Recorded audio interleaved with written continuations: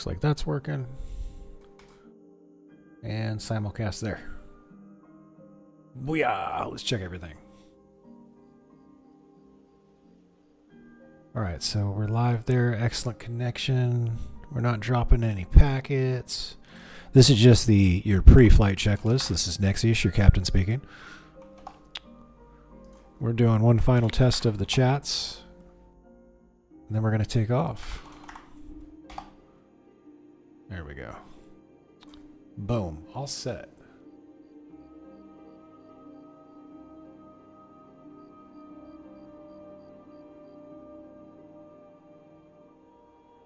Hell yeah. Okay.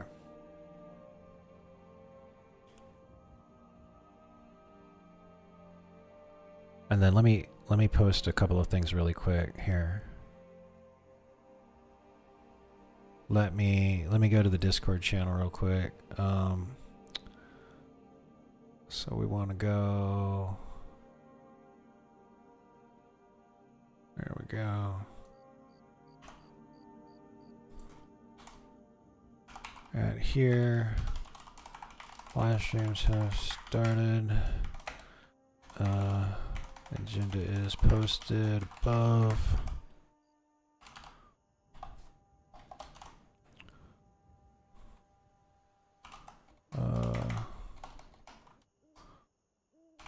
Let's do this. There we go.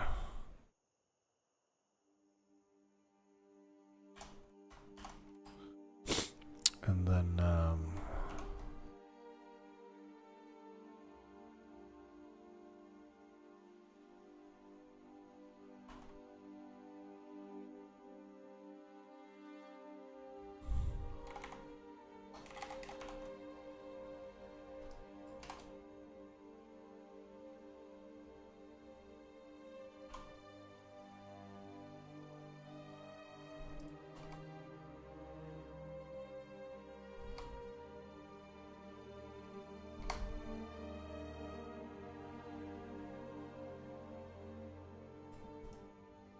okay, I'm just posting in the Discord channel.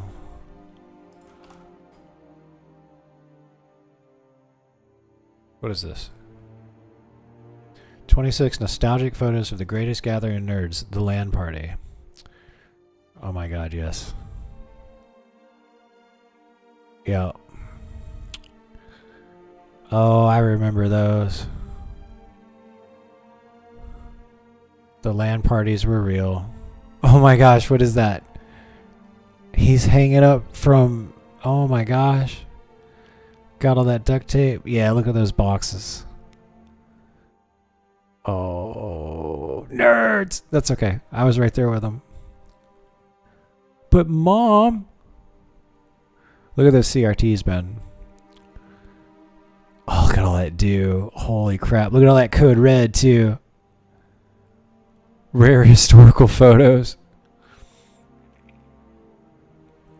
Oh, the leather trench. Yes.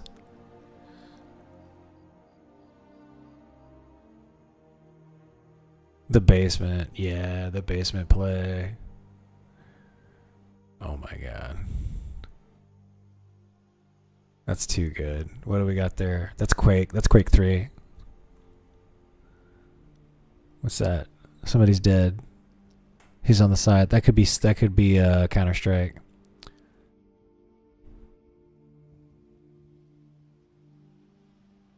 What do we got there? Far Cry? Maybe. That's crazy.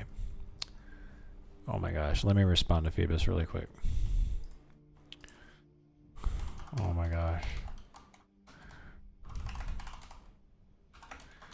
Kids today and their Wi-Fi and high-speed internet. Back in my day.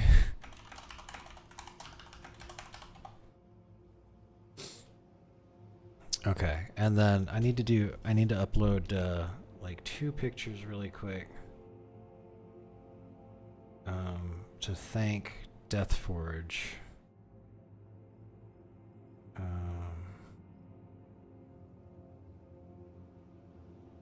Upload that and that. Upload. There we go. It's uploaded, done. There we go.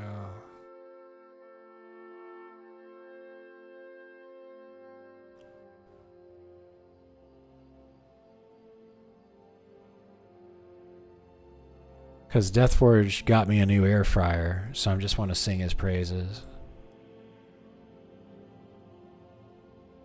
Desktop.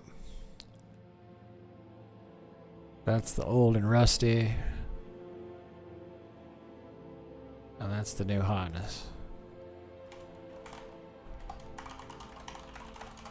Thank you so much, man. Going to make sure I more diligent cleaning this thing moving forward. Took a while to get here, but now it's on. I'll make some more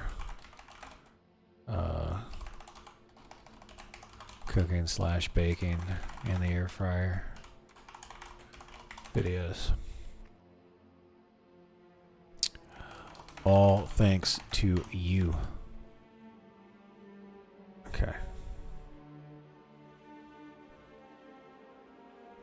Boom.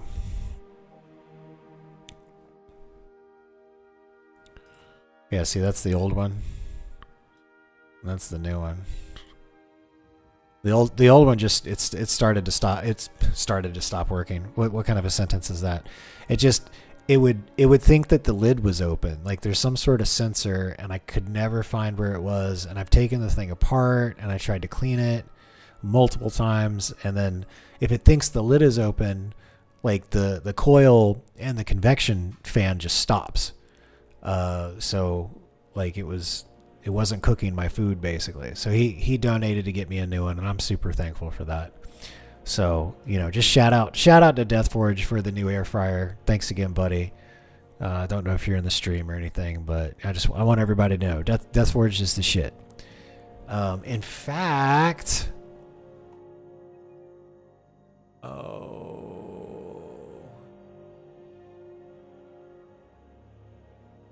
let me put it in the second script. I need to thank him.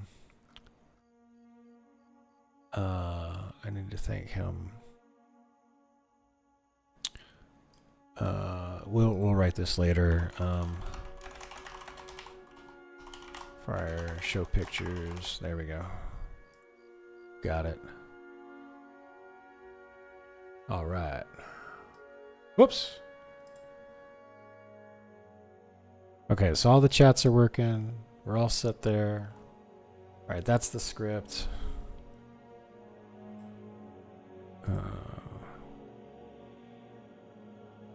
Oh, you got it, dude. You got it, dude.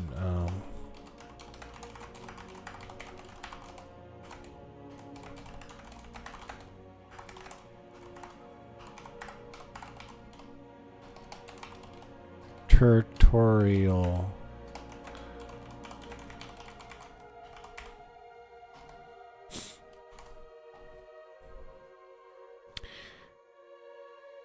Okay. Deathforge is the shit. Okay. All right. I love that guy. He's good. He's super. He's the man, basically. Okay. All right. So that's that. And I'm simulcasting, so I'm actually over on streaming over on Kick now too. So I'm just making sure everything's working. Okay, and this is the script for the hotkey tutorial. Let's rename this, or let's put the title up. Hotkey. Well, I need just regular hotkey. MMO.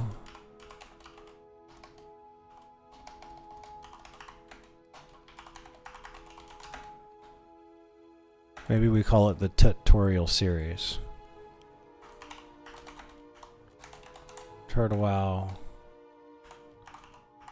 Tut. Turt. Tutorial.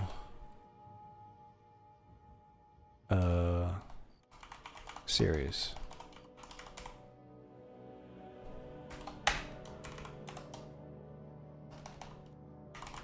Keyboard hotkey tutorial.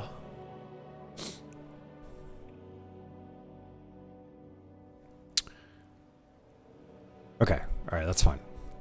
All right, I gotta do a couple things real quick. I gotta apply for some jobs. Cause let's actually look up really quick before I get into anything else.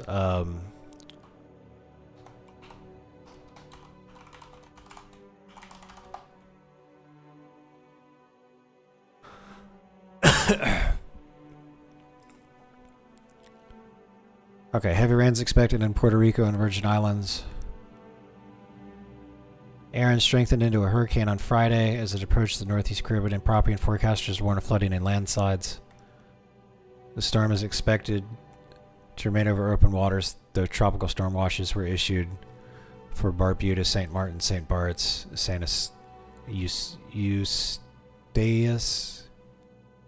Eustatius, and St. Marin.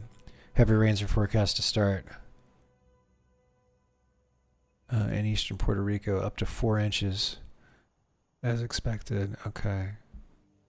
No, get out of here.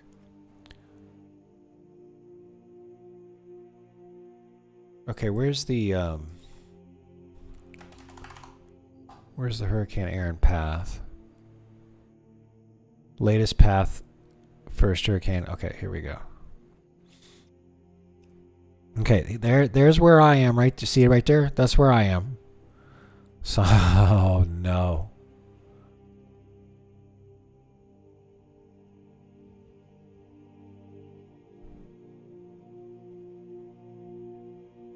So it's going to be a category 3.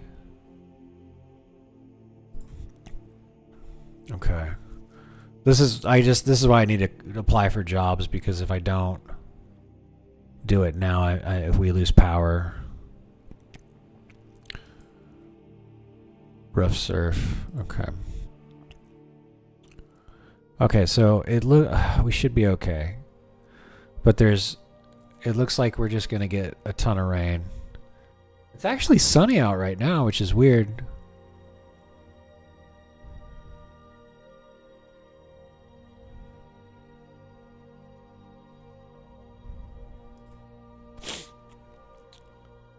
All right, well, the weather could change any minute. Okay. All right, let's do this. I'm going to apply for some jobs really quick. I'm going to get that crossed off my list. So for our viewing pleasure, there we go. So this is what killed the Sony Marvel universe. So I'm interested in that. Let me go ahead and post this video in the chats. There we go. And I went ahead and gave this video a like because I started watching it, and then I was like, oh, we should share this. So this is from a excuse me. This is from A Journey Through Cinema. I like this guy's channel. He does a really good job of analyzing Hollywood film industry news and stuff. So let me go ahead and pause the music and we'll check this out. And then it shouldn't take me. I should hopefully be done applying for the jobs by the time we're done with this video. I can't imagine it taking me longer than that. So let's go ahead and get started. And then I'll pause and comment as things go along. Hopefully I can snag one of these tech jobs that are so rare these days. All right, here we go. Ladies and gentlemen, we got him. Ding dong, the witch is dead. With the release of Kraven the Hunter, Sony has officially announced that they are done with their extended universe of Marvel movies. And I'm a little uncertain here if I should laugh in relief or cry. After all, these films kinda did the impossible by bringing together the entire internet to universally mock them. Morbid time. After my last video on who killed the DCEU, I got a lot of requests for who killed the Sony universe. Hold on. Hold on. Hold on.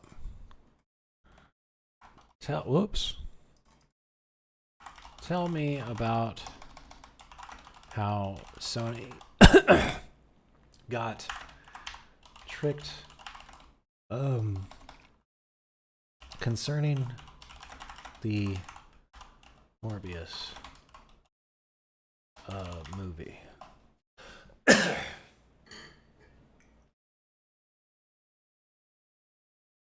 Here's how Sony ended up being the punchline in the Morbius meme saga.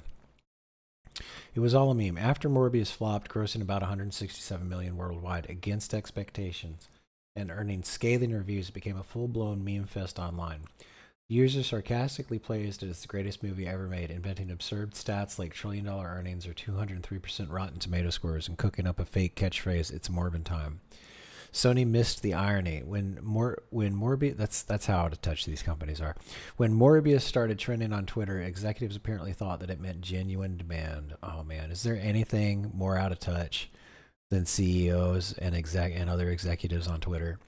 And apparently thought it meant genuine demand. They decided to re-release the film in about 1,000 theaters. Box office boom, more like a boom and bust. The second release was a disaster. It earned just $85,000 on its opening Friday, and then less than 9 tickets sold per theater if we assume $10 each. Man, it's a lot more than $10 each for a ticket these days.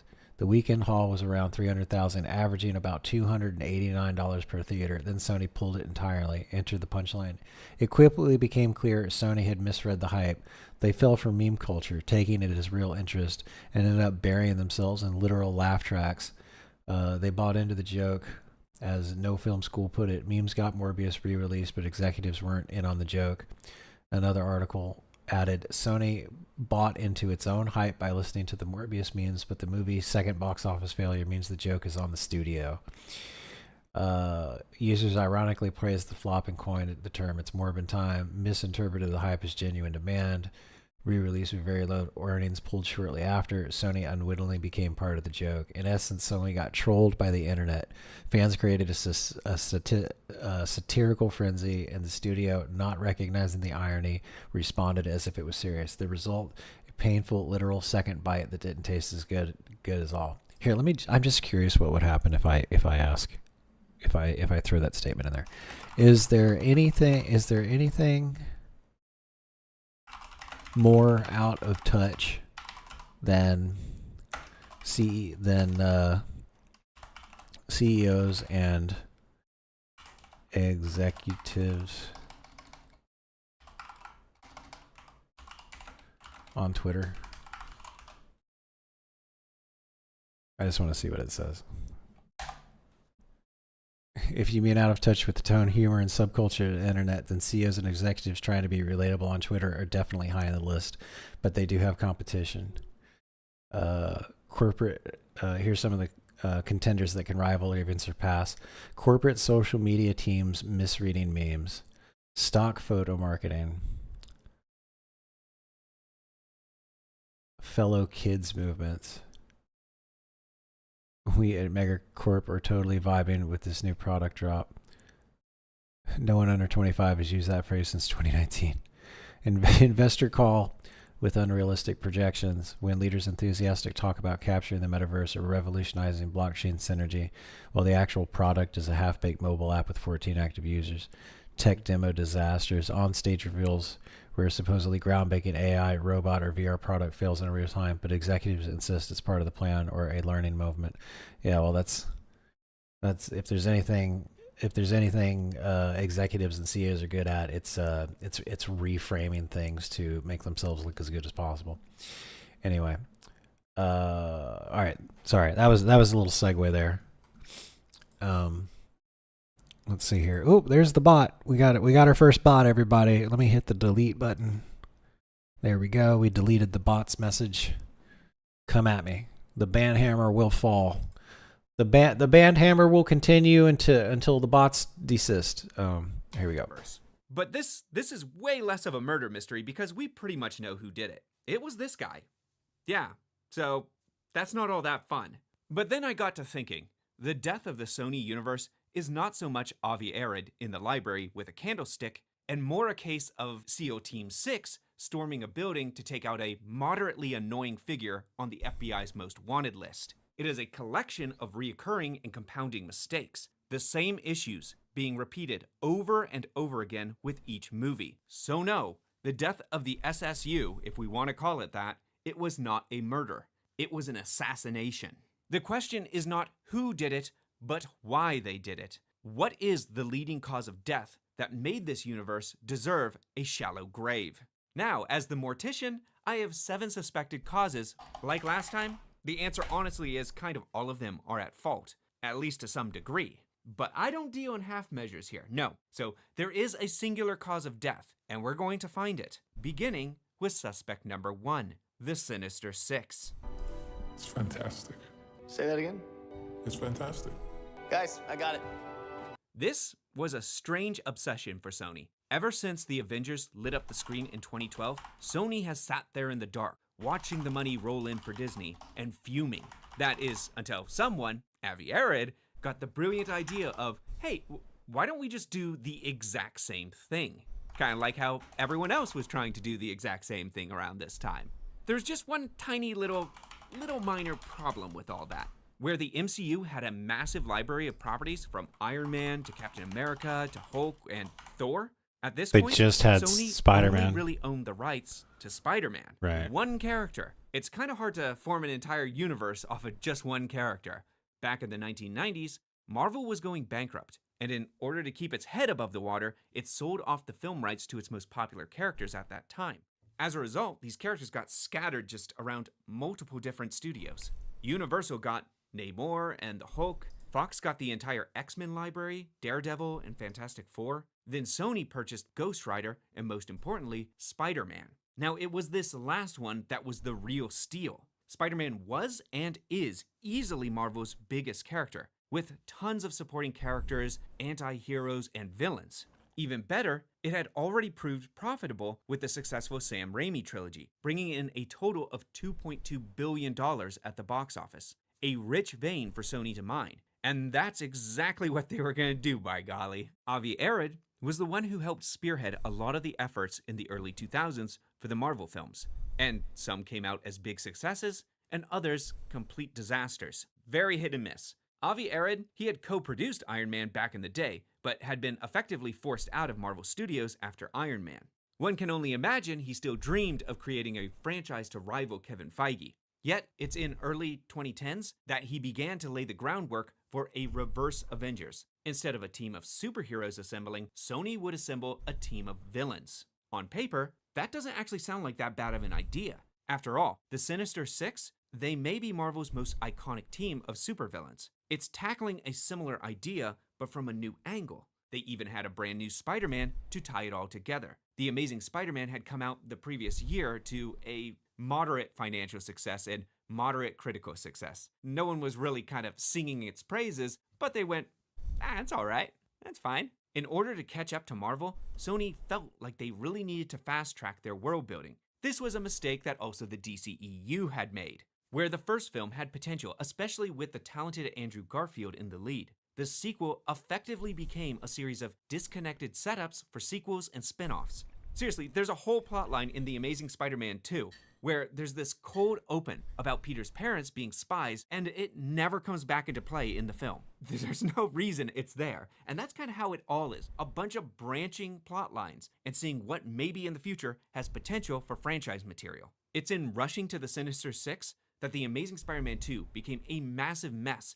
Even the core concept here was fumbled, as the film inferred that all the villains, they would essentially just get handed out their tech from Oscorp like candy to kids on Halloween. In this film, they introduced the Green Goblin, Electro, and Rhino as villains. And then in a stinger, they showed Doc Ock's arms, Vulture's wings, and Venom just kind of waiting there in the basement. That's not exactly true to their characters, and frankly, not all that interesting. The Amazing Spider-Man 2 wasted its brilliant cast, and the film was just ripped apart by critics and audiences alike. When the movie underperformed at the box office, Sony finally folded and handed over Spider-Man to Marvel Studios on loan. It was honestly the best decision they could have made for both the company and fans. It led to Spider-Man's debut in Civil War and a $3 billion trilogy led by Tom Holland. In other words, everyone kinda wins. Yet, Avi Arad was not satisfied. He was one of the maybe few losers in the situation. Yet the Sinister Six became Avi Arad's dream project. He just needed the right launch pad. And he found it with one of the most popular characters in Spider-Man's rogue gallery, Venom. This was a character Arad had already forced Raimi to use all the way back in 2007 against his will. Yeah, Spider-Man 3, Raimi didn't really want to use him at all for that movie, which is why it was kind of overburdened by villains and different villain plot lines. But because Venom was a fan favorite, the producers wanted him in there. And you can see his appeal, because he is often regarded as... Oh, that makes sense. Yeah, that third film was really ham-fisted. And there was what? There was Sandman, Venom. Who was the other guy? There was definitely another one. Like you should have just had one. Like Venom should have been the only. He's such a big fan favorite and everything. He should have been like the only one in there. And then the fight at the end was so ham-fisted. Oh yeah, it was the Green Goblin guy. So I remember in the film, Peter Parker's like got the symbiote on him and he's acting all big and bad. And there's his friend who just got his memory back that he's the Green Goblin. And in a rage, he throws one of the goblin grenades at Peter Parker while he's got the symbiote. So Peter Parker turns around, snags it with the web, and then throws the goblin grenade back at the guy. And like the guy falls back, and then there's like hundreds of goblin grenades behind him, and then there's this big explosion. And then 10-15 minutes later in the movie, you see the Green Goblin guy who, again, and he's out on his porch at his mansion or whatever, sipping a scotch, and he's got this little scar on his face. Okay. And then later on in the movie, they defeated Venom with one goblin grenade. Just one.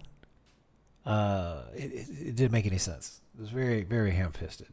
Both a villain and an anti-hero, sometimes an outright baddie, and other times a lethal protector.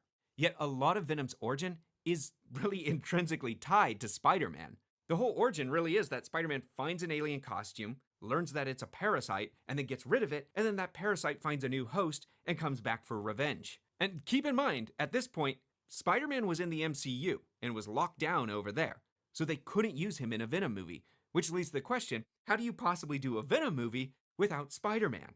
Don't worry, they're sure gonna try. And try Arad would, with a foolproof plan. He would take these Spider-Man villains and turn them all into anti-heroes instead, then bring them all together as a team like the Avengers. You know, it's a lot of maybes and even more optimism. It didn't go their way. Clearly. It's not even like they weren't forewarned about all this. There was a major email leak from Sony, and in it was revealed that Kevin Feige, he was offering some free, I don't know if it's free, but he was offering some script consultation. Many of his notes really pegged down the issues that made it into the final film. Evidently, all these notes were just ignored because all these problems made it into the final film. Even worse, the leak of the Sony emails revealed all the different spin-offs the studio had been planning. These included an early version of Venom, a Carnage film with Emma Stone playing, I guess, the ultimate version of Carnage, okay? A Black Cat solo movie, which maybe has more potential than most things they've tried or done. Spider-Man 2099, Amazing Spider-Man 3, and, weirdly, a Tobey Maguire Spider-Man versus Andrew Garfield Spider-Man. I guess they kind of did that in No Way Home? Most infamously, there was an Aunt May spy movie, which I don't know if it's just a sadistic part of me, really kind of wanted to see that a little bit to see what they would have done. But the big thing on the list was, of course, the two-part Sinister Six movie from Drew Goddard. And now this whole list, it may look a little ambitious, But also, let's remember, most of it was probably wild ideas that they were just kind of floating out there to see if anything bit. But the Sinister Six felt very different. This was a movie that already had a director attached and a script that was being worked on. They were very much trying to fast track this thing. Had Sony not been so obsessed with getting a Sinister Six movie off the ground, perhaps they could have created some better foundations with Amazing Spider-Man 2, built more enthusiasm for that franchise, and really utilized their killer cast. Perhaps they could have then more naturally built out into spin-offs and other franchises. And maybe under these conditions, they would have been able to build an actual Sinister Six with characters that fans wanted to see more of. But we'll never know, because you can't make a universe with characters no one cares about. This leads us to suspect number 2, the characters. The hell are you supposed to be? I am Venom. I'm just kidding. It's Dr. Michael Morgan. The first major issue in building a Sinister Six was Sony's choice in properties. At the start, they didn't do too bad. Venom was a good movie to lead his own franchise. He was popular, had an anti-hero run, and had many solo comics. He had that star power to carry a franchise. And, to be honest, he did. These were easily the most financially successful, the most popular, and really the only films in the entire series to make any money. Every other character they attempted crashed and burned at the box office. Hired gun Ruben Fletcher was brought on to direct, and they also landed a strong lead in Tom Hardy. Yet there was still that little issue of Venom needing to bypass that pesky Spider-Man origin. Here, Spider-Man has no involvement. Instead, the symbiote comes to Earth and is captured by a mad scientist before reporter Eddie Brock connects with it while doing some journalistic sleuthing. So there you go. You got out of having to use Spider-Man, just completely circumvented him. Unfortunately, not having him there means you also kind of have to change Venom's powers completely. Traditionally, Venom mimics Spider-Man's powers. He's kind of this demonic double. Now, lots of heroes have doppelganger villains. You know, villains who kind of look similar and have the exact same power set. But Venom may be one of the most unique of these. This Venom, though, it's taking more after its ultimate counterpart, with his main powers being big, biting off heads, and using black tentacles and sludge. Less of him web-slinging around like they did in the Raimi films. Venom's personality also goes through a major overhaul. Though the first film, it does a better job of balancing a sense of comedy and self-seriousness, the later films really lean heavily into that buffoonery. This version of the Venom symbiote, it talks, cracks jokes, and is a self-admitted loser. On my planet, I am kind of a loser, like you. That's a far cry from the comics, where he was considered a dangerous entity and accidentally set free by a naive Peter. Hardy is playing both Brock and voices Venom. As the franchise went on, he portrayed them more and more as this comedic duo or odd couple, almost in the vein of a romantic comedy, where the two sides kind of push and pull and annoy one another before finally coming together. When you love someone, you accept the whole person. You just said that you love me. I was doing some serious. My buddy, this all looks the Venom. I've never been interested in watching the Venom stuff. But my buddy Zek says that, I mean, he liked it. So I'm gonna have to give it a shot one of these days. Even though this guy's panning it, like I may as well. This is interesting, but it's not spoiling the movie for me either. Like it's still on my watch list. It's not like I won't watch it. So even though he's panning it, I'm still interested. I like, it's Tom Hardy, right? Yeah, I like Tom Hardy. We'll see. Couples counseling. This is very different from the comic, but not altogether a bad character arc. This is a dynamic that's been used to great effect since all the way back in 1934 with It Happened One Night. It's kind of weird to do that with, Venom and Eddie Brock, but hey, it can still work and make something amusing and fun. The problem here is more that things start to get too goofy. It was the Flanderization effect from The Simpsons. We're Venom! We are Venom! no. Where a base attribute overwhelms a personality to become completely dominant. Venom got increasingly stupid as Eddie looked like he was just perpetually suffering from a hangover. This, again, is a far cry from the comics, where Eddie is portrayed as this morally questionable, bitter, yet ambitious person who hates Spider-Man for revealing his fraud. And Venom is a demonic monster that has to be controlled by strength of will, a malicious entity that gives great power to his host while feeding on their aggression, a constant struggle between the symbiote and host for control. Certainly, they were not spending a lot of time bickering like an old married couple, then making up. So the result of all this is a Venom that may visually look like the character, and the design, it really does capture the look of the comics. That part feels really loyal to the source. But when it comes to the personality, story, and even powers, he kind of comes off as Venom in name only.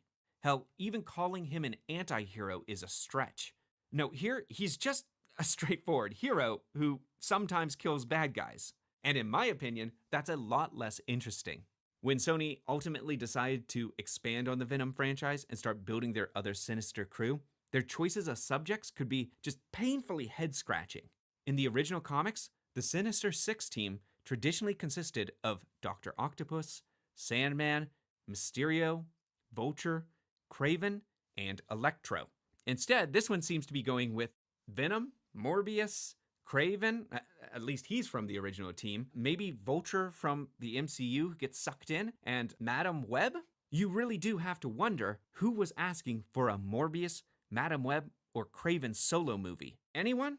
Was anyone, even the most hardened fan, looking for that? Now, that's not to say you can't make it work. You can make anything work with the right creative team and the right passionate idea for the project. But there were just so many other better choices for characters that they could have gone with here. Instead, we get these really bizarre picks. A generic vampire villain, a blind old woman who can see the future, and a baddie mostly known for hunting Spider-Man, who again, they cannot use. But don't worry though, because Sony again has a foolproof plan that involves taking Is that a video game? and making them, because Sony again has a Spider-Man who can see the future, and a Yeah, this is from a video game, isn't it? That looks CGI. baddie mostly known for hunting Spider-Man, who again, they cannot use. But don't worry though, because Sony again has a foolproof plan that involves taking these three and making them nothing like their comic counterparts. Morbius, again, he looked the part kinda in the rare VFX shots where his face didn't look just like a bunch of ones and zeros. Like Venom, it is hard to call this guy a villain. He may be the most anti-hero on this list just simply because he slaughters a boat full of innocent people. I guess they were mercenaries, so I guess they're not that innocent. Anyways, after that, he really is just a straightforward hero who's trying to stop his evil friend. And for the record, the character of Milo, played by Matt Smith, he's far more reminiscent of Morbius from the comics than Jared Leto's Morbius ever is. It says a lot also that this character is so bland and uncharismatic that the most memorable thing about him is a line that's never said in the movie. It's Morbin time. Madam Web, on the other hand, she's no longer this blind old lady who uses her powers to manipulate others on the timeline from afar. Here, she's a sarcastic, hot young actor whose powers are wildly uneven and poorly explained. Yet, any attempt to actually explain those powers, it kind of makes you wish the makers just hadn't tried. He was in the Amazon with my mom when she was researching spiders right before she died. It's embarrassing the clumsy attempts it has to connect the character to the wider Spider-Man universe. Hold on, let's check something.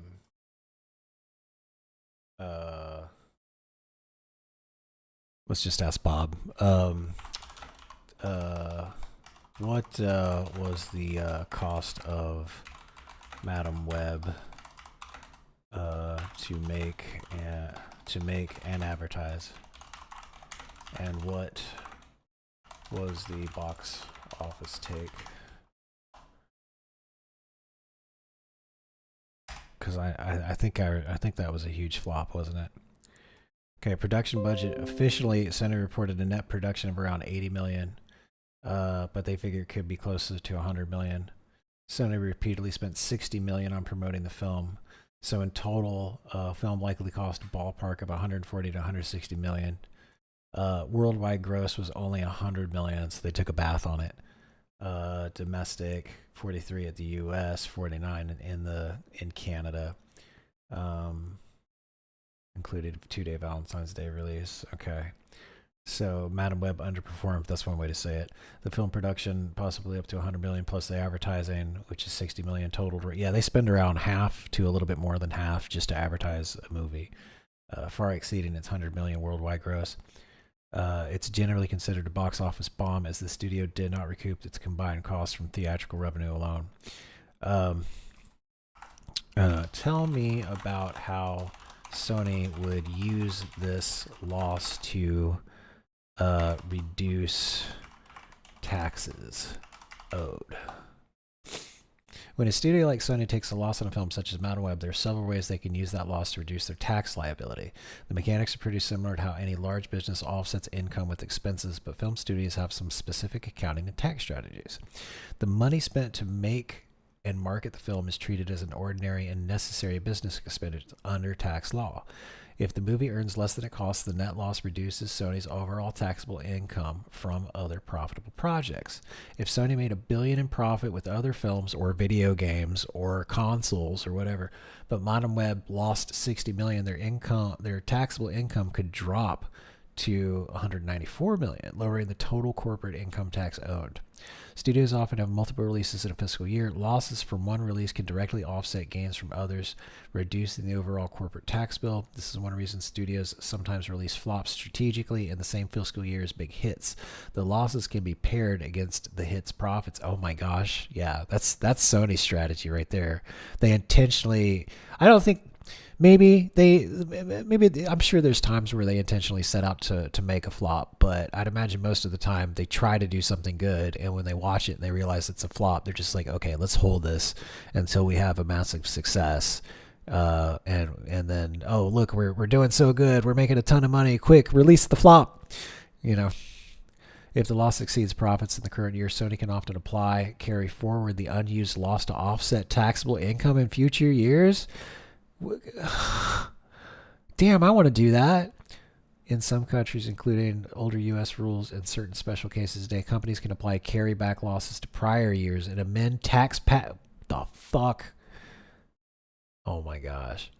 All right, I'm just getting pissed reading that. Let's just keep going. It features Amazon tribes of Spider-Men, a bunch of spider women who are absolutely useless, don't do anything, and a villain who looks exactly like Spider-Man and is just evil. And yeah, Ezekiel, he's kind of as accurate to the comic source as everyone else is here. Madame Web's powers, it seems to be she can sometimes see time loops and other times is able to create spiritual projections of herself that can physically save people. None of these rules are clear at all or what she can and cannot do. All of this is done with a sense of tired dismissal by the less than enthusiastic actress, Dakota Johnson, who I actually respect a lot for how much she just did not care about this movie. I don't know. I don't want to talk about it. Oh, wow. It's going to jinx it. No. I don't want to talk about it. Can you name the 3 Spider-Man Tom Holland movies? Yeah. Spider-Man, here he comes. Here he comes, yes. Spider-Man, and he's back. The Goblet of Spider-Man. She knew exactly what she was in, and she was just like, I don't care. Pay me, and I'll be on my way. Kraven the Hunter, he's probably the worst of the bunch. Instead of being a big game hunter that murders animals with his bare hands just for fun, and then goes after Spider-Man for a challenge, here, they've reimagined him as this animal conservationist who loves animals, and instead decides to go murder mobsters. You pretty much lose the fun callback to Richard Connell's The Most Dangerous Game, which was the entire basis for the character. Again, you can see he's not really a villain. He's just a hero. Aaron Taylor Johnson doesn't even really resemble the character at all. And he only gets his iconic lion jacket pretty much in the last 50 seconds of the movie. That's it. That's as long as he wears it. And once again, you have another character, this time the father played by Russell Crowe, who feels more like Kraven from the comics than the main protagonist does. This is all happening because the producers are unwilling to portray these characters faithfully, or even as morally gray in the slightest. If killing bad guys makes you an anti-hero, then almost every 80s action star from Die Hard to Indiana Jones is an anti-hero. These are not the characters from the comics. They may look like them, sometimes, usually not even that, but they have none of their attributes that made them popular. And when it comes to Morbius and Madame Web, I'm using the term popular very loosely here. In the case of Venom and Kraven, without Spider-Man, it feels as if the main ingredient is missing. And that's not to say you cannot make villain movies without the lead hero. They've done it. Don't forget, the first Joker movie made over $1 billion at the box office. There's also recently The Penguin from HBO Max. But both those examples are notably different from Sony's attempt, in that they actually kept the villains as villains. they're still the bad guys. Avi Arad was still basing all these movies off a story template that he had perfected in the early 2000s. The problem was the genre had outgrown these worn-out tropes. They had long since moved past the sloppy, awkward superhero films of yesteryear. Suspect number 3, dated genre filmmaking.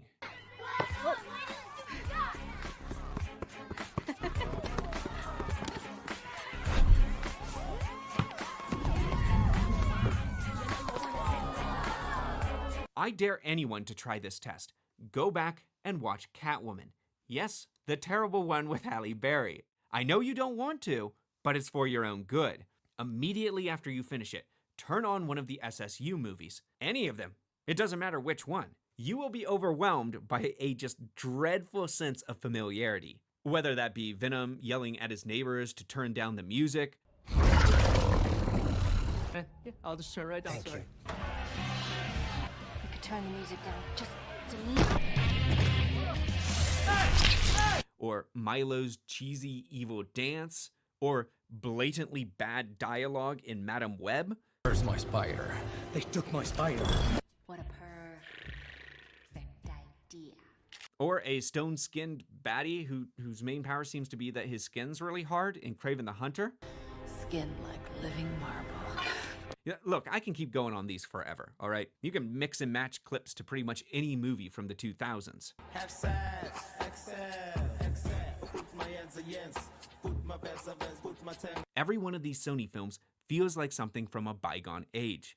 They all feel like movies that would have been more at home in the early 2000s, where the producers didn't fully understand the appeal of comic book movies. That's because in the early 2000s, the genre was only just starting to pick up steam. Before this, they had found only limited success in the Superman movies with Christopher Reeve, the always reliable Batman film, or the often forgotten or underappreciated Zorro, who had been around so long his first movie was all the way back in 1920. Like and subscribe to see that, I guess, because we are covering Zorro very soon. Yep, I guess Christmas came early this year. Yeah, Santa should have wrapped it. What? Did I stutter, Megan? But outside those main 3 of Superman, Batman, and Zorro, and a couple others that get sprinkled in, the genre was largely untapped. The late 1990s and 2000 saw the rise of CGI, and it changed everything. Now heroes were able to be shown on screen exactly as they were in the comics, capable of feats no one in real life could ever accomplish. This is what opened up the entire genre. And did they do it faithfully? Kinda not. It depended on a case-by-case basis. Like any fledgling genre, there was a learning curve involved. The movies in the beginning, they really struggled with how much to lean into the comic bookiness, how much to adapt directly, and when to divert away and change things. Typically at this time, they leaned way too far into the latter. What would you prefer? Yellow spandex? Yes, obviously. People would like to see the character look like the character.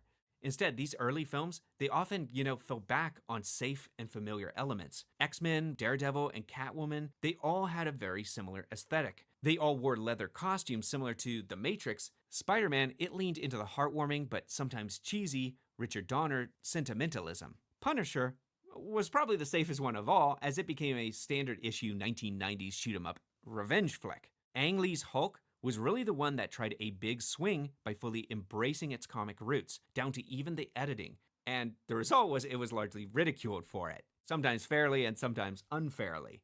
It ultimately became both a commercial and critical failure.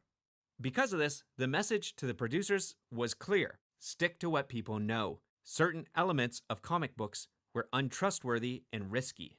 Producers had no idea how an audience may respond if they gave Wolverine a yellow costume, or Green Goblin his iconic mask, settling for black leather for the former and a Power Rangers suit for the latter.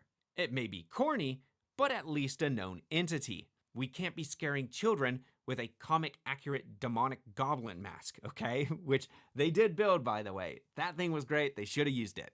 This era of comic book movies, they lacked confidence. That is not the world we live in today, where Marvel is all too happy to make a giant purple alien with a magic glove the main villain of 24 movies. Comic book movies of early 2000 felt like a kid dipping their toes into a swimming pool to make sure that the water isn't too cool. Marvel Studios was the fat kid who does this big cannonball into the middle of the pool without a care in the world. And if you want an example of how out of date these movies feel, look no further than the scene where Eddie Brock struggles to buy a physical newspaper from a scalper, all so he can read the news. In 2018, okay? Does he not have a phone? Sony really had no idea what they wanted these movies to be, so they mixed and matched jarring scenes together. Morbius struggling with his humanity while Matt Smith is dancing around to a song that's like half sex, I guess. Or Riz Ahmed trying to wax philosophical before whining into his mic for people to bring me my creature. Trace, bring me back my creature. Woody Harrelson getting paid to wear a Ronald McDonald wig. Oh, hey, man. Venom, then hamming it up in... Hey, bud. Good to see you, Deathforge. I'm gonna I'll just repeat myself from what I said in the Discord. But yeah, I'm gonna start. I'm gonna finally make me some bread. Oh, and then another good thing is because I'm gonna throw away the old air fryer, but I'm keeping the pan. So I can make a huge batch of bread or a huge batch of food and put it all in the pan, and then just cover it up. And then that way I can, while one's baking, the other one's just sitting there ready to go. And then I can pull the one that gets cooked out, put the other one in, turn the air fryer back on. So, I'm super happy, man. I'm doing good. Thanks again, brother. So I'm sitting here. Okay. So I'm applying for a job. I just struggle with this. So I can go. So there's a couple of job postings because I'm applying for jobs right now, and I could go to their website, okay, and I can fill out I can do all of the data entry. It's going to take me 30 minutes, maybe damn near 30 minutes. Well, I guess let me upload my resume. But what happens is I upload my resume and then I gotta correct a bunch of information, right? So if I do that, I'm gonna get passed through their AI filters and all that kind of stuff. And if they're a machine's gonna scan the application and then it might show up on the recruiter, right? Okay. So maybe I spend, 30 minutes only to get their automated system to just automatically disqualify me for some stupid reason. Alternatively, I've got the email address and I can just, put it in an email. Hey, send them a professional message hey, here's attached is a cover letter, with my resume, super interested. Here's my contact info. Hopefully talk to you soon. Right. So I could do that. And then, typically a human might already see that, or that might get routed into the recruiter's system anyway, right? And one thing I spend 5-10 minutes just sending an email with my resume and cover letter attached. The other one is I spend 30 minutes to an hour doing a bunch of data entry.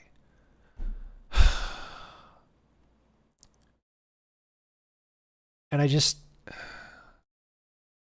don't know. It's which one's better, right? Do I just go hard every time and fill out and spend the time filling all this stuff out, or am I, I've already applied to fucking 1,200 jobs at this point, so I don't know. Have a Google Doc with copy and paste information for apps so you don't need to retype. Lie to bypass AI. Don't feel bad. Everyone does it. Okay. All right. Well, I don't even know what. I'm pretty honest on my resume, but I get it. Okay. All right, let me do that. Let me create a sub thing here. Let's do tab. This will be rename cover letter.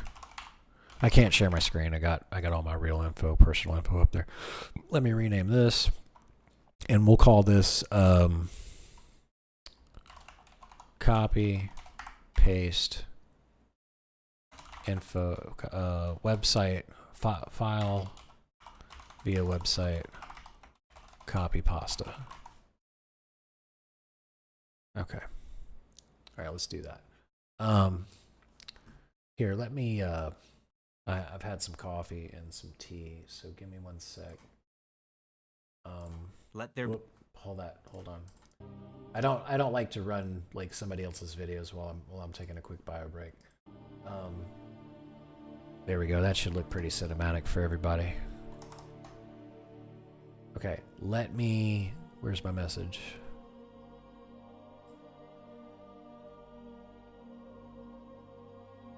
Okay, let me jump up.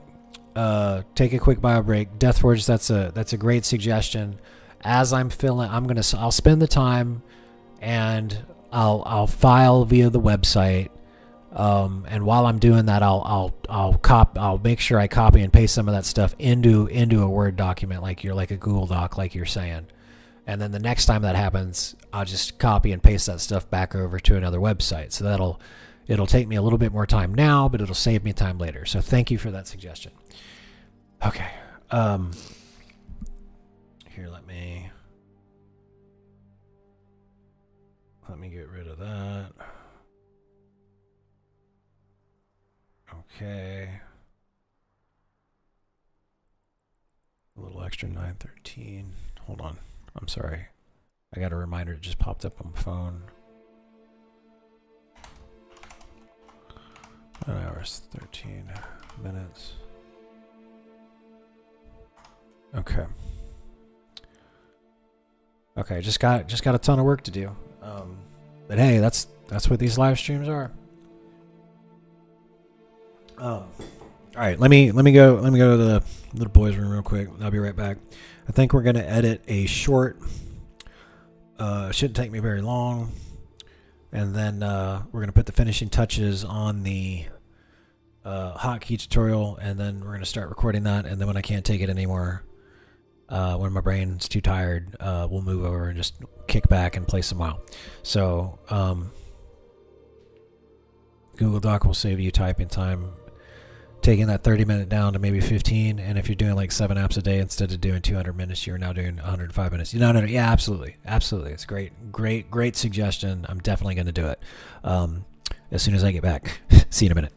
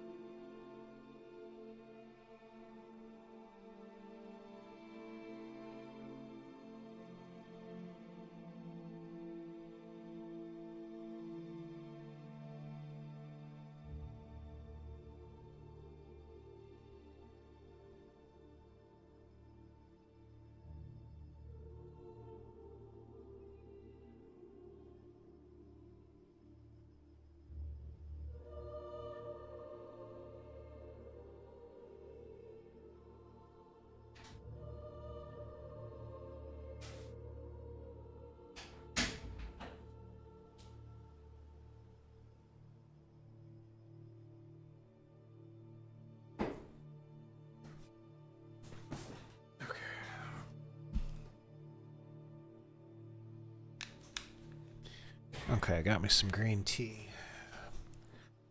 I'll pound that really quick. I need to wake up a little bit. And then, there we go. Current thing right there. Let me make that a little bit bigger. Okay.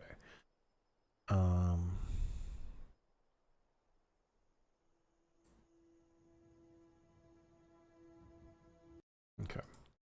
So we're about halfway through this.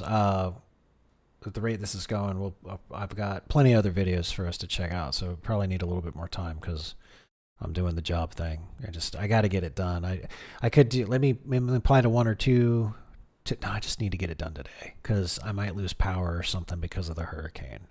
So I got to get it done. So yeah.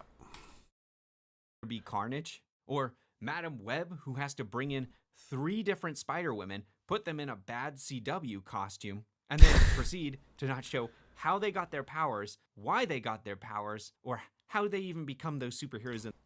Well, I mean, does every superhero movie have to have like the origin story? Like I feel that's a little too formulaic. I think it's great. Like why, maybe we could just do like a flashback or something. Like why do we even have to? Like could the flashback and origin stuff be in like the second video? Does every superhero movie need to have an origin thing? Can they just be a superhero? I guess like The Boys, the TV series The Boys did that, right? I don't think they showed how people got their superpower until the end of like season 1 or the start of season 2. It's been a long time since I saw the TV series, but like I kind of appreciated that. It's like, oh, there's just fucking superheroes and here's the world that they live in and here's their superpowers. And then like I liked that. I thought it was great. I thought it was done really well. And then later on they kind of mention it. I get like you'd probably want to mention it eventually, but I don't think it has to be in the very first superhero movie. Deathforge says every superhero needs origin unless it's really well written. Then you can play wherever you want a story. Yeah, I guess that's the key word, right, man? It's all about how well it's written.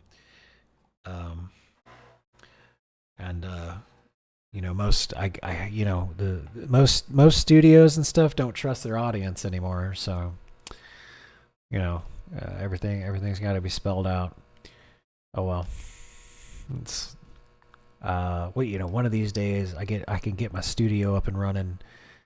I'll make some stuff and I'll bust my ass trying to write it, make sure it's really good. And then we'll see if I can pull it off, if I can trust my audience, right?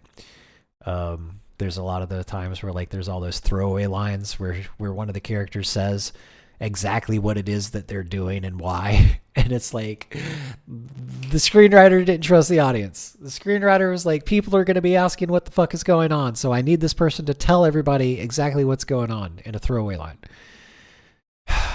And I just roll my eyes most of the time. In the first place, in the actual movie. This makes you wonder why the Spider Women, they're there in the first place. Then you got the dramatic mobster scenes in Craven that's mixed with whatever this is. All of our guys are dead. Yeah, that's where it says a good story always starts at the beginning, but an amazing storyteller never has to tell a good story in order. That's well said, man. You're right.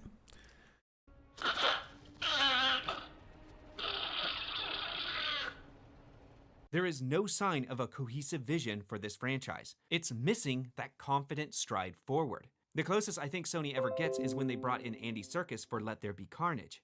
Now, this film felt extremely stripped down to the point of having pretty much no meat on the bone. However, mercifully, that meant it was also only an hour and a half long, so thank you for that, Andy. But I will say this for Let There Be Carnage. It at least had a solid direction of making a romantic comedy with Eddie and Brock as this funny gay couple. Wait, is Andy Serkis Carnage?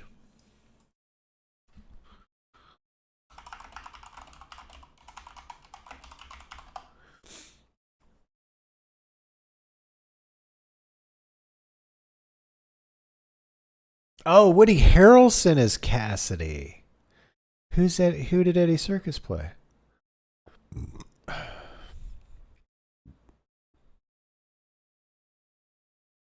Eddie Barker. Eddie Circus.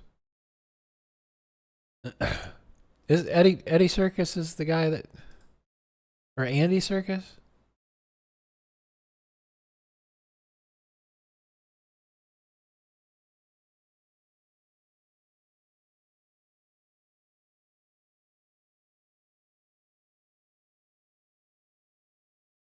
Oh, the director. Jeez. Oh my God. Why am I getting him?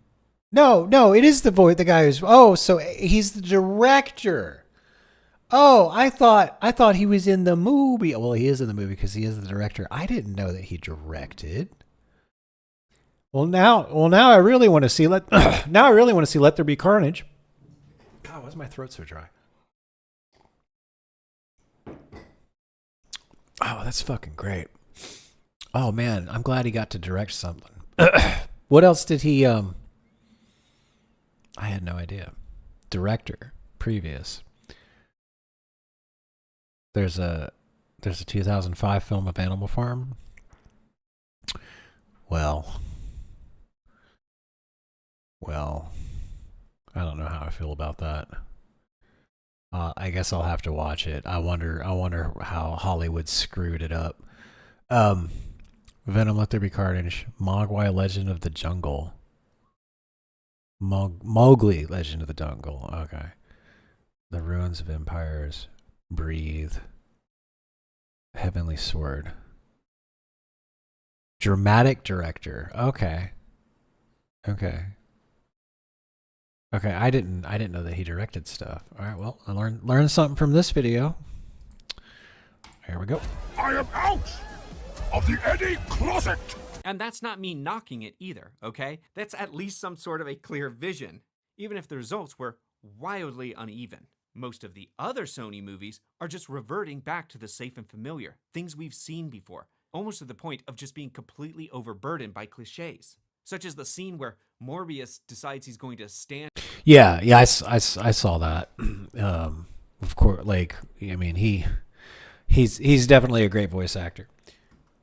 Up in a storm of bats that's identical to Batman Begins, all the way down to the music.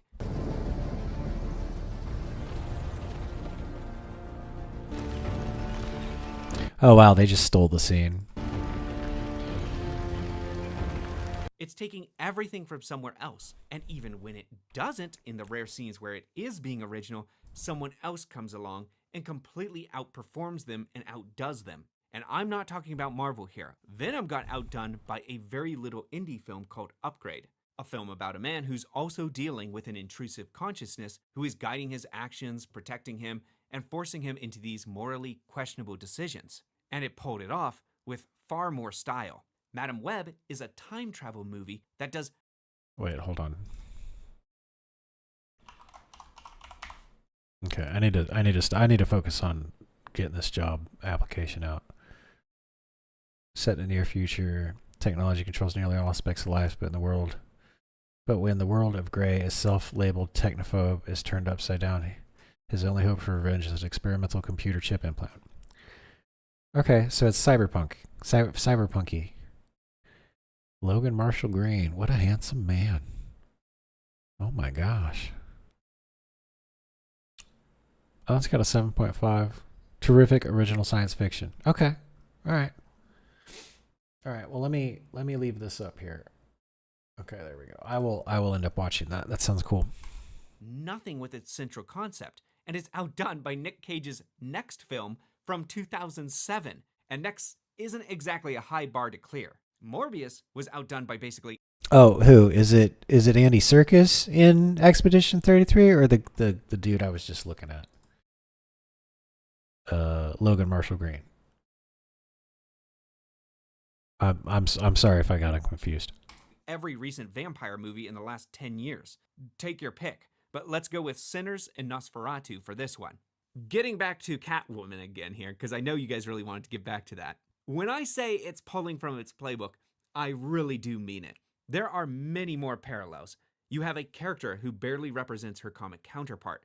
Batman, the character most associated with Catwoman, never appears in the film and is never referenced. Halle Berry doesn't even play Selina Kyle. She plays a completely original made-up character.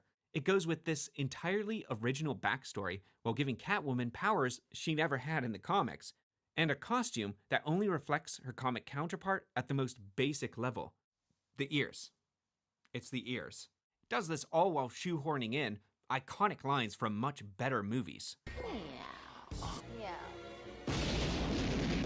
It had these strange scenes of comedic goofiness between moments of unconvincing melodrama and a completely wasted cast. In other words, this film, for some ungodly reason, somehow became the template for the entire Sony universe. Don't ask me why, don't ask me how, but it happened. Needless to say, when following this template, you can't be that surprised that much of the SSU is just packed with bad movies. So let's just get to suspect number 4, okay? They're bad movies. It's a curse. You have no idea of the torment and torture of dying over and over again. Well, this sucks. And you might be saying right now, it has to be this one, right? Well, not necessarily. Studios have shown time and time again they're perfectly happy to continue making crap so long as they make money off of it. Quality, ultimately to them, means nothing if dollars are still flowing into the studio coffers. And at first, the money was a-flowin'. Venom made over $800 million, and while the sequels didn't do quite as well, it still roped in a healthy $500 million on a $100 million budget. The first 2 Venom movies may not be high cinema, but at least from a filmmaking angle, they are competent. The visual effects look good, and there are some good action scenes, and the editing is thankfully coherent, so you can tell what's actually happening in the scene. Almost, I guess. The first Venom movie does have a fight with another black symbiote that basically looks like someone took 2 buckets of paint and threw it at the camera. We had no idea how good we had it. With Morbius, the quality goes completely downhill. This is where things fell apart very quickly. Here, the SSU begins to get a reputation in the industry for weak scripting, bad line reading, and ADR that is so obviously new lines, it starts to feel like you're watching a dubbed anime movie. Not even the action is salvageable, as the CGI is weak and looks like bad CGI face masks as fake blood splatters across the lens, and the cutting makes everything nearly impossible to follow. Morbius was also the first one to bring us the bad flashbacks with exceptionally bad acting. My favorite scene involves a breeze from inside the building that blows a letter outside, and then an orphan ends up getting beaten by a bunch of bullies. Anyways, can you get any more cliche? This is also the first movie where the internet truly united to openly mock it. First, for the overly serious take from Jared Leto, who's doing his usual method actor shenanigans. On Suicide Squad, he was always in character as the Joker and sending people like condoms and stuff. Here, he's just kind of being a nuisance as he has to constantly be using his crutches and slowing down production. So I'm sure that was great for the AD. This film is so hack that even the most casual cinema viewer knew that they were watching just slop. The average moviegoer punished it by making it a flop at the box office and spawning endless mocking memes. Thus, It's Morbin Time was born, the most famous quote to never have been said. No, I actually didn't even know what that meant until yesterday. Well, it's Morbin Time. Apparently, it's a meme, isn't it? It's a line from one of your films. No, it's not even in the film. They also made a meme called Morbius Sweep, which, made the rounds mocking the empty theater screenings, claiming the movie as this massive success. It wasn't, obviously. Yet, for some reason, the Sony executives were convinced that the memes meant the internet was laughing with them, not at them. They're laughing with me, Michael! They're laughing with me! There is nobody more out of touch than CEOs and executives of major corporations on Twitter. This made them decide to re-release the movie into theaters to capitalize on the viral attention. They even released this promotional video, I guess, with Jared Leto acknowledging the Morbin quote. Yeah, that had the same effect as a middle school teacher who tries to pretend he's in on a joke with his students, thus killing it pretty much instantly. Morbius had the high honor of being the first film to flop twice. But don't worry, said the Sony producers, they had Madame Web queued up next, a surefire hit. This movie didn't even make it to theaters before being openly targeted by internet ire. Everyone ridiculing some of the bad dialogue and bad line reading from the teaser. Without sound, we wouldn't have been able to hear such classic lines as, "You're gonna need a bigger boat. I'll have what she's having. And he was in the Amazon with my mother when she was researching spiders just before she died."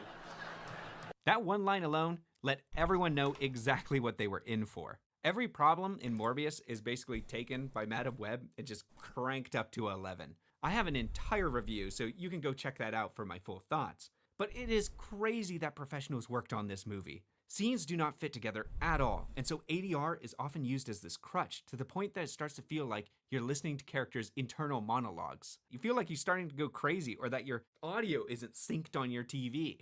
The villain's ADR is hilarious, often not even close to matching his mouth. I didn't know we'd be targeting teenagers. They're teenagers now, but in the future, they have powers, and they will try to destroy me. I came from nothing, less than nothing. I will not give up everything I've built and have my life cut short. Worst yet, people, when they come to these comic book movies, they're just looking for some simple pulp stories and some good action. But the action is terrible. Jump cuts, poorly constructed, lacking flow or cohesion, and just sometimes just not making any sense, okay? Just on a basic level. I think at one point, you see Madame Web stop like a rocket by like holding up with her arm like a piece of metal instead of being just like blown into bits on the rooftop. It doesn't help that all four of the protagonists here have no powers besides kinda, sometimes, seeing the future. Good thing Pepsi was there to save the day. And don't worry, we're getting to Pepsi. Luckily, Sony decided to try and save themselves by having a third Venom movie follow up the catastrophe that was Madame Web.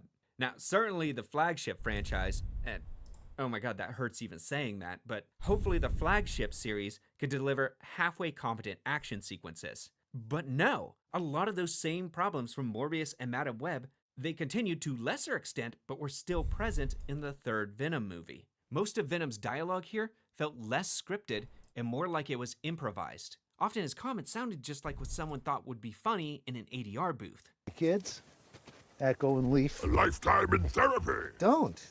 Huh? Don't you dare. Wow, how beautiful are your children. It's almost like they left Venom's dialogue blank and then filled it in later, matching it as best they could to the reaction. And the action here, it is fine, I guess. Venom's mostly fighting mindless monsters with a bunch of no-name symbiote allies. The film conveniently forgets that the first film has symbiosis be incredibly difficult, and it kills most people. Here, everyone's just slipping into their own Venom suit like they're, I don't know, Green Man from Always Sunny. Because you are the Green Man. Green Man is saving your life right now, bro. Just go with the flow. Most of the movie actually doesn't have much Venom in it at all. The writers were very clever here, okay? They created a narrative reason that Venom has to hide to avoid being discovered. This allows Eddie to wander around the desert or Vegas the entire movie in his sandals. And Sony, fortunately, doesn't have to pay any VFX artists overtime to sleep under their desks. That Venom tongue is not practical. It costs money. The Last Dance fully commits to being an outright slapstick comedy, yet ironically, it was the melodramatic ending that was probably the funniest part of the movie. A scene that sees Eddie walking around mourning a lost friend to the tune of Memories. That got the biggest laugh in my theater, and that is high comedy.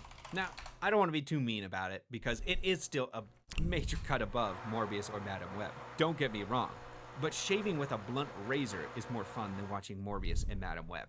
But this leaves us with the final climatic movie of the series, Kraven the Hunter. A film that really has in its head that it's a serious drama simply because they rated it R and they could say the F word and show a little bit of blood.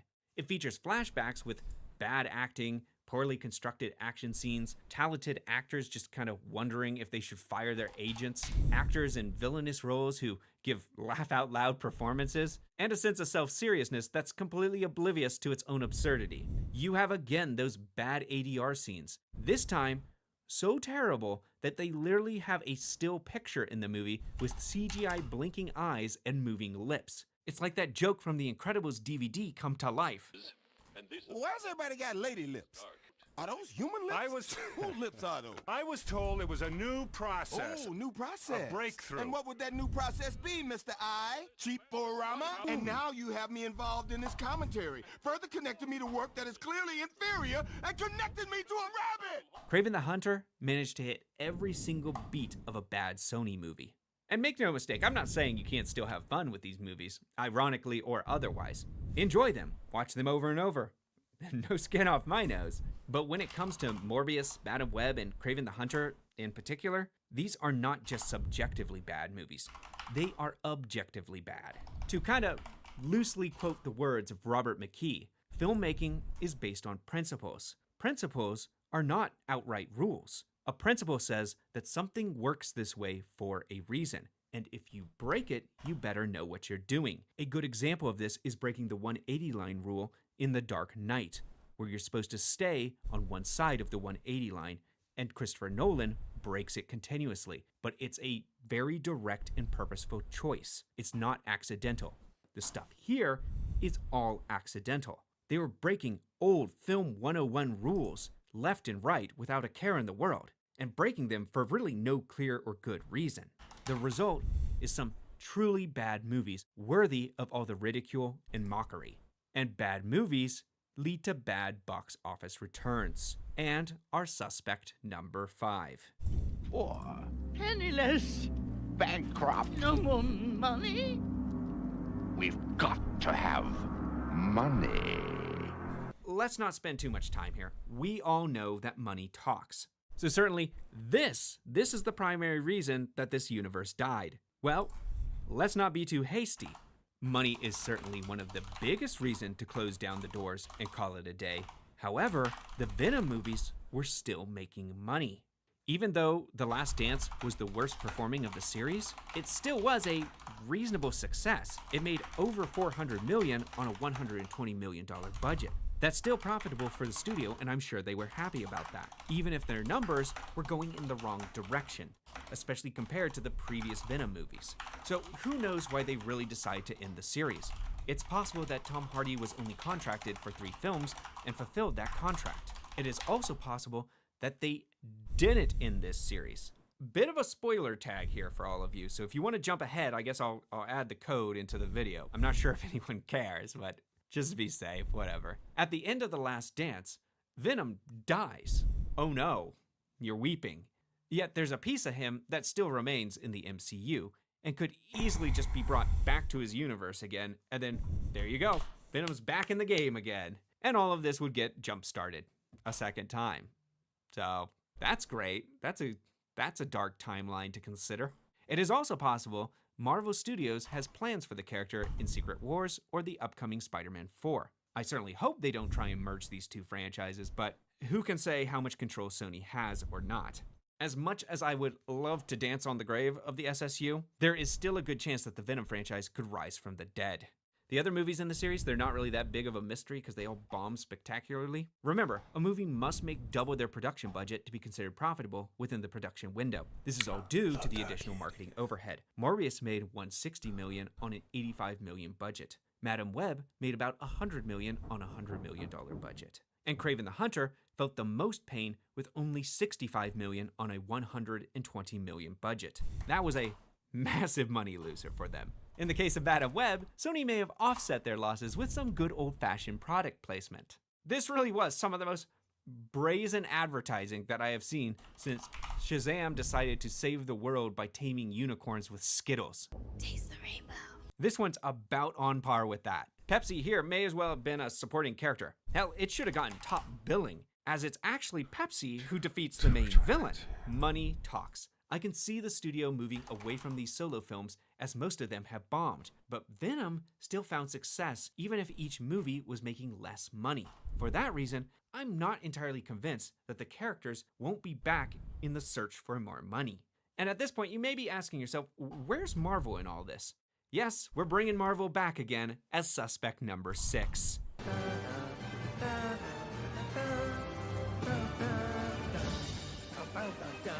I mean, it's all a licensing thing, basically. Sony's just held on with a death grip to the Spider-Man license that they got from Marvel back in the day when Marvel was giving out piecemeal contracts to different studios. At this point, Marvel was feeling pretty good. They had gotten back Spider-Man in a joint agreement that allowed them to produce movies for Sony while Marvel Studios got to use them in team-up films. It was a match made in heaven. Except they kind of forgot that when you lay with vipers, prepare to get bit. Sony was never going to be content with their movies being isolated away from Spider-Man while the MCU gained all the benefits of the franchise. No, they were committed in their goal of uniting their shoddy universe with the MCU.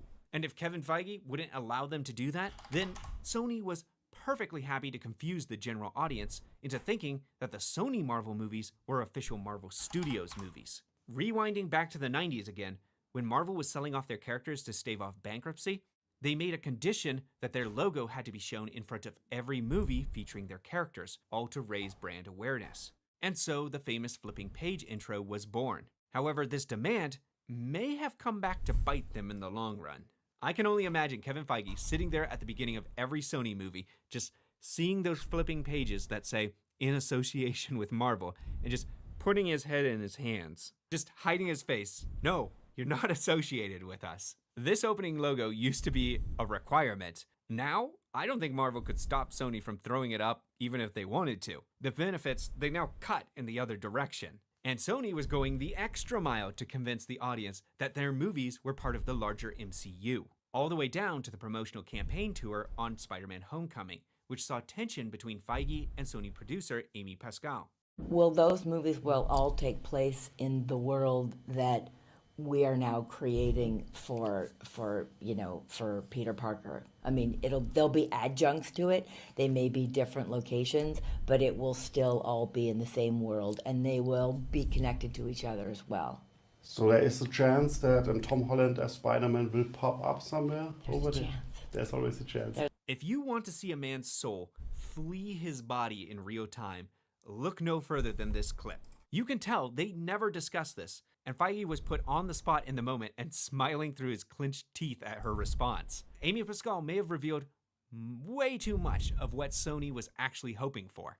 It wouldn't be the last time Sony tinkered with Feige's delicate architecture. Morbius would use the plot of No Way Home to rip Michael Keaton out of the MCU and trap him in the worst franchise of all time. A choice I'm sure Michael Keaton was so enthusiastic about that he showed up for only one scene and voiced a completely nonsensical after-credits scene. Nobody thought this scene through. It doesn't make any sense. Hey, Flame Mage, we're doing good, man. I found a new job website that should hopefully increase some of my chances. And I just got to get these jobs. I just got to apply for these jobs. Once I get done with that, then I can move on over to do some video editing. And then we'll wrap up tonight with some WoW. But there's a hurricane that's going to pass near to Puerto Rico. So if the power goes out, then I got to apply to 5 jobs this week. I have to do it. So I got to get this done first, and then we can move on, basically. Oh, by the way, if the stream suddenly ends, it's because the power went out because there's a hurricane close to us. It's not supposed to. It's supposed to pass us by a goodly bit. But we are going to get like anywhere between 1 to 3 inches of rain. Yeah, Flame H, thank you, brother. So I'm really enjoying this video about what happened with the Sony Marvel universe. I think they're actually separate. There's a Sony universe and then there's a Marvel universe. But it all goes back to contractual stuff. So I am filling this stuff out as fast as I possibly can. And I'll we'll move on as soon as I'm done. Until then, we got plenty of cool videos to check out. It'll be some gaming or tech industry news, or it'll be something like this because I love technology, love gaming, love films, all that kind of stuff. Sense. Thanks for meeting me, Doc. I'm not sure how I got here. Has to do with Spider-Man, I think. But I think a bunch of guys like us should team up. Intriguing. How did the Vulture get his old costume and wings back if, they were left in the other universe and he built them out of alien technology? Why would he assume Spider-Man had anything to do with it? And why would Morbius then decide that he's intrigued to team up against a superhero who he knows nothing about? Never mind. I don't want to think about it anymore. It's breaking my brain. None of this stopped Sony from putting Keaton in a bunch of the trailers. Again, the goal was to trick people into thinking this took place in the MCU, and featuring Vulture in the marketing was the perfect way to do it. Or if you need another example, how about the final scene in Let There Be Carnage, where we see Venom teleported into the MCU, where he watches Tom Holland B-roll on the television. Don't get too excited about these two meeting and duking it out, because as soon as Feige was back in charge for No Way Home, he promptly banished Venom back out of the MCU. Feige seemed to be playing his own sort of delicate balancing act here, keeping Sony invested and hoping maybe they could join the MCU, but never actually letting them too close to, blow it all up. This entire relationship and coordination was incredibly clumsy. Marvel Studios was clearly working with them to make these two cameos happen, but even then, Sony still fumbles the ball. In Venom: The Last Dance, they retcon these events, so instead of, Venom naturally fading out of the MCU due to the events of the story, instead, now he's being teleported by a portal that's created by this new villain, Null. You can't even get basic continuity right. My head is just hurting so much. Make it stop. Somebody make it stop, please. I 100% expect the Sony Venom to appear in either Spider-Man 4 or Secret Wars. In one of those two. It is the only opportunity Sony may have, as the MCU is right now in the middle of their multiverse hopping arc. It's really the best and possibly the only place they're going to get to have these characters merge. However, all this continues to show Sony's desperation to keep up this relationship. As much success as they've had with the Venom trilogy, it is nothing compared to the box office returns of the MCU Spider-Man. Spider-Man: No Way Home made almost as much as all three Venom movies combined for one movie. Sony wants to keep this relationship going. If not for the good of the fans, then certainly for the good of their bottom line. If Marvel had a role to play in the death of the SSU, it may have been that they were not willing to risk bad association to bad movies. They had enough of an image problem post-Endgame anyways, just all on their own. They didn't need anything else dragging them down. Sony may have been willing to keep those negative properties at a distance to maintain that relationship, at least for the time being. The question is not if Sony will continue to force their own movies on Marvel Studios. It is how far they will push it, and how long until they try again. With that, we are reaching the end. We now have 6 causes of death on the table. However, there's still one final primary suspect in my autopsy, one that I'm pretty sure is the true cause of death. And that brings us to our true killer, Into the Spider-Verse.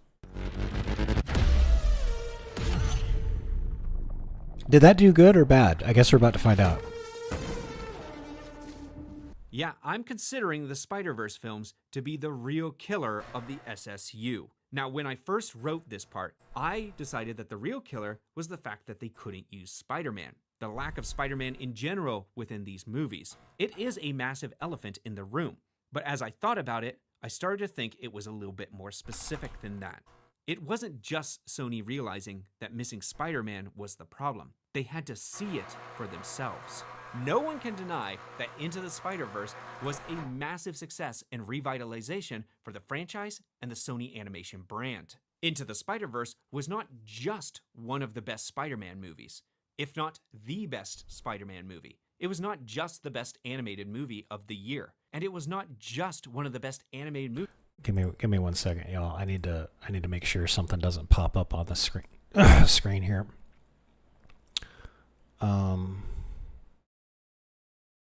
Okay, that looks like crap. I'm gonna have to delete that. I'm gonna have to do this thing manually. Sorry, y'all. This one. Okay. There we go. Movies, frankly, ever. It was an animated movie that reshaped the animation industry for the first time maybe since Toy Story. A movie that completely broke the mold created by Pixar, and it ushered in a new age of hybrid animation. It wasn't the first film to try this style. Netflix's Klaus and Disney's Paperman had played with this style, but it was Into the Spider-Verse that exploded its popularity and took it to the next level. And it did it with one of pop culture's biggest icons. It was everything that Sony had been hoping to accomplish with the SSU. It introduced a lesser-known spin-off character as the primary protagonist, and they did it in a way that allowed them to use the classic Peter Parker as a supporting character. It introduced bold new takes on villains. It set up an entire trilogy and potential for spin-offs. It breathed life into the genre as opposed to sucking it out with a straw. Looking back at every category that killed the SSU, chasing the Sinister Six, the characters, feeling out of date, bad movies, money, and a strained relationship with Marvel, in every single one of these categories, Into the Spider-Verse thrived. It created a team-up that got people excited. Not the Sinister Six, but seeing Spider-Man variants all on screen together at the same time. It was a much more unique superhero team, and we hadn't seen anyone do anything like it yet. All the characters felt really well-rounded, especially Miles, who served as more of a modern stand-in for Gen Z teens, who grew up with modern technology and modern social anxieties. This made him feel as relatable as Peter Parker back in the 60s and 70s, but just in a new way. So it never really felt old or out of date. In fact, it did the opposite. Into the Spider-Verse was a trendsetter. It introduced... Yeah, I don't... Zero interest... Is it Flame H says zero interest in Spider-Verse for me? Yeah, I mean, that's definitely... We definitely were not the target audience for that film. I've never seen it. The multiverse, and may have played a big part in Marvel choosing the multiverse saga as their next big arc. For better or for worse, it did this while introducing new animation styles to the mainstream. The two movies are phenomenal. Into the Spider-Verse made my #1 of the year, and Across the Spider-Verse made my #2. Movies that are not just good kids films and genre films, but also push the envelope and feel like real art, made by animators working late nights and sleeping under their desks for their craft.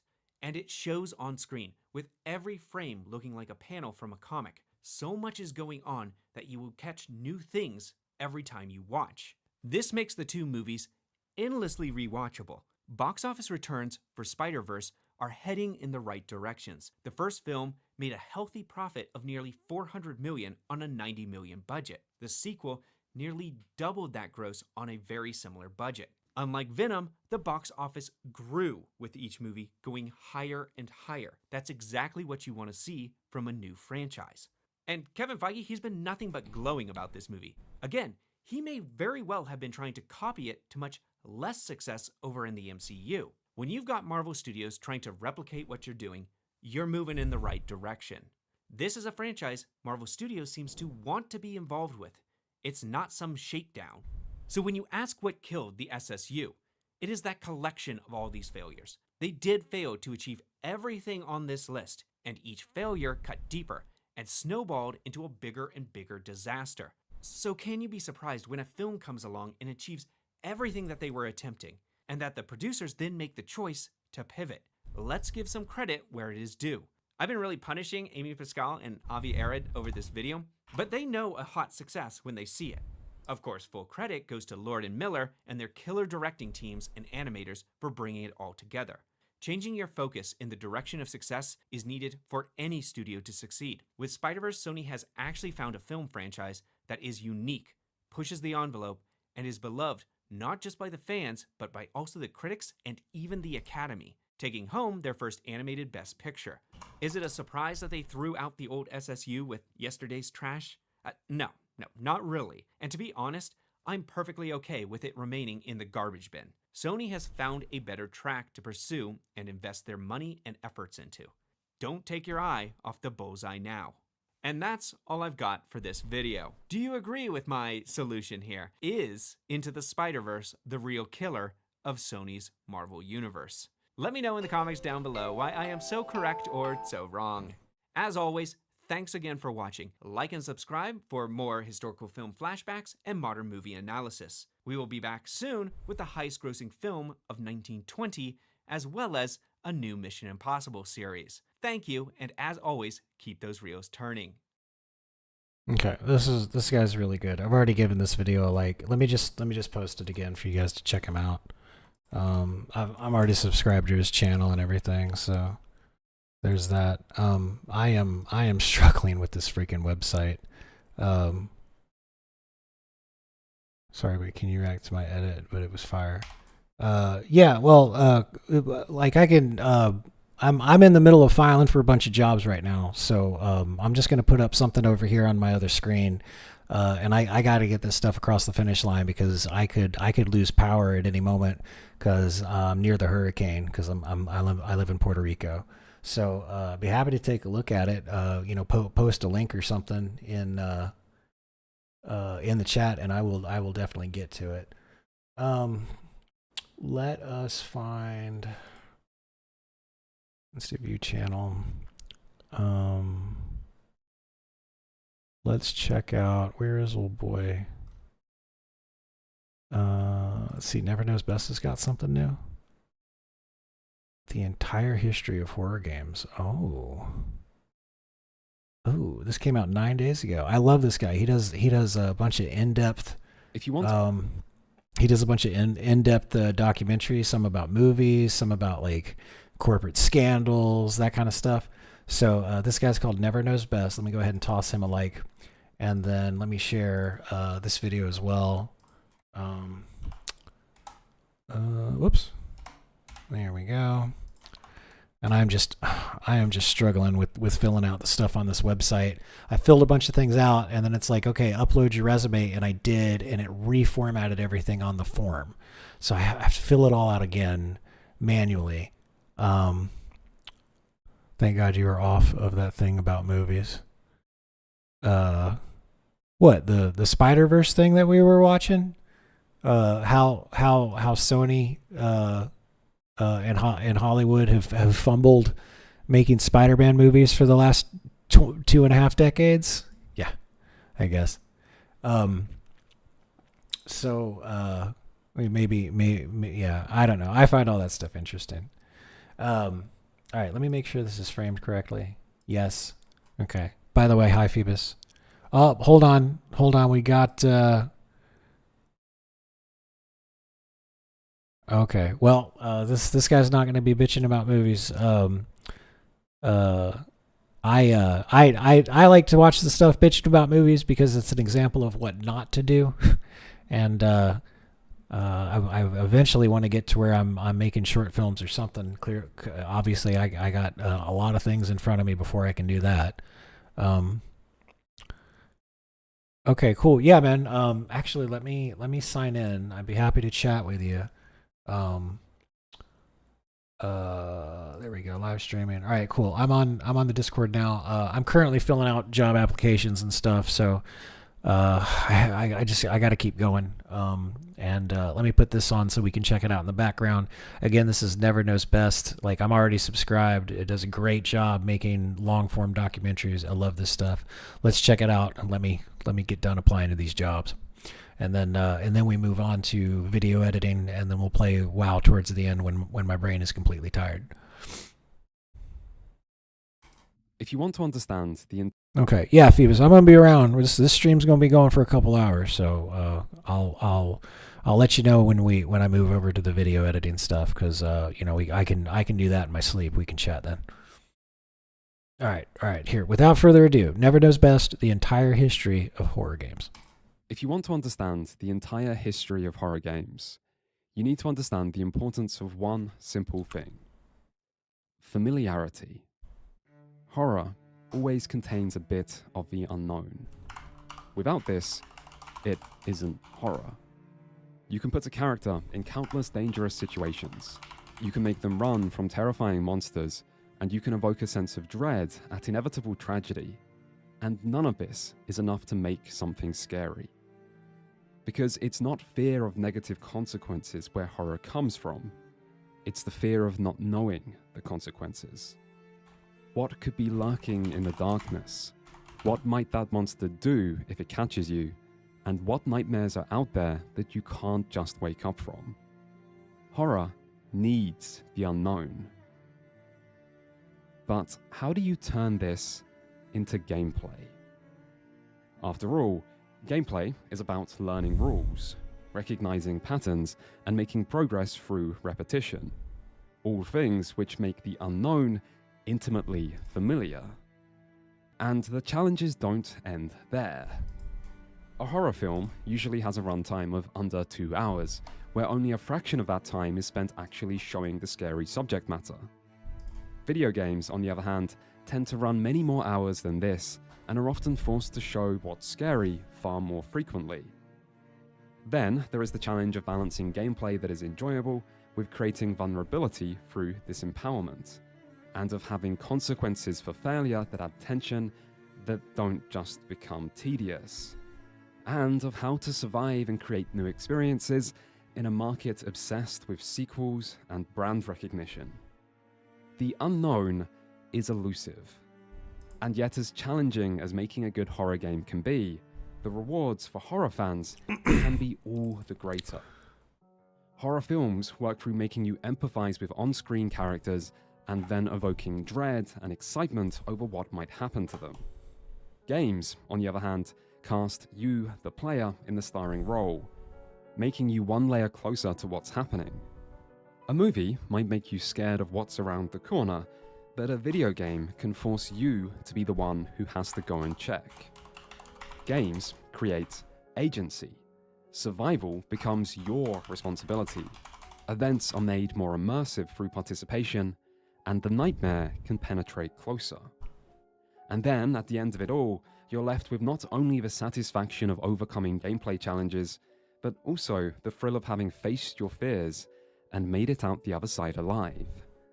And there can be immense satisfaction in being scared and pushing forward to victory regardless. Horror is a fascinating genre, but there's still that problem of familiarity, and this is what ultimately explains much of its history. This is why the genre took so long to emerge, why it achieved such blistering success soon afterwards, and why it slowly mutated into something unrecognizable after that. It's why the indie horror scene proved so explosive, why the mainstream comeback of horror was so satisfying, and why the future of the genre is so unknowable. Humans are fascinated by horror, and horror doesn't get much more fascinating than in gaming. So let me tell you about all of it. But first, can I really begin an entire history of video without a definition? That's not a rhetorical question. Can I make a video like this without actually defining the subject of the video? Because it would certainly make life easier. That said, horror is unusual, as while most genres are based on styles of gameplay, horror is instead identified through the subject matter and the emotions evoked. Therefore, the simplest definition of a horror game is any game that places a heavy focus on trying to be scary. The word trying is important here. Some games might be very scary to certain people, but if that fear isn't a deliberate focus, or if it's not representative of most of the experience, they probably wouldn't be defined as horror games.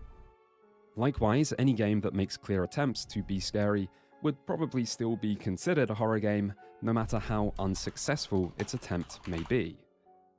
Still, I think this definition doesn't cover something important, and can feel a little circular, as it's basically saying a horror game is any game that tries to be a horror game. Instead, to truly be classed as a horror game, there should probably be gameplay elements that are deliberately used to evoke a sense of horror, such as the disempowerment of the player character to make them feel more vulnerable, or limitations on resources to heighten tension.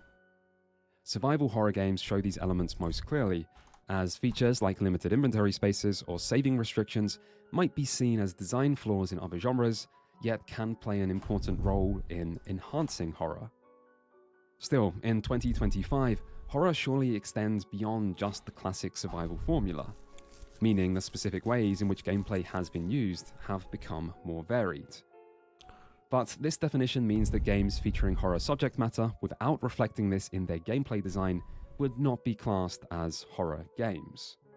And so, despite featuring a wide range of classic horror monsters and taking heavy inspiration from one of the most famous horror stories of all time, something like Castlevania would not make the cut. Instead, this video aims to cover every major game in the genre's history, and as many not major but still important titles as can be fit in alongside them. And if a game is horror adjacent, it's less likely to be included, so that more time can be spent on those that most deserve it. And with that said, we can get to the first ever horror game. Right?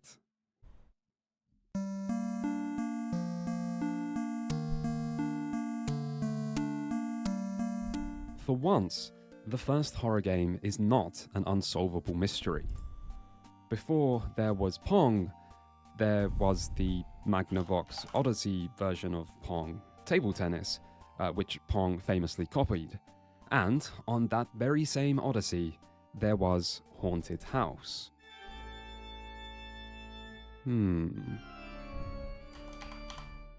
This was one of 12 games included with the console in 1972, and makes for a great contender for first ever horror game by virtue of being one of the first commercial games ever made.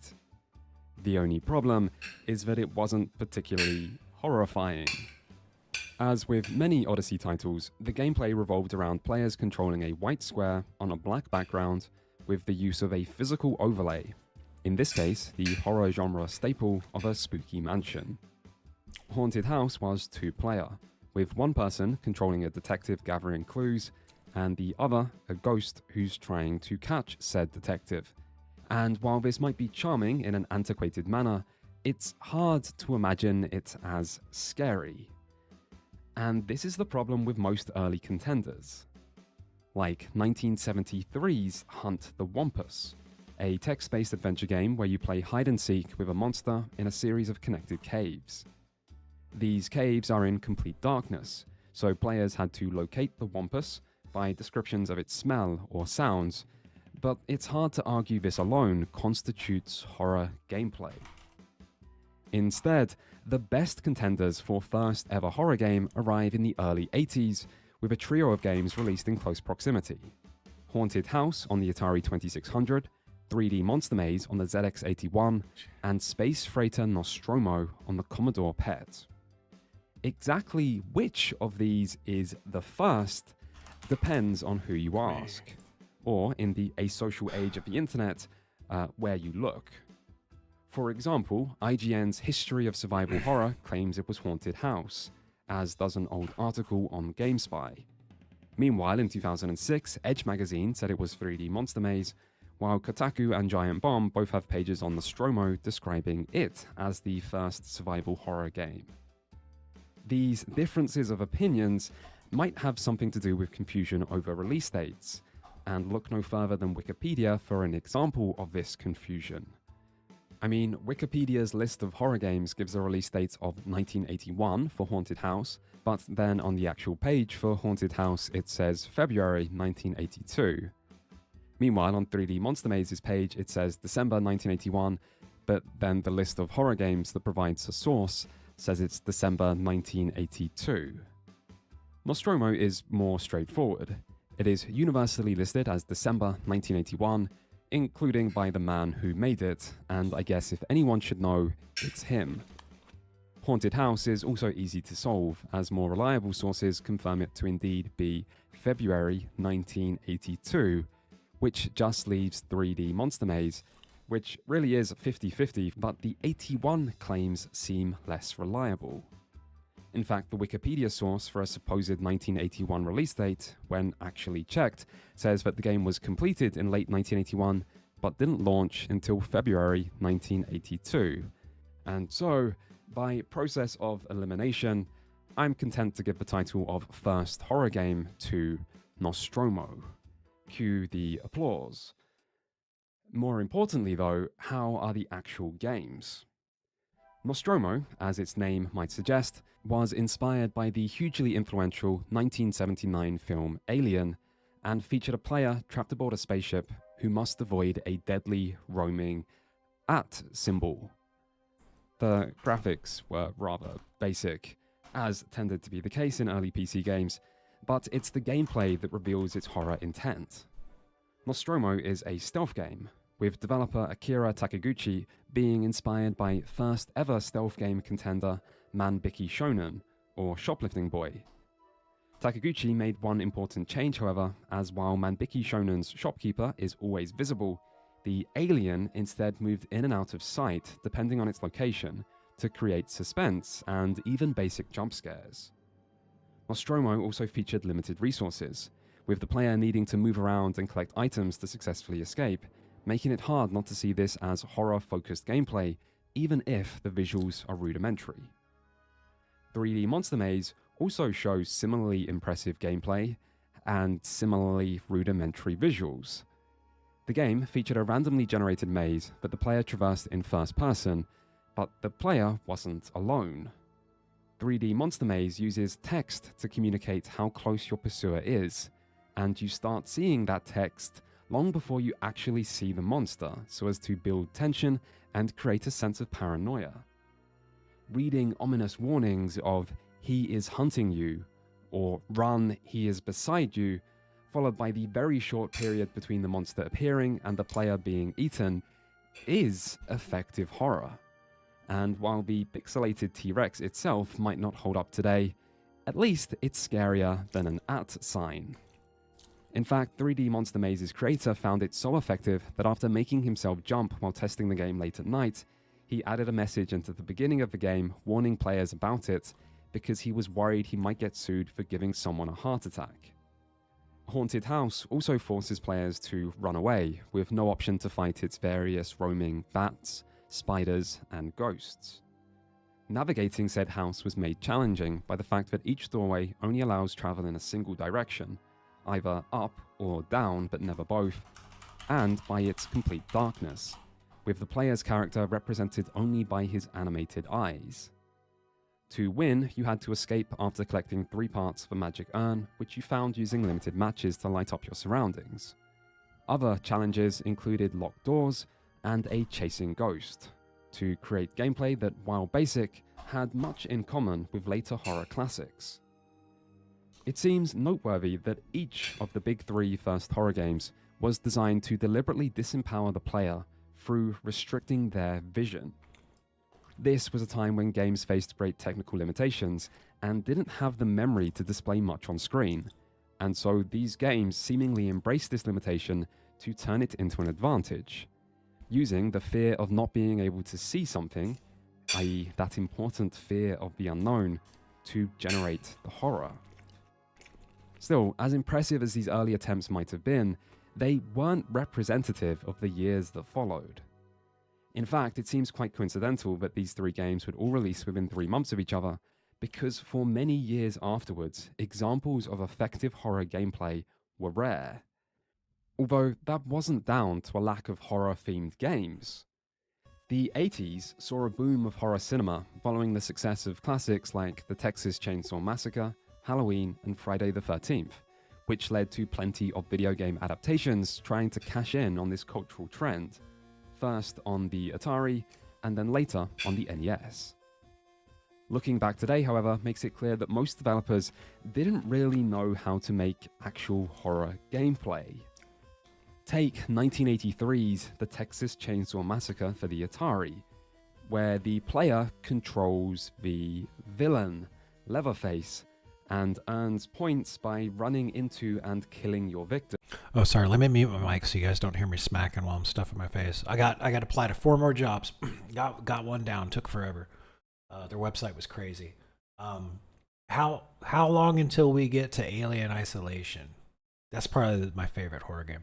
Victims, with the scariest thing that can happen being running out of gasoline for your chainsaw.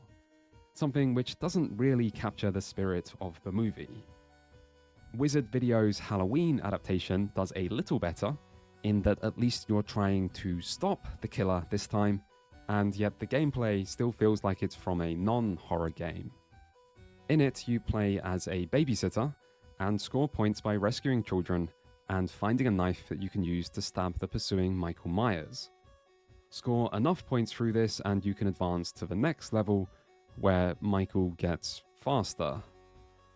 1986's PC version of Friday the 13th shows further improvements to this formula, with the killer now able to hide amongst campers to surprise you, alongside more impressive pixelated gore when you discover a victim's corpse. Still, once you move into the NES era, these adaptations tend to just turn into side-scrolling action games or platformers, because that's what was popular at the time on consoles, so that's what horror games became. Phoebus says, I heard Alien Isolation and thought you could be referring to the supposed impending alien invasion. Is there an impending alien invasion? Are the aliens finally here? Are you making a joke? I'm trying to... what's the reference? I wonder what reference you're making. I'm sorry, I'm confused. And if you don't know about Alien Isolation, that's a hell of a game. I think I even have it. I think I should stream it one of these days. It's probably my favorite horror game. But I already said that. Okay. Back to work. The same happened with various titles focused on popular horror icons like Dracula and Frankenstein, which there were plenty of in this period, probably because these IPs were old enough to be public domain, and having a recognizable name attached to your game helped sales in a time of little other marketing. Yeah, man, give me a rabbit hole.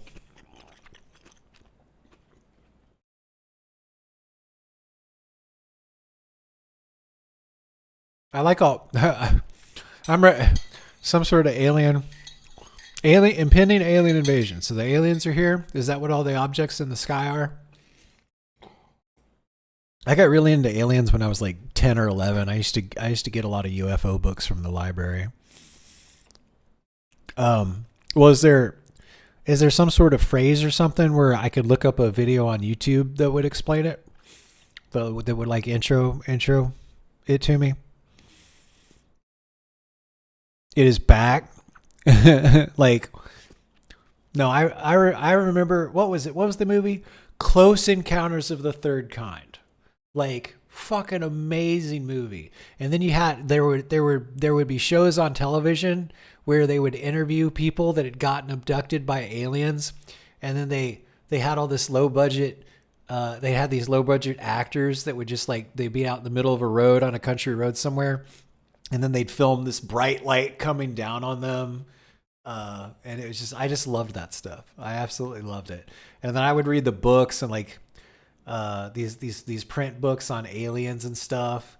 They talk about like Area 51 and Roswell, and then there'd be there's clouds that look like alien ships. Here, clouds that look like alien ships.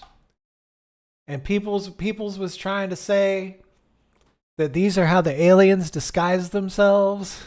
That these are the UFOs. Look, yeah, that kind of stuff. That's yeah. Oh, there it is, right there. There it is. That's the alien. Okay. Yeah, dude, show me them grays. You know about the grays? The grays. I think one of the craziest ideas I've ever seen, the best ideas, in the video game Deus Ex, there were these aliens, but they were completely feral because the aliens had crashed and all of them died, but they had basically cloned them. So they were, just feral, like they didn't have any education or anything. They were like feral humans. Didn't have any of the technology or anything, but there were aliens in Deus Ex. Because they were cloned from a crashed alien site. No alien tech, but that's fucking great. Okay. And so these horror games tended to just copy the gameplay of non-horror titles with a horror-themed coat of paint. And even those paint jobs could be... It's probably back because people are fucking around with drones now. ...a bit splotchy. A slowly emerging interest in horror as a gameplay objective can still be seen elsewhere, however, like in arcades, with 1983's Sinistar, a seemingly conventional multi-directional shooter following on from the popular Asteroid, where you mine ore and shoot hostile drones until those drones finally complete their task. Where I live.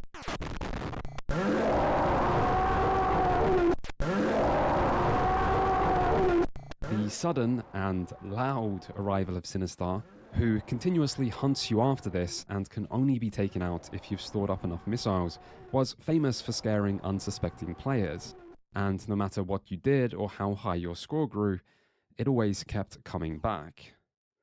Other early PC games also show a continued focus on disempowerment, like in Forbidden Forest for the Commodore 64, which Alexander Katsiuanu, in the History of Horror Games book From Ants to Zombies, describes as ground zero for video game horror due to its emphasis on gameplay itself as a means to generate fear. That gameplay featured an archer moving through a forest, eliminating monsters as he goes, which probably sounds rather standard, and might have been, except for how all design decisions revolved around maximizing tension. Players had limited arrows, they had to stand still to aim and reload after each shot to increase vulnerability, and as time passed, day turned to night, and then to nightmare as the forest grows more and more hostile. Failure also led to a surprisingly gory death unique to each enemy, and the soundtrack grows increasingly frantic to match the gameplay, all to instill a sense of dread. PC games would also continue to explore horror narratives through genres like point-and-click adventures or text adventures, which featured a range of themes and settings, with horror being one of the mainstays. Meanwhile, even if developers were still struggling to create horror gameplay, some still found other ways to horrify their player base. 1986's light gun arcade game Chiller famously courted controversy and foundered, with many arcades refusing to stock it. Even today, it's not hard to see why, as the static shooting galleries the game presented put the player in the shoes of a torturer who must mutilate various helpless NPCs.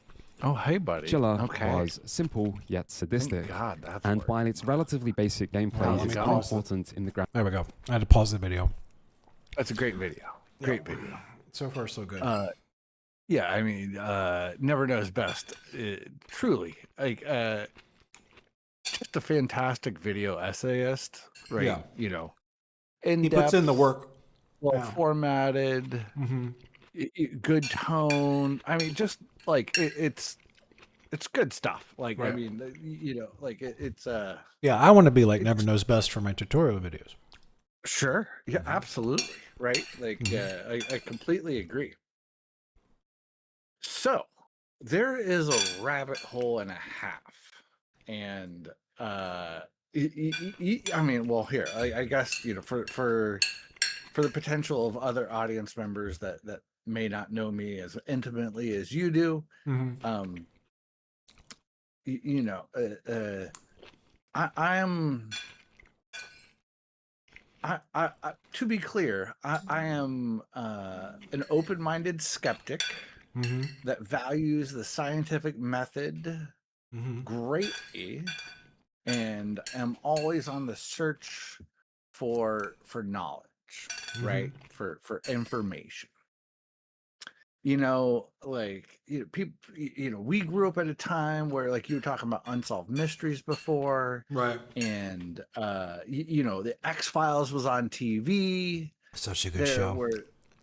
You know, there's, you know, books and all kinds of stuff about UFOs everywhere, Right.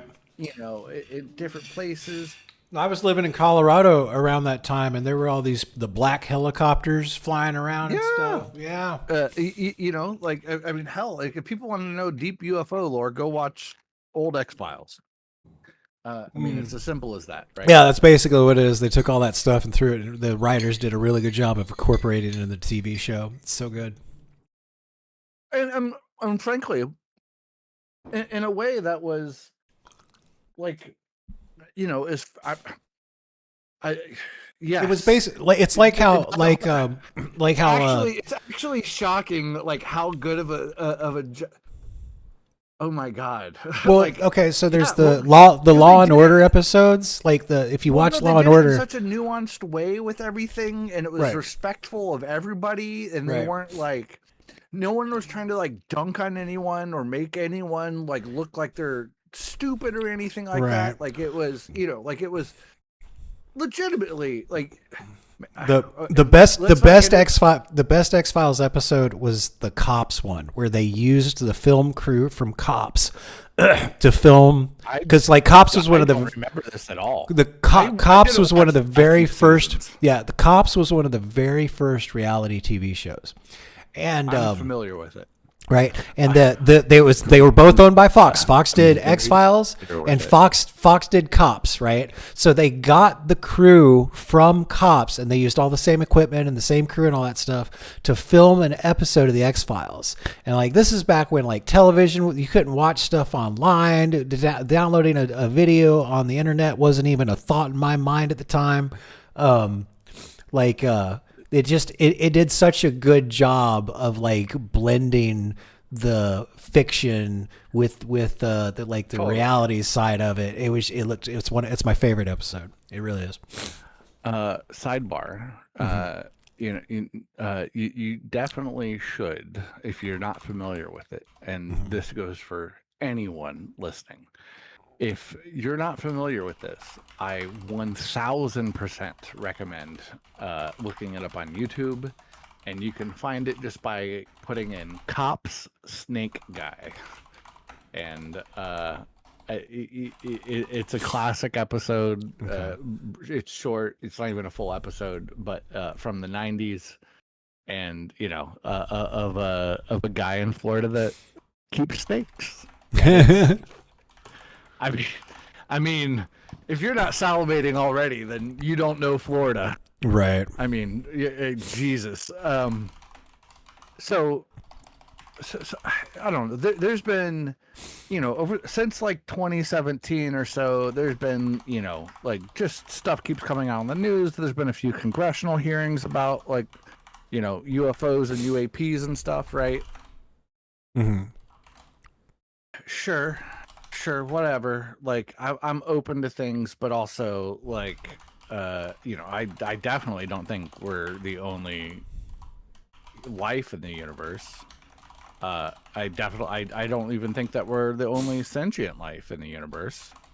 I don't even think that we're the only life in the Milky Way. Well, okay, let's just. I mean, look. Hold on. Well, here. Let's. But you're all about science, right? So tell everybody what the Drake equation is. The Drake equation is some bullshit that people hold on to for trying to calculate. It's probability. It's just an exercise. Yeah. It's a very simple thought experiment that people hold up in a way, and depending on the assumptions that you make, you can make it seem like. Basically, it gives you an idea, depending on the assumptions that you make, for the number of expected civilizations that you might be able to communicate with, right? Right.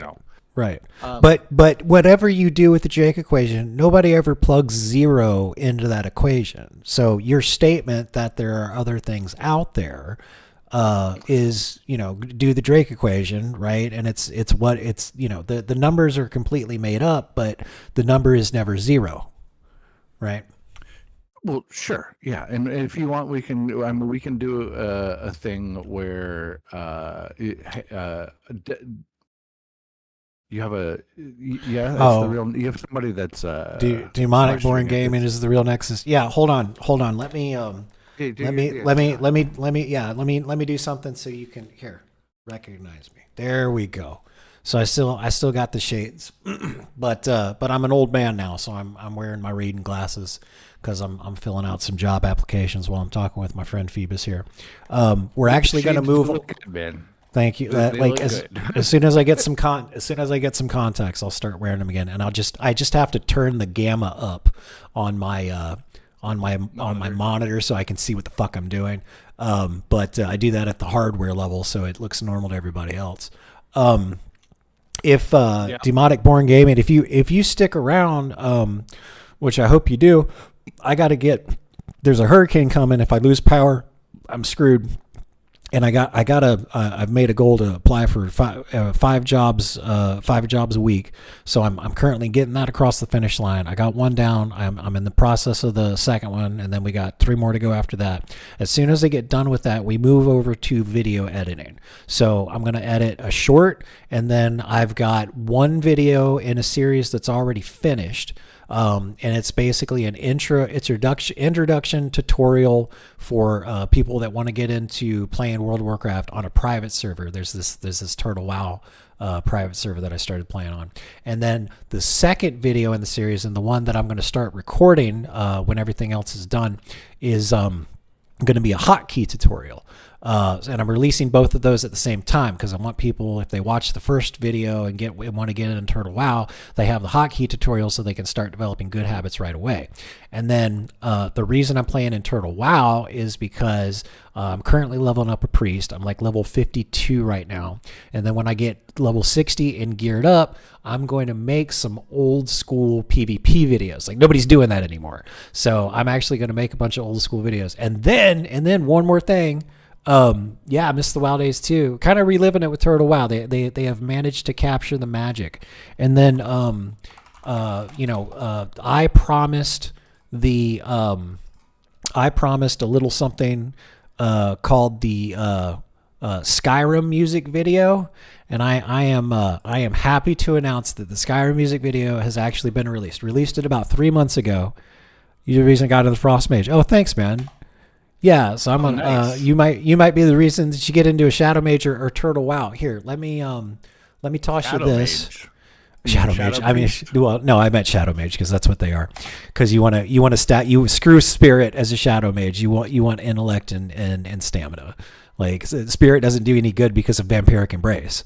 But I'm going to make a tutorial on that too. So anyway, so that's the private server that I play on. I'm playing on Nordinar. And like I said, we're going to release these videos either tonight or tomorrow. So if you want to check that, they've redone all of the talents. Paladin tanks don't suck.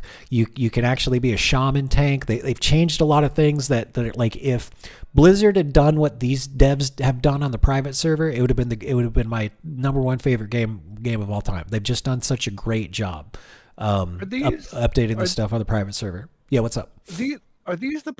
I saw something somewhere not that long ago about someone redoing WoW in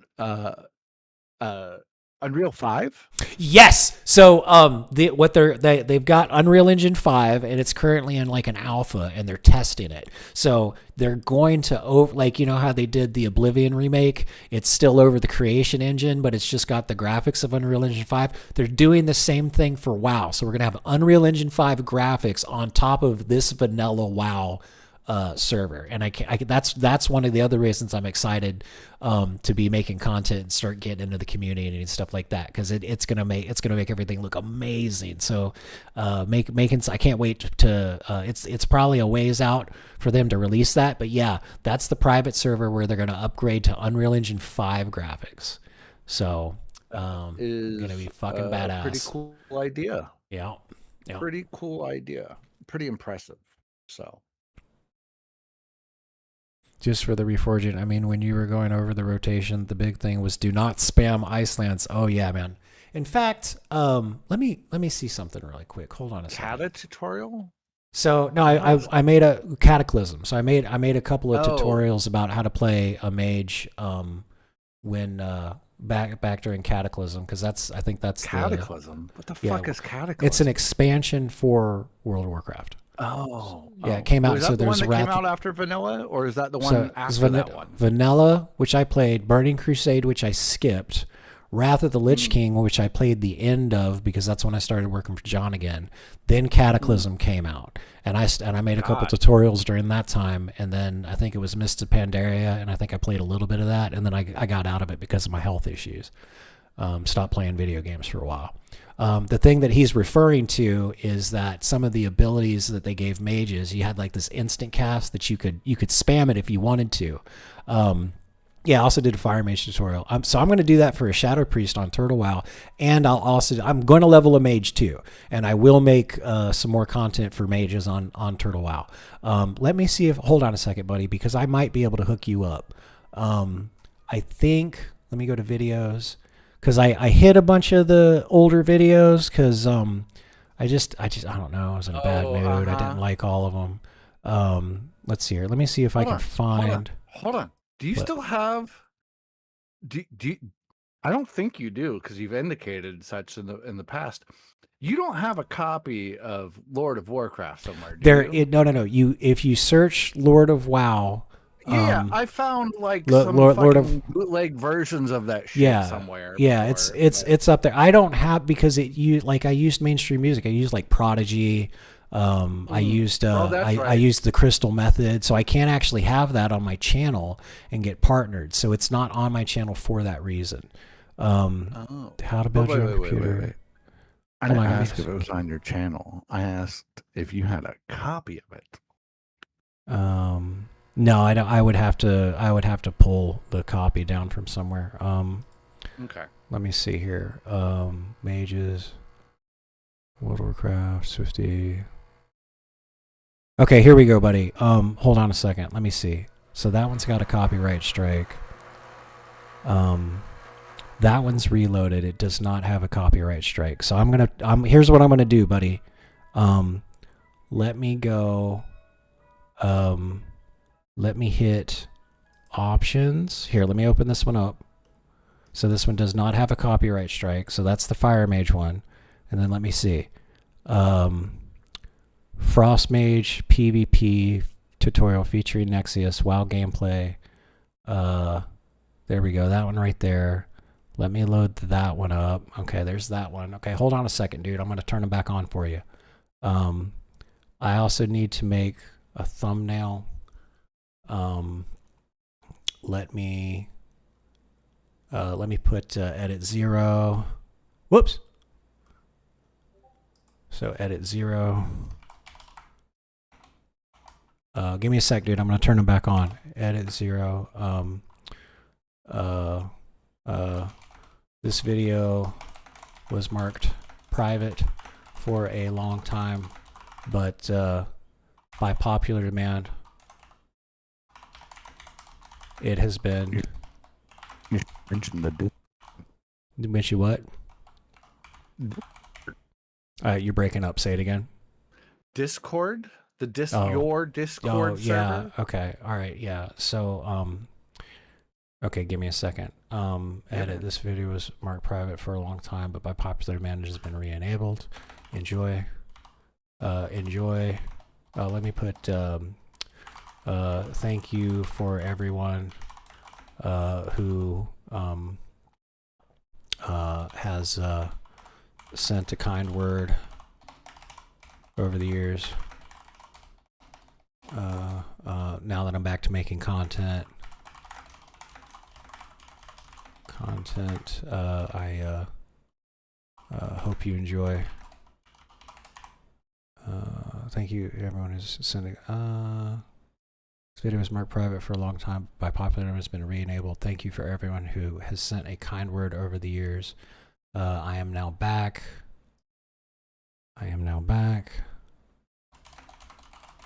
To making content, and I hope you enjoy this and all my new stuff.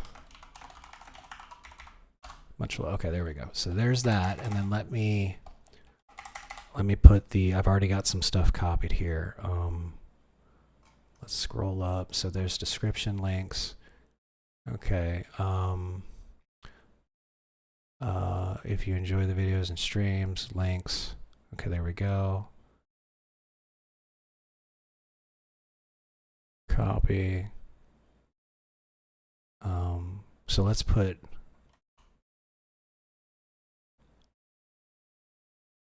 Okay, so if you enjoy the videos and streams and want to see more, please consider supporting me at Ko-Fi. Stop by the live stream anytime. Happy to see you. Currently leveling a priest in Classic WoW. There's my social media links. Edit 0. Here, let me put that at top. Let me just put edit 0 at the top. Oh, let's put all this at the top right here. So edit 0. Come on now.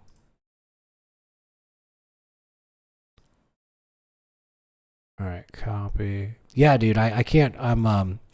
Yeah, once I get the priest leveled up, I'm gonna be doing some more of that music video stuff. I've got access to. There's an artist out there that does some really good metal covers of some video game music, and he's gonna let me use his stuff. So, stick around. Let me put all my new stuff. Links below. Let me put in parentheses. Links below are from a long time ago and are probably out of date / broken. Okay, let me copy this part. Let me cut this part. Okay. Let me.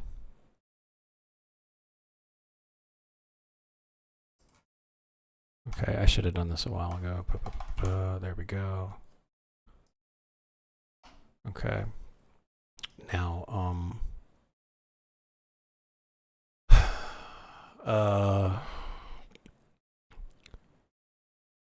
actually put you into Crisis as well. Put me on to Crisis as well. Oh yeah. Crisis was a modern game that was released back in like 2008. The game was so ahead of its fucking time. Let me see here. Seconds remaining. Elements, manage him, clear casting, evocation. Okay, there. I know you guys can hear that. So that's it right there. Now there's one other thing that I got to do.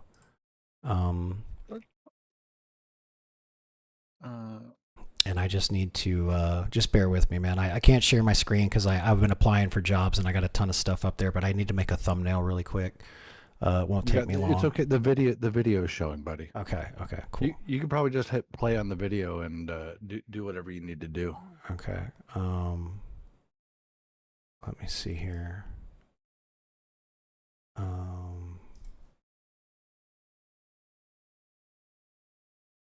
Where is it?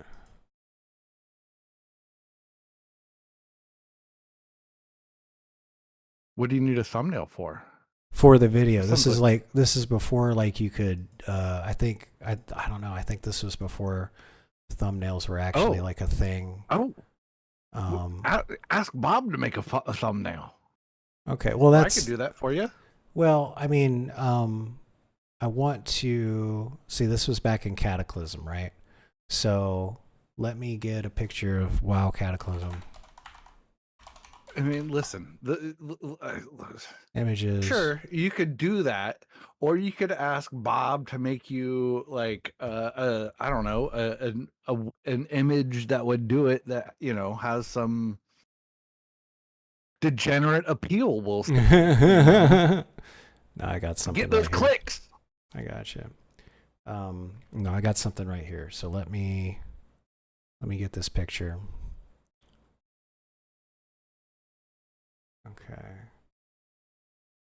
Let's save this. And I'm just going to put old school, like WoW tutorial, video gaming assets. This will be raw. This will be Cataclysm.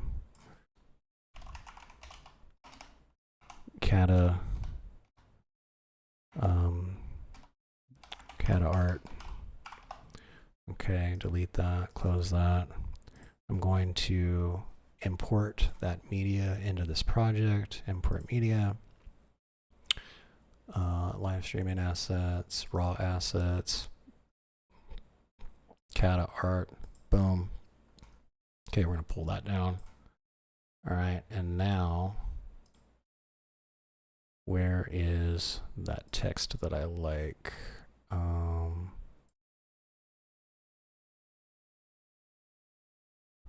scrolling for it.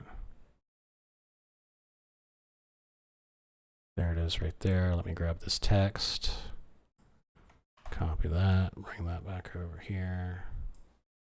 Click there, paste that. Okay, and this will be, let's zoom that in just a tad.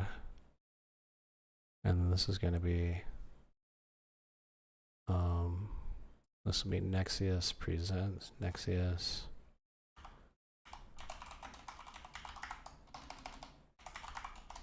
Okay, here, I think, let me see. There we go. All right, we can save that. So you can see what I'm doing really quick. Nexius presents, and this is going to be, make sure,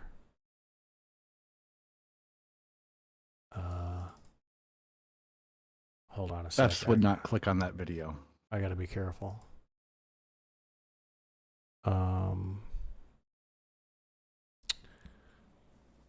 Okay.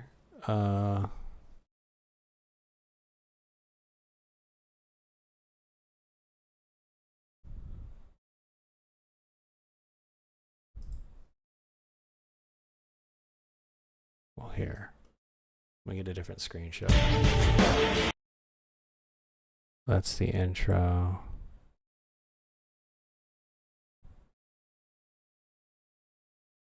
Some of this is low. This is back when things were 720.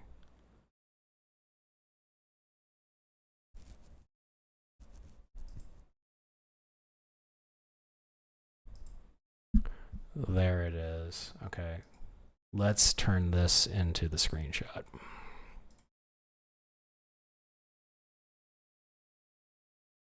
There we go.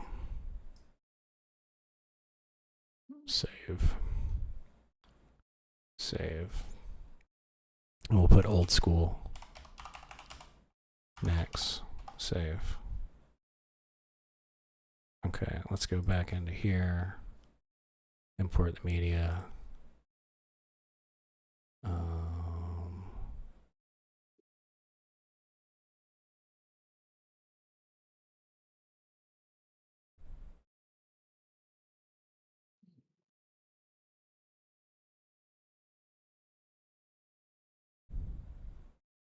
Old school Nexus right there. Import, boom. Okay. We need to change the color. Should probably do a red. That's a purple. There we go. Nexius presents. Okay, and this is going to be, oh, let's zoom that in, get rid of the black bars. There we go. And this will be, probably make that yellow. There we go. And this is the Frostmage old school. We'll call it Cataclysm Frostmage PvP tutorial. Cataclysm. How do you spell cataclysm? Cataclysm.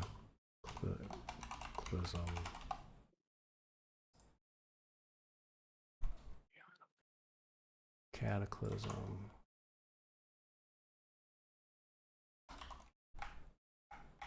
Old school.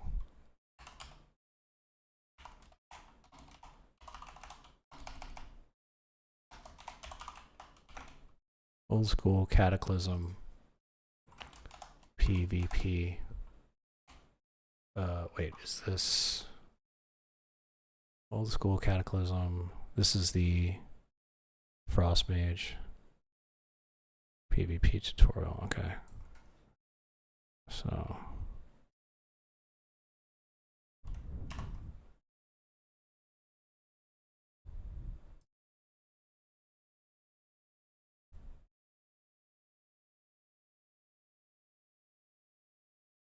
there we go.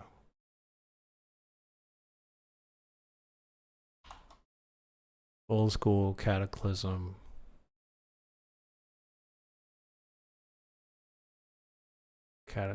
WoW Cataclysm.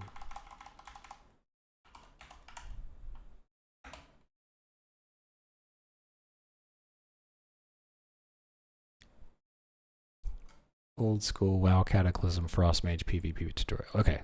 That's okay. I am happy to publish it with this. And I can change it later. I can always change the thumbnail again later. Save. Save. Live streaming.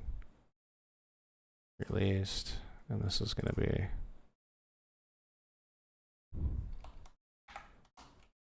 old school Frostmage. There we go. Save. Delete. Close. Let's go back to this one. We can close that. Click here. Upload file. Live stream assets. Released. Right there.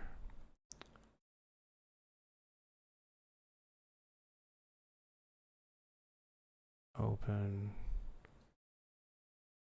World of Warcraft Frostmage PvP tutorial featuring Nexius. No, it is not made for kids.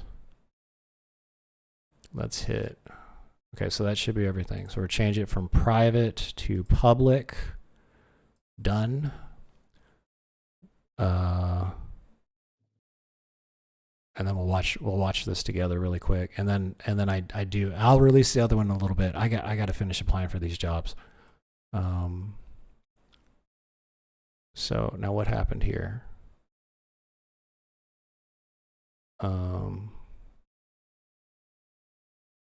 Why is that like that? Oh, right there. Okay. Okay, so hold on. Why is this one different? This is the Fire Mage one. This is the Frost Mage one. Okay. Hold on. I need to slow down. Okay. So this is the Frost Mage one. We can go ahead and copy this.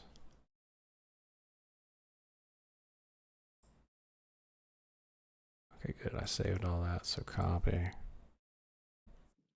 Paste. Edit. This video was marked private for a long time, but popular pan has been re-enabled.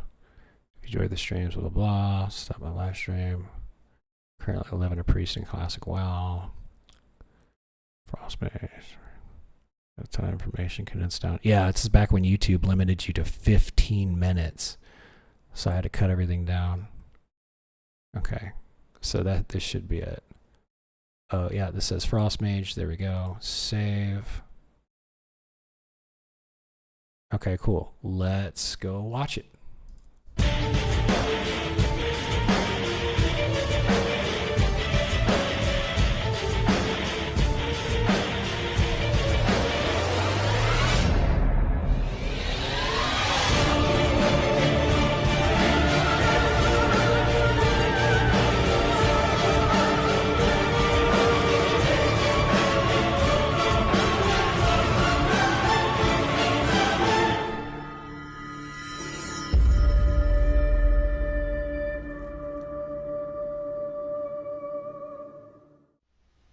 Sorry this video has taken so long to get out. I've been grinding a paycheck IRL. I work Thursdays through Sundays, 4 10-hour graveyard shifts. The upside of that is that I get 3 days off in a row, but I normally spend the first day sleeping to recover, so I really only get about 2 days worth of WoW out of the week.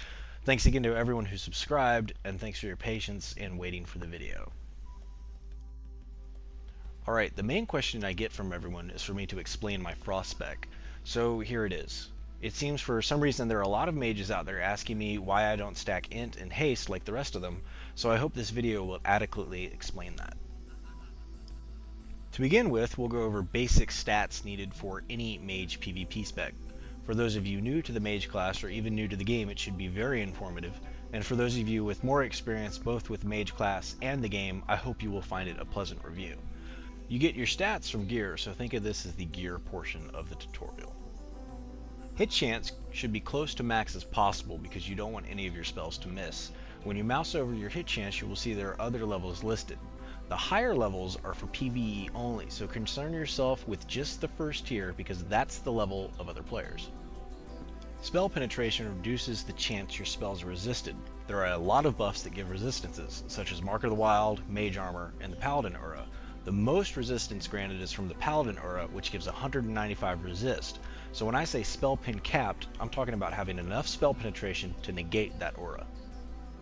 I feel it's really important to meet these two stat caps first because nothing can be more frustrating in the middle of combat than having a crucial spell resisted or missed. There are 3 primary stats for a PvP frost spec: resilience, crit, and mastery. You obviously want resilience because you don't want to get one shot. While I was gearing up, I found anything under 2k and you're still squishy, but it wasn't until my resilience hit about 2500 that I started to become Yeah, I feel a little nostalgic. I'm also looking at this and like, man, I could have done a better job. satisfied with it. Mastery for Frost increases your damage against I'm also laughing at the low resolution. Can I turn this up at all? No, it's already at 720. frozen targets. The damage amplification from stacking Mastery I've found is higher than if you stacked Intellect for the Frost spec. Finally, there's Crit. This stat helps you with the big burst damage that mages are known for. The interesting thing about the Mage PvP set is that it doesn't really facilitate a Frost spec. There are a lot of Mage PvP items that have haste, and I've ended up reforging it to get either Mastery or Crit. So with that in mind, the trick is to figure out what PvE items are worth the decrease to resilience for the increase in damage. With that last thought in mind, I'm going to use my gear as an example and explain my reasoning behind taking what items I have, and hopefully you can apply the same thought process. Yeah, it was 2000. This is high production values for a 2009 tutorial video. You're right. When deciding what items you're going to take in a battle. I'm using the Epic PvP Helm. The head enchant is from Wrath because I haven't had a chance to grind up my Guardians of Hyjal rep yet. My meta gem is a chaotic Shadow Spirit Diamond. It's very conducive to the Frost spec because most of the damage you do comes from crits. I've gemmed it with an Artful Ember Topaz to get my socket bonus, and it counts as one of the red gems I need to activate my meta. For my neck, I'm using the Epic Caster reward from being exalted with Wildhammer Clan. I've decided to sacrifice the 119 resilience I can get from either of the Mage Honor neck pieces because the rep reward increases mastery and crit without having to be reforged. Conversely, if I was to take the Spell Penetration Honor piece, I would also have to use a gem slot to reach Spell Pen cap. My shoulders are gemmed for mastery and have the Tol Barad PvP enchant on them. I'm taking this cloak because it allows me to reach Spell Pen cap on one item without having to use a gem slot. I also have it enchanted for crit. My chest is gemmed with another Artful Ember Topaz to get my metagem activated, and I reforged the crit to mastery to increase my top end damage against frozen targets. I've got the crit enchant on my bracers. Again, it's more beneficial than the spell power one because of the mastery for frost. For my gloves, here again, I've decided to sacrifice resilience in order to increase the two other primary stats considerably. I took the mastery enchant and my engineering intellect enchant, so it's pretty obvious why I've chosen to miss out on that resilience. For the belt, I'm not worried about the socket bonus because the mastery gems more than make up for a measly 10 intellect. I also put the mind control engineering enchant on it, and we'll have more on that later. I've reforged the haste for mastery on my pants, and also have it socketed with the final red gem to activate my meta. I have another mastery gem socketed for additional damage. The minor speed increase on my boots makes a big difference against melee classes because they all seem to have it, and you don't want melee classes overtaking you while you're kiting them. I reforged the crit to mastery for more damage. For this ring, I reforged the hit to mastery, again for more damage. The same with the crit on the other ring. Right now I'm using this Stump of Time from Tol Barad because it lets me take a nice chunk of hit and gives me a spell power proc bonus. Here again I'm missing out on some resilience, but so far I've found the trade-off works well for me. As a human I have every man for himself, so I can double up on my trinkets. Here is just the standard honor trinket that has an activated spell power buff. Spell power and the intellect enchant on my main hand and offhand. I've reforged the crit and mastery across the board for all of my weapons. Here are the results for my base stats with my gear unbuffed. I'm at 2800 resilience, 11.54 mastery, and 15.44% chance to crit. Spell penetration is also capped, and I'm a 1/10% away from being hit capped. That's close enough for me. Now for the talent section. I'll start off by selecting and explaining what I feel to be indispensable talents for a PvP frost spec. Then we'll branch out into variations you can go after that, and discuss the pros and cons of each. Beginning with primary talents, we'll start off with Shatter, which multiplies the critical strike chance against frozen targets by 3 and 20% extra damage with Frostbolt against those frozen targets. We'll take Piercing Ice, which adds an additional 3% crit, Improved Cone of Cold that freezes the target for 4 seconds. It's great because most of the damage from Frost only happens when the target is frozen. Ice Flows for obvious reasons. Permafrost for me, it's not because of the additional snare, but the reduction against your target's healing. Icy Veins again for obvious reasons, and for another that I'll get to shortly.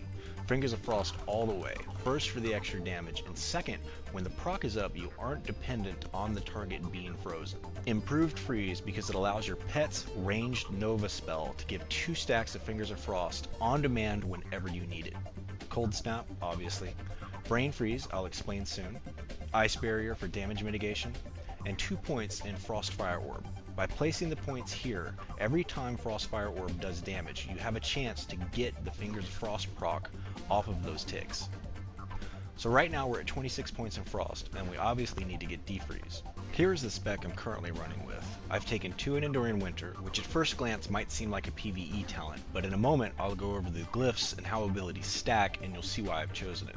I've also put 2 points in Shattered Barrier because it's simply another way to freeze your target and get the benefit from your Frost Mastery. In Fire, I've taken Master of Elements, Burning Soul, Blazing Speed, and Impact.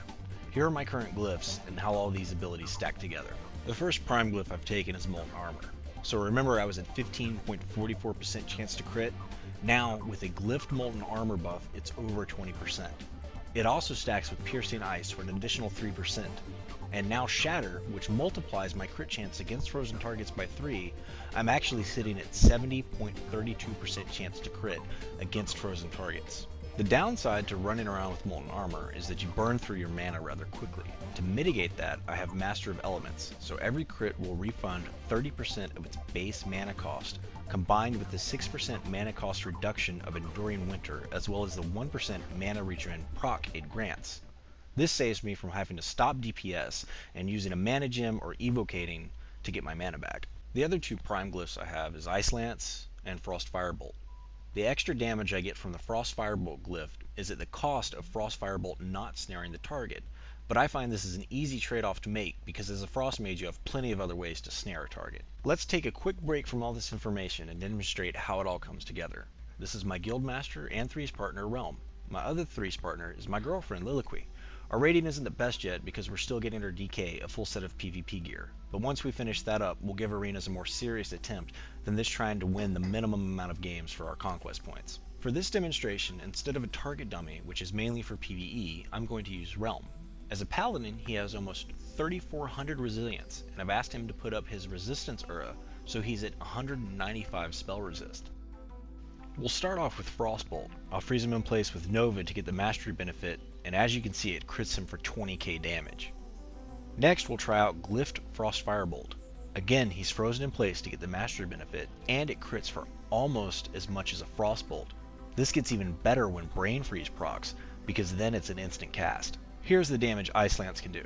Again he's frozen, and Ice Lance crits for 12.6k.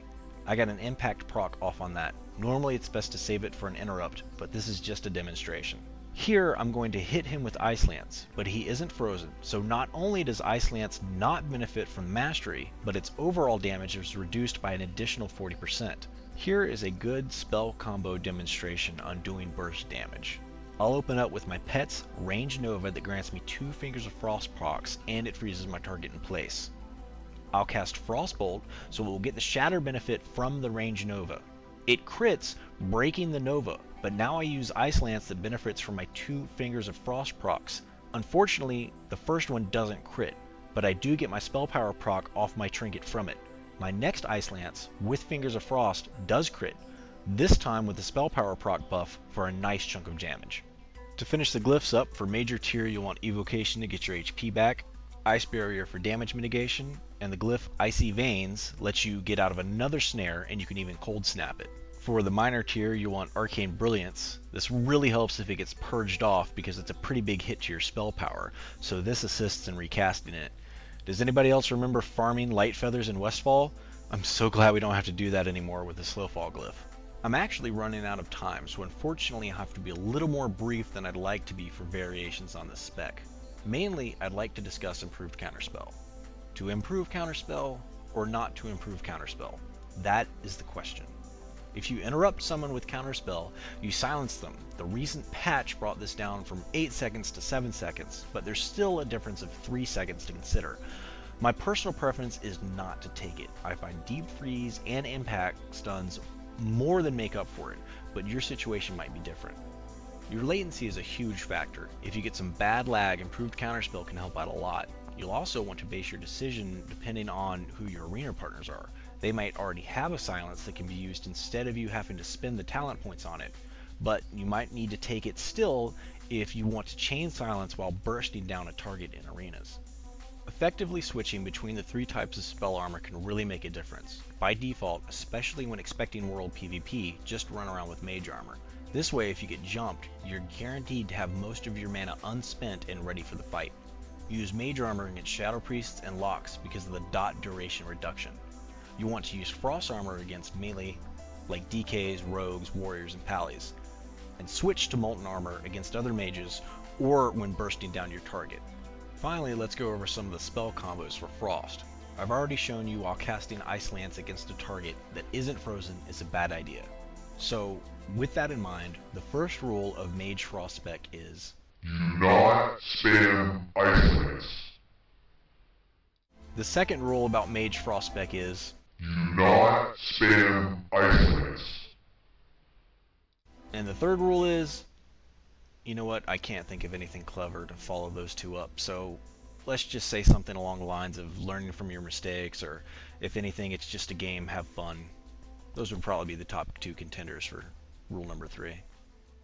The point I'm trying to get across here is that I see a lot of mages get a target down to about 10% and then they lose it and just start spamming Ice Lance. Oh, that's good, Demonic Born Gaming. Like that was the point of editing and writing it that way. And this is me grinding my gears about like I just watched mages duel people in front of Stormwind, and I'd see the moment where they panic and they just start hitting the button, getting a little damage here. They're hitting for like 2K, 2K, 2K.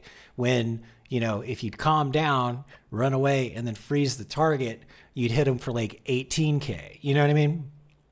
They nerf their own damage because they get trigger happy or tunnel vision or whatever you want to call it. And it's this mistake that allows their opponent to make a comeback. Conversely, I've seen a lot of mages who get down to 10% HP, lose it, panic, and they start spamming Ice Lance. So keep that in mind, because as a Frost mage, keeping your cool, no pun intended, will make all the difference in PvP. This is actually really well written. I'm impressed.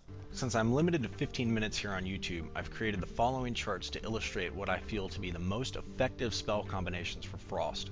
Feel free to pause the video now, or come back to this after you're finished watching.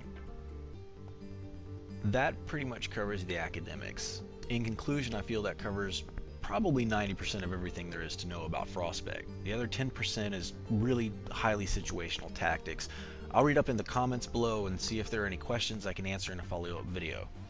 The next tutorial will be on Fire Spec. Again guys, give me some time. I've got a full-time job IRL and the hours are pretty killer, but with the economy the way it is, I'm just grateful I'm getting a paycheck. The last word on this video is that it's just a guide to help those who want it. I wouldn't assume to tell anyone how to play or that what they do differently from me is stupid. I wish everyone the best of luck in game and in IRL.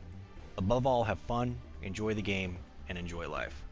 Until next time, stay frosty. Oh, cool, man. Demon says this video changed my life after Wrath. What did it improve? Did it improve your gameplay a lot? Like, did you see like a noticeable difference once you got some of that stuff down? Did you raise your arena rating or something? And then here, let's pull this up.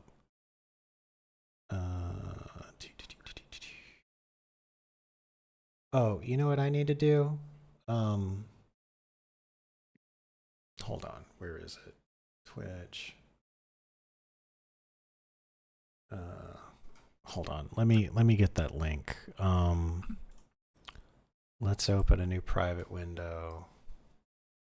Let's go to twitch.tv/Nexius_gaming.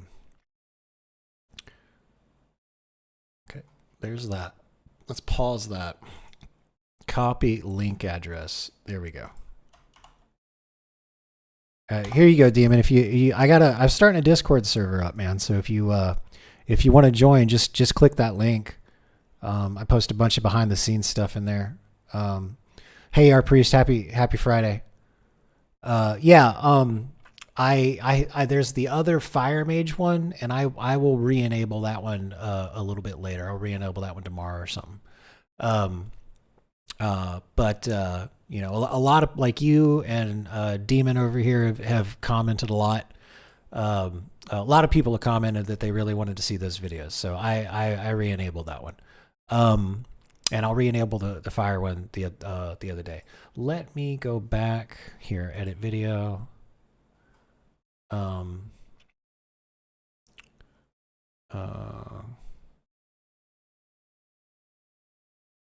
Let's do here, you know, we can put, where should we put join that is? There's so much stuff here. Let's put, join my Discord, join my new Discord community. Boom, let's put that link in there. And then Let me copy that and save. Okay, so that's there, and then let me do right there. Join my new Discord community right there. Okay, and then here's the link in descriptions. Phoebus, thank you for reminding me to put the Discord in there. Yeah, buddy. Okay, there. So I uploaded. Okay, so that'll go in there. All right, cool. There's just so much stuff to remember. Told barrage footage, yeah. Demon says I was able to max my crit with reforging and turn into a demon. That's awesome. That's great, man. Oh man. So, yeah, and if you do want to get into it and join Turtle WoW, let me know. I think you have to get to like level 10 before you can message anybody. But I'm in a guild right now that's got some pretty good PvE progression. So if you end up joining Turtle WoW, let me know in the Discord or ping me in the game, and I'll toss you an invite to the guild. Okay, awesome. I'm glad to hear it. All right, tell you what, let me jump up real quick and take a bio break. I've been sitting here for about 3 hours.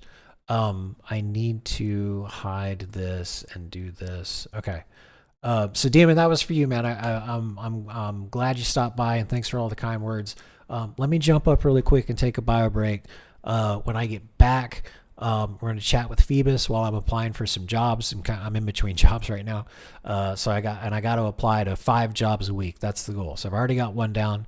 I'm in the process of applying to the second one, and we're just going to chat and hang out. And as soon as that's done, we're going to move over to some video editing, for some of the Turtle WoW content that I'm starting. Cool. What?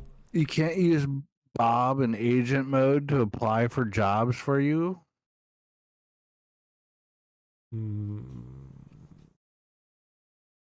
That's a feature? I mean, GPT-5 is supposed to be highly agentic. Some people don't like it because they made it less sycophantic and doesn't stroke their narcissism. So, there's a bunch of people upset about that, but apparently it's allegedly good for agentic stuff. I haven't tested it, but Okay. Well, I will definitely look into that. I'll something to try. Might be worth trying to figure out offline. I will definitely do that. Yeah. Yeah. I will make it a point to take a look at that offline. Cool. I mean, dude, man, like if you can use that shit to fucking like shotgun everything out, like, right? I mean, my God, that would be cool. Oh, that's what I'd be doing. Yeah. So there's here. I'll just link this to you in Discord. Let me PM this to you. So this website aggregates a bunch of jobs that are posted. For like we'll talk about it offline. Okay. Let me jump up real quick. I'll be back in like 3 to 5 minutes. I'm gonna step away for a minute. I gotta take some medicine, and okay. I just need to move around for a minute. I've been sitting down way too fucking long today. Right on. Me too. So we'll get back. We'll hang out with Phoebus, and then while I'm applying for jobs, or we'll finish up watching this documentary on the entire history of horror video games. So thanks for joining the Discord, man. I'll be back in 5 minutes, man. Stick around. Let's hang out. But let me jump up for a couple minutes and let me BRB. Yeah, BRB. Where is that? Where is that? Where is that? Where is that? Where is that? Is it over here? Is it there? There it is. There we go. Here's a nice. There.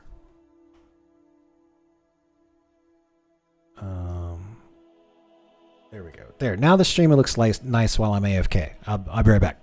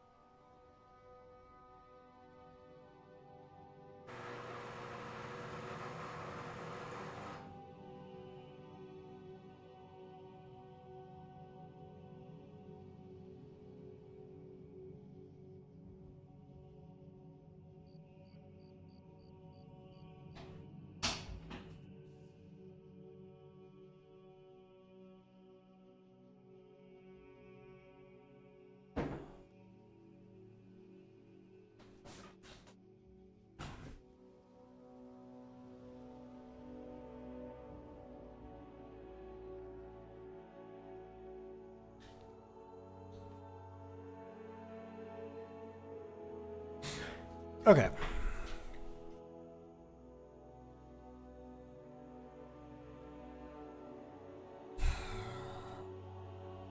Okay, and we're back. Okay, where was I? Okay, that's the resume. Alright, so that's the first job. That one's done. Okay, let me make myself a note. Excuse me.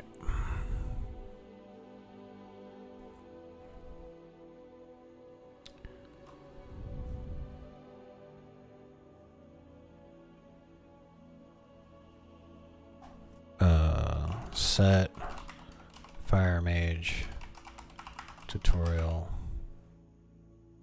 back to public. Okay, so that'll go on the list of stuff to do. Make thumbnail for it. All right. Okay, let's close that. Close that. Let me make sure that's live. Seconds remaining. That's the Fire Mage one.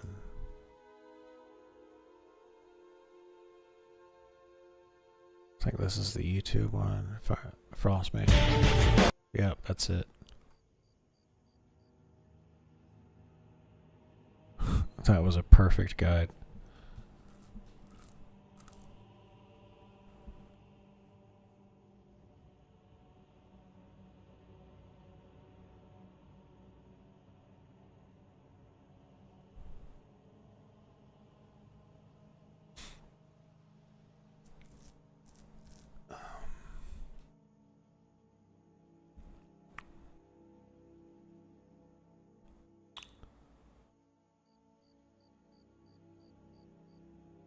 Okay. Cut.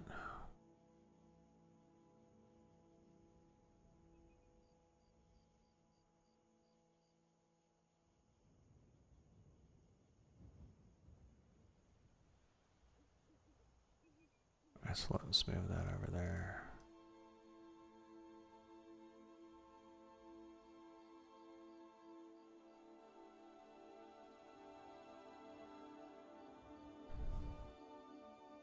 Alright, is this the job that I'm going to apply for? Yeah, generative AI. Yep, there we go. Write me a cover letter for this job. Be sure to mention my accomplishments by implementing it for my former company. I'm also into learning generative AI. I started on Windows automatically and then installed in Java, moved to Comfy UI, so to have a lot more control.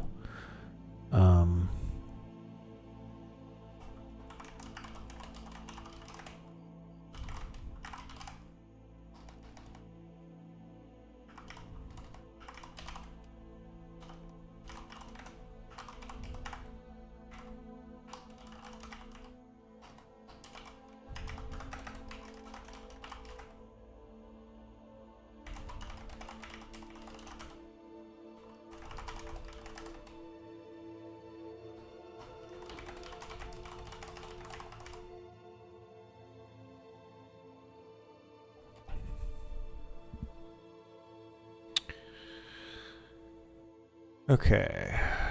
Hiring manager. I'm excited to apply for the generative AI engineering project manager position at January AI with more than 7 years of leadership in fintech operations project management. I have delivered high-impact AI-driven initiatives that streamline operations, reduced inefficiencies, and enabled data-driven decisions. My hands-on experience with enterprise AI solutions and cutting-edge generative AI frameworks uniquely positions me to contribute to the company's mission of advancing healthcare through innovative technology. At my last company, I led the development and deployment of automation projects using AI tools to transform workflows across compliance and customer support by optimizing processes and implementing AI-powered solutions. I reduced manual case handling from 99% to 25%, delivering measurable improvements. I also architected the launch. I'm deeply passionate about generative AI. I began by experimenting with Automatic 11 on Windows, later expanded my skills by installing Manjaro Linux and working with company UI to gain greater control and flexibility in modular execution. These experiences combined with my curiosity to drive continuous. Okay, cool. Let's do that. That might be a little too long.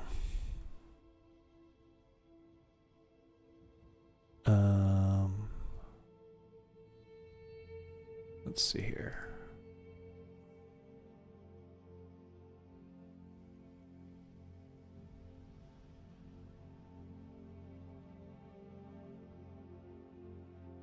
Okay. I'm just leaving the background stuff up because Phoebus will be back soon. And then we'll chat. Actually, let me put that up there. There we go. Let's put there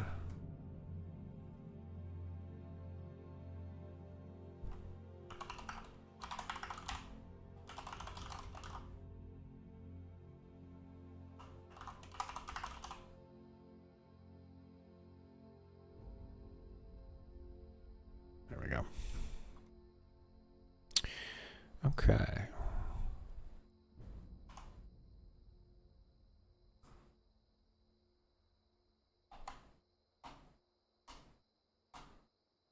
Oops.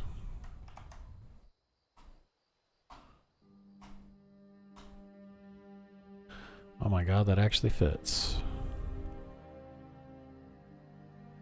Okay, this is going to be January. Oh, I can't. I don't want to name the company that I'm applying for. There we go. There we go. All right, so this one I can just email them a resume and a cover letter. So this isn't going to take nearly as fucking long as the last one did. There we go.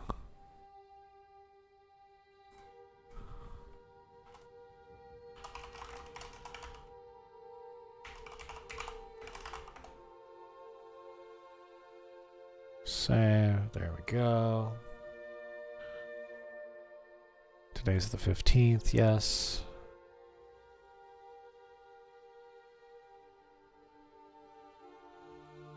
Okay, now I need to document where I'm applying.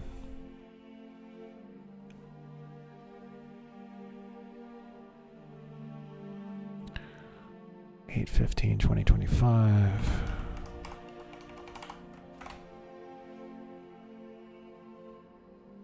The link. Okay, so that's the job board right there.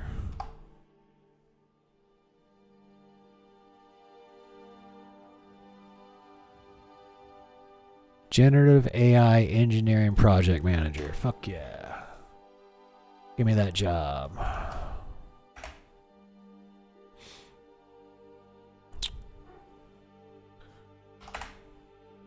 And then name of the company.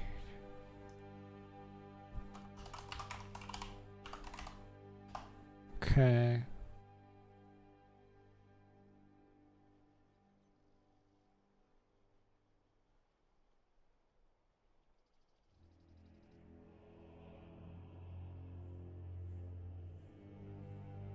Email resume to there. Okay.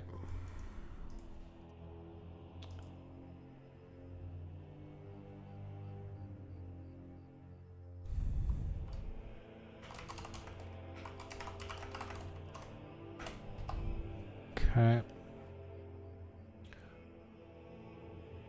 All right.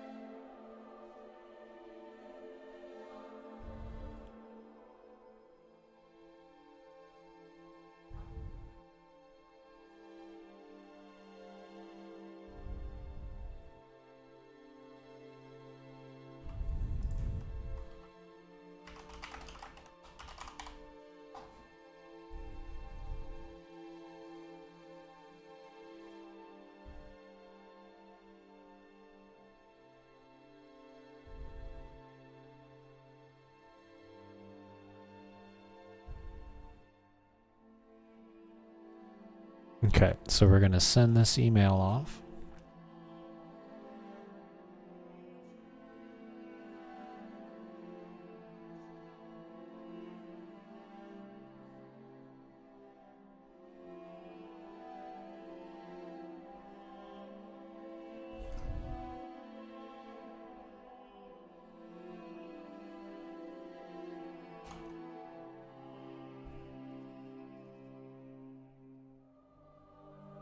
And then we get the AI to write the cover letter.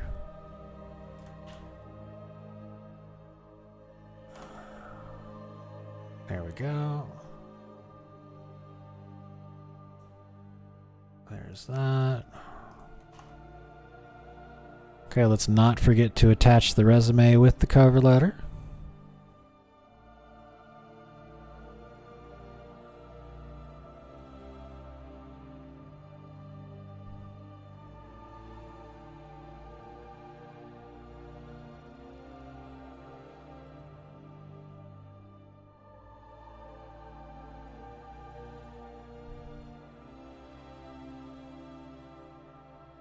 Okay. Just making sure it looks good. Yep, send. Done.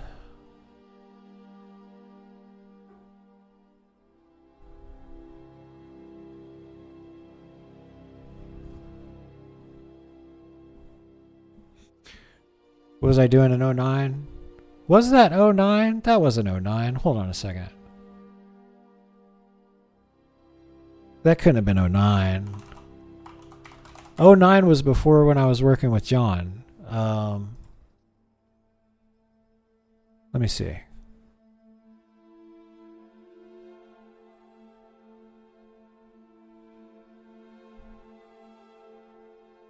It's 14 years ago. March 25th, 2011. Oh. So yeah, so March, okay, so in 2011, I was working as a network operations control specialist for a hospital. So the hospital that I was working at had a data center, and that's where I basically worked in there. And I also had to I had to leave the data center 3 times every shift and walk around the ER and make sure all the computers were working, because the ER's there and they order their they order stuff from the dispensary, from the pharmacy and stuff. So if somebody's crashing in an ER bed somewhere, they need to be able to run up and move the mouse and make sure that the computer turns on. So that's why I was doing those rounds. Yeah. Yeah, but I actually liked it. It was working. I actually prefer working 10-hour shifts because I had 3 days off in a row. It was so much better. The hours were a bit rough because I would sleep a lot the first day, but it was okay. I've been in worse positions. I'm sure Phoebus will get back soon. We were going to talk about aliens.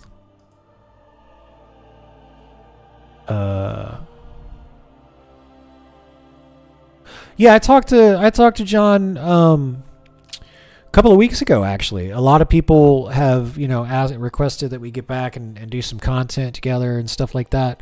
And I talked to him about it, and so long story short, it's not a good time for either he or me. I'm in between jobs. After the adpocalypse, you don't make nearly as much money off of YouTube as you used to.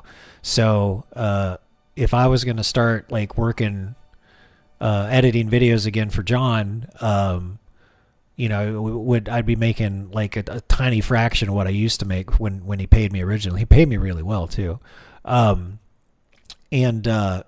John gets all of his money from live streaming now, right? And a lot of the stuff that I would do or work and edit for him, that would be off of a live stream, and it would also take away time from him live streaming. because he would need to take time to work with me and stuff, because there's just some things that we would need to discuss off camera. So his main bread and butter is off of live streaming and stuff, and he's focused on that. Additionally, he's got a kid on the way. So he's going to have a newborn baby in the next couple of months. And like, I'd like to have kids one of these days.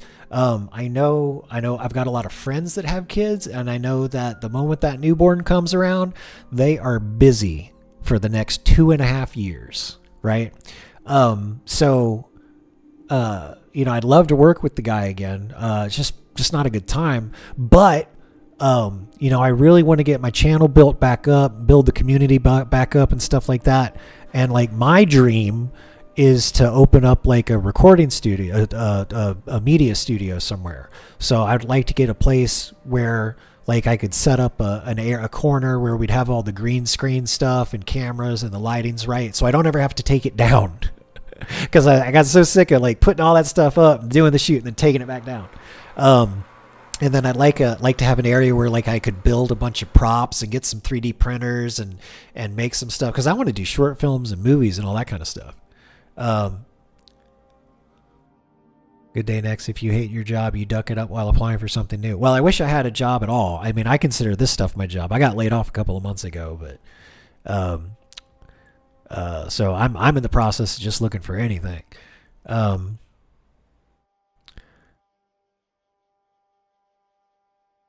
feel like that's what Swifty just broke and painted his wall green. Yeah. Yeah, I think we didn't ever paint anything. We did have these big backdrop telescopic what do you call them, telescopic mounts or whatever, because you could like, it was like a thing, you go like this and it would be super tall, and there'd be another one over here, and then there'd be the crossbar, and then you just hang the cloth from that. But to finish the thought,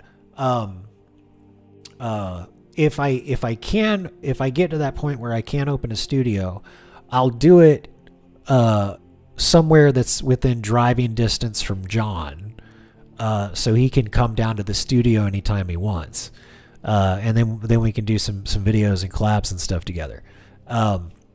It's a little bit different now. Like, I mean, it was one thing when we were all bachelors and stuff, but now he's got a family and a kid on the way and all that kind of stuff. So I was explaining to some people the other day, it's like I can't just go over to his house and hang out. It's not times has changed. Okay, so that's 2 jobs down, 3 to go.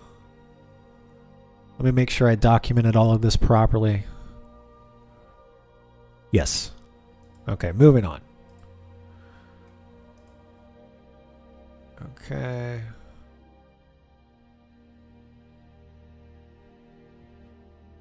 Do you ever play retail with John? No, I don't really have any desire to play retail. That's why I do the Turtle WoW. There's a lot of things. I guess I could make a video one day like why I don't like retail WoW, because I get questions about it a lot.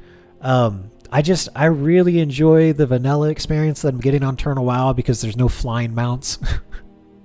And like in retail WoW, most of the time you can just stand around in a major city and queue for a dungeon, and you get teleported to the dungeon, and then when you get done with the dungeon, you get teleported out, so you never have to leave.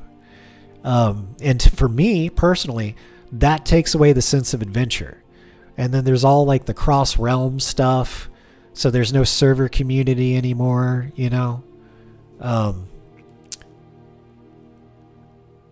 Retail WoW is not an MMO. Do you ever play with Zaro?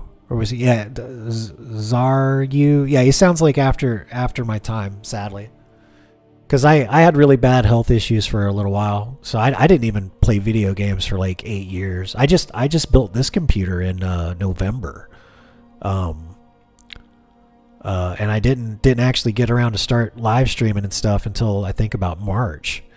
So March, April, May, June, July, August. So I've only been active for 6 months. And people, and like I had a bunch of health issues, so I didn't follow gaming news or anything like that. So I'm constantly, learning new stuff, who's who, games that have come out that I've missed, all that kind of stuff.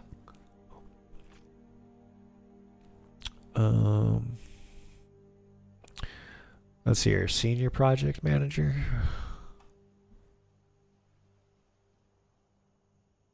Oversee all aspects of development for complex, multidisciplinary digital web design work. Work closely with the development teams to manage project schedules, identify risks, and handle internal and external communication to project stakeholders and strategic external partners. May telecommute. Application instructions. Send resume to HR. Reference job code. Okay, we can do that. That'll be easy. Oh yeah, buddy. Yeah, in fact, I get so I can't share my screen, but here, let me walk you guys through what my process is.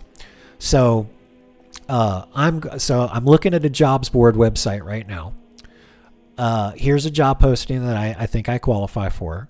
So I'm going to take a screenshot of it. Okay. So I've got a screenshot of the job posting. Now I go over to ChatGPT and I upload the screenshot. And then it remembers things. So it already has a copy of my resume. So now I'm going to tell it, write me a cover letter for this job.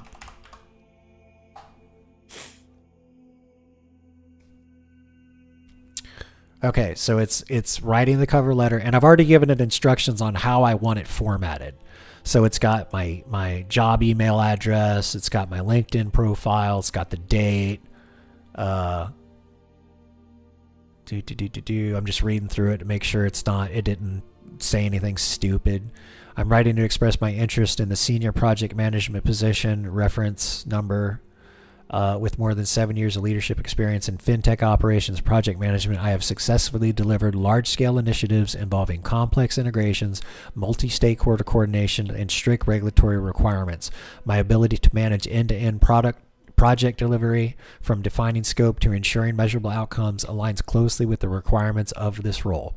As an operations lead at my last company, I managed cross-functional projects spanning engineering, compliance, and customer support, driving improvements that streamlined workflows and reduced inefficiencies.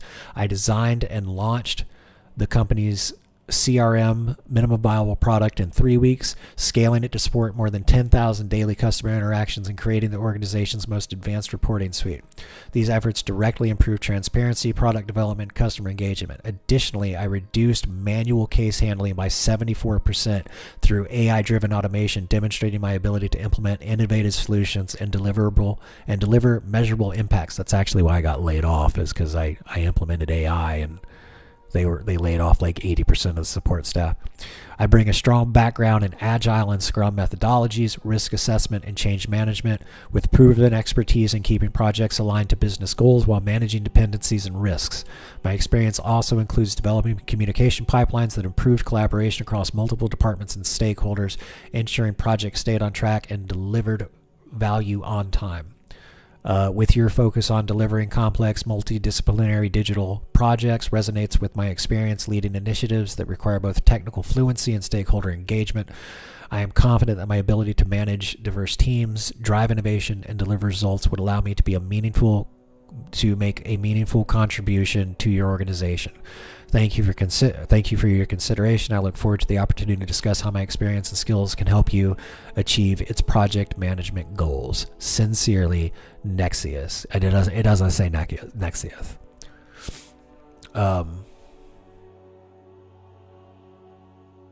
Yeah, I have it. All you got to do is just give it the screenshot. Scoob says I have a generic cover letter and I just changed the company job title.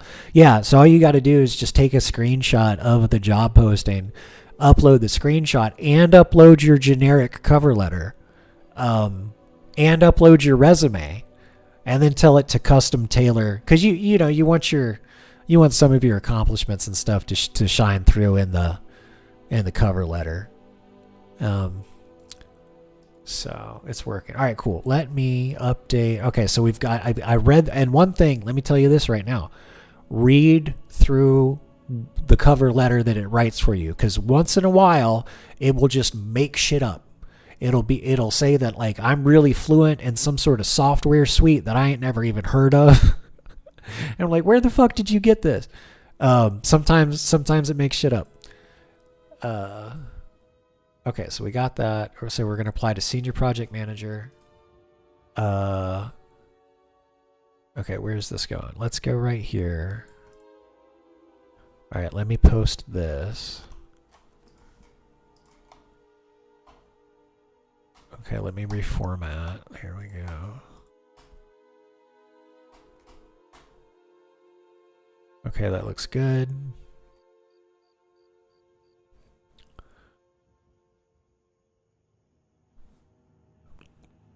I bet your YouTube and stream setup was crazy back in the day. It was pretty good. Hey, Above and Beyond. You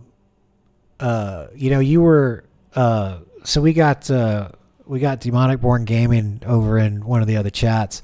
Let me go ahead and link where I'm in the process of applying for some jobs. Phoebus should be back in a little bit, and we were going to talk about aliens. I'm applying for my 3rd job right now, and then I got to apply for 2 more after that, and then we can move on, and then we can get back over to editing. But I got to get this across the finish line. One thing that we did do, because a lot of people have requested it. There we go. Let me copy this. You're in the Discord, so let me just post it in the Discord. Let's go back to the Discord channel. All things streaming. And then let me put at here. Hey everyone. A lot of folk have requested to see some old tutorials. I made this one is for the Frost Mage PvP back in Kata. I'll release the Fire Mage one a little bit later, probably tomorrow after I get some more work done.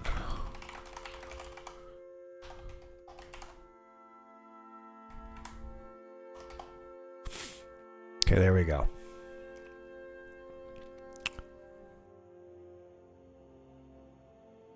Okay.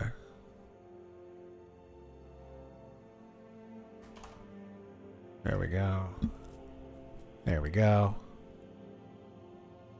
All right.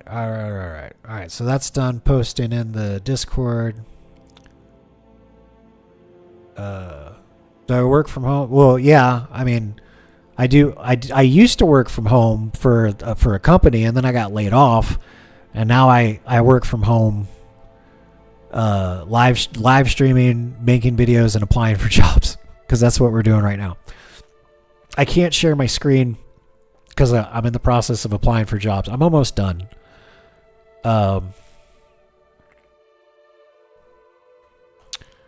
Here, this is going to be... All right, I'm applying for my 3rd job right now. This is going to go pretty quick. Let me just make sure all this looks good. Yeah, that looks great. So let me save this, download. And this is going to be resume with cover letter. And when I get done, as soon as I get done applying for jobs, then we move over and we're going to do some video editing. But I got to get this knocked out. Also, there's a hurricane coming. So if the live stream suddenly stops, it's probably because I lost power.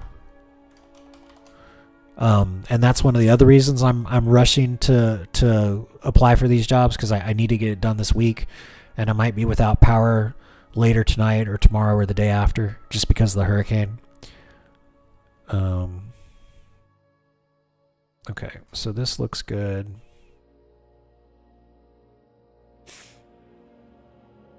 Okay, that's all set. Oh, thanks, Demon. I appreciate it. yeah, I got some rookie numbers. I need to pump up my Twitch numbers and everything. So, thanks for hopping in, man. And then I always post in the Discord when I'm going live, and when I'm not streaming, I typically post what I'm working on. So, my roommate's getting ready to go back to the States for about a month or so, and then when he gets back, we're gonna start doing some IRL videos again, because a lot of folk asked for some IRL videos, and I need to get out of the damn house. So we're gonna do that. We're gonna go around to a bunch of places here in Puerto Rico and take a bunch of great footage. We got a drone and something called a 3D camera, and I need to start playing. I need to make it a point to play around with that equipment in the next week or two to start learning how it works, so I can use it for the IRL episodes. We're able to find a copy of High Couch, a Celestial book. Not, I haven't looked yet. It's on my list of things to do. I'm definitely interested in that, in the book. But I'm applying for jobs. I got to get these 2 tutorial videos released, and then it's on my project board. I will definitely do it. I haven't got a chance to get to it yet, though, Scoobs. Or I would love nothing more than to be able to kick back and just read some of those science fiction books you recommended. They look great. I remember when I was looking those up, I was like, oh man, these look right up my alley. So I will get to it. I want to, but I'm sorry I haven't had the chance yet. Sadly it's low on the priority list right now, but it's on the list. It's on the list as a leisurely activity, but it's just I got all these other things I got to do. You can move to Japan and teach English. Tortillas, yeah. Vor came up with because the tutorials are going to be based off of Turtle WoW. So Vor came up with the word turtorial. I love it. I fucking love it. So I'm actually gonna title the series that. I'm gonna call it the Turtle WoW tutorial series. It's a dad joke. I love it. Get off me. Okay, so this is going to be senior project manager. I also have to document all the places that I apply to. So there's the position. And then here's the name of the company, which is an LLC. Okay. There we go. Oh, and then email resume too. And let me... Okay, that's their HR email, so let me copy and paste that. There we go. Okay, and now... Alright, that's good. So now it's time to write the email. Compose. Here we go. Attach the resume and the cover letter. It's for them. There we go. Okay, let me put in their email address. hr.recruiting@companyname.net. Okay. And then, okay. I now have the resume. I now have the cover letter and resume combined in a Word document. Give me a punchy subject. Give me a punchy subject that includes I think they have a reference number for this one. That includes the reference number and a quick give me a subject that includes the reference number. Give me a email. Okay. I need to send them an email. Give me the subject of the email that includes the reference number and a punchy and a quick / punchy body of the email that directs them to review the attachment. Obviously needs to all sound professional. So I even get it to write the email and stuff for me. Okay, so here's the subject line: application for senior project manager, reference, and my real name. My first real name is Justin. I don't mind if you guys call me that. I do prefer Nexius though. I can't give you my last name because I don't want people doxing me. And then, so let's read this. Dear hiring manager, please find attached my cover letter and resume for the senior project manager, reference number 1600.298. I bring over 7 years of leadership in project management, cross-functional delivery, including experience driving large-scale initiatives and implementing innovative AI-driven solutions that improve efficiency and outcomes. I would welcome the opportunity to discuss how my background can contribute to your continued success. Thank you for your consideration. Best regards. Name, phone number, email, LinkedIn profile. Perfect. Paste it in there. Make sure it looks good. Got the attachment. It's the right attachment. There's the email address. Pull the trigger. Third job down, 2 to go. Okay. Let me hit the log button. Next. Record that I've applied. There we go. Let me take a screenshot of the success message. Looks good. Okay, 2 more jobs. And let me catch up on chats. I see you guys typing. I'm trying to get this done so we can move on. Okay, there we go. All right, so 8/15/2025. All right, got to find the next job.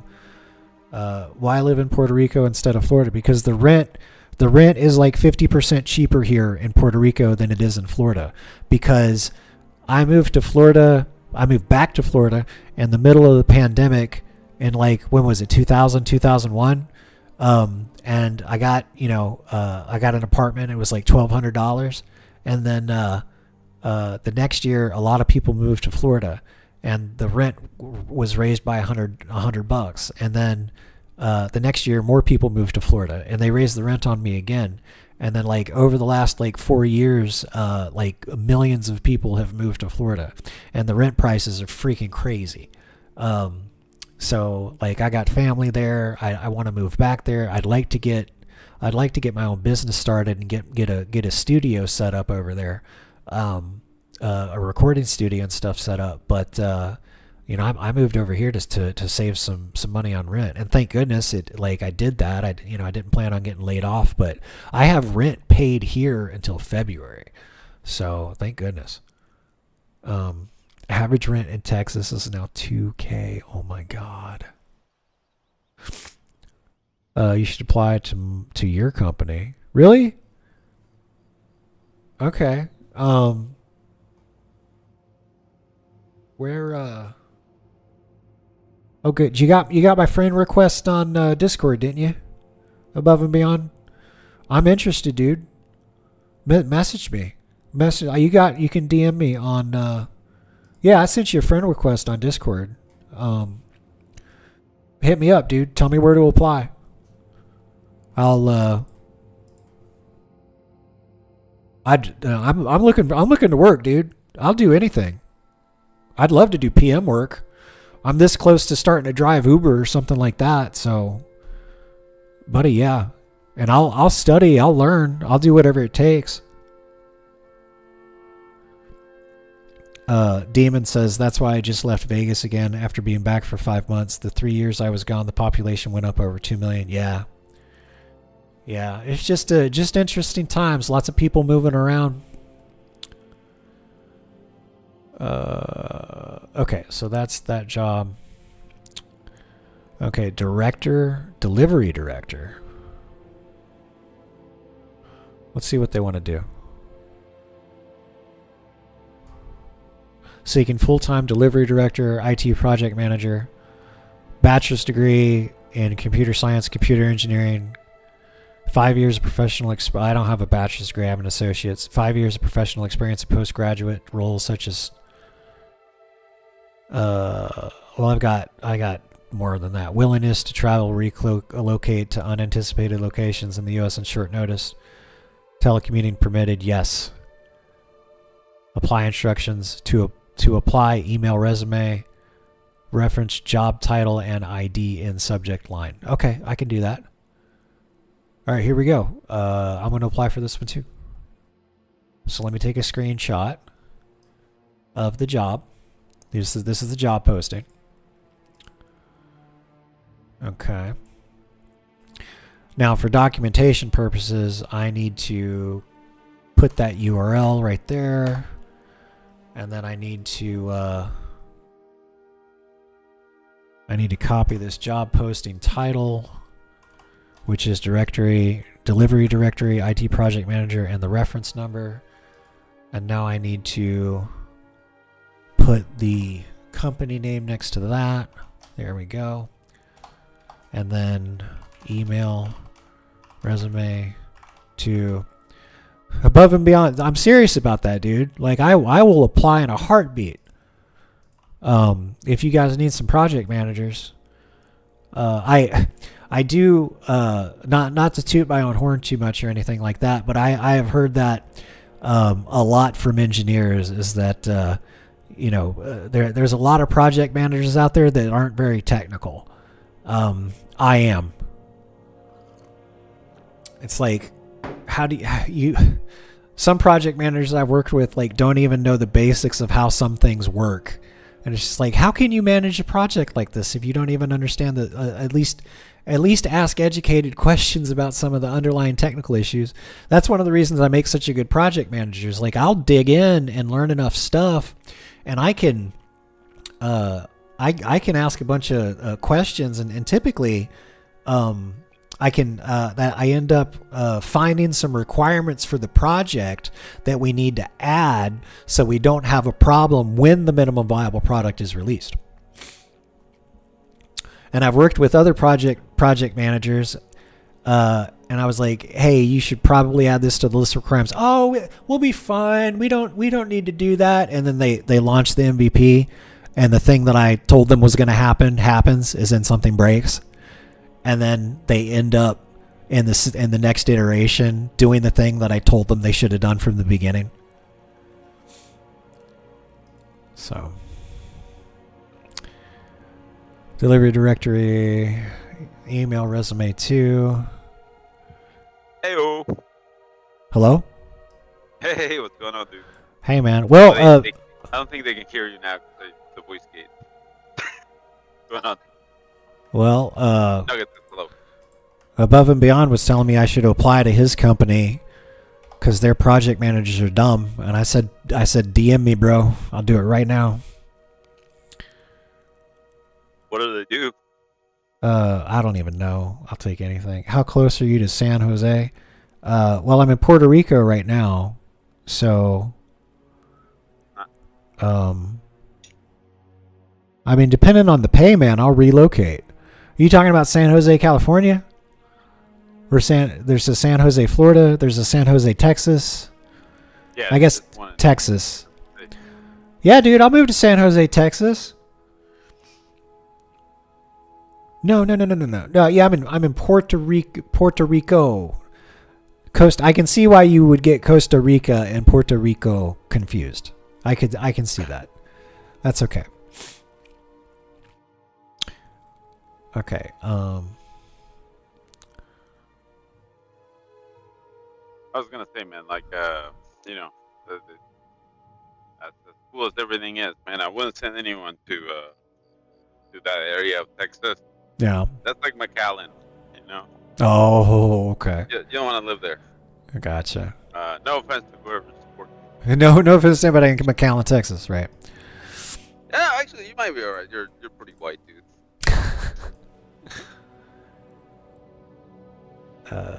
Delivery directory, IT project manager. Okay, I got 2 more jobs to apply to, and then we can move on. Okay, write me a cover letter for this job.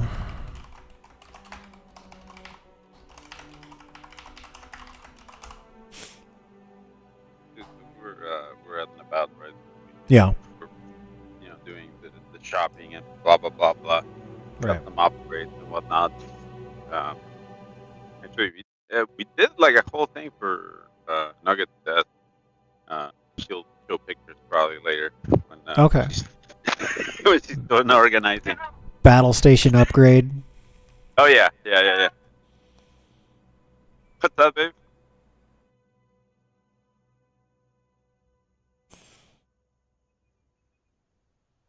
Battle station upgrades are the best. No, yeah. She went from like the 3 monitor setup that she had to like really racked up 3 monitors and You're breaking up a little bit. Triforce fashion, Triforce fashion, yeah. Yeah, now connecting power to like the new electrical. You sound a little light. You sound a little further away from the microphone. I sound further. Now you sound better. How about meow? There we go. That's a lot better. Okay. Yeah. Yeah, no, she's going through the motions right now, including some verbal abuse of the inanimate objects around her.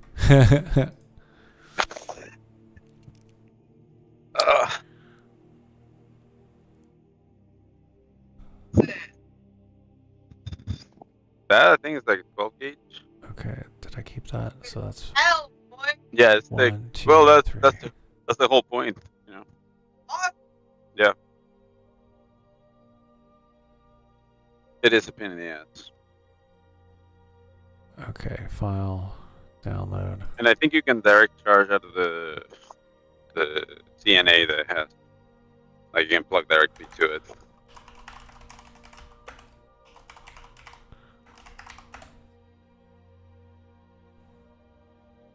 Resume with cover letter.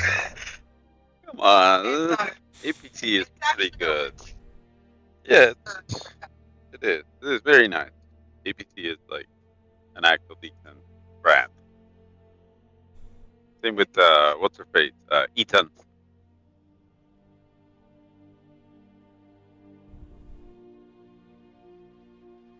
Oh yeah, now you gotta stab the other one with all those things. He has to move all of her electrical stuff. I gotcha. And then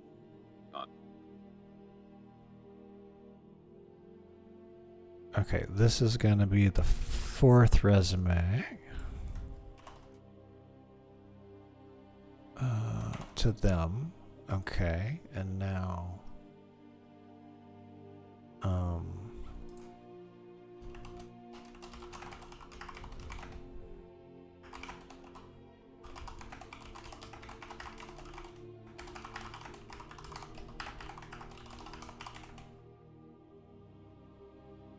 Wait a minute. Hold on a second. To apply, reference job title and ID and description line. Okay, right there. So let's just make sure it does that. Okay, write me a punchy email for this one with the subject line that includes job title and reference number.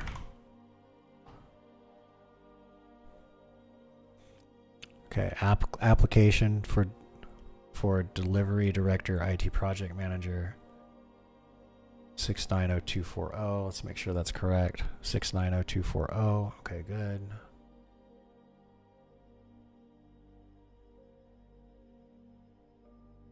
Okay, we're going to put it exactly like that. Copy. Okay, we're almost done. We can move on. And then here's the... Okay, please find the attached cover letter and resume for the delivery director position. I bring over 7 years of project and operations leadership experience, including delivering enterprise-scale systems, leading cross-functional teams, and implementing AI-driven solutions that improved efficiency and outcomes. I would welcome the opportunity to discuss how my background can support your mission and contribute to the success of your IT initiatives. Yes. Yes. There we go. Okay, so that's there, that's there, that's there. Double check. I just double, triple, quadruple check before I pull the trigger. Okay, that's fine. Send. Okay, and let's log the application. Next. Record. Let's screenshot the success message.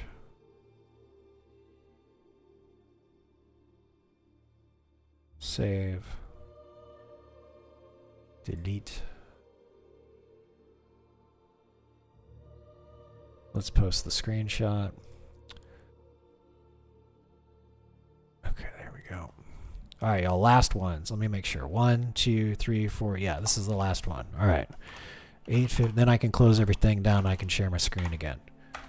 So I don't want to dox myself. All right. So here's one for a project manager from 4 days ago. Lexington, Massachusetts.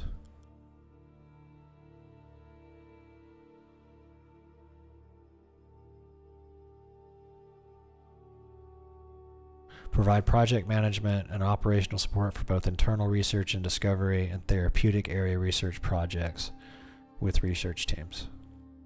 This looks like a pharmaceutical company.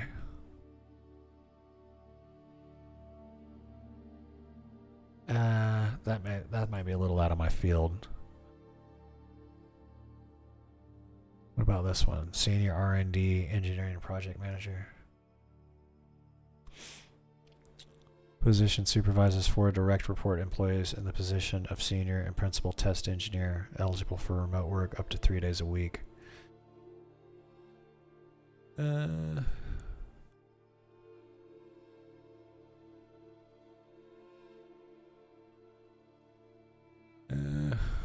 Let's go to DICE. I think that's all of them for today.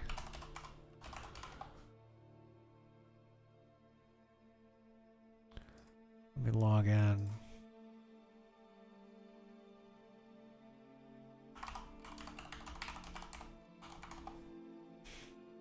Oops.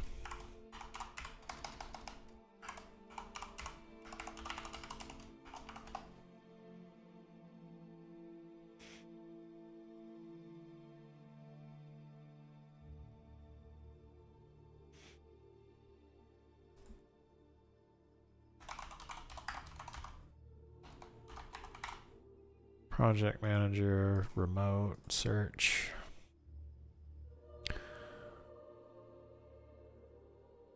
Oh, do you need a security clearance for that one?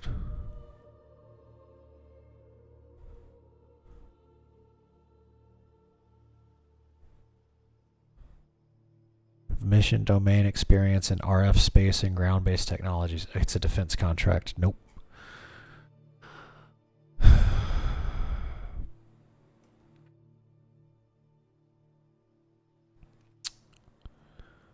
Nope.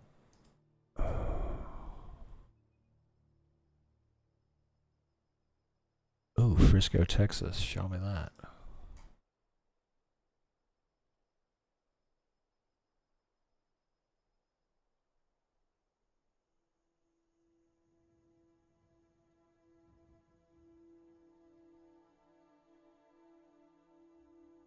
Zach, how far away are you from Frisco?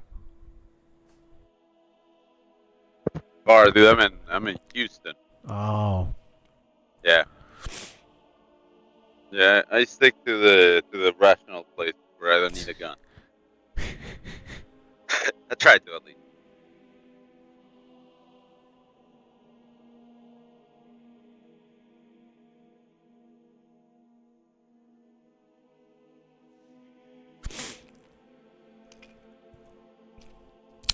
This is a little sketchy. They want last 4 of social. Yeah, no, not for an That's application. sketchy. Sorry, buddy. Not for an application. No. That's we're signing the construction. contract, and Right. your HR requires that. Right. Right. Exactly.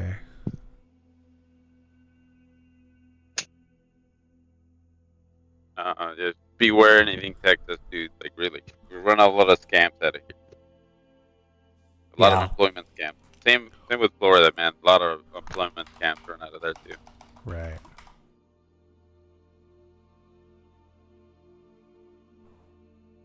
No, they're pretty good. I just killed my monitors.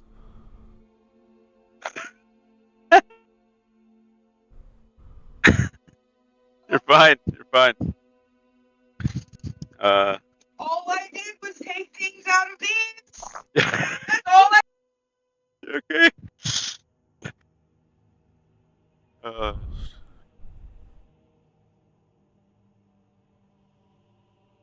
Oh, that's a strategy and operations position. That's for executing mergers and acquisitions. I don't know how to do that. I could learn, but I don't know how to do it. Business marketing operations. Let's see that one. You know, masters? Get the fuck out of here.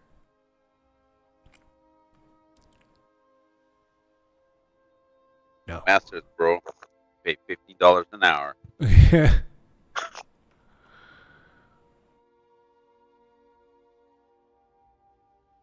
I mean, at this point, above and beyond a day, like I would be happy to have some golden handcuffs. I don't have a retirement plan right now, so I'd be happy to start one. And I can imagine a lot worse places to end up with golden handcuffs than Texas.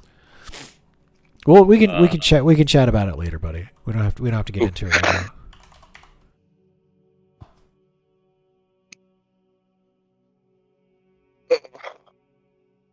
Dude, like like I'm in one of those situations that I had like the cable, right? And I'm Right. looking for the I'm looking into my cable back, right?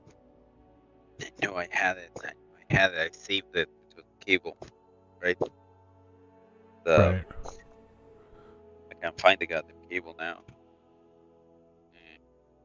Probably sounds like I'm insane. Yes. Where is the they are. Oh my god. Deep part where deep part. Yeah.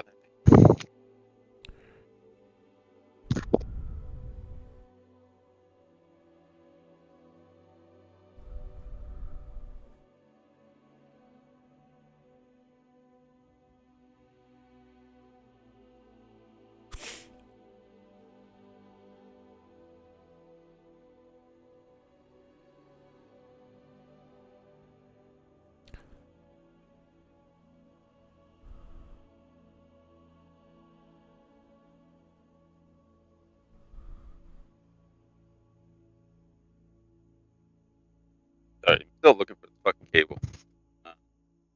I don't think I will find it.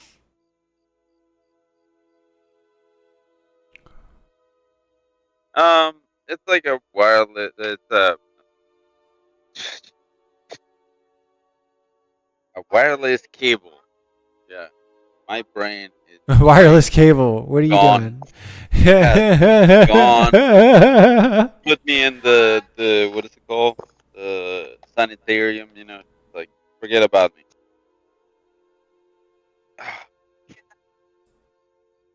Let me. Excellent.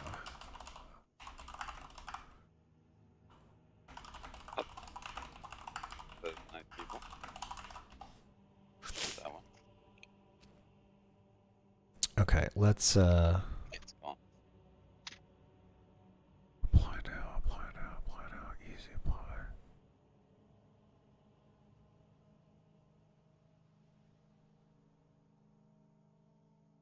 Okay, this one says I'm a good match.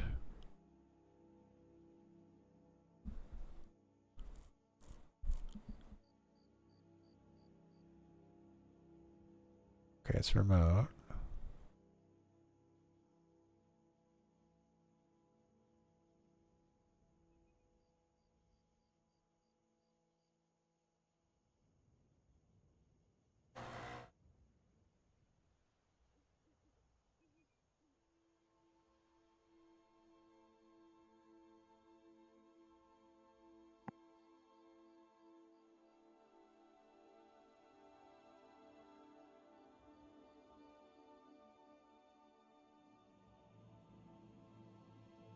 Alright, fuck it. We'll apply to this one.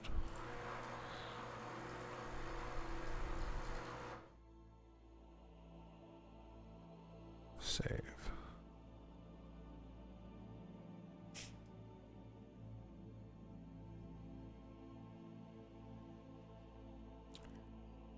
Okay, here's a screenshot. This is the last one, y'all.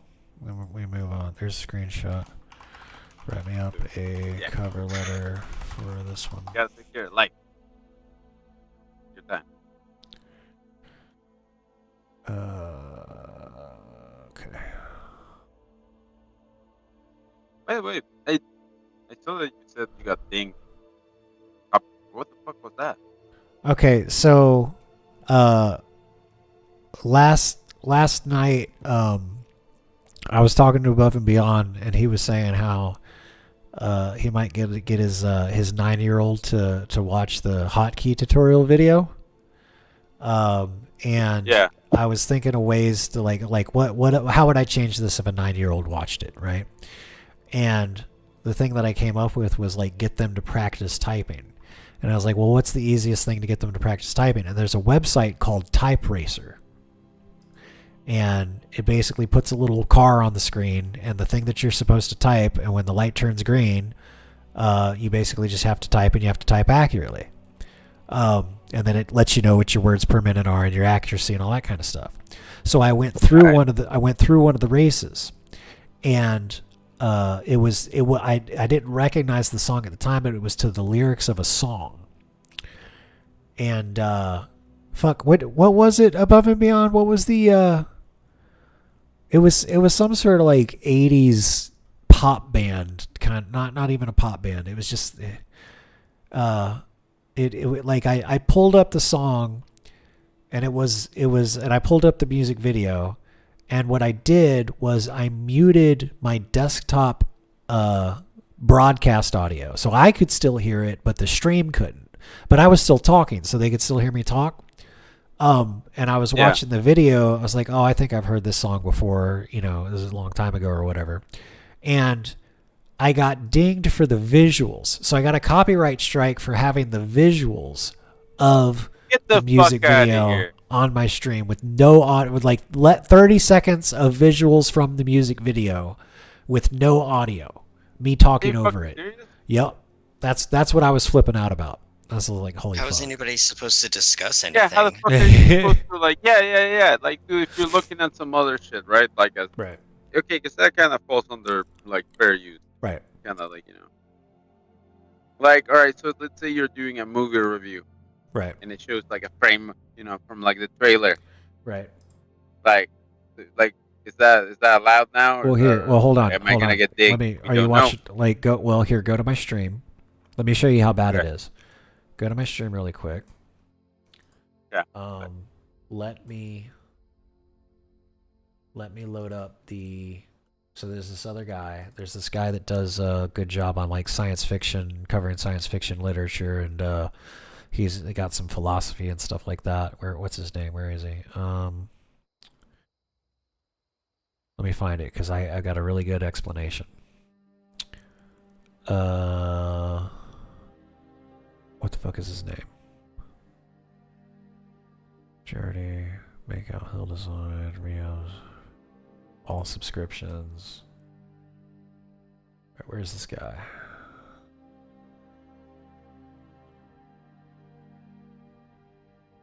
Science Fiction with Damian Walter. There we go. Okay. Now let me find his video on... let's see here. It was of the Foundation television series. Excuse me.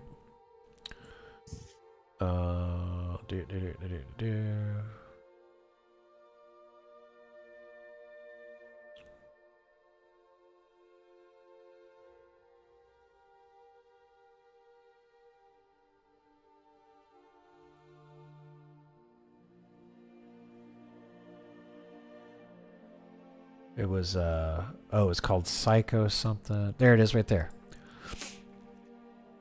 Okay, so let me make sure this is framed. Okay, good. All right. Now you can see, So now you should be able to see it as soon as it pops up there. So the guy he's got a bed sheet hanging from his ceiling, and he's projecting with a projector. He's putting the visuals from the Foundation television series that they made recently on that bed sheet, and he's standing in front of it. And it's basically a bunch of like the promotional material. So compared to the book, like it wasn't very good, but it was very cinematic. It had high production values.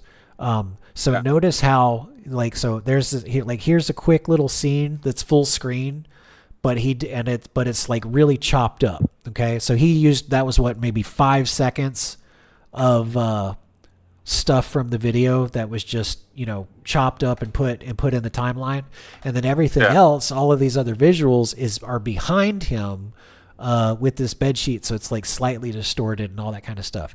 He's doing this because if he does not, he will get a copyright strike on his video for the visuals. Yeah, fucking assholes automated that shit. Yeah, That's it's why automated. That's exactly what it is. It's exactly what it is. So what you could do is, there's like if you, like, I didn't look into it too much, but like, YouTube will let you contest it, but it takes for fucking ever, and they're like, you can't talk to anybody about it, and then there's some sort of caveat there where if like you can test it and they're like, no, this is definitely a strike against you. I think if you do that one too many times, they just shut your channel down. So but it's not the other way around. It's not the other way around though. The companies that can give you a strike, get infinite downloads. right? You can hit anybody you want, and then if you lose, it doesn't matter. You can just keep dinging everybody else. Yeah, it's horseshit. Okay, I'm almost done. Support services program manager right there. Here is the...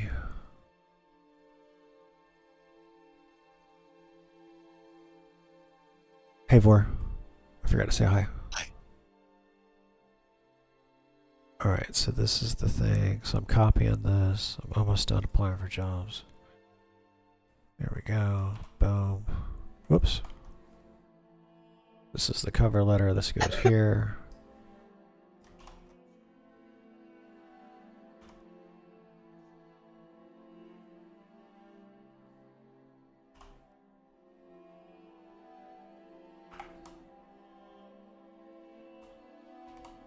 Oh man. So do you know about like Steam kind of fighting payment processors? Yeah, but move your mouth closer to the mic. Zach was asking if we knew about Steam and fighting the payment processors from being censorship, which is basically what it is. Oh yeah. They So tell everybody what happened first. So one of PayPal's like the acquiring bank. Yeah. They decided to stop processing any Steam transactions, any Steam like payments, basically. Right. Because a bunch of Australian Karen busybodies decided to get in people's business. So it's kind of like it's kind of like going all so around. So any spicy games. Yeah. Yeah. So Steam was like, oh, so you can't process or payments in these countries, so cool. We're just gonna remove PayPal from payment options completely. Okay. So, dude, that's gotta fucking stink for PayPal. Yeah. You know how many people buy games with PayPal outside of the US? Right. Ooh. It's putting the pressure on them. Yeah, they're like, hey, like. Well, if you can't process these payments, what other payments can't you process? We'll find somebody else. Thank you. Yeah. And like, and honestly, fucking both Visa and MasterCard had to shut the fuck up and do what Steam said. Right. Because like at the end of the day, right? If Steam won it, and I need you all to just kind of like kick back and think about it. With Gabe Newell's money, right? He could open up, like, let's say his own payment processor. Of payment processors and credit unions if he wanted to, right? So it's no small leap to think that Steam, the people that are fucking literally making hardware, could and go software. Well, no, I mean like the fact that the software company is also making hardware, they could make the not so far leap of like just becoming a payment processor, and processing shit directly. I'd get a Steam credit card. Dude, dude, why not? It's a stable company. It's been around forever. 5% off all Steam purchases. Dude, but use your credit card on Steam. 5% off. There you go. I can't get any harder. Just relax. You know what to do. You know what to do. Give it to me. Yeah, it wouldn't be any more of us giving our wallet to Steam. Steam was just having. Shut up and process my money. Yeah, shut up and take my payment, you ass. That's it. Shut up and process my payment. It's like, why the fuck does some company that just hands money from one person to another technically get to decide who they're going to hand money to? Like, unless there's some shady background drug dealer, like.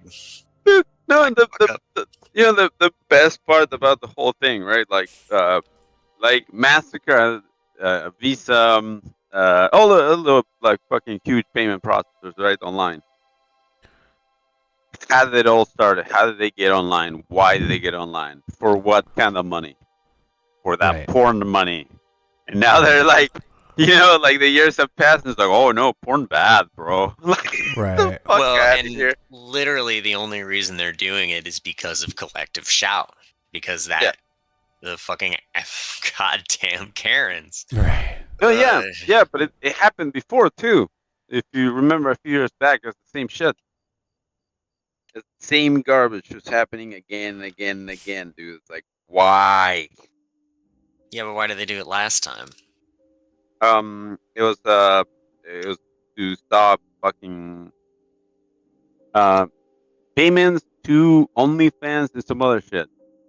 Oh, well, I'm alright with that, because I think OnlyFans is the bane of human existence and will lead to our inevitable downfall. But I don't care, really. Do whatever, The monetization of beauty. That's all that site enables. The monetization, I would say the monetization of sex, but they've been doing that forever. Right. Yeah, I was gonna say, dude, like that, like you're a few, millennia late. When the goddamn, what's her name, Lil Tay Tay, she being spawn camped, like, and I don't care that she made a lot of money, like, she could have made a lot of money doing anything else, I guess. Wait, what's spawn camping? So she wasn't even she's been like a child star. I don't even know what the fuck. When she comes of age. Oh fuck. Yeah. I was like, I know what it means. I know what it means in video game terms, but what the fuck are you talking about? She was teasing her OnlyFans before she was even 17, I think. What the fuck? Really? That's gross as fuck. It's, dude, the whole thing is goddamn gross. Like, I just find it disturbing. I understand, all right, the law says that she's 18, so that means that any other adult could potentially fuck her, but like, I think it's weird that you want to, because she's dude, you fucking weirdo. Get out of here. Can you not go get a 40-year-old girl? Is there a reason? It's because 40-year-old girls don't like you, and I just, it's so weird. Yeah, that's fucking icky, dude. What the fuck? Nah, I don't know. Like, I don't have a problem with OnlyFans in general, right? Like, if you make money out of your body, great. But like, man, some of that gross shit, like, and some of the fucking shit that, like, man, I found out about this dude that was filming his mom's scenes. What? And it's like, you know what that Oh yeah, I heard implies? about that. I heard about that. What the fuck, dude? Like, no, no, Weird, no. weird. Yeah, there's no fucking no. There's no fucking way that you're gonna be like mentally okay after that. I'm sorry. Like, you can be a tough kid, but I don't give a shit, dude. Like, what the fuck? Or like, you know, what is the amount of drugs that it takes to make that kind of shit okay in your kids? You know, like, I don't know. I can't think of a single person I could talk to that would be like okay with that. You know, like I can't think of that. But somehow that dude exists. He's out there. Living his best life. I suppose so. What's the other one? There's some fucked up one that we talked about. I think I feel like we talked about it. No. Okay. We talk about a lot of fucked up shit. You got to be specific. Well, no, it was like an OnlyFans fucked up shit. That was bad. Selling bathwater? We talked about selling the bathwater. No, it was even worse. It was Look. Oh yeah. Thirsty. Okay. Hang on. I remember it. It was so there's this OnlyFans person that was doing like her like hyper gangbang or whatever the fuck, right? And it's not even about her right now, right? She does the thing, right? And it's like a billion dudes in there, right? Like a bunch of dudes all lined up. Oh god, yeah, I think I remember hearing about that. Hang on. Some kind of world record and went to the hospital. No, dude. This there was one dude that had his mom drive him to the gangbang. Hang on. And then, the dude has his mom drive him to the gangbang. He gets there, and like the mom starts talking to people, and the guy's like, you know, what's this for? You know, like my son's very interested. Can we just call it the sailor party from now on? Sailor party. The sailor party's about to happen, right? Right. And she starts talking to the people, and they tell her exactly what the fuck it is. No. And so obviously she's like, you know, my fucking kid's about to do something really dumb. Right. It's like obviously there's like 100 dudes, right? Right. Like every dick. Yeah, every dick that's going through there could have something, and like that chick is for sure gonna catch it. Are Every you gonna catch it? submarine is going down. Go catch it, you know, and so this lady runs into the gangbang, and into the sailor party, grabs their kid and drags him out. I mean, how old is he? I don't know how old the kid was. I forget, but oh my god! But that's not the important part, right? That was probably the most epic "but mom" that was ever said. Yeah. What are the guys who think I'm cute? Pretty much, man. But no, hang on. That's pretty good for her. Time passes. Time passes, right? Okay. No. The chick at the gangbang got pregnant. Sailor party. Sorry, the sailor party got pregnant. Not only did that happen. now we call it the pre-baby shower. The pre-baby shower is correct, sir. So the UK has some odd laws on how you can do this stuff. So she has to contact the dude, but she doesn't know which one. So there's like DNA testing happening, some other shit, and apparently it was at the same thing where that dude was, was saved by his mom. So even though I thought you were about to say the testing mom came back right. and it was. No, I thought you were about to say the testing came back and it was that dude. And I was like, he shoots, he scores. No. Thankfully, Wolf that shirt dude had too many wolves howling at the moon on it. She was instantly pregnant. Everybody knows that's how it works. That's how it worked, yeah. So the dude avoided disaster, right? So not only did she get pregnant, she got a couple of diseases, and Well, that's yes. kind of like a Yes. yeah, and it was Said- kind of like a duh. And it, yeah, like, the biggest collective duh on the Discord just happened. The consequences of Yeah. my The biggest actions. collective Discord in this live stream and Just- the Discord. yeah. It's like, yeah, okay. How could I have done this to myself?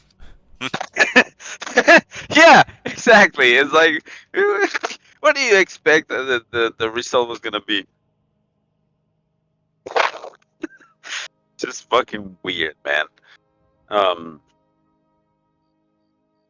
and like, and then yeah, like gross stuff like fucking selling bath water, fucking. What's the other one?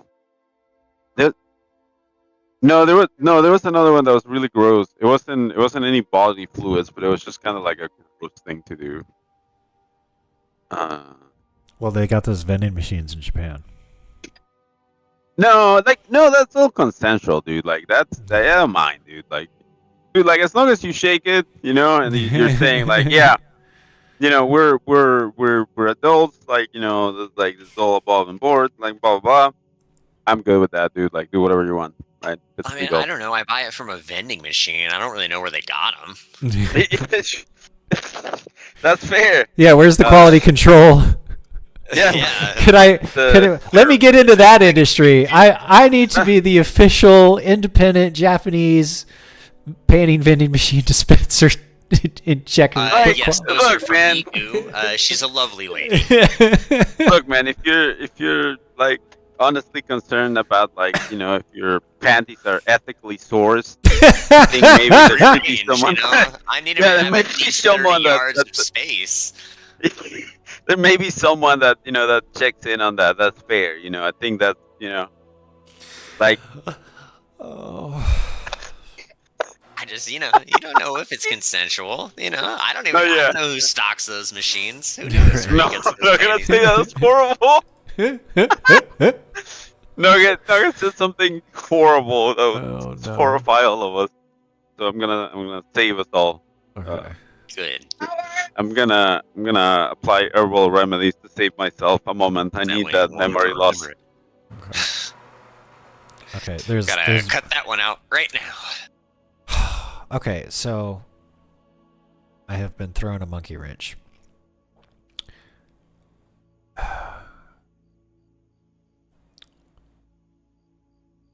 It's not my fault if somebody makes a job posting and then I email who they say I'm supposed to email and I get a return saying the email address doesn't exist.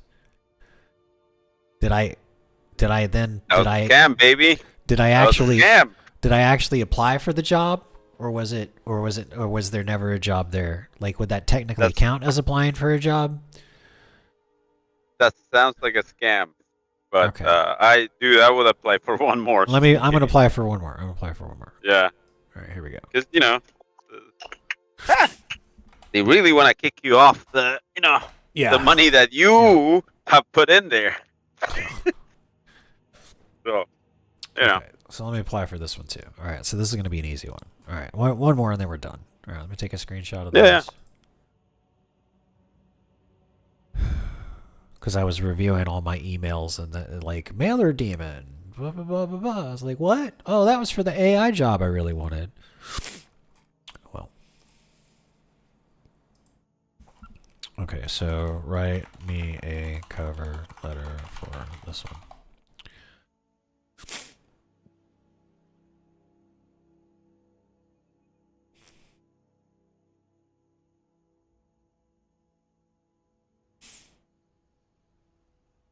That's a pretty cool last name, Ragazami.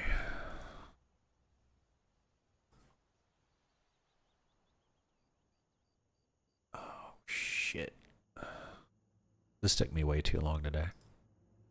Fuck, it's already 10. Dude, the day flew by for me too. So.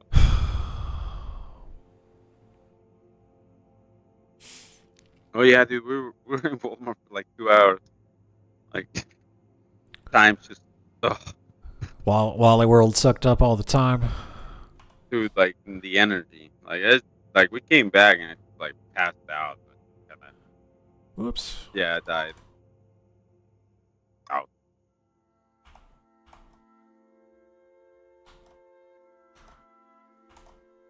Got everything? I don't know. Oh, wow. I see network. Yep. Yeah, looks good.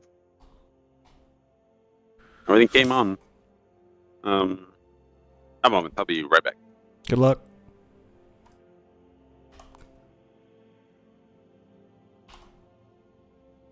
Okay, Technologies LLC. There we go. Download. Here's the cover letter in Word format.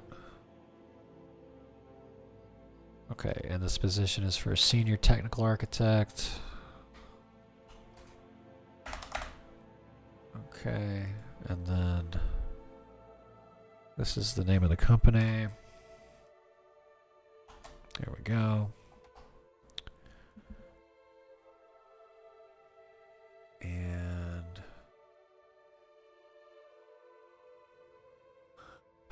okay, and close that one.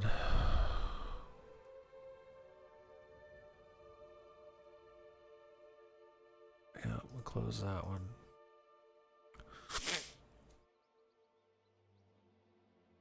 Damn.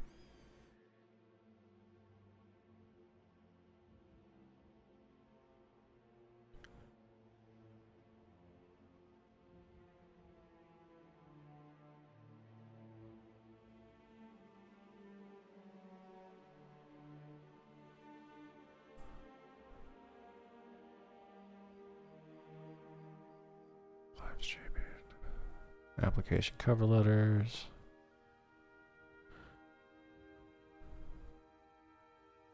There it is right there. Upload. So there's the resume, there's the cover letter. Hit next, hit submit.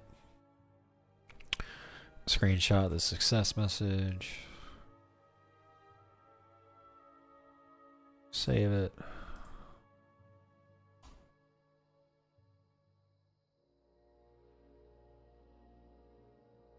Okay.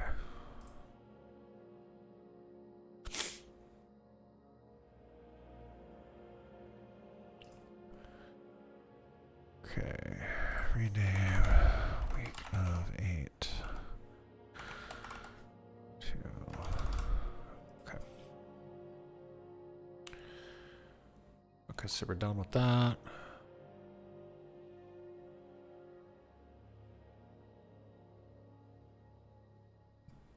Okay, I'm done with that. Done with that. Done with that. Okay, I'm closing up all the private information stuff now, y'all, so I can start sharing my screen again.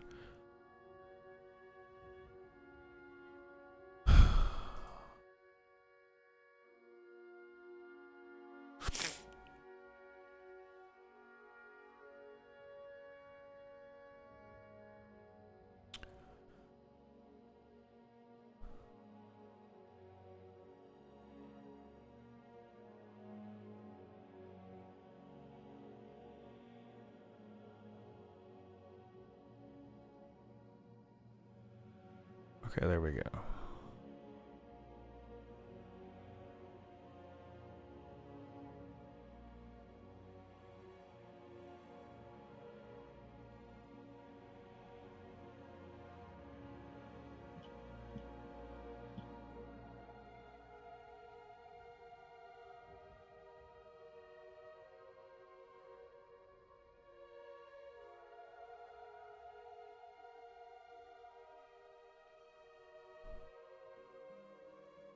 Shit. I lost. Okay.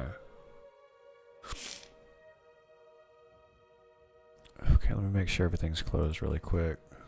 Close that.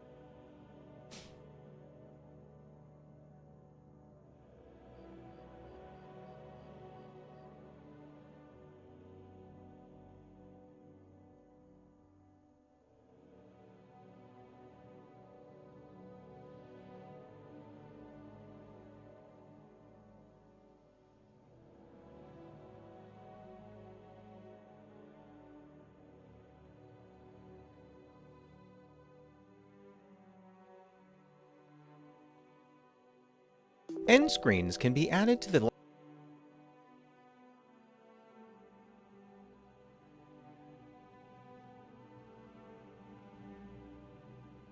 Hey, next. You remember I was talking about the whatever the fuck been and all that shit? Do what now? Say that again. Yeah, remember when I was talking about Philips Hue and Leaf and like all these other like LED things, right? Yes. For yeah. right on top of the monitor is one, and then that other thing in orange on the right hand side, that's also one of those LED systems. And they basically change to whatever the fuck you're doing, you know, in the game or whatever. Okay.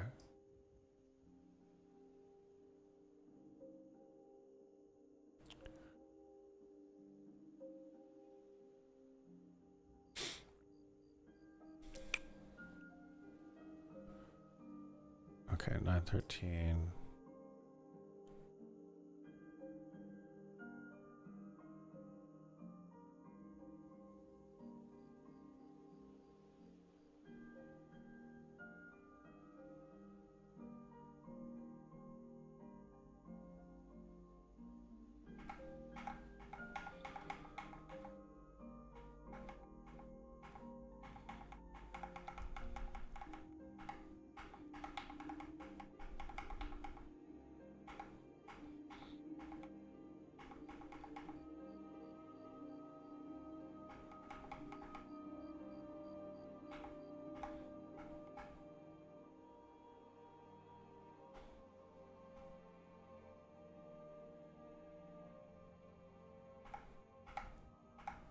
So this is the HD Project Character Models only version of Patch A with only vanilla geosets cycled hairstyles.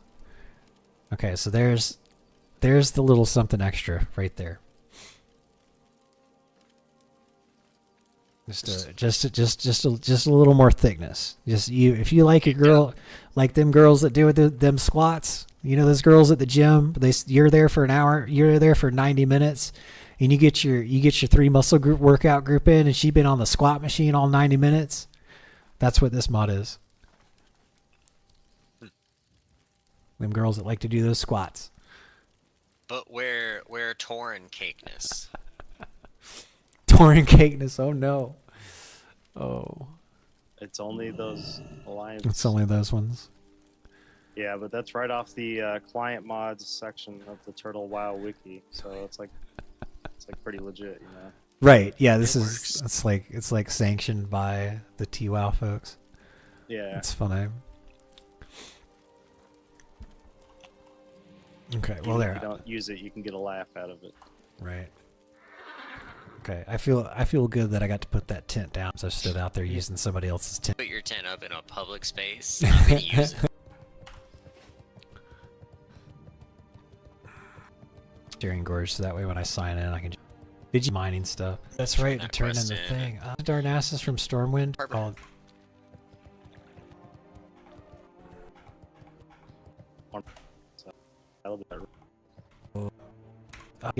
I'm sorry, I'm scanning through this because I'm trying to figure out where we were talking about cheesecake. You're good, bro. Wait, why are you looking for cheesecake? Well, cheesecake in the context of the art style. Yeah, so like, so an example of cheesecake would be like Witchblade, Red Sonja, Lady Death, Vampirella. Yeah. Right. Yeah, okay, So, so we were talking about that, and then there's this other part where we're talking about that little extra mod that Flame found, and I'm trying to see if I can find where we were talking about cheesecake so I can splice it into that discussion, and then it'll make a good short. But I just got to figure out where we were talking about it. And I know it was towards the end of the stream because I was walking around Stormwind looking for cheesecake. And we found some. There was a naughty high elf that was in her Christmas outfit. Yeah, dude. There's like a billion people that's their whole like, dude, and they're expensive by the way. Making those Right. transmogs is like, um, there's one of those bikinis, right? Bikini Yeah. fucking, I think it's like a bikini chainmail, Yeah. and it's dropped by an NPC, and it's an ultimate, and it's one of those like very fucking weird level like items, Right. and it just drops there out of the trash. So you gotta hoof it to ultimate. Um, get in there. I think you have to get it near the end of ultimate, and then you have to trigger something, and it's some statue dude that drop it, and you have like some low chance. Dude, and you know, when it drops though, you're looking at like 2,000 fucking gold. Wow. Oh, hey, nice. Oh, that's nice. A little bit.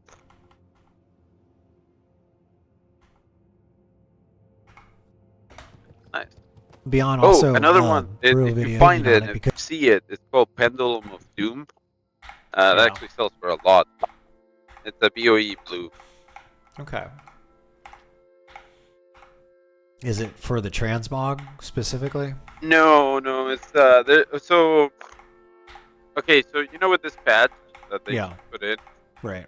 So there's a lot of people that still play Twinks. Oh, sure. And Yeah, a yeah. population of like however many that. Oh, here we go. Here it is. 10,000 plus. Right. Yeah, I'm sure some people play Twinks still.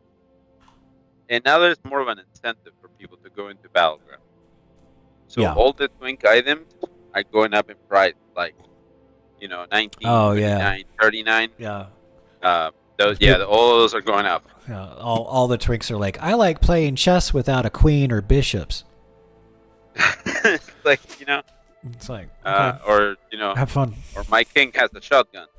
Right. So, right. I like playing chess where we don't have queens and there's no bishops, but my king has a shotgun.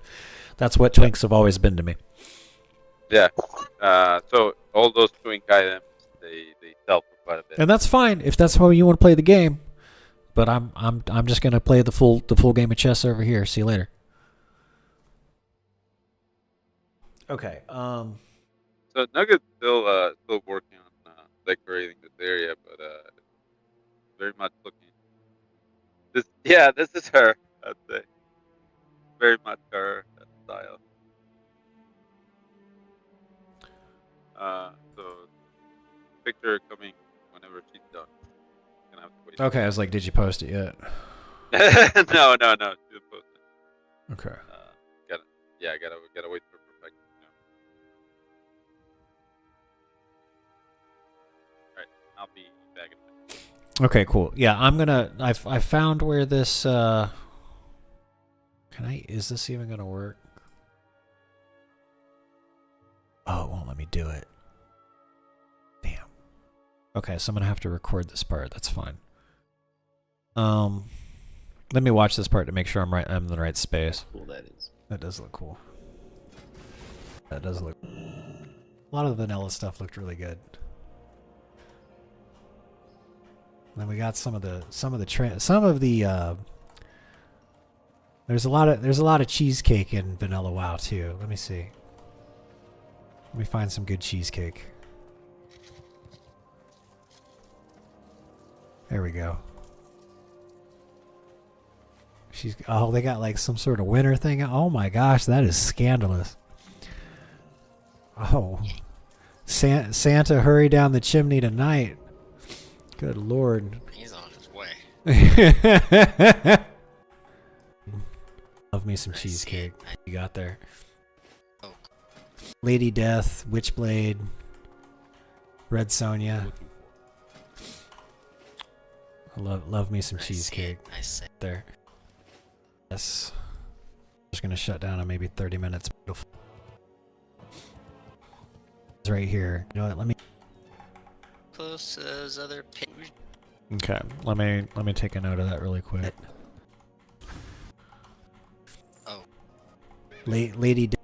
Play.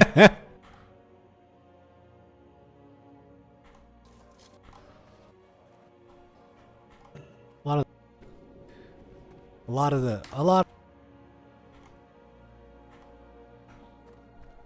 Oh yeah, Look how cool that is. that does look cool.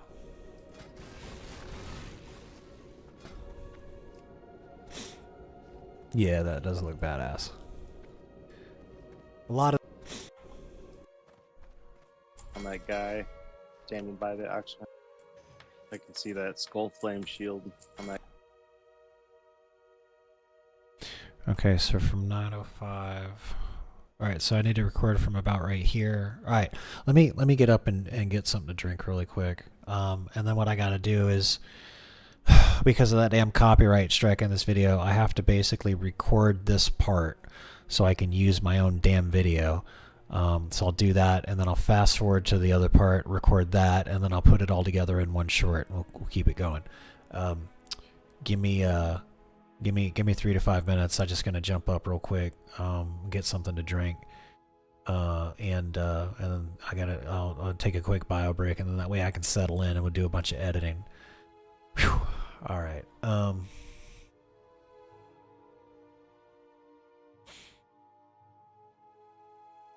There we go. Let's move the current thing up there.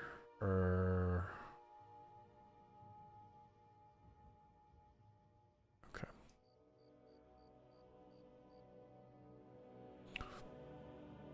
All right, let's go over here. Let's just make it look all nice while I'm AFK. There we go.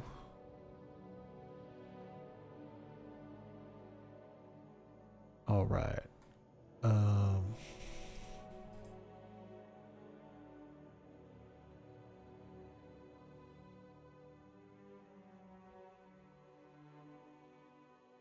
Okay, cool. I'll be right back.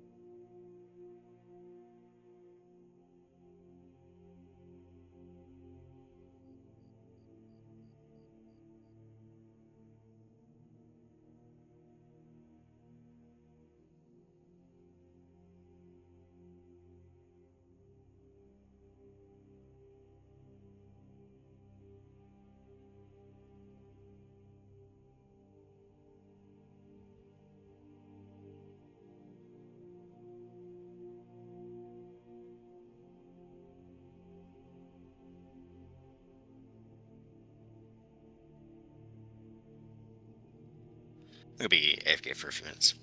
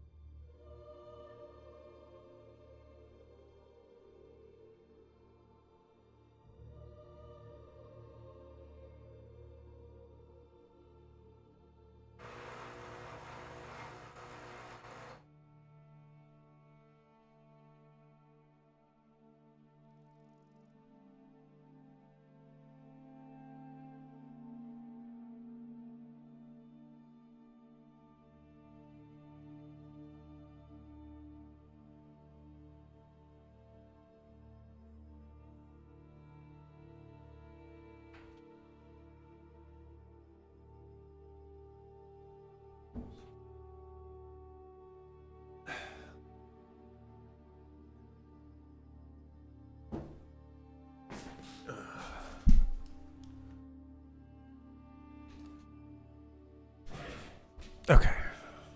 Hello?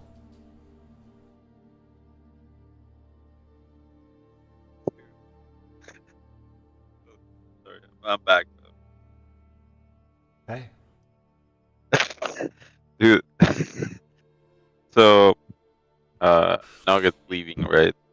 She's getting out of the room.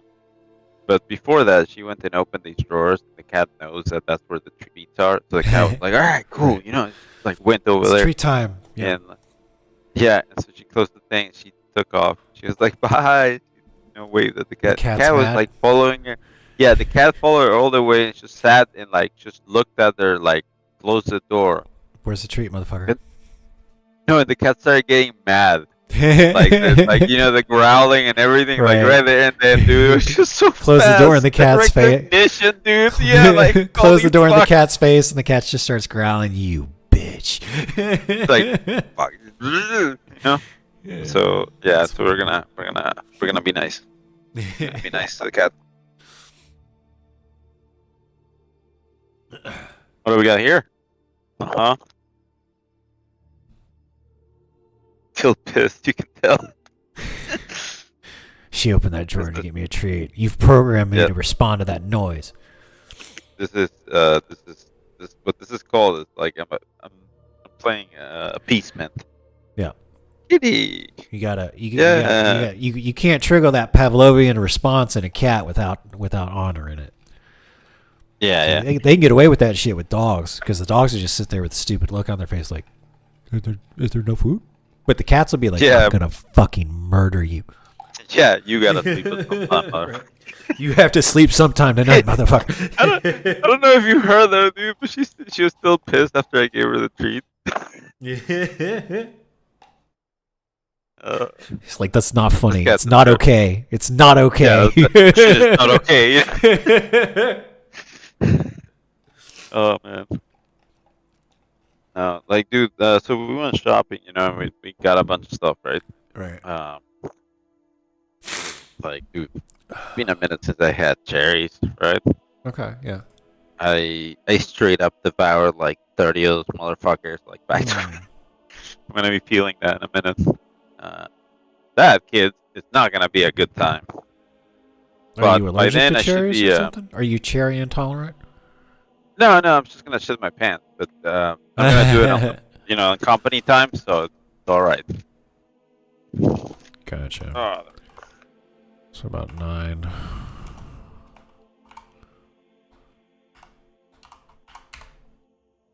Okay, tell you what. I'm not going to be able to hear you for. What do you got? You're around, editing? So when I get done with the live stream, I need to probably update my order of operations here. But when I get done with the live stream and go to bed because it's late. I wake up in the morning. I do all the stuff that I got to do when I sit down and start working on stuff like this again. I go to my creator dashboard and I look to see like how'd the live stream do, and there's all the stats there and all that other kind of stuff. And there's also like if you got a copyright strike. So that's why when you saw the message of me bitching in Discord, that's what I was doing. I was like, holy shit, you mean to tell me I got a copyright strike just for doing, where is it? Oh, it's in All Things Streaming.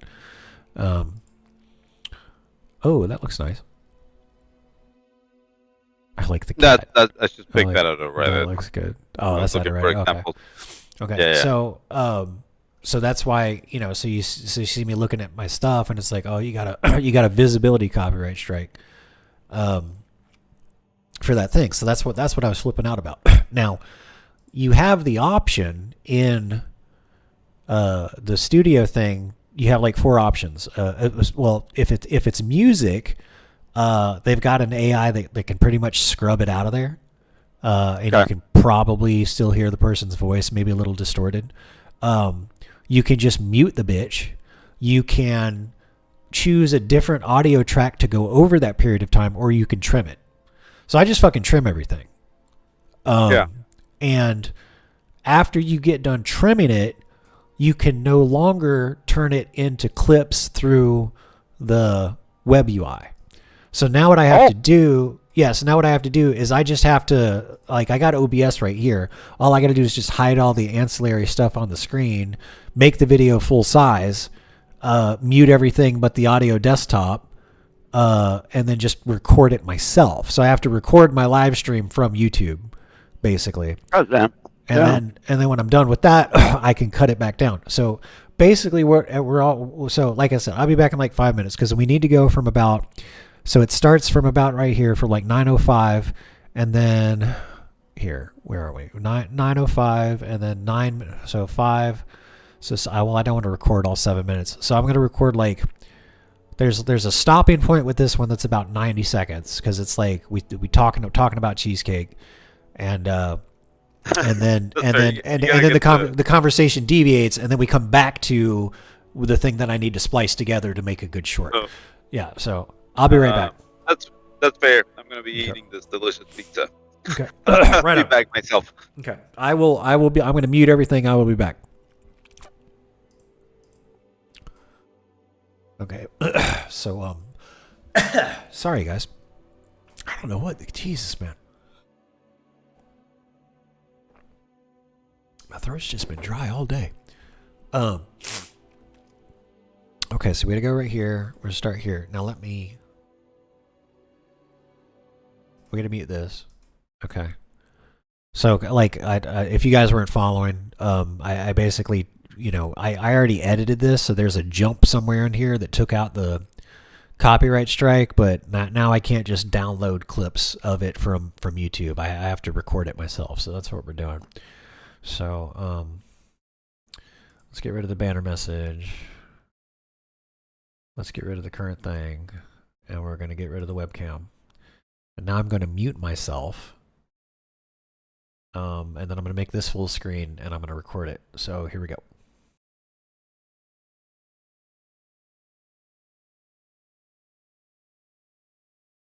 That's okay. Post it. I can see that skull flame shield on that guy standing by the auction house there. Oh, yeah. Look how cool that is. That does look cool.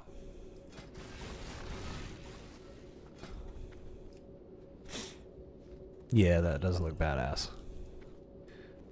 A lot of the stuff in a lot of the vanilla stuff looked really good. And then we got some of the there's a lot of cheesecake in vanilla WoW too. Let me see. Let me find some good cheesecake. There we go. They got like some sort of winter thing. Oh my gosh, that is scandalous. Oh. Santa, hurry down the chimney tonight. Good Lord. He's on his way. I like what do they call it? Boob plate, bikini plate. I love that stuff. Lady Death, Witchblade, Red Sonja. I love me some cheesecake. I say it. Oh, cool. That's a nice transmog you got there.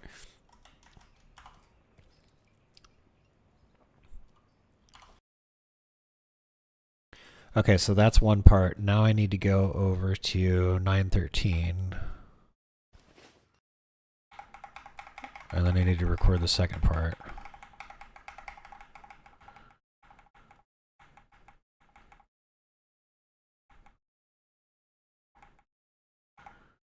Oh, here we go. This is me talking about it.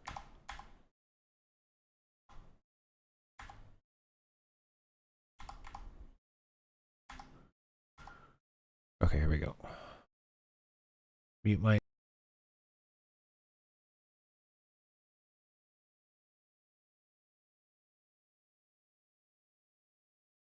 TBC?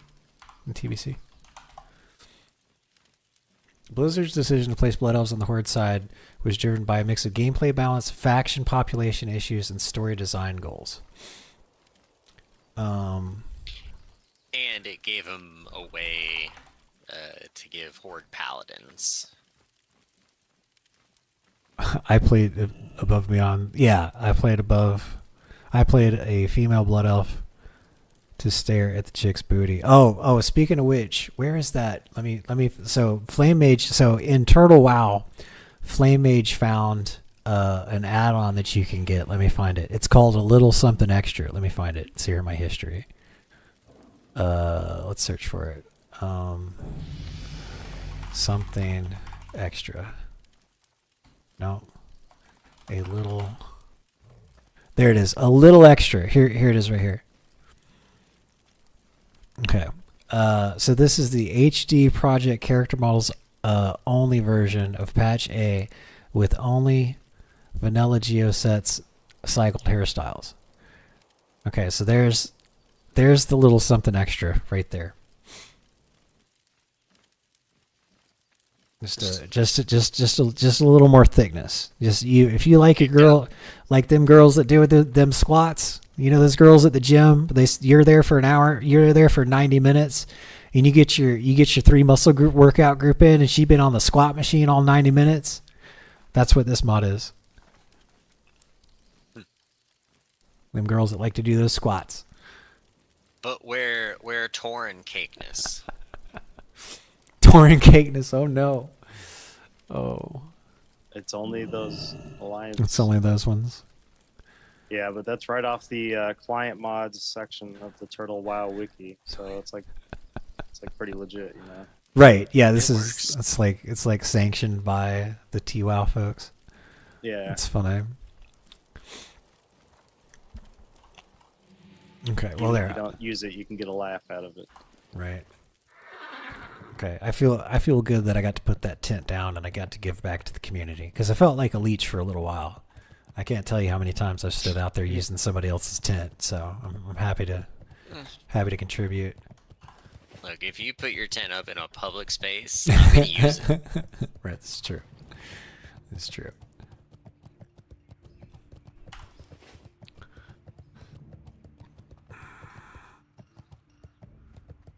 Okay. I think what I'll do is I'll head back over to Syrian Gorge so that way when I sign in I can just pick up again. Okay. I stopped recording. Let's turn everything back on. Webcam, there we go. Okay, now, is that my YouTube scripts? Yeah. Alright. So, let me look at my Turtle WoW tutorial series. Tutorial series, keyboard hotkey tutorial. Okay, say tutorial 3 times fast. Tutorial. It's hard. Alright, picture. We're going to update that picture.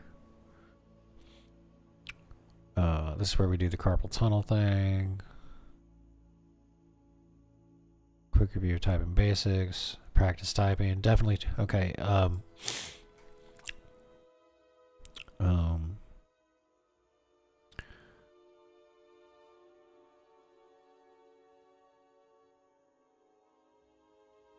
To boost your accuracy.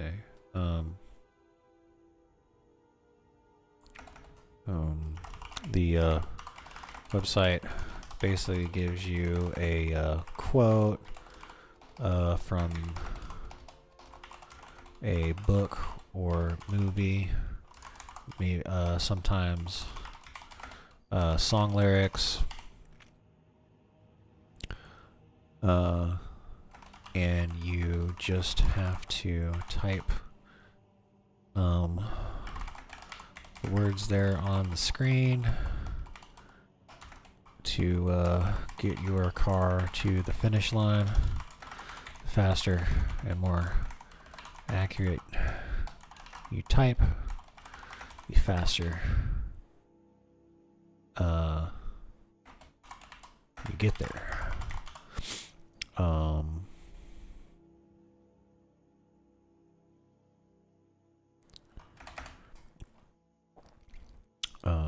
By practicing typing a lot.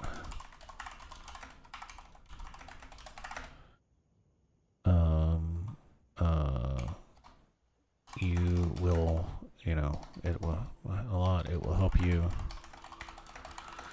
build muscle memory. which in turn will help you strike your hotkeys.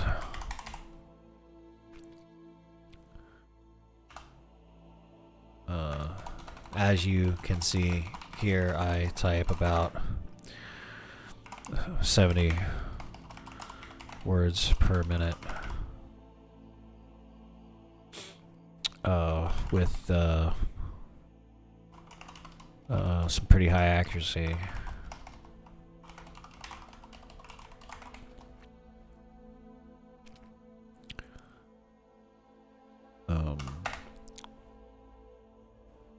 Don't be discouraged. If you... Oh wait, let me bring myself back.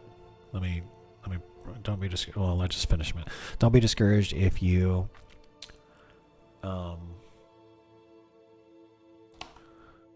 if you're starting out and your numbers are low.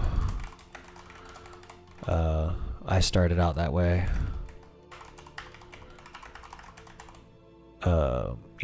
30 years ago. I started out that way more than 30 years ago. I've had a few decades of practice.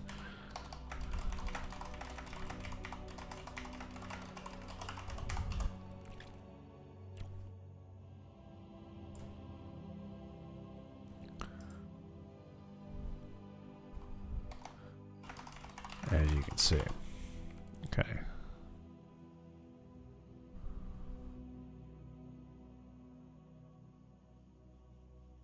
I started out that way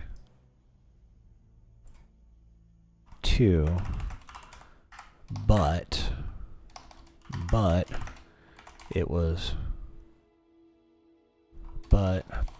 I was starting out more than 30 years ago. I've had a few decades of practice, as you can see. Interface.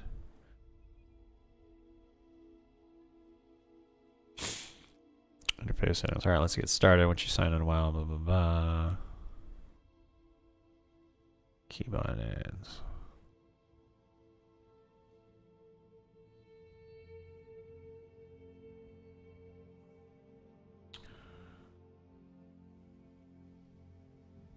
Yep.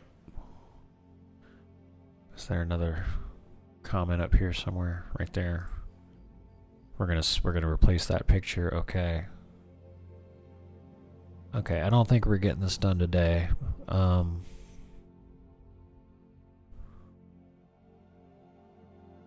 We're gonna update this.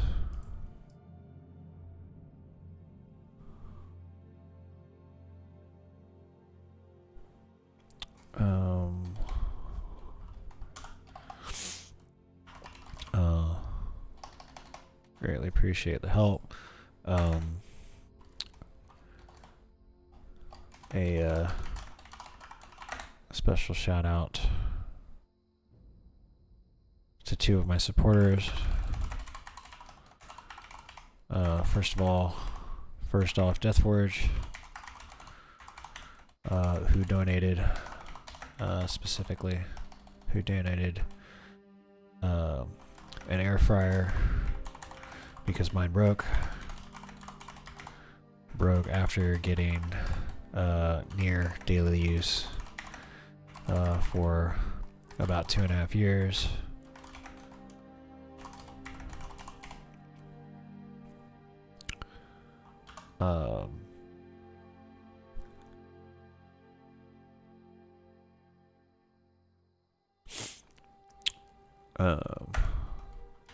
As you can see, I got a lot of use out of the old one, and I'll start making some cooking with Nexius videos using the new one in the next few days.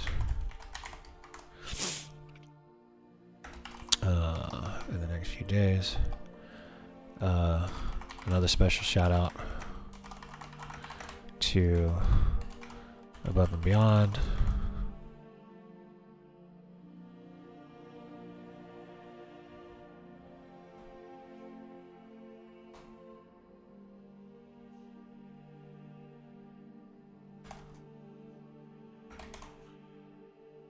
thank you for gifting all those Twitch subs and for the great suggestions on improving my Twitch channel.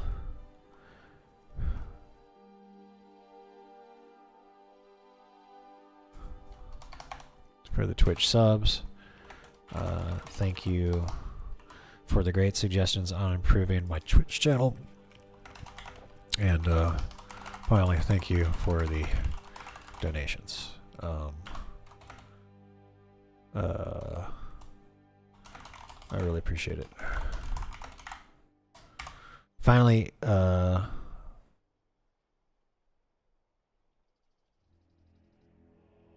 huge thank you to all my supporters over on Ko-Fi. Shout out to everyone by name. Let me thank you all again. Deathforge, blah, blah, blah, blah, blah, blah. Okay. Okay, now we get rid of that. There we go. Thank you, and I'll see you in the next video. Boom, boom, boom, boom, boom. Okay. Alright, now let me get back into Discord.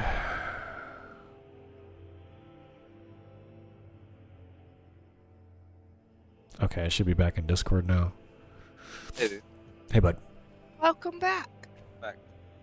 Okay, now okay. So the script for the Turtle WoW tutorial series, fucking Vor thought that up. Isn't that great? That's fantastic. Isn't it great? Isn't that fucking great? Oh. He pulled that one. He pulled that one out yesterday, and I loved it. The Turtle WoW tutorial series. Like, yes, that's what we're doing. That's what we're doing. Turtles. Yeah. So that script's done. So now what I'm gonna do is I'm just going to edit. I'm gonna edit this short and release it, and then I'm gonna play Turtle WoW because it's late. I started late. I had to do some stuff with my roommate earlier. Oh, dude, like, yeah, no, I was here without yesterday. Like, Come closer to the mic. Oh, sorry, no, yeah, I was like, that was me yesterday and today, dude. Like, yeah, right. Like, life took over. Right. Bullshit. Great shorts. I gotta patch the game still, dude. Oh shit! Let me do that right now. Let me do that right now. Let me patch it. New launcher version available. Install. Oh shit! We're doing a new install. Older version of Turtle WoW is installed on your system. It's recommended that you uninstall the current version before installing. Okay. Here goes.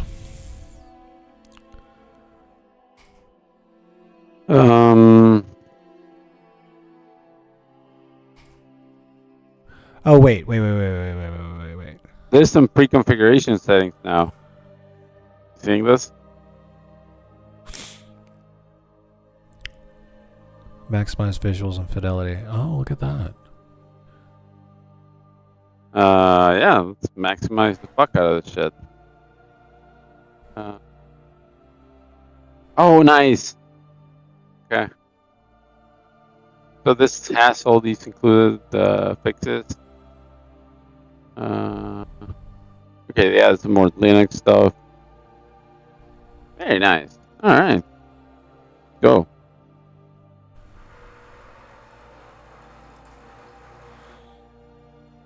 New data packs. That's gotta be the new stuff they're adding.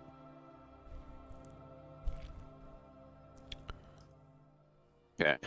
Okay, at least most of my add-ons and stuff are there. Let's go. Yeah, new stuff is being downloaded that I just didn't have before. Okay. Interesting.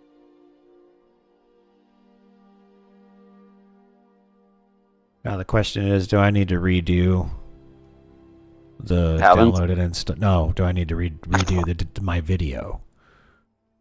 Your video for...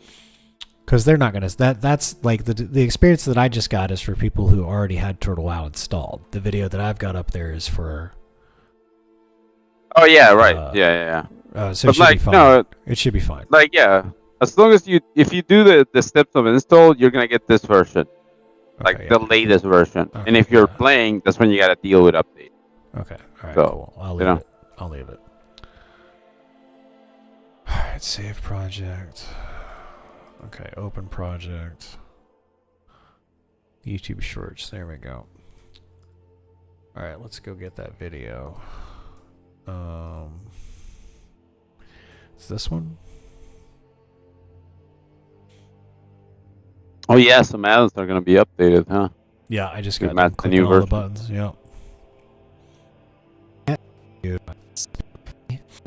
Those There it is. alliance- How long is this video? It's 5 minutes. It'll chop it down to 3 real easy. Okay, so this is gonna be cheesecake.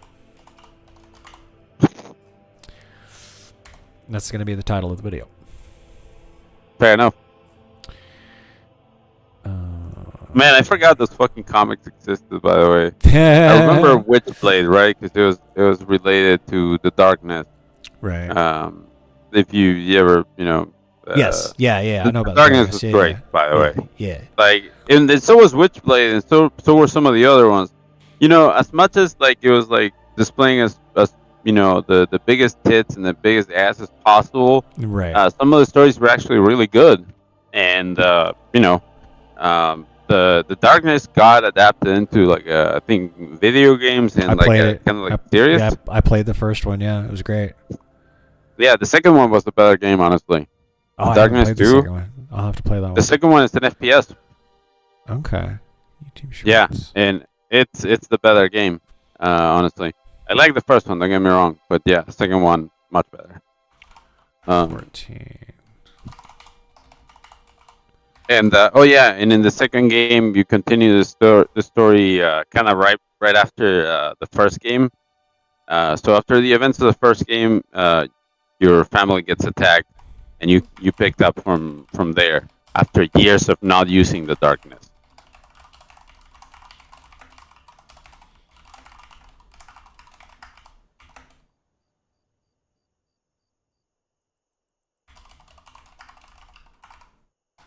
Yeah, got it.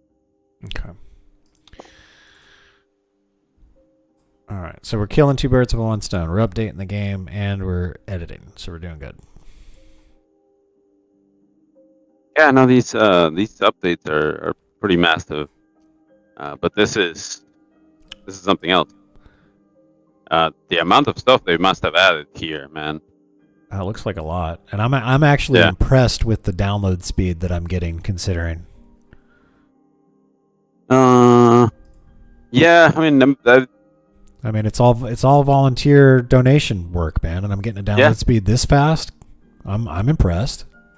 Where do you see your download speed? I don't have one. Well, so it says, it told me that it was downloading. It was like a couple hundred.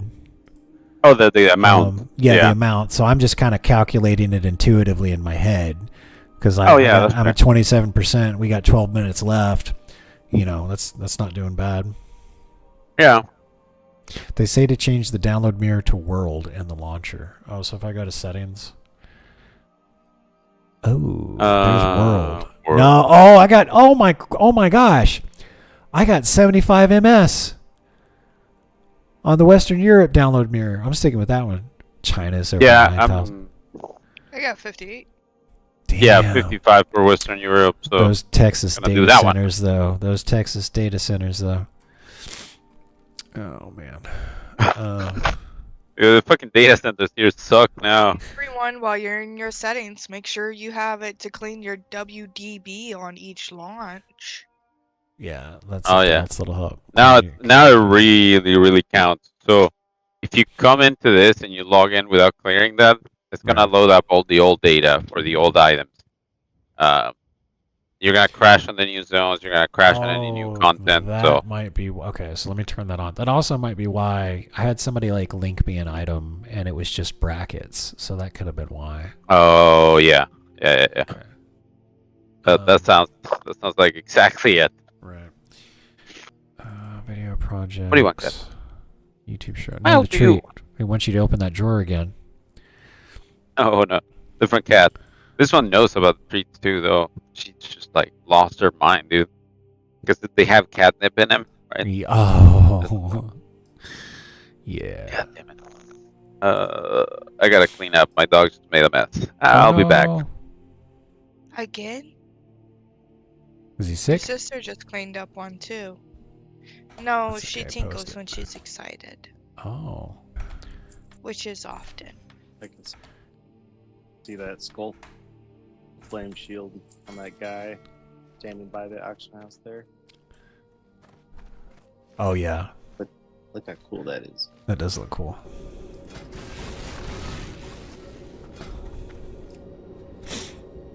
Yeah, that does look badass. A lot of the stuff in a lot of the vanilla stuff looked really good. And then we got some of the here, let me mute the music. There we go. There's a lot of cheesecake in vanilla WoW too. Let me see. Let me find some good cheesecake. I'm looking at some of these file names that are downloading, like the creature names. Right. Mecha Devil Sword Mount.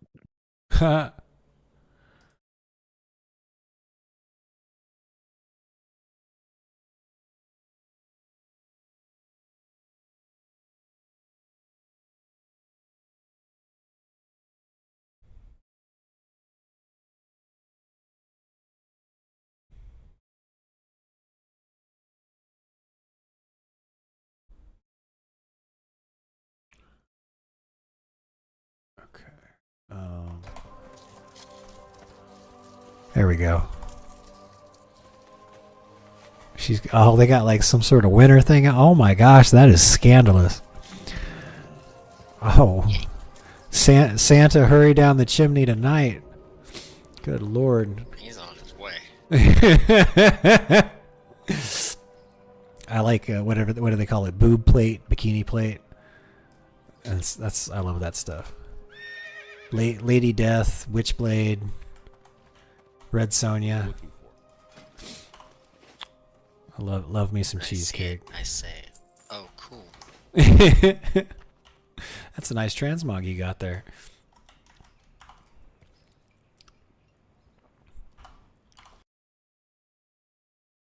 Okay, so that's one part. Now I need to go over to 9.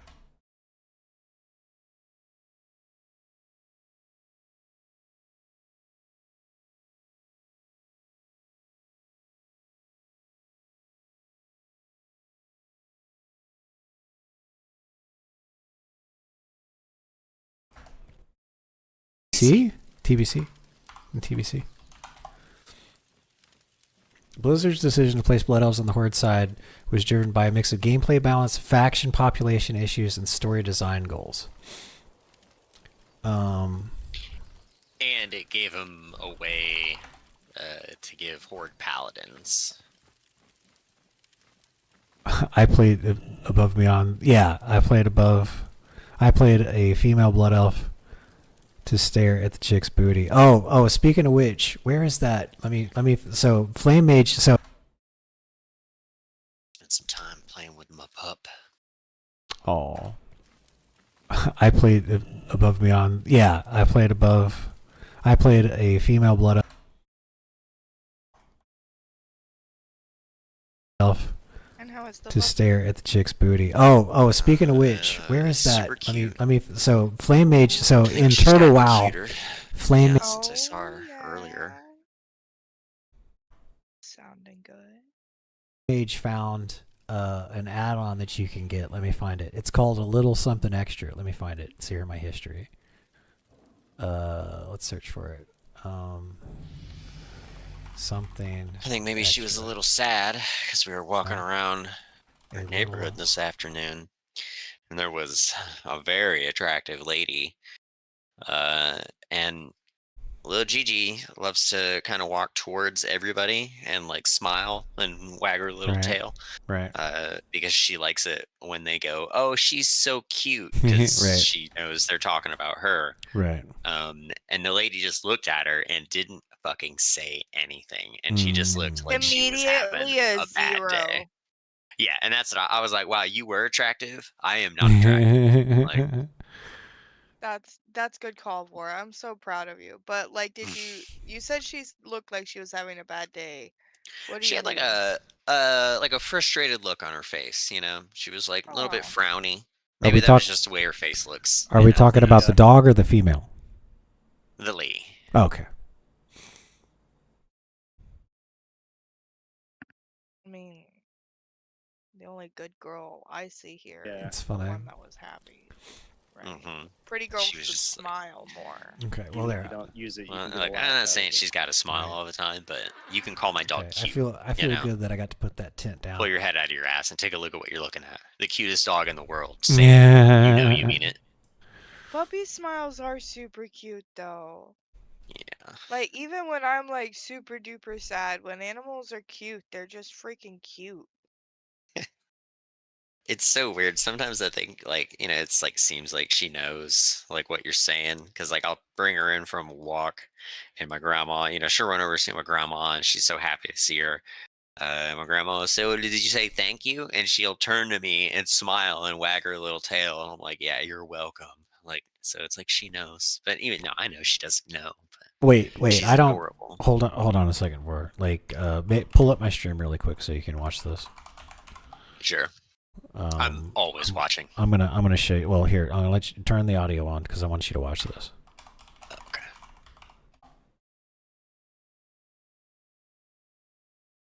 All right, here we go.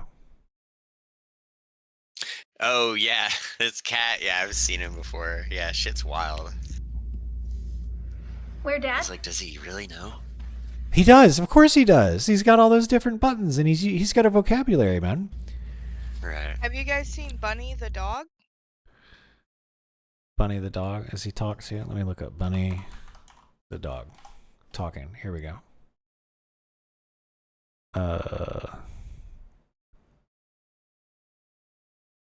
Meet Bunny the dog. he's got What one about too. Bunny? Let's see here. During my 5 years of Videos. Here, let's see what the most During popular my ones 5 are. years Whoop, shut up. Old cut tray now. Where's a good video? Dog want is Bunny the talking. Some of the cute ones are Bunny talks with their buttons. That playlist. Playlists. Interviews. Yeah, you're adventures, scrolling right over it shorts. almost. It's like the third row down. 1, 2, 3. It starts Thank with you. a pink box. Okay, here we go. This is a minute long. Here we go. Dog, why? I don't know how to answer that. Dog, why?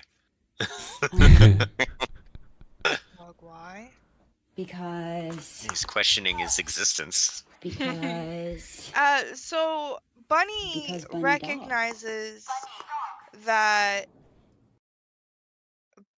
Bunny is a thing, Right. and that her people are things, and Bunny is confused right now as to why Bunny is not the same thing. Right. vocabulary-wise. Why did you call me Bunny? Because I am a dog. I am not a bunny. No. No, he's wondering why, Why he's did not you the call same me as dog? the humans. Yeah. Oh. Yeah. Why am I a dog and you are a human? Bunny is very perceptive, and she likes to know about where her friends are at. I dog. Mad help. There's a bird outside. You want to get the bird?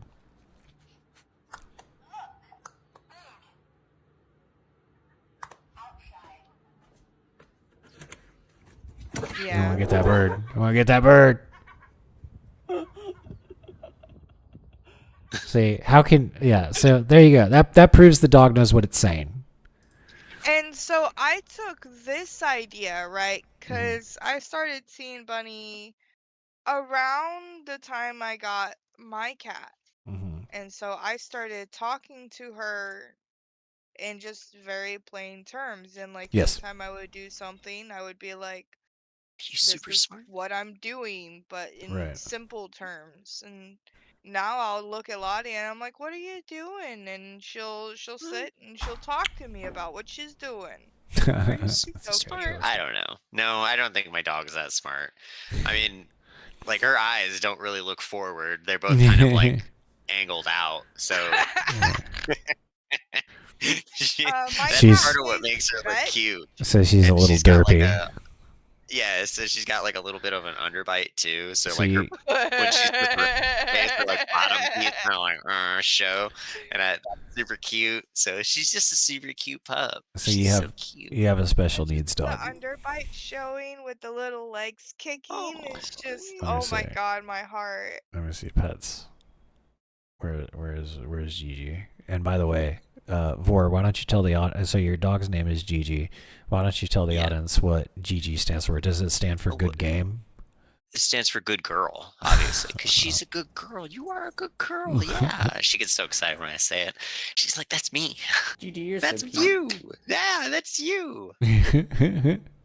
Where'd your ball go? We were playing with it. You ran off. Did Gigi Yeah, bring she- Look at that grin! Yeah, in that video. Well, it's funny because she was sleeping on the side of her face, and then she looks up, and the side of her face is just like that. Did she bring that toy into the chair with her? Yeah, that's where the toy. I put it on. I set it on top of her. We were playing with it, and then Right. she quit playing. She So got I just put tired. it on top of her. But Right. yeah, that's where she puts her toys. That's her chair. That's fucking great. Okay. Be still, my little heart. You're so cute. Yeah, that does look badass. I used to microwave her food to warm it up, but she likes it cold. She eats it long just as it's nothing fast. but chicken. Right. Yeah. A lot of the stuff in a lot of the vanilla stuff looked really good.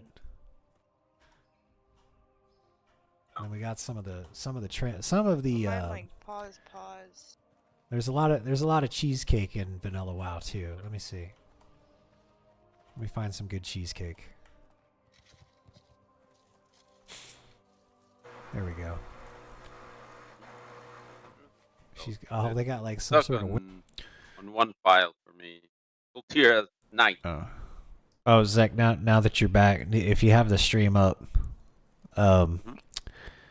let me zoom in a little bit here. So there is a comic book studio called Xenoscope, and they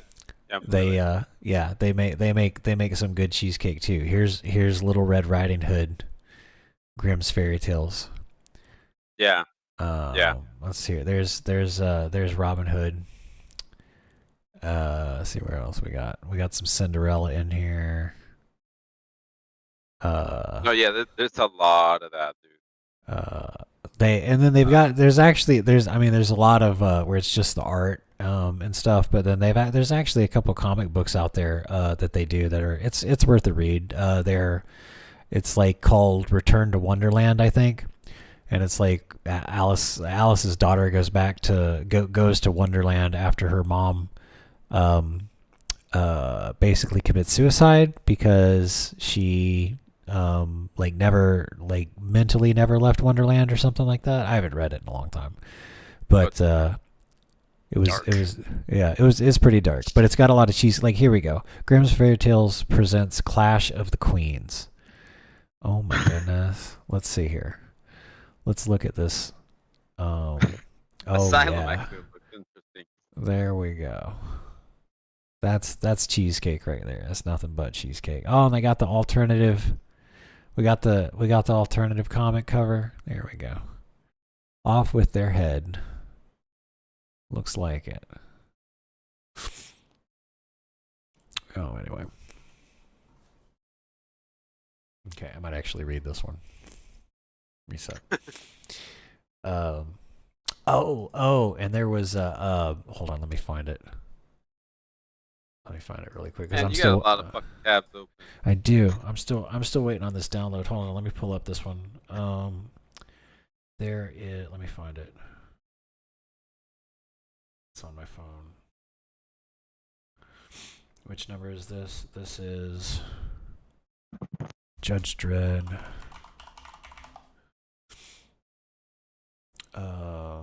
And then this is going to be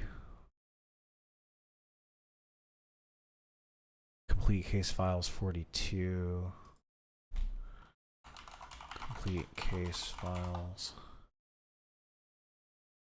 There we go. And then it's 42 part what? 40. What am I on? 43 part 1. 43 part 1. There we go. Now let me find the one I was just like, that's so badass. There's like this one scene, and it's Judge Dredd talking about his backstory. And it's just like 2 pages. Let me find it.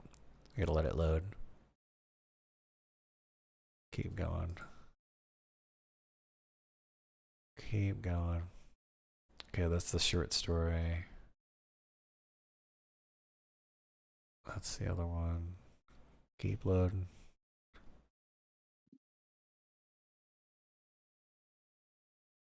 Past this one. Is it?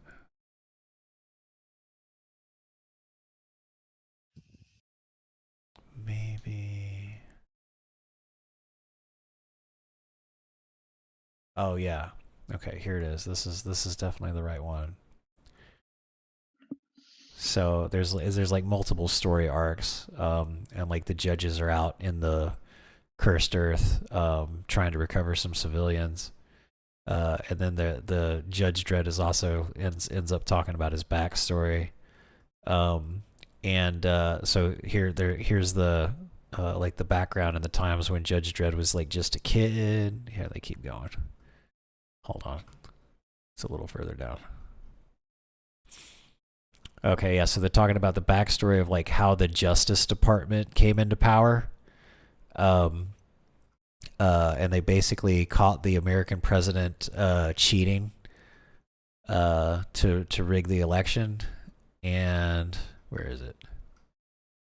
And then they're discussing like, hey, what should we? Oh, because there was like a nuclear war started, like the nuclear war that established the setting that you see Dredd in like the current time of the comic books, and this is such a badass scene. Oh, here we go. Here it is. Right. Shit, basically. Yeah, They're everything going goes to the mega shit. city.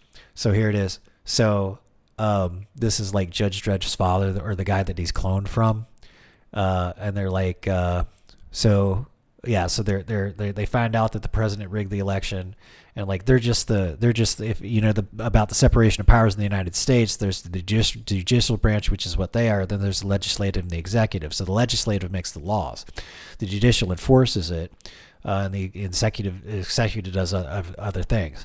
So they find out that the president has rigged the election, and obviously there's this nuclear war. So it's like, you know the situation. For the good of this nation, the president must go, and go now. He insists on a formal impeachment, and while that process grinds its way along, he intends to use the time to abolish us. We believe he would listen to you, Eustace, but I'm dead because they're pretending this guy's dead. My existence is not generally known, I take it, only by a few insiders and those sworn to secrecy. Then how do you explain my resurrection without destroying our reputation for absolute probity? No, it will not do. We must let sleeping dogs lie. But to leave this man, this criminal, in power would be a betrayal of everything our nation stands for. We are hamstrung by our own laws. There is a way, a lawful way. Booth can be removed, but it is a perilous step to take. It could spark a civil war, as bloody as the last. Are you prepared for that? I would hope to avoid it. It may not be possible. I can only advise. It must be your decision. But if you are determined to turn 300 years of history on its head, then you must invoke the oldest law of all. And he basically reads from the Declaration of Independence, where it talks about overthrow the government if they become tyrannical, basically.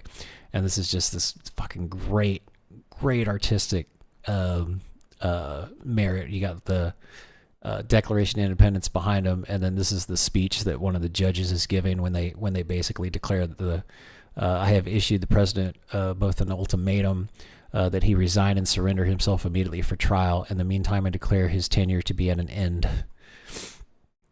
Until further notice, with your consent, the governance of Mega City 1 will be assumed by the Justice Department. It's just, this is so badass. And then, here, let me link this to everybody. Where is... There we go, complete case files. You guys want to read you some Judge Dredd? There you go. Gotten on a Judge Dredd kick. There we go. Okay.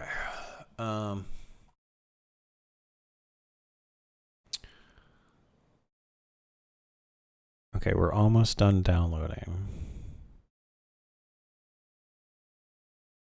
It's, oh, did it pause? Oh. Mine was paused, dude, so I'm gonna kill it now. Let me kill it and start it over, yeah. And let me do what they say and set it to world. Did you guys get the new, like, did your launcher update go okay? It did. The launcher update went okay. Well, I mean, it deleted things, it installed the launcher, and now I'm gonna hit update. Okay, so there's the patch. 926 megabytes. Continue. Okay, it is going a lot faster since I changed it to world.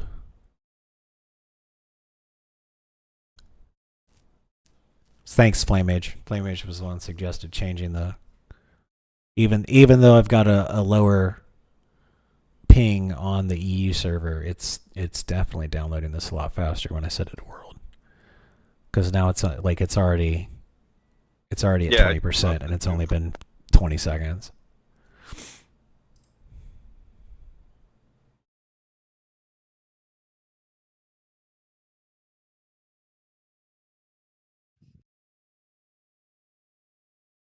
Winter thing. Oh my gosh, that is scandalous. Oh, Santa, hurry down the chimney tonight. Good Lord. He's on his way. I like what do they call it? Boob plate, bikini plate. That's I love that stuff. Lady Death, Witchblade, Red Sonja. I say. I played above beyond. Yeah, I played above.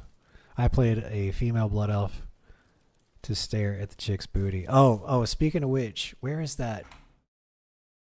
Speaking of which,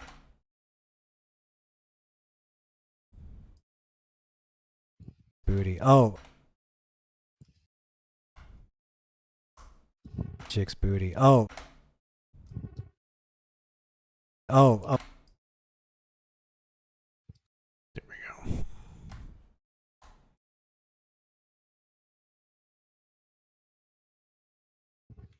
Oh, speaking of which, where is that? Let me so Flame Mage, so in Turtle WoW, Flame Mage found an add-on that you can get. Let me find it. It's called a little something extra. Let me find it. It's here in my history. Let's search for it.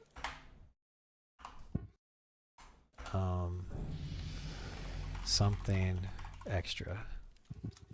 No. A little. There it is. A little extra. Here it is right here. Okay. So this is the HD Project Character Models only version of Patch A with only vanilla geosets cycled hairstyles. Okay, so there's the little something extra right there. Just a little more thickness. If you like a girl like them girls that do with them.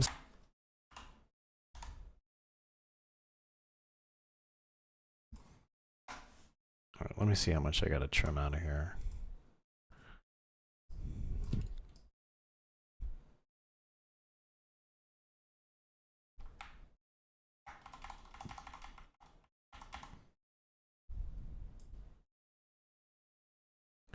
Okay, so that's 37. 42, 37 flat.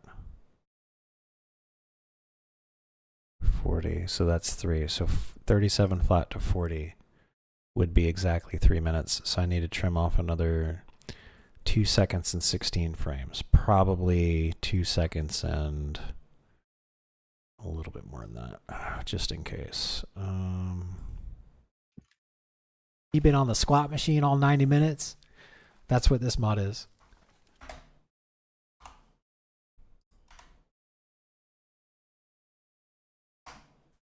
What the? Them girls that like to do those I can't squats. believe it was hitting me from so far away. Where Forever. torn cakeness.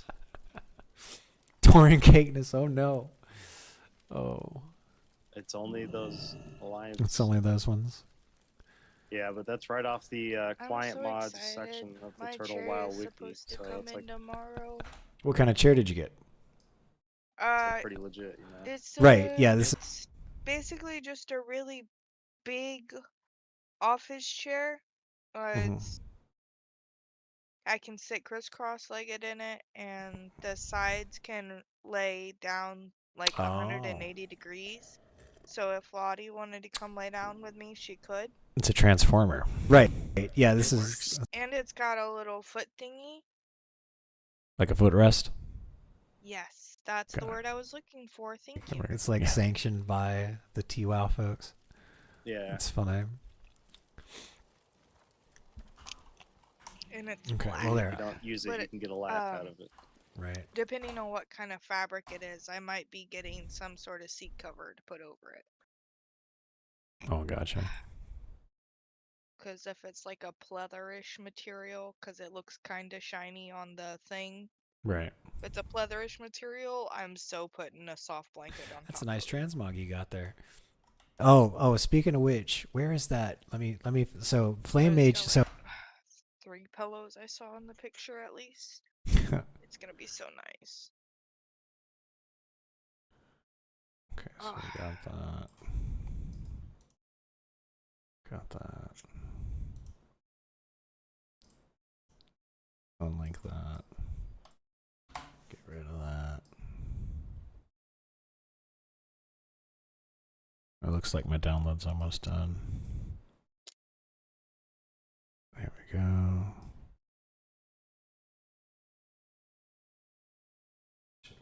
There, perfect. Okay, so now let's see if I got all these selected, then I should be able to. And if I click over here, yes! Oh, I love how it does that. Okay, I chopped this, I can select all of them and apply the same transform position without having to do them individually. It saves so much time.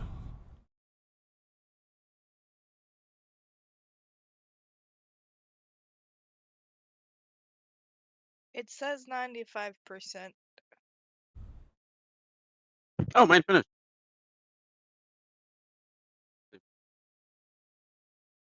Work now. Verify game files. Oh.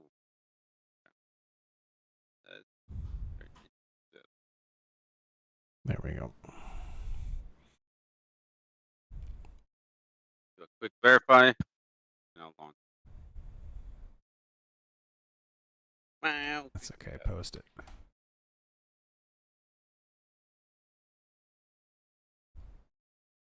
Okay, are we done? Good. Okay, good. All right, I will finish this short tomorrow. It is 12. I've been doing this shit for 6 hours. It's time to take a break. I asked ChatGPT, why do I get so wore out when I write scripts and edit videos and stuff? And it's like, because you're using 5 different parts of your brain at the same time. I was like, oh, okay. It's because you put your whole heart and soul into your shit. This is true. So, Hunter changes her life. You Cool, go get that'd be that great. spider. If I could open it. I'm just saying that because of World Chess. Or are people mad already? It seems like hunters are powerful. Good.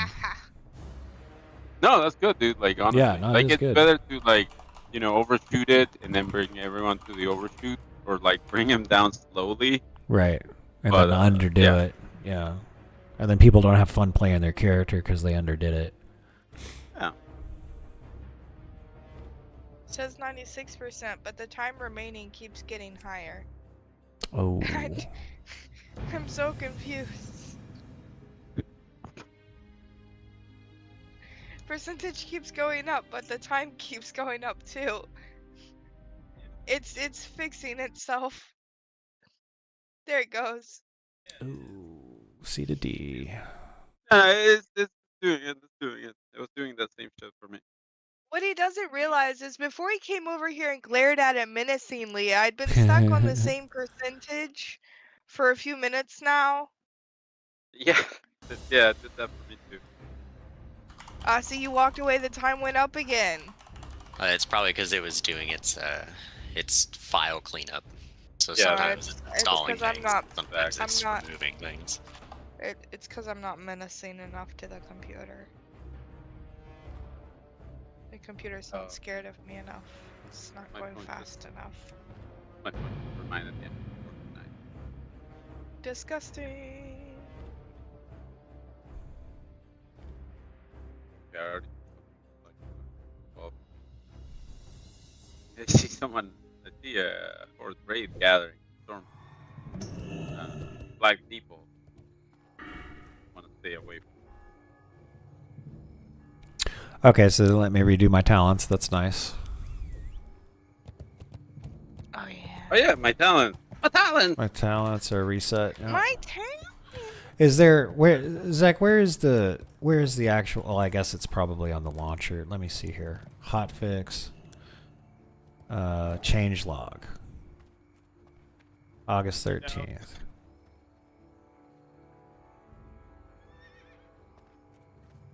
Expand. Where are the class changes? Do we know, like, Zach? Where is that? Like,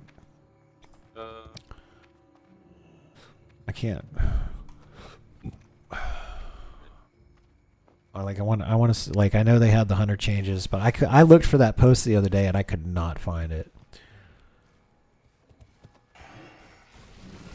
I guess let me check the forums really quick. Yeah, it's in the forum, but I don't know where they have the. Oh yeah, there it goes. Itemization is here. Yeah, but I want to look at the class stuff though. Yeah, they made a post, I think, specific for that.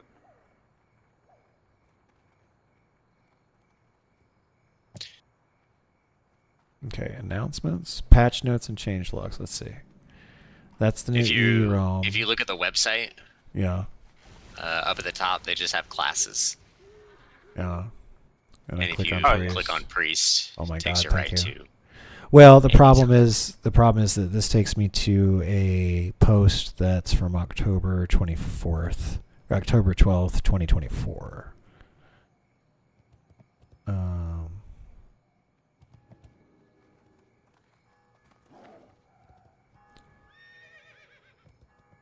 So that's not date because that's patch. It says patch 1.72 and beyond. Well, here, let's do this. Let me go back to patch notes and change log. No, hold on. That page, but scroll Class down, gameplay changes. and there's an updates section underneath the talent calculator stuff. Gameplay changes. Racial changes.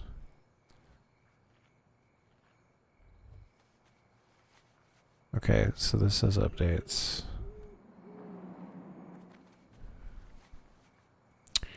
Yeah, I don't think this is it. No, go back. I don't know what you clicked on. Okay, so so here I am. I'm at the main page. I click on classes, right? And then I click on priest. Yeah, click on priest. Okay. So this says patch Take it to the forum. 1.17. Yeah. Scroll down. Scrolling down. Okay, so I scroll past you're this looking- stuff. Too far. Way too far. So literally, almost at the top, like I said, Right. just after the talent calculator links is all the updates. Oh, So it says these. updates, Oh, all the I'm dates. sorry. Okay. Okay. No, you're good. Updates And the bottom one, TBD. updates, The TBD, TBD one. Okay. But these are the changes. Got it. Got it. Thank you. Thank you, Vor. Yes. So unless they've put out another list, but I don't think they have. Yeah, no, they haven't updated for the patch for this patch. Not yet. You got to go to the actual patch to kind of look at the stuff they have in there. Where's that? That's on the post for the actual patching. Okay, so But I go that's all you here. get for now. So I just want to read where it says Vampiric Embrace is now instant cast. I just can't find that fucking post. I mean, So you here's should be able the- to look at the talent, look at the skill, and it'll Sure. say no cast time, right? Sure. Yeah, I just wanted to see all of them. That's all. Like you're right. I can do that. I can confirm that they have updated that. Let me look. Shadow. This is a specific one that links you to the specific post for the saying what's changing, what's specifically changing, and then below it kind of quotes and expands on everything. Okay.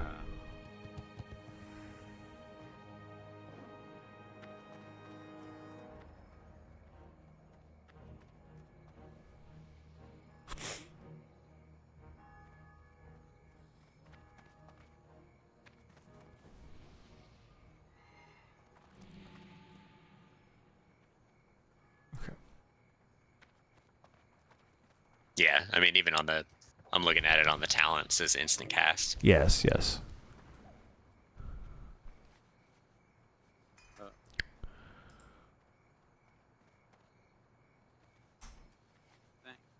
God damn, I gotta go fucking pay for this again? Of course I do.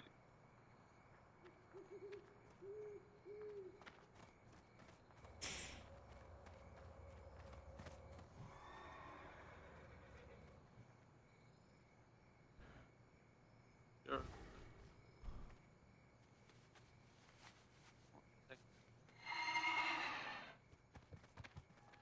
There we go.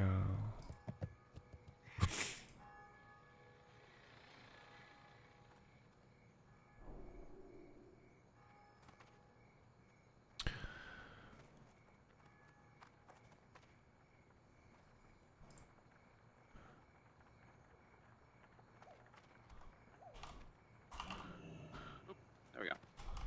I got my shit back on. I gotta go train something again.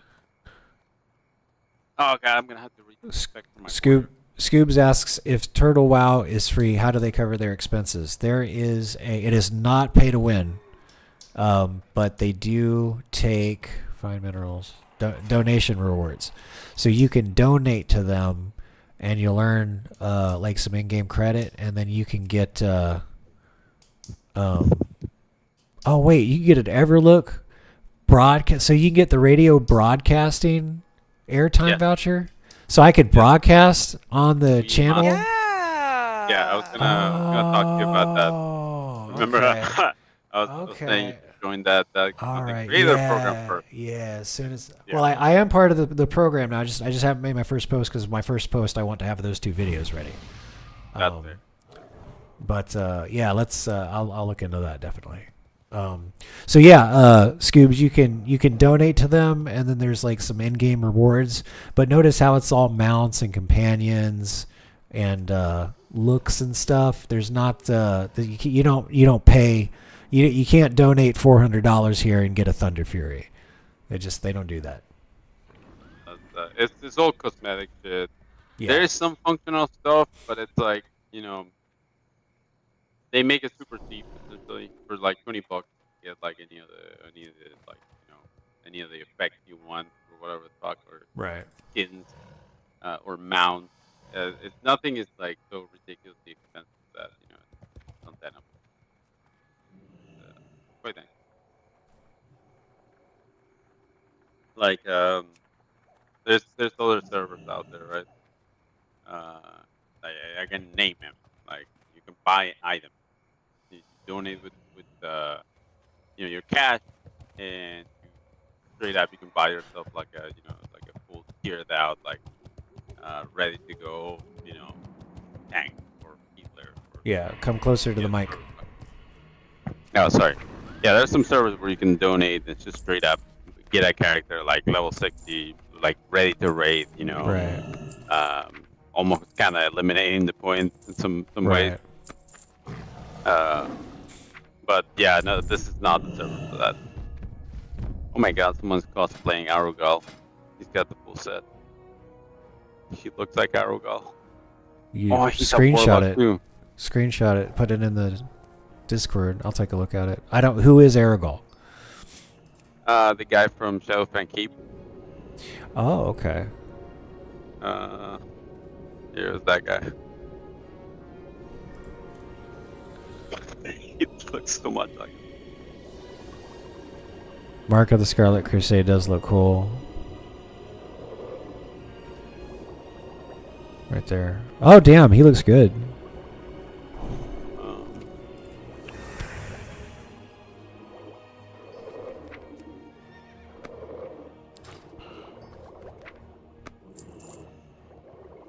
Thanks, Flamage.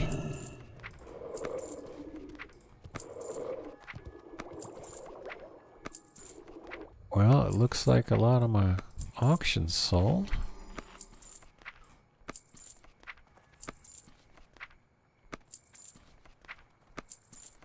Oh, right, my neck. Dude, I gotta work tonight. I don't want to work. No.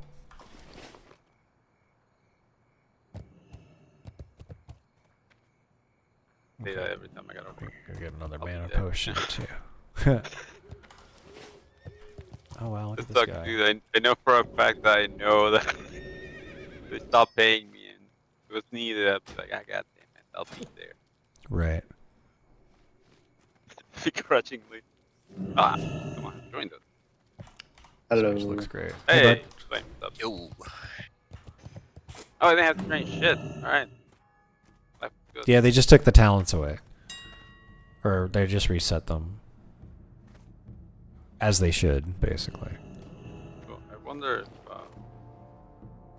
So one of the changes is it should be built in now. You can just like right click a mail, it'll open it. You can right click an item, it'll throw it in the mail. You can right click an item, it'll throw it in the auction house. Oh my god. It's supposed to be built in now. They refined how the interface looks for the options. There's a few other kind of neat things. There's a few more flight master flight points. The looking for turtle is a lot better. Looking for turtle? Oh yeah, that's So, right. Looking for group. Oh, That's what looking they call for it. oh, looking for turtle. I got you. Okay, that's funny. There's like a yeah, it's like you can Ooh. visually see like That's, what's out there. yeah. Can I, what's the take? Oh, Well, oh, man. that's not people queuing. Yeah, no, this those is group posting. Yeah, like so you hit that new group button, and that's where then your group shows up on the list for whatever it is that you're trying to do. But for like raids and stuff like that, like it's super useful. You know, Yeah. if you don't trust the LFG tool, you know, and you Right. want to post your group, you know, or you want some kind of control over who can join the group, you know, Right. that's the way to do it. Gotcha. Yeah. Dude, honestly, that's a step in the right direction. I don't see any negatives out of that. Like, I get that it's gonna minimize like spam in world. If people learn to use it, but like right now, that's not gonna happen. Yeah, that ain't gonna minimize right that, now- even in the future. But I don't know, man. If people get used to shit on these servers, like then they kind of use it. Yeah, but I don't think it's gonna stop them from, you know, pressing enter and pushing up on the up arrow and pressing enter again, you know, so they can spam their message. Oh yeah, there's some fucking what do you call it? Some guild that was coming from Season of Discovery, right? They were like, we're competitive, blah blah blah blah blah. They Yeah. got laughed out of fucking world. Like, what were they planning on being competitive in? That dude, how can you be competitive? You know, like in something Private like this? server, dude. What? Yeah, you joined too late. You know the final raid is season here already. Like Yeah, you're on connected Inferno. here. on Inferno. They should join Ambershire is what they want to do if they want to try Yeah. to be competitive. Like, Yeah, if you want to be competitive, dude, go to the new fucking opening realm. Like, not the fucking. maybe that's thing what they were open doing. place. Maybe they were getting onto the server to announce that that's what they were gonna do. You know, Oh, people were gonna be moving over or whatever. Who knows? Got to recruit somehow. It's just weird, dude. Yeah. I mean, I still think it's weird because, you know, I understand it's like that's kind of like the fun. It's like a little bit of a race, but like you're trying to be competitive on a private server, dude. Like, relax. Yeah, the race is over. Dude. Yeah, you should go play retail. Years ago. Yeah. Yeah, and even that, dude. Like, at some point, the race is over. Like, someone has claimed the head, dude. Like, Greetings.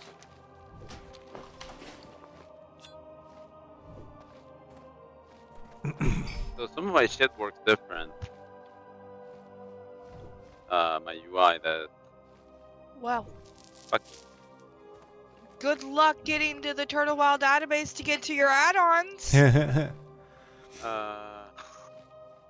Yeah, I feel like today is not the day for that. And let it do its thing, you know. And let everyone else do their thing, figure things out.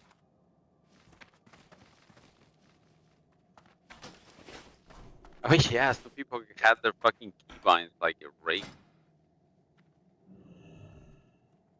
That sucks. Yeah. I'm glad most of my keybinds are like essentially, you know, WASD and then like combinations of Control Shift and Alt and like keys around that. So it's like it's very dumb for me. It's like Q and E are repeated, like, you know, for a lot of stuff. Scoobs asked, why did you pick mining and engineering versus tailoring or enchanting? Because of PvP. Like, iron grenades are an extra stun. Basically, it's just another interrupt that I get, and then there's plenty of ways to make money off of mining and engineering. Plus, while you're leveling, engineering has a lot of really great cloth items that you can make. Yeah, those goggles are so strong. Yeah. So we're gonna go do ZF, right? To do the Faraki Arena, or whatever it is. See the new. Oh shit, they added that, huh? Yeah. I unfortunately cannot join you guys. Oh, you got work coming up. Yeah. Yeah, I got work coming up, but you guys should do it, dude. 100%. Tell me what it's like, dude. Cause, like, I still want to see some of those new like add-ons to the dungeons. I'll queue if I you're guess down. That's up to Nex if he feels like to going. Yeah. I mean, what, you're 53 now, right? 52. 52. That's all. I'm gonna. A little high for his self rack, but yeah, I'm down. Okay, bye, Nugget. Later, Nugget.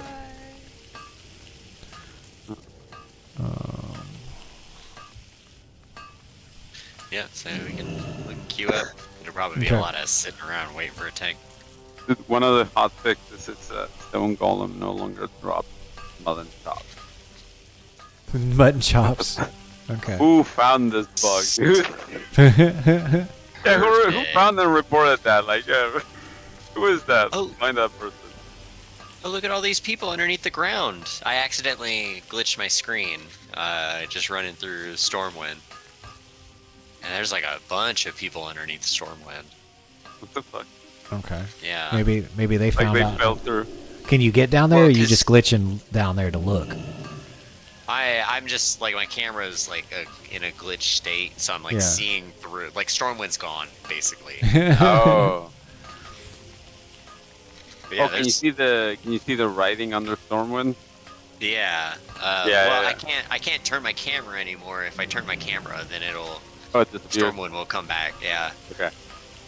Although I don't know. It could just be like a trick, like the way the game is rendering it. Like, it's just putting everybody who would be on ground level, but since the ground quote unquote doesn't exist for me, it's just rendering them on the ground, you know, down there. That might be what's going on. Dude, world chat is the best. Like, you know, something doesn't work. Have you tried deleting System 32? I got press suggestions like fuck.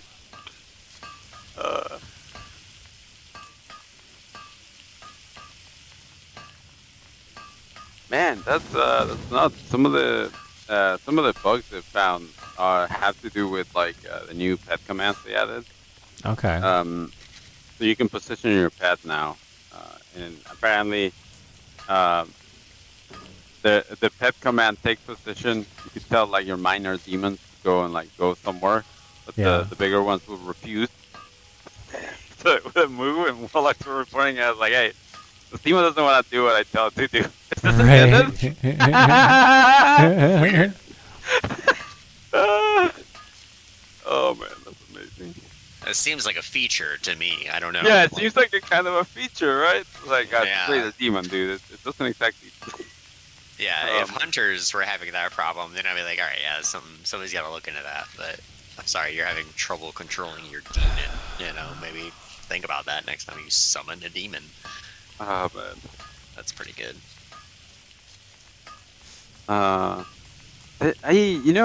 Someone made this report. I'll post it. Flamage, it's I invite you. It's up to you if you want to go to Zul'Farrak. You guys should do it.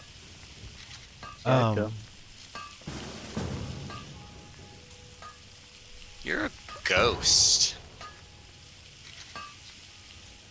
Yeah, just died. I'm on my way to turn in a quest to Terramore.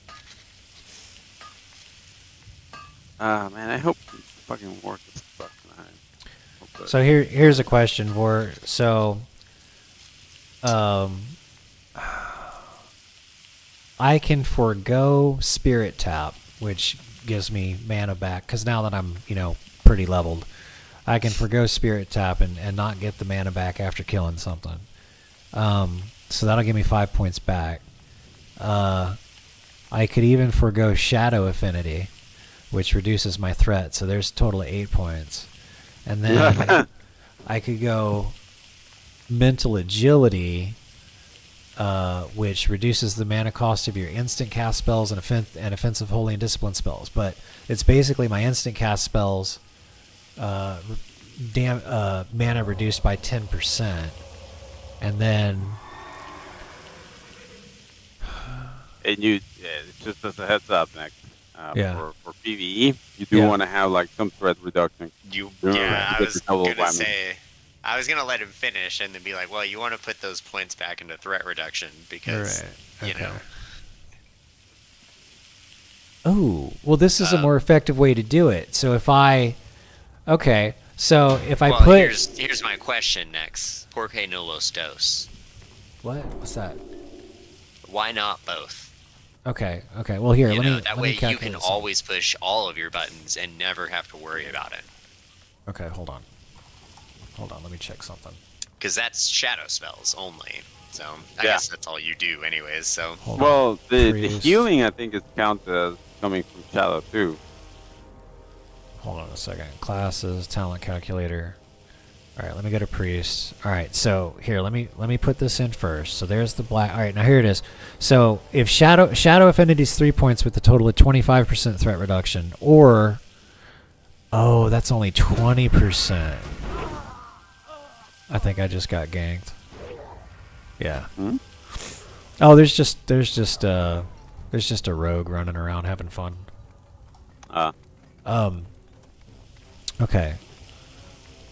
Okay, so that would be 5% less. Well, here, let me finish this. All right, so there's the shadow focus. There's that. There's shadow weaving. There's that.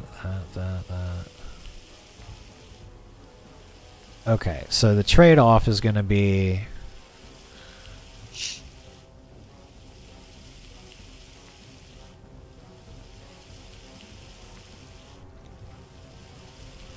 So I can get, instead of spending 3 points, no, that's more efficient. I should spend the 3 points on that. Never mind. It's a PvE spec. I got to do it. Yeah. It's rough. Yeah, you you need the threat reduction. Yep. Well, like, yeah, the minute you crit one of those mind blasts, right? That's Yeah. when you'll know you need it. Right. I mean, you're probably gonna pull stuff when you create your mind blast, anyways. Regardless, right? But, Yeah. you know, It's, Yeah, it's but, not you know, that bad. It won't be as bad as it will be if you don't have the threat reductions. Yeah. But but it'll like when be you crit exactly one of those, 30% worse. well, like the heals are also a big part of your threat. You have 0 threat reduction for your heals, right? Oh shit, that's right. Because the healing that I do counts towards the threat too. Oh, Yeah, it's like even worse. Okay, when yeah.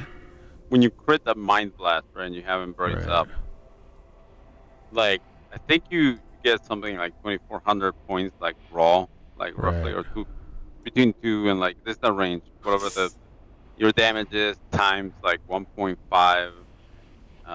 You have no reductions, right? Right. And you only have amplifications of your shadow damage, right? Right. So you still are doing more than 1 point of damage per point of shadow. So whatever that is, that translates to your direct dagger, right? Gotcha. And any reduction of that is like huge. Man, fuck.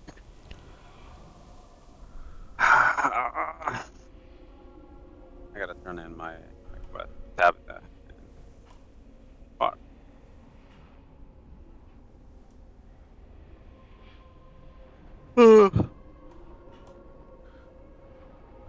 Okay, so if I go, and then I have to WoW stop devs doing over here damage. shoving the epoch depths into lockers.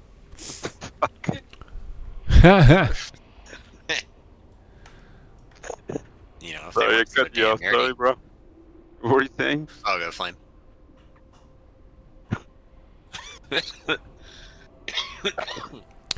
Oh no, here's what I do. Okay. Instead of getting life, a spirit tap. Because I'll just be a mage. And get my Yeah, mana back like I'm I doing don't think here. you No need spirit tap. Yeah. All right. Yeah, So then, Spirit tap you can do without. so I'm gonna Yeah. put. So I will put those 5. So I will get mental agility, and then I will put those 5 points from spirit tap into silent resolve and add another 20% threat reduction, and then I can stand there and cast longer. Oh yeah. Yeah. Yeah. Forever and ever, back and forth. Forever. Man, this one is actually pretty easy now. I think I'll take this first. There we go. Well, and you'll be leveling up some more, so Right. the fun part may be if you go down just a little further in the, is it the disc tree? Yeah. That does it? Oh no, wait, I was thinking of the holy tree. Never mind. I was thinking if you went all the way That's down fine. to spiritual guidance, but Nah, I got my eye on inner focus though. I want to get that's like the mage presence. It's like a presence of mind for a priest. Mm-hmm. It's so nice, dude. Yeah.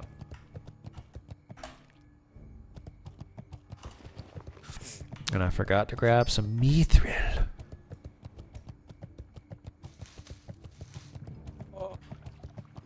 Making it over the hill, getting back down to the things that slow me down and Mount baby. So.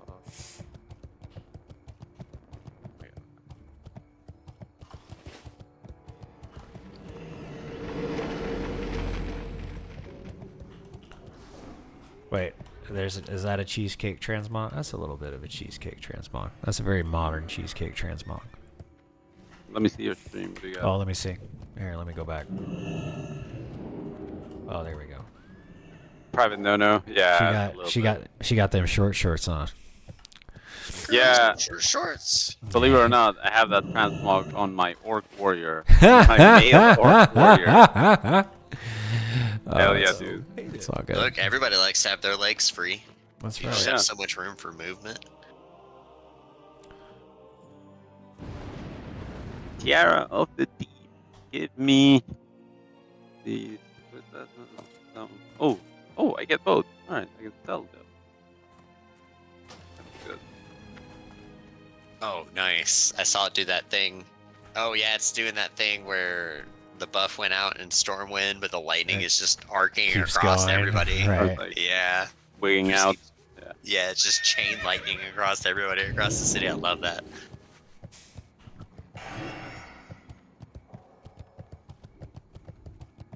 I know it shouldn't happen, but I think it's neat. I think it's Yeah. Things. Oh yeah. Just let it continue to let it happen. Don't worry about it.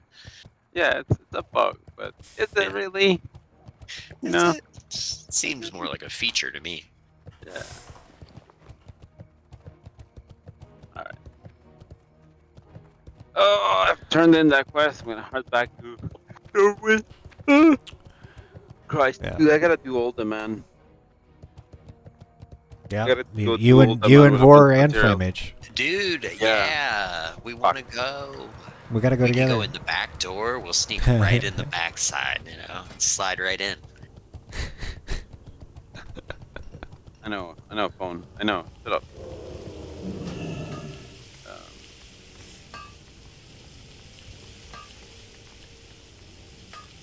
That's what she said.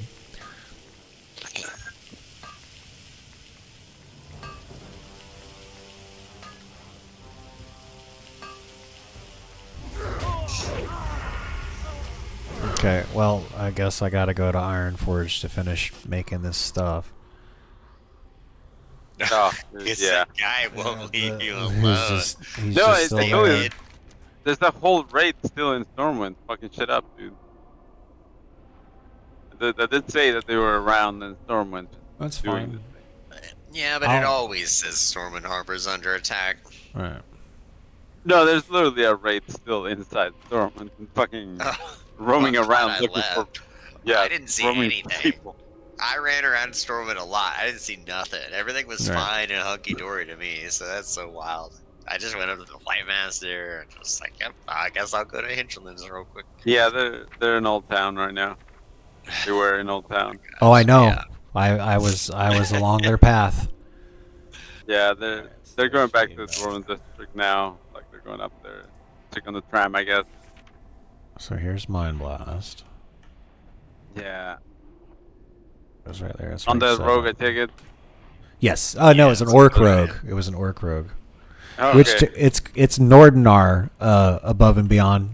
That's the like I might roll a mage on the PvP server once I get this guy leveled and geared up, but I'll make that decision then. So if you play on Nordinar, that's where Zek, myself and Vor and Flame Mage are. So like once you get to like level 10, you can message people. Just ping me, ping Father Nexus, and I'll toss you an invite to the guild. Yeah. And then yeah, definitely ping me if you hit level 10, because I'll do my traditional welcome gift. So when I first started playing, one of the viewers hopped in. Name was Wiley Fox, and he or she just like gave me 4 travelers backpacks, and I got in-game backspace right away. And then I realized like how nice it was to have backspace. So if you get to level 10, message me. I'll invite you to the guild, and I'll send you a traveler's backpack.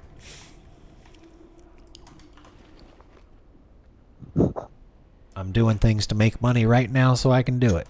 Yeah. This fucking guy in World Chat saying like, yeah, MC is gonna break you new people so hard. Like,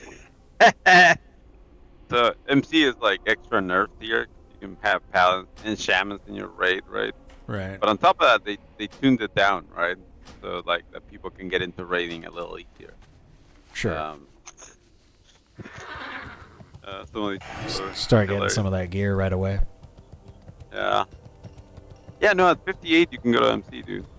Like literally go to MC. Oh, well, let me start queuing.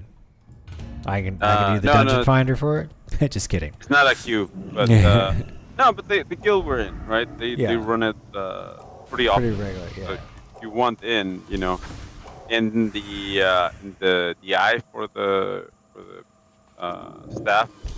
Yeah. Drop it pretty often, man, and it rot a lot. I gotcha. Yeah, I will pick one up, definitely. Yeah. Yeah, I think these guys do all the way to Cara 40 now. So they're Yeah, I you know, saw. Yeah. They're pretty far along progression wise. Nice to be in Yeah. the guild. Yeah. No, but that's the Okay. cool thing about this place, because the raids are kind of that, some of the raids are scaled down, right? Not the Right. end game get raid per se, but some of the other raids become a lot easier. So it's easier to recruit, get people geared. There's more people doing it. Right. Overall, it's such a healthier raid environment. Look at this guy I found here. Fucking staff. Fucking. Where are the shoulder? Oh, shit. I don't know if I like that.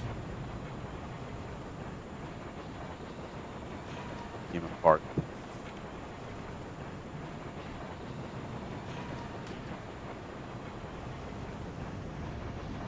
It's they recreated the bug of solo traveling in the tram, right? Yeah. When you're on the tram. I don't know how the fuck they did this. Some of the bugs, bugs in like minor features that recreated are incredible. I have to go look at. I need to make sure I'm not missing a spell on my hotbar. So I'm gonna look at yesterday's recorded video. Yeah, good call, dude. Good call.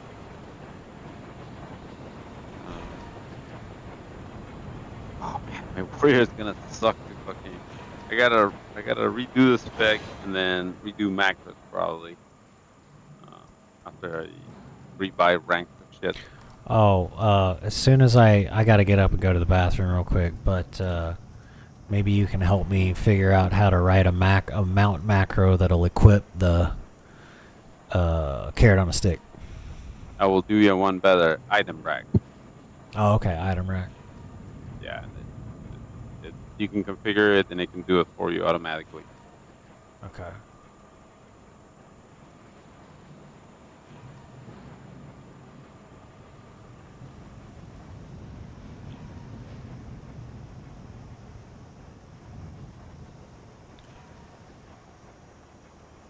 Oh, that's what it is. It is Vampiric Embrace. I knew I was missing something. There it is right there.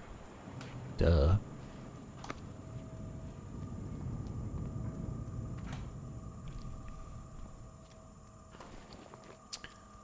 Okay, yeah. Alright, so now I can get back to making money before I was so rudely interrupted.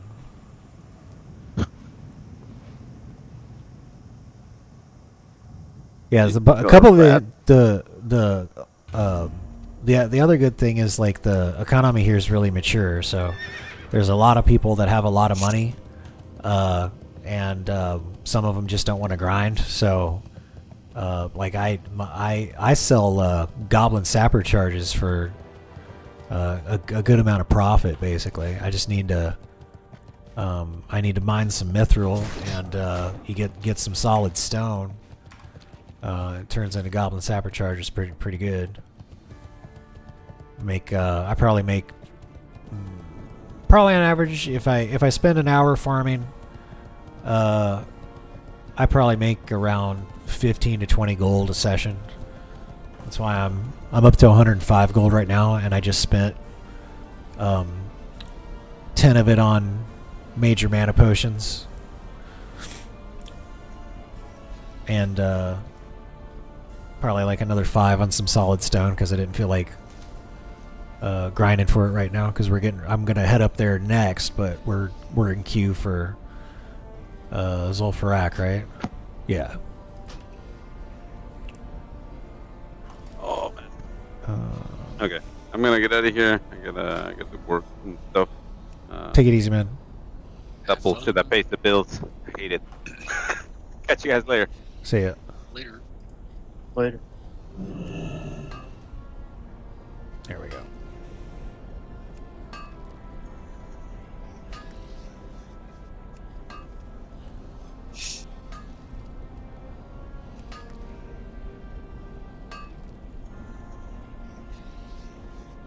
There we go. I can make 10 of them. All right, I'm gonna go AFK real quick for a quick bio. I'll be back in like 2 minutes. Hopefully the queue doesn't pop, and then I can get back and sit down and settle in for some good farming, and then the dungeon. Be right back.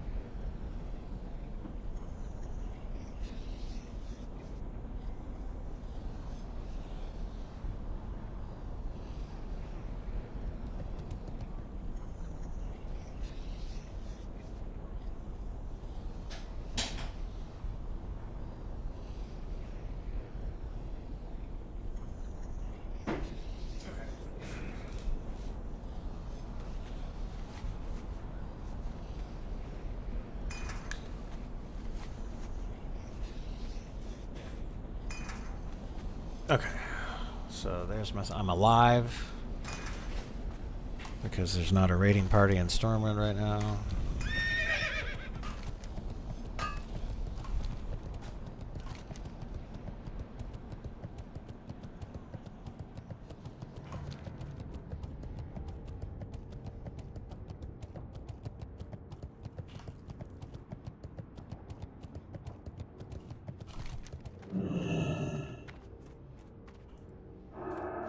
What's on your mind?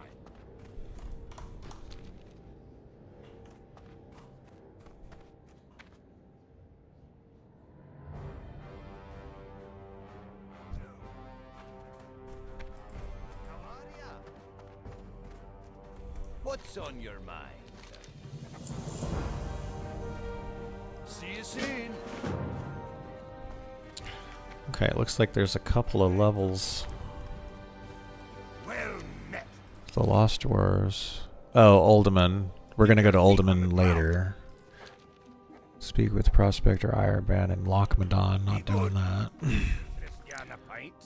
Talk to me. Let's see, which one is this? That's a level 52 quest. Okay. Off with you.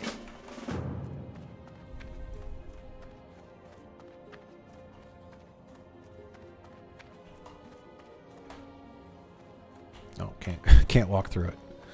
Interesting.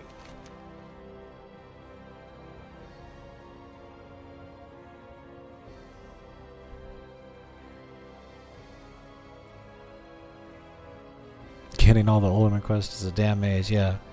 A little slime goes a long way. Let's see here.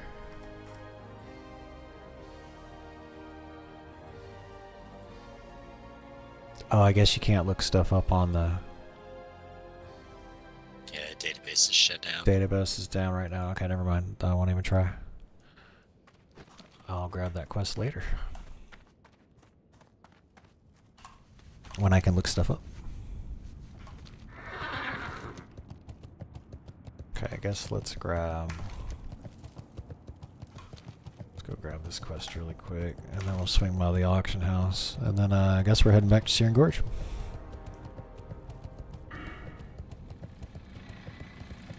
That's where I am.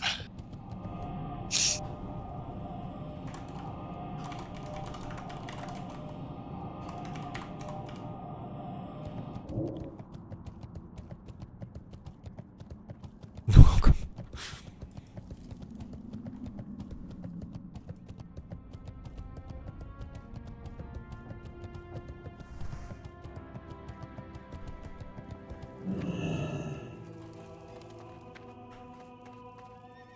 Hi. Great to meet you.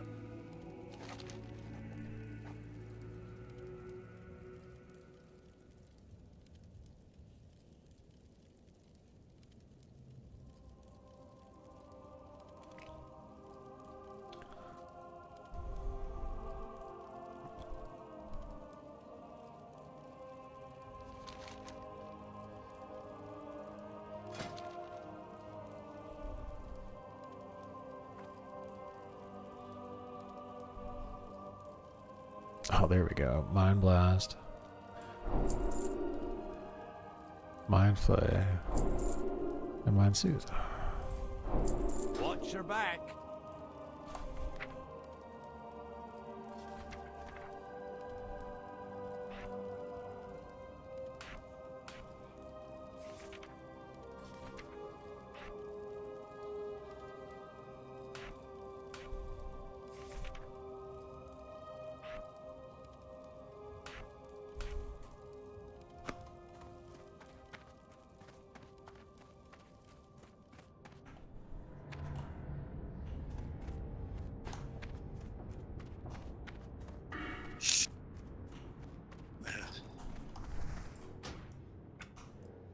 What can I do for you?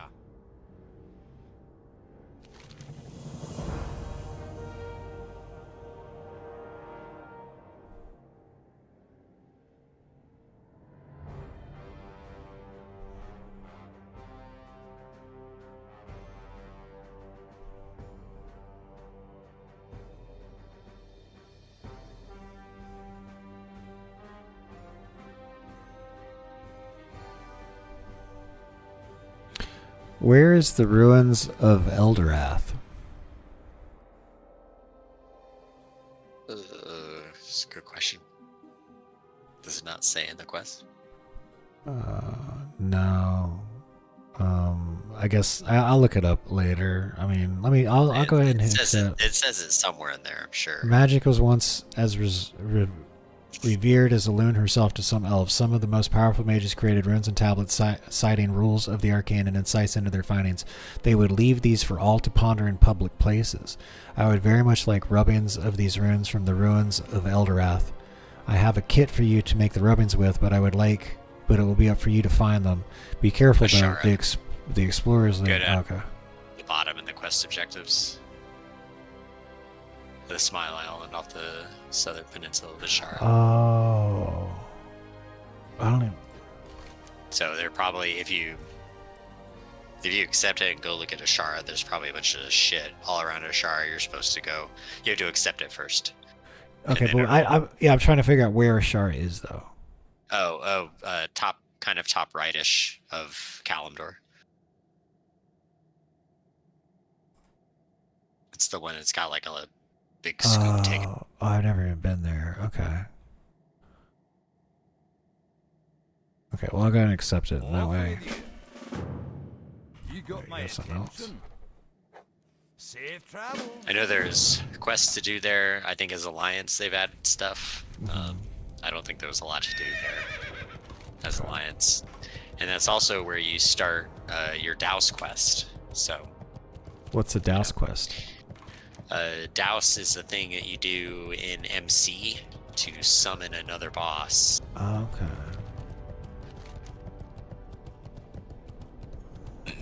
It's kind of a long, involved quest chain.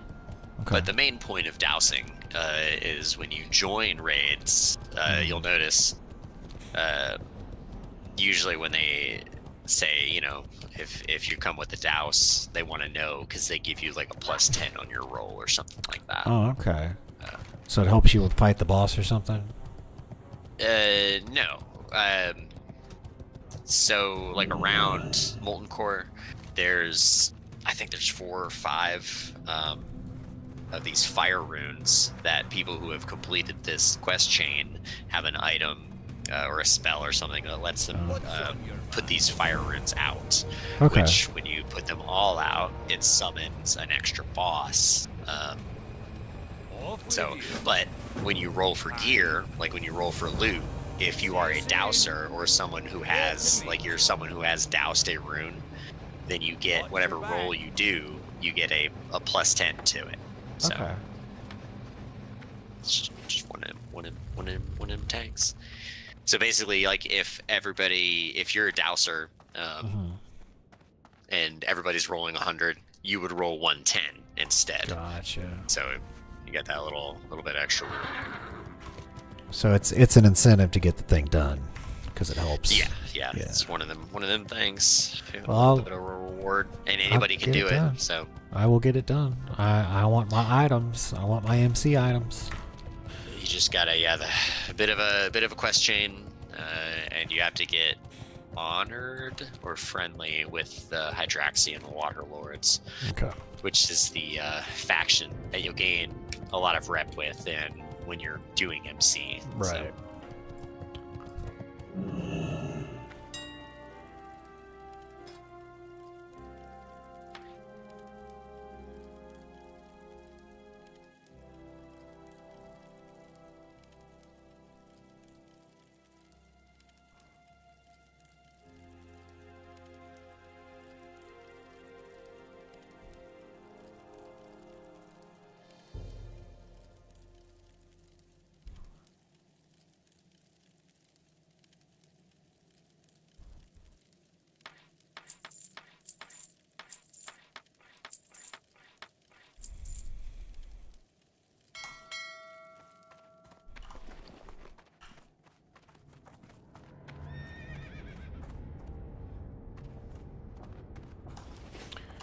Okay, let's see. Is there anything else I really need to do?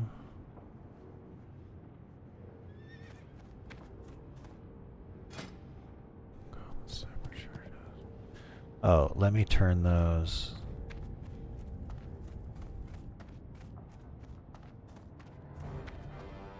Let me get 10 more. Here there.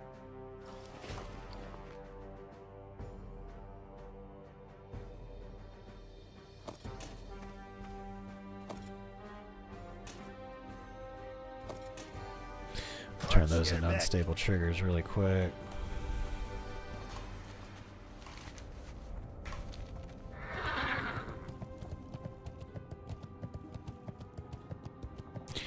And then we'll start the farming. I guess in a way I'm farming now because I'm making materials. Farming money. Farming money.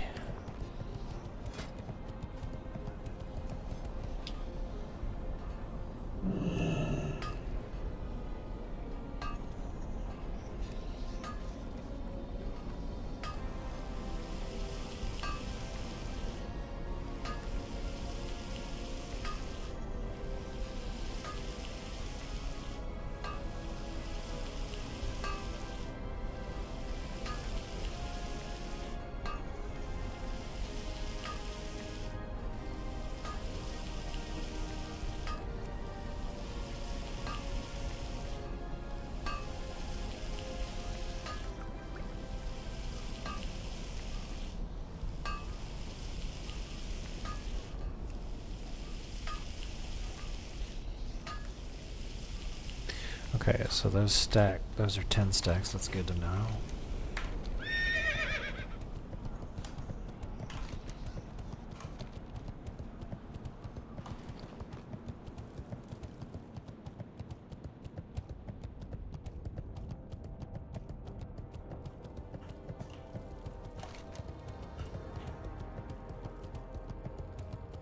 Okay, that is a leftover quest item.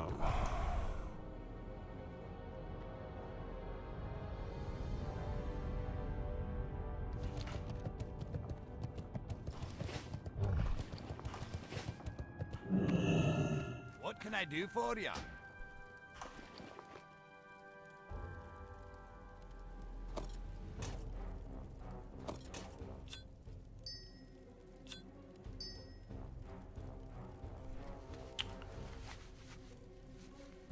Okay.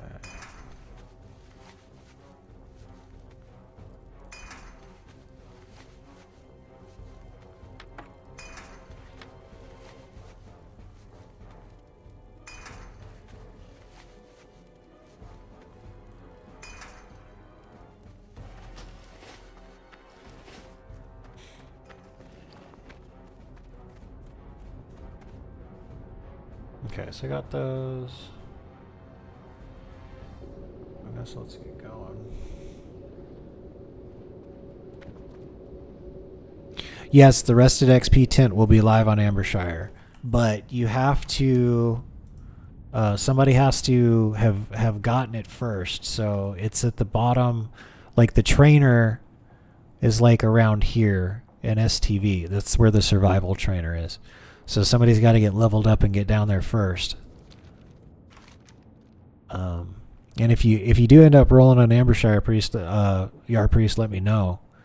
I'd love to hear what it's like. Okay, let's get going.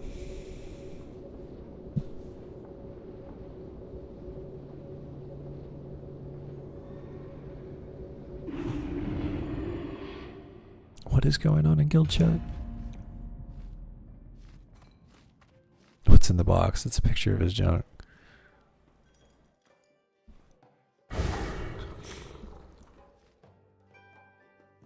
Oh, that's awesome, Yar Priest. Yeah, take a vacation in Azeroth. That sounds cool. Get all your responsibilities seen too, and then just binge for a few days. Yeah.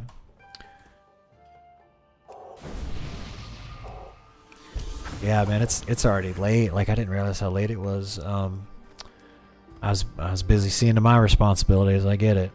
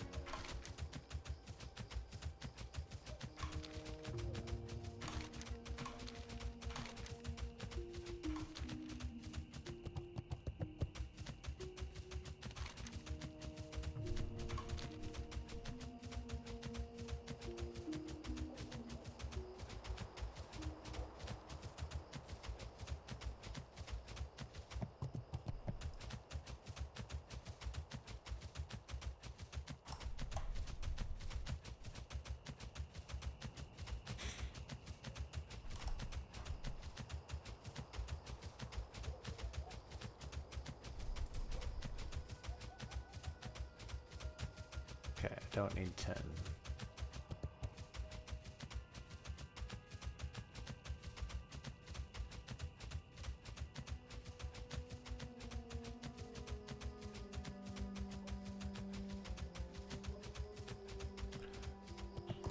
And iron doesn't sell too well, but steel does. So I'll go ahead and grab these. I just gotta turn it into steel.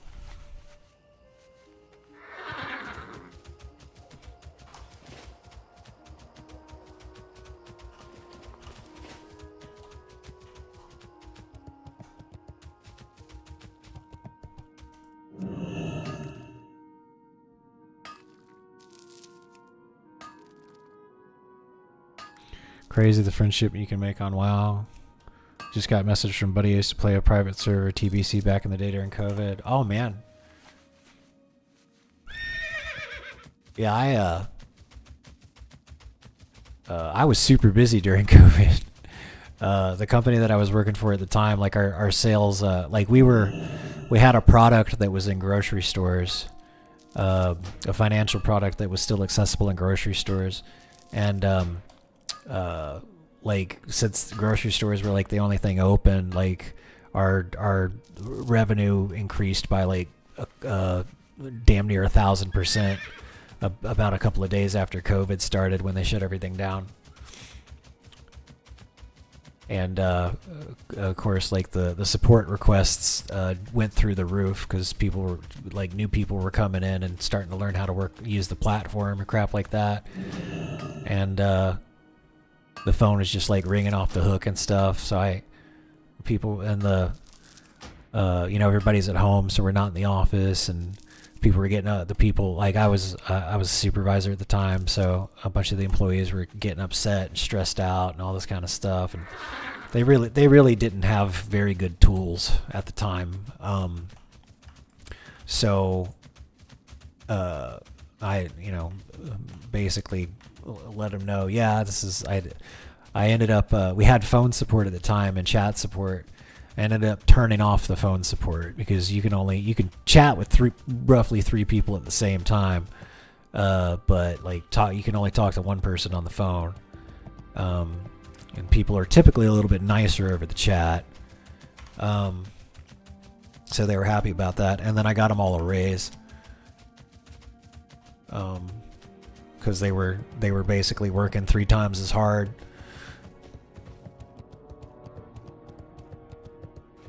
So I was super busy during COVID.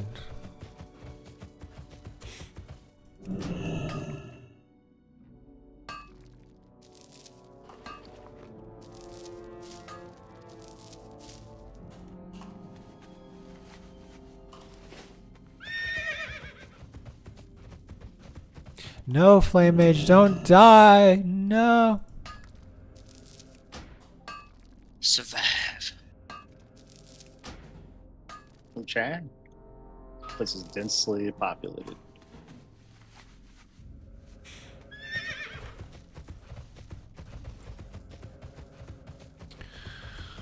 Tomorrow I'm going to try to make my first batch of homemade saltine crackers. Worst case scenario, it turns out like a flatbread. Some hardtack. Yeah, it turns out like a hardtack. I actually like hardtack. I remember we made some of that in like elementary school or something, and I liked it. I was like, this is cool. Of course, it would have been a lot better with a bunch of butter on it. Yeah.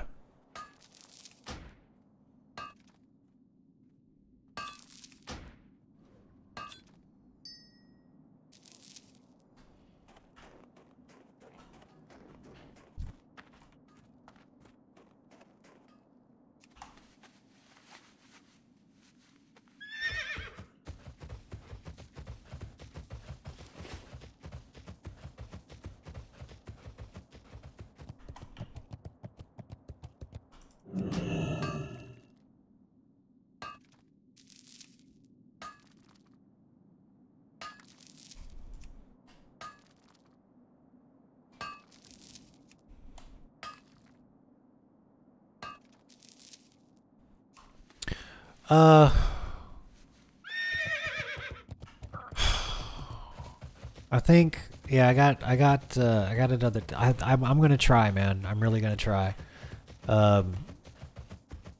Tomorrow, I just need to run to the grocery store with my roommate.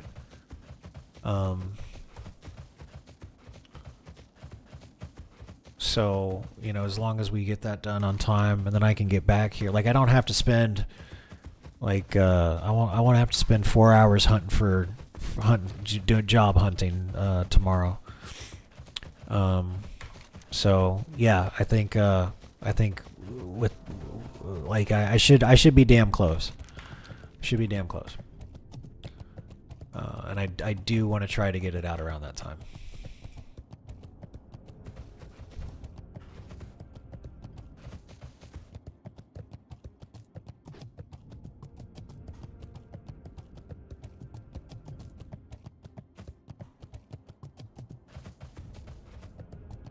Thanks, Sharp Priest. Yeah, man, I'm trying. I hope they like it enough. The TWOW folks like it enough that they promote it. I think what I'll do is I'll also, solicit feedback and ask them if they'd like anything changed. I still got the project, so if they're like, hey, if you could make this change and this change, we'll post it on the website,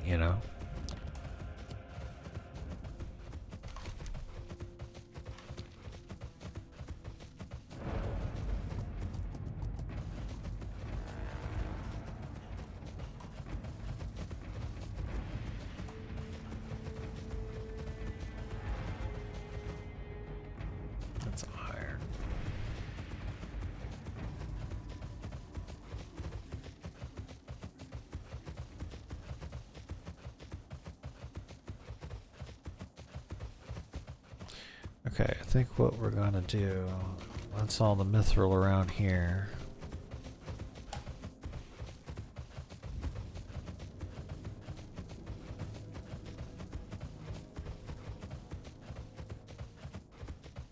There's mithril on the inside, so here's what I'm gonna do. I'm gonna get those 2 mithril in there really quick.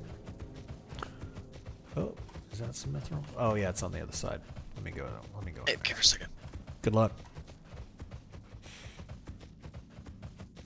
Is that mithril? That's iron.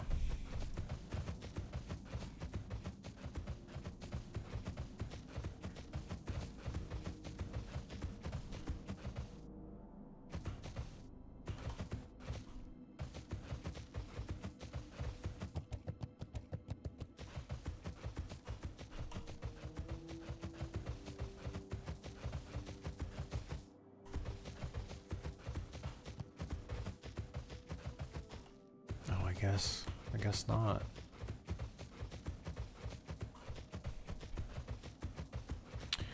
Oh well, I guess my sense of direction got screwed up. So all my add-ons work and everything. Yeah. And the only thing I lost is the HD mod doesn't seem to be compatible with this patch. So no more HD mod for me, but it's not a big deal at all. So I'm Yeah, pretty did you happy notice? about that. Did you notice much of a difference? It definitely looks more flat because I don't know, they like worked on a lot of the textures and stuff. Yeah, the It doesn't textures look probably bad have or better anything. bump maps. I was starting to get used to the niceness of the HD, and now it just looks like how I remember WoW. Well, It's just- I mean, yeah, it's hey, not bad. well, remind me when I say that I'm gonna start recording for the PvP video. Remind me they should have updated the HD stuff by then, so I can install that just so everything looks better. And then, you know, one of these days they're gonna release the Unreal Engine 5 stuff. Yeah, I'm very excited. And it's gonna for look damn good, and I'll be in a good position to make some really great videos. that. Yeah, and from what I saw, it's like they're limited right now on the things they can do. But when Yeah. they switch over to UE5, they'll have a lot more freedom to like make new zones and stuff. For example, I guess. Right. Yeah, they'll have more tools for visual stuff. Yeah. Maybe they can create an ever-flowing cape, like they have in Helldivers. The cape is forever blowing in the wind. That's sweet. For now, I just want them to fix the HD mod, and I'll be like, I'll have all the stuff. I don't know if they will though. Yeah, the other thing nice about the update was, you know, you download it, everything worked. You were able to update your mods with a couple of clicks. So just hit play. Pretty good. Yeah, it's pretty smooth, and I even chose the option that said like don't uninstall, and Right. it still worked out for me. Light bless you. I was like, well, if that's an option, I'm gonna try it. It's like I'll try the uninstall option if this doesn't work, but right, it did.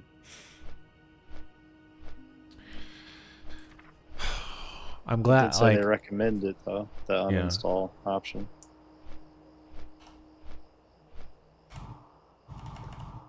I'm happy to do the Zul'Farrak because I need to figure out what I mean, my spell rotation is going to change a bit with Vampiric Embrace being instant cast. So before it was a 1.5 second cast, and I don't think the cooldown changed. Yeah, it's still on a 10-second cooldown.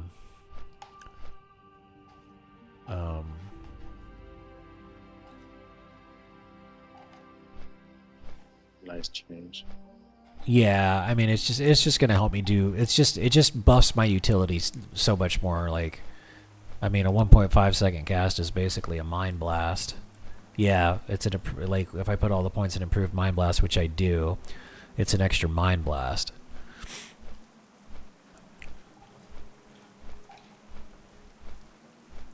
So a little bit more damage, and then obviously with the Vampiric Embrace on, that's more healing and more mana back for everybody too.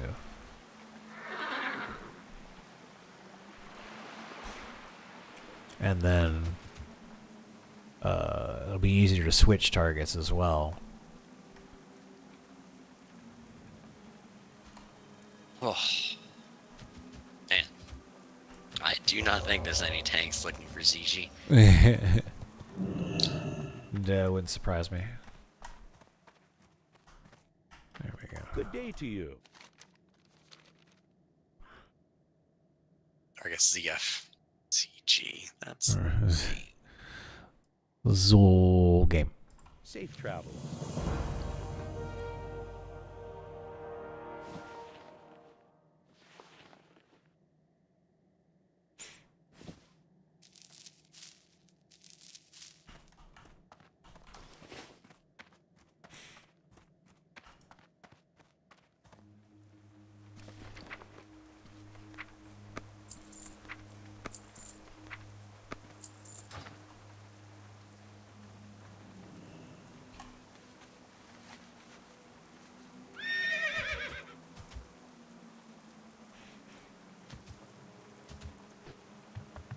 Things on your friend. Need help?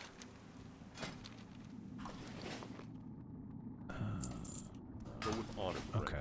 I'm gonna do.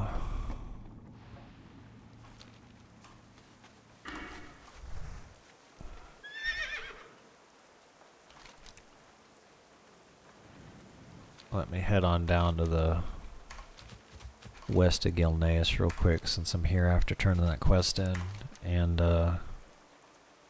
see if I can't get me some more mithril. It's really the solid stone that I'm after. But see if I can't pick some of that up, and then I'll head back to Searing Gorge. Maybe that warrior's still there. I haven't seen him yet. Damn it.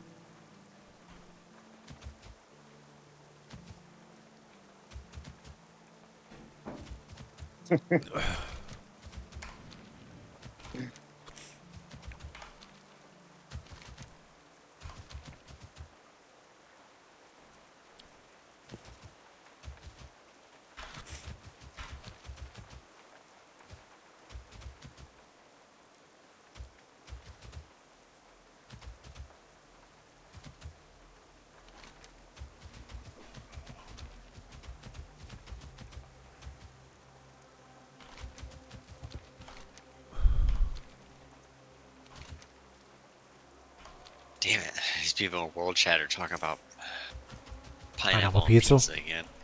Yep. And some guy's like, he's basically talking about a fucking French dip pizza. I'm like, why? Why French dip's so bad right now.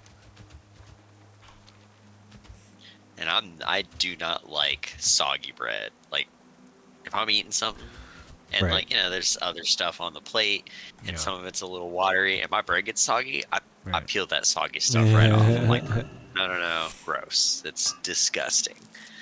Like, I don't know how ducks do it. I'm like, oh, you should duck bread anyways. But regardless, I'm like, something about the beef juice making my bread soggy is like, oh, it's different. so good. It's one thing to be soggy, you know, with like vegetable juices or something other liquid, right? But that bouillon, that beef bouillon. Au jus. Au jus, that's right. Fucking au jus all in my pants. Yeah, I guess some places where they sell those, they'll like dunk your whole sandwich before they give it to you. I'm like, oh, don't do that. I just want a thing that I dunk it into. One bite at a time. I had that in Chicago. is where I had that, and it was fine. But yeah, I had the same thought. I was like, I like to, like, I didn't have any extra to dip it in either. Like, I like to control the amount of sauciness, And here you've just dictated, like some kind of sauce dictator, how much sauce I get, and I don't really think that's American, It doesn't really fit. Sauce boss. Yeah. Some sort of sauce mafia controlling the ins and outs of sauce. If I try to get like a Go ahead. say if I try to get like a sub sandwich and if they do oil and stuff, I'm like no oil if I plan on eating it later because like you go back to it and that bread is just saturated. That's different. I don't know. I can get behind it. I'm a big Jersey Mike's fan, so like Jersey Mike's been sitting in the refrigerator for like a day. It's still good to me. I like Jersey Mike's. I don't like when the bread gets soggy from oil. I'll do like mayonnaise. Mayonnaise doesn't like destroy the bread, at least to me.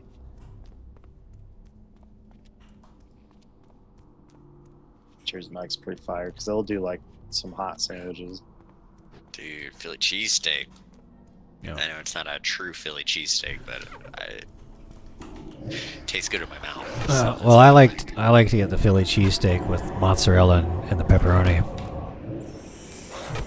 It's basically a pizza sandwich. Provolone. Yeah, provolone. It's basically a pizza sandwich. I think they've gotten rid of the meatballs. Finally. Yeah. That's too bad. I like the meatball sub. I do like meatball subs.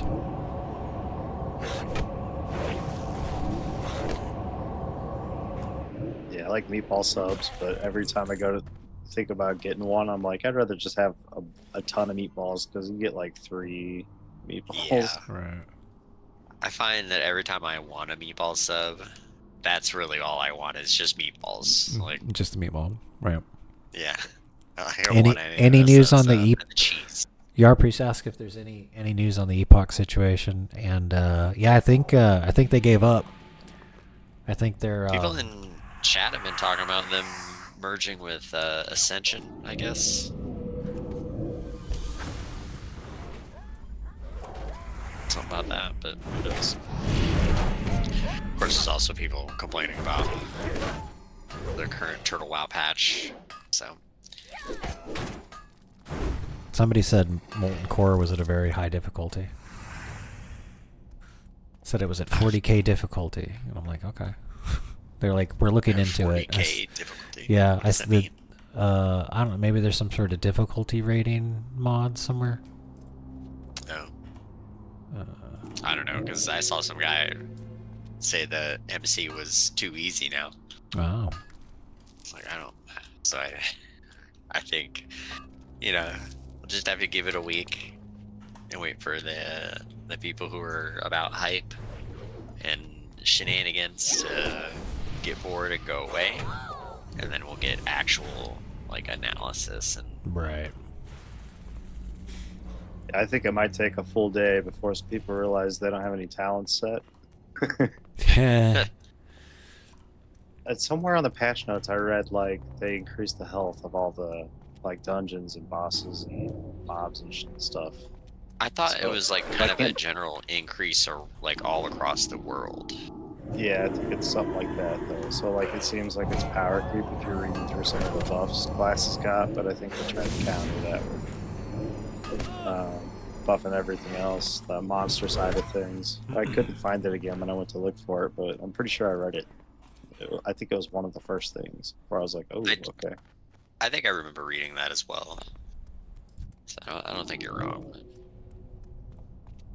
That's one of the, I guess, maybe my biggest complaint about Turtle WoW is finding what the current information is. Yes. Seems a little difficult. Yeah, I could do a little better on the organizing. The graphics were beautiful though, their infographics and stuff. Yeah, I think that stuff all looks really good. Yeah, when you get to see them, you're like, oh wow, and there's always a ton of information on them.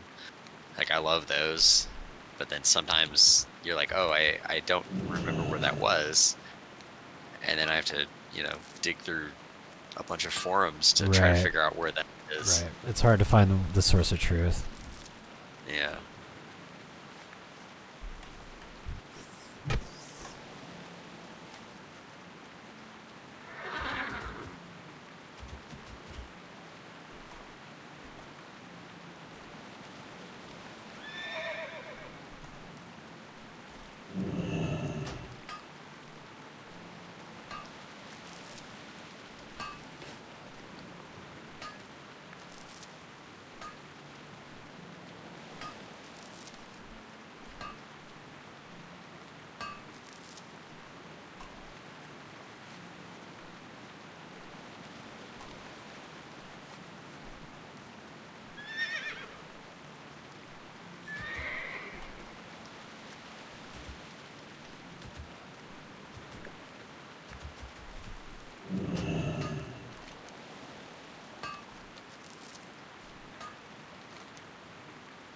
I guess let me go down that way.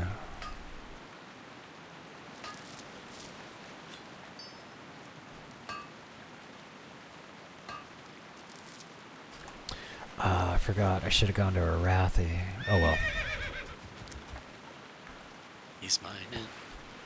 He's mining. No. Mining in the name of the Lord.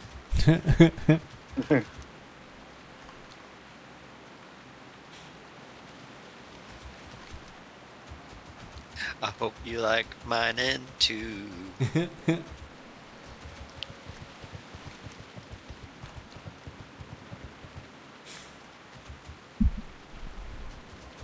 Listen, this is vital work for the church. I'm creating items to smite evil with. You gotta equip the rest of your adventurer friends so that they can smite evil as well as you. This is true. Because your adventurer friends are lazy and they'll never do it themselves, so to provide them the means.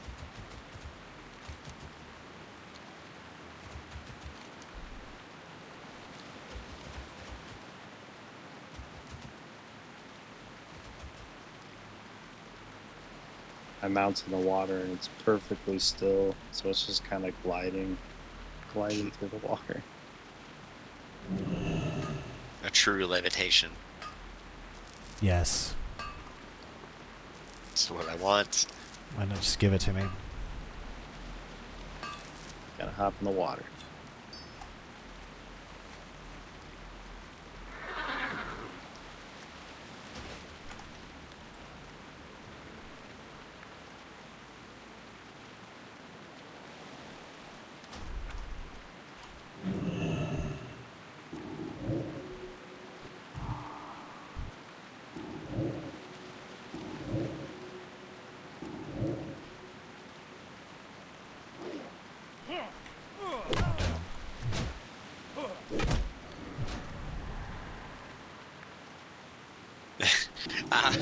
I'm watching. I'm like, no way you're about to be able to suit walking between them. I no tried. freaking way. And it turned out exactly how I thought it would. All right, I'm glad.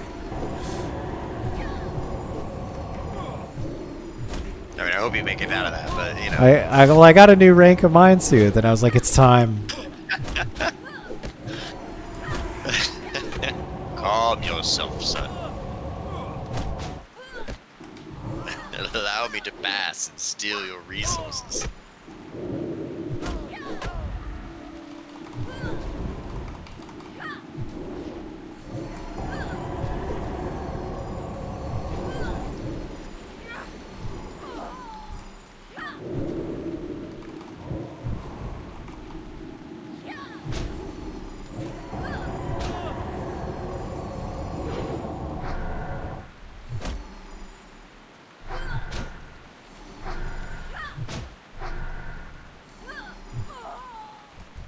Alright, well there we go. Shadowward Pain's taken for almost 200 now. That's nice.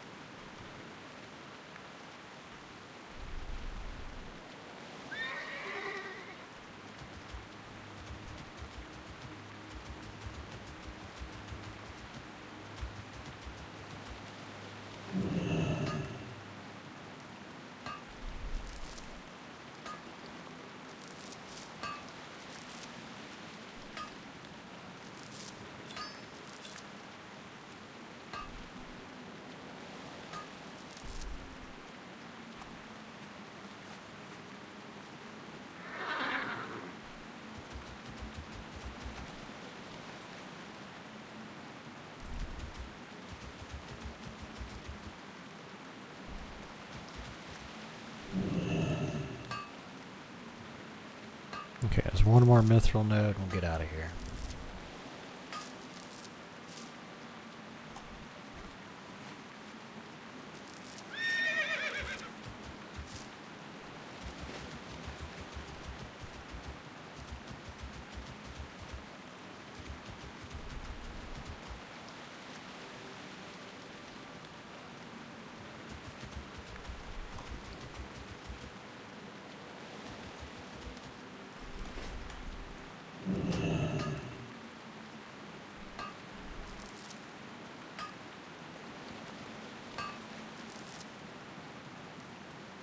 Okay.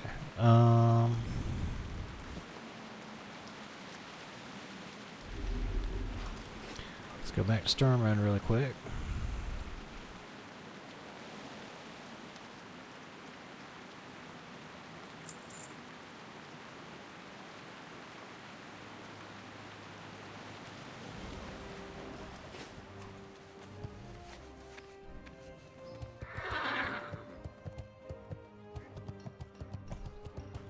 And we'll take the tram to Ironforge. Because I need to take the flight path. If I try to take the flight path from Stormwind to Syrian Gorge, it's like a fucking 7-minute ride. But it's only like a minute from Ironforge. So I'm probably shaving off 2 or 3 minutes taking the tram.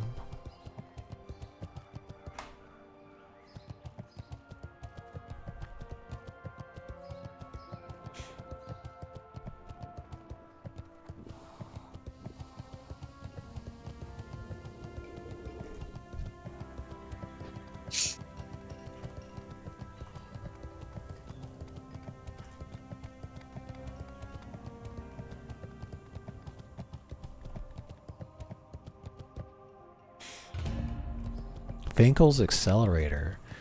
Increase your attack and casting speed by 2%. Requires level 37. Wow.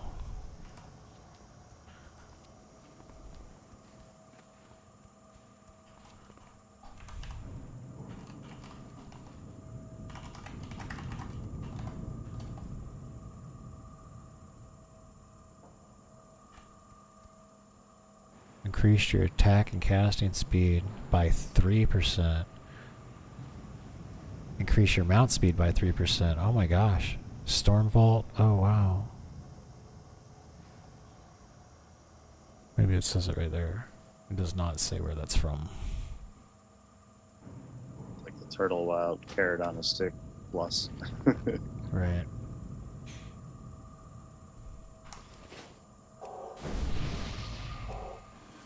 This guy just realized it's the epic because it requires level 37 only for the Finkel Right. one. Crystal Vein Mine.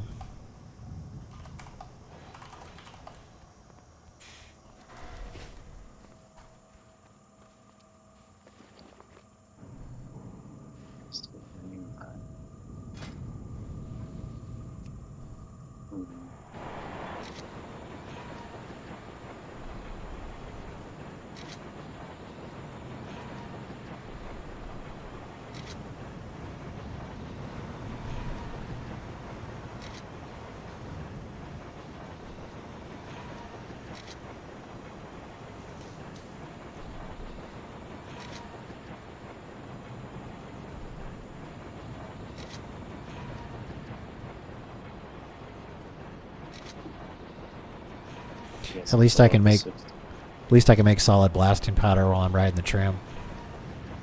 Efficiency. What were you gonna say? I was, that trinket, I guess, is from a level 60 dungeon. But it's one of the turtle ones, right? I'll take your word for it. I looked it up on that in the Atlas loot. Oh, yeah, I could have done that. Wait, can you... Oh, there is a search function. I'll be damned.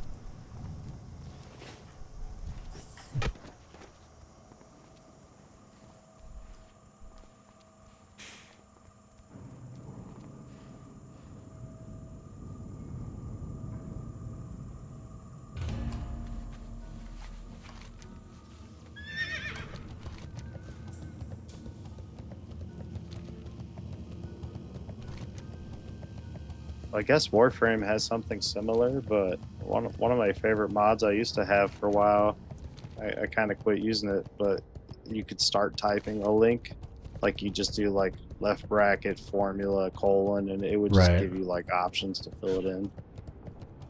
Like I guess Warframe does something like that. Where you just Hey. kind of can make your own link. Hey, our priest. Let me see here. Let me answer your question just a second.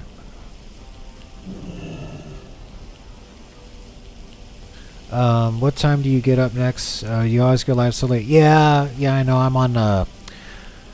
I used to get up super early, but I'm kind of on a night schedule. He's on island time. Yeah, I'm on island time basically. Yeah, I think what I might end up doing is just maybe I just stay up all day, and I just need to reset my sleep schedule. It'll probably be easier to do. I'll probably do that when my roommate goes on vacation, because he'll be back in the States and I'll be here by myself. And he sleeps in late, and I always feel bad like getting up and making noise and stuff when like he's asleep. So I feel like because he was on a night schedule, and I just want to be courteous that I kind of got on one. So I mean, I'll definitely try and get it turned around. I've been on like I got my sleep schedule screwed up about like a month ago, and I got to get it fixed. But to answer your question, like I typically go to bed at like 3 a.m. and I can get up at like noon or 1.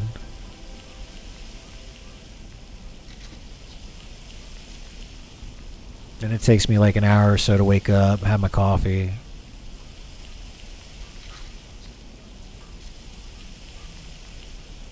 But I definitely need to be streaming earlier.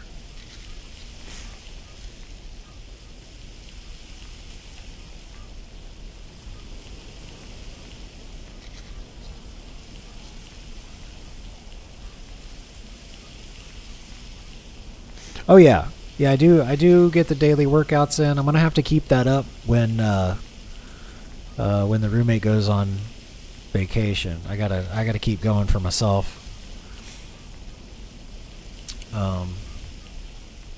Yeah, in fact, I need to remind myself to do that. I've been slacking on keeping up my calendar the last couple of days. I've been stressed out with stuff. So I need to pick that up again tomorrow, and that way I stop feeling bad about it.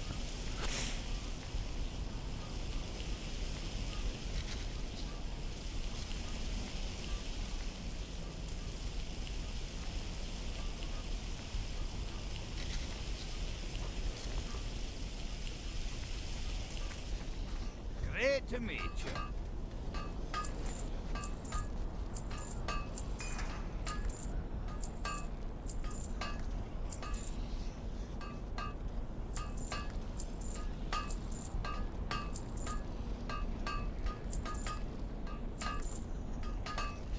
Off with you. There we go.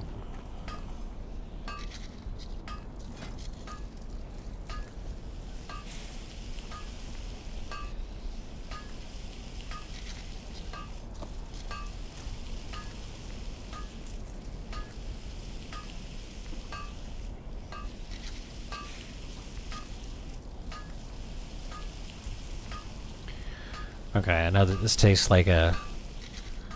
Let's see, this took maybe like an hour and a half, but should make some good gold out of all of it.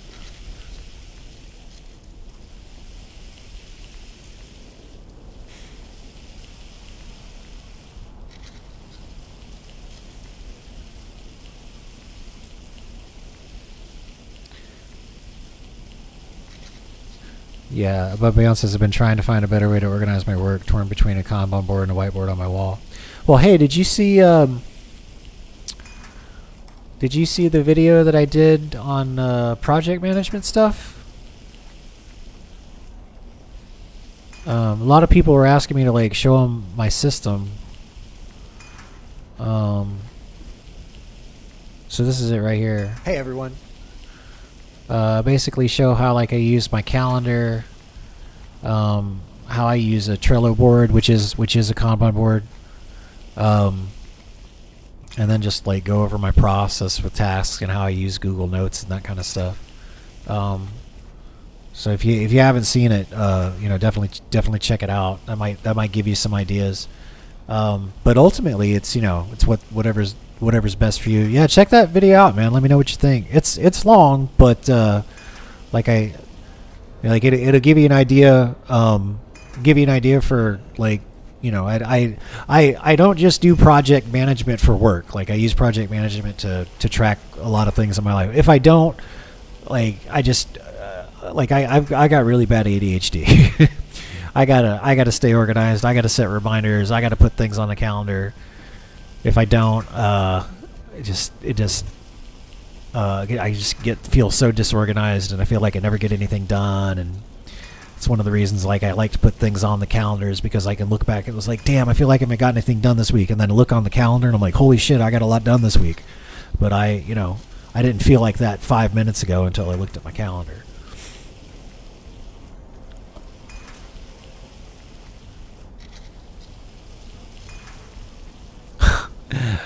Oh man, yeah. I tried. I got prescribed the stuff. I tried it for about 3 months.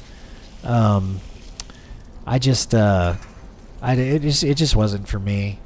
Ultimately, the thing that I didn't like about it was, you take it for, it works really good for 3 or 4 days. The thing that I noticed the most was I'm actually a better speaker. I ran meetings a lot better. I wasn't saying a lot. Like right now, without the medication, it's like there's a billion words swirling around in my mind, and I've got to pick them out and construct the sentence, and I got to nail them all down. But like the thing that I noticed with the Adderall was I just spoke. Just the words were just scrolling across the screen, But the problem is the efficacy of the thing wears off after like 3 or 4 days. And then the doctor was like, well, why don't we just increase your dosage? And I'm like, this is some really really powerful stuff already. I'm no saint. When I was a younger man, I tried a lot of different substances, and it's really close to several of those substances, and I didn't want to increase the dosage already. It just didn't like that idea. And then I tried, and then what I tried to do was I'd use it for like 3 days on. A day or two off, 3 days on, a day or two off. But then I noticed on the off days, like I was less motivated. Like I was kind of depressed a little bit. Not like depressed in the sense of like I'm sad, but like depressed as in like it was even harder for me to get up and get going. And so I just do without. I've got all of these other systems. You were up to 50 to 40? Oh my gosh, dude.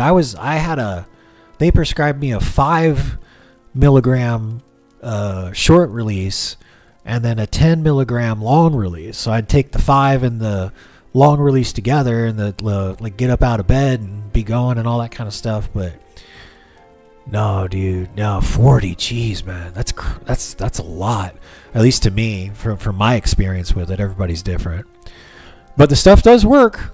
It really does work. I could. I could imagine certain situations in which I would like to have access to the medication. But at the same time, it's like, well, I just develop all these coping strategies. So I guess that's another reason to check out the video, man. You can basically see how I kind of. We both got the same condition, so I've been off the medication for like a year or two. I only tried it for about 3 months, and I just decided like I just need to figure out, like, now that I know I have this condition, I know what the symptoms of the behavior are. I just need to keep an eye on myself, and then do structure my life and habits, and like I'm always setting reminders on my phone. That's why I always got got things on the calendar, and reminders pop up on the screen and stuff. So it's what works for me. I mean, if the medication works really well for you, go for it. You know, not telling you what to do. I'm just telling you about my experience. Yeah, that's exactly zero. I had no motivation when on the off days, and I didn't like that. I'd rather struggle with motivation all the time than have personally. I'd rather struggle with motivation all the time instead of a little bit. Instead of being really effective for 3 or 4 days and then like zero effectiveness for 1 or 2 days, and then we go back. Like that's I don't know. No, I'm trying. I try to do everything I can to be consistent. Consistency is really key for me.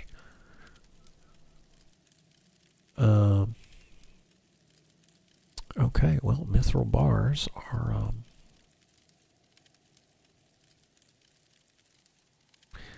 Yeah, I got all in with mithril bars. Let's post that.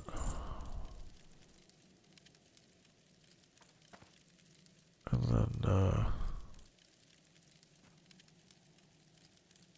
let's post those. But yeah, I mean, check out the video. I mean, now that you know that, like that's basically that video is basically the system that I set up to manage myself. You know, I treat myself like I'm my own project manager.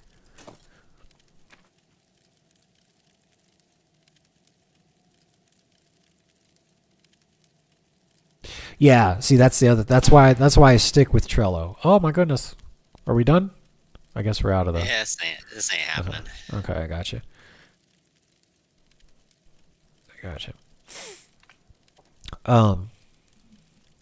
Yeah, so like that's I use Trello as like my main board. Like I still write things down. Like hell, I mean, look, I got notes on a piece of paper. Not anymore. I mean, I transferred this stuff over to Trello. I got, you know, I write stuff down. Like when I write things down, it helps me remember sometimes. And like I'll put a reminder on my phone, and I'll set alarms and all that kind of stuff. But Trello's the main thing. Like that's one of the decisions that I made. Like if it goes on the board, the Trello board, it gets done. It might take forever. I might not be able to do it for certain reasons. So I got swim lanes for that. Yeah.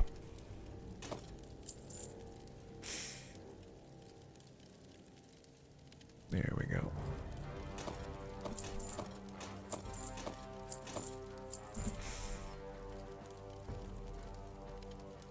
Oh, Trello is free. Trello is free. Everything in that video is free. Everything that I suggest to do in the video is free, and I put links to a lot of the stuff in the description of the video. Try to make it as easy as possible.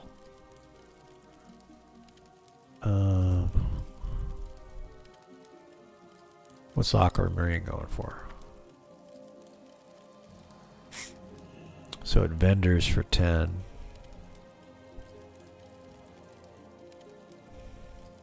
People got it up there for 14. Oh, fuck it.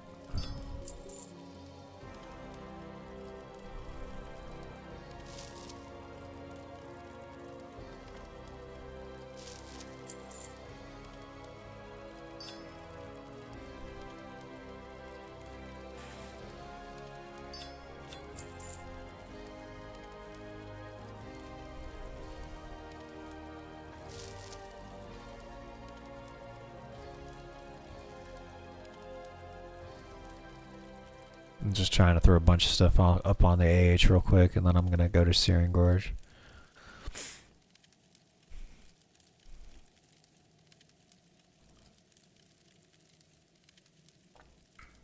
And then above me, I'm gonna. It's late and stuff, and I was getting tired when you hit me up on the Discord. But I'm going to tomorrow when I'm fresh. I will sit down and I'll take a look at that link you sent me. about the employment stuff. If I can find anything that might work, I'll let you know.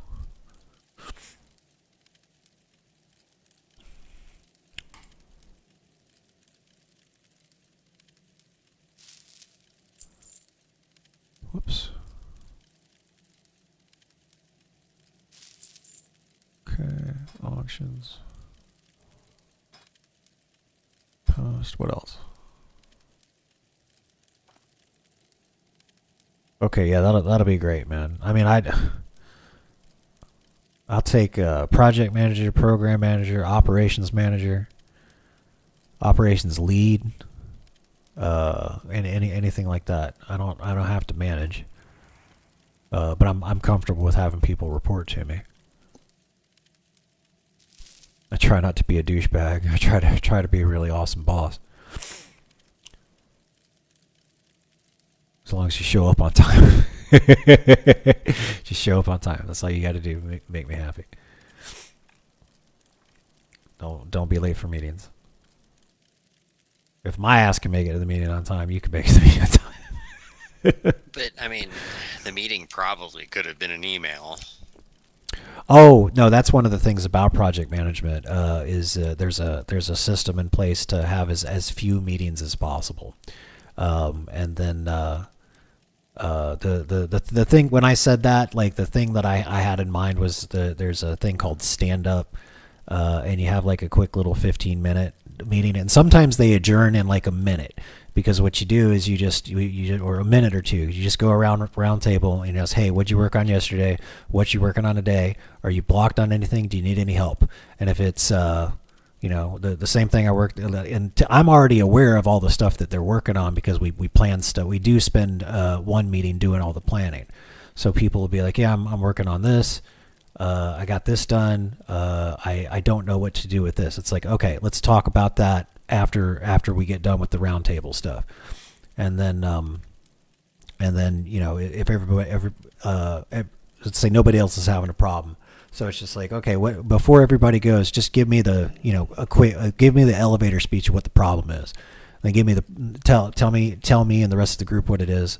And then it's like half the time, the reason that it's a group and we do it together is because somebody be like, oh, I know what that is. I'll talk to you. I'll DM you over Slack or something.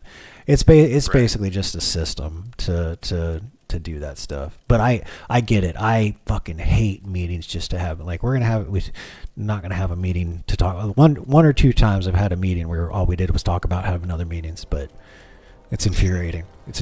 I get it. Meetings at my job talk about what a great job that we're doing and how much money we're making and how we're like the #1 store, but that also we gotta cut back on labor and right, like what, like those two things don't really equate, like in my But, mind. right. It's like if you're the making #1 store, that much more money, how do you need to like reduce labor? they're projecting, I want to say like last year they projected us to make, like it was, I don't remember the actual number, but I'm just gonna say $1 million, right? Sure. And then we did like $2 million. Like we did so much better than what their Right. projections were. And then they're like, everybody's like, hey, great job, but labor's still too high. Like, how much Right. money do you really need to make? Right. How many can the percents go up? I don't know. But remember, you can discount things more than 100%. Just remember that. My president taught me that. You could discount things 1,000% even. You could pay people to take it from you. Oh.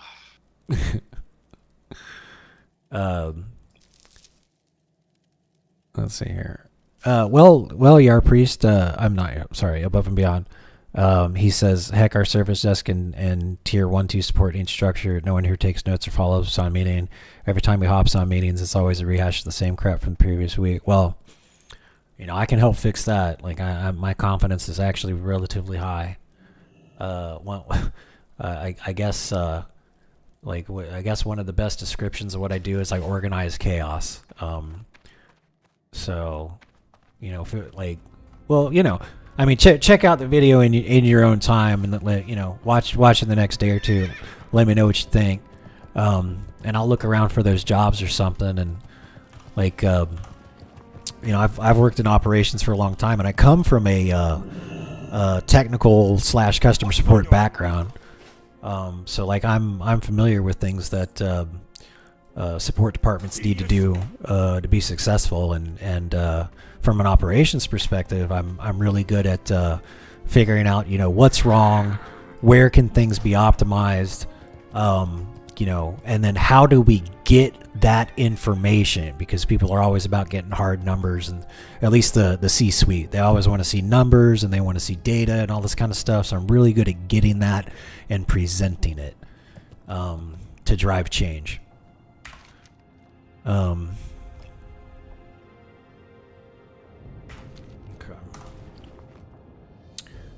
All right, let's get the fuck out of here. Let's go to Sandwich. Oh wait, let's check the mail. That little mail icon usually means money. There we go.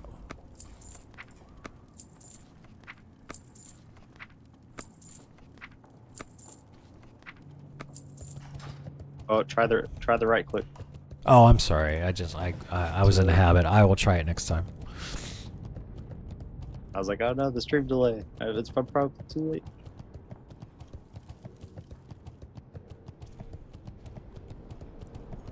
Yeah, built in though. That's a nice change. Yeah. Above and beyond, why do you, I'm just curious, like, why do you think, like, what's your opinion of why every time you hop on a meeting, the rehashes of the same crap from last week? Like, why do you think that is? Like, without, I mean, obviously don't like dox yourself or give away company secrets or anything. But like from like a really high level, why do you think that is?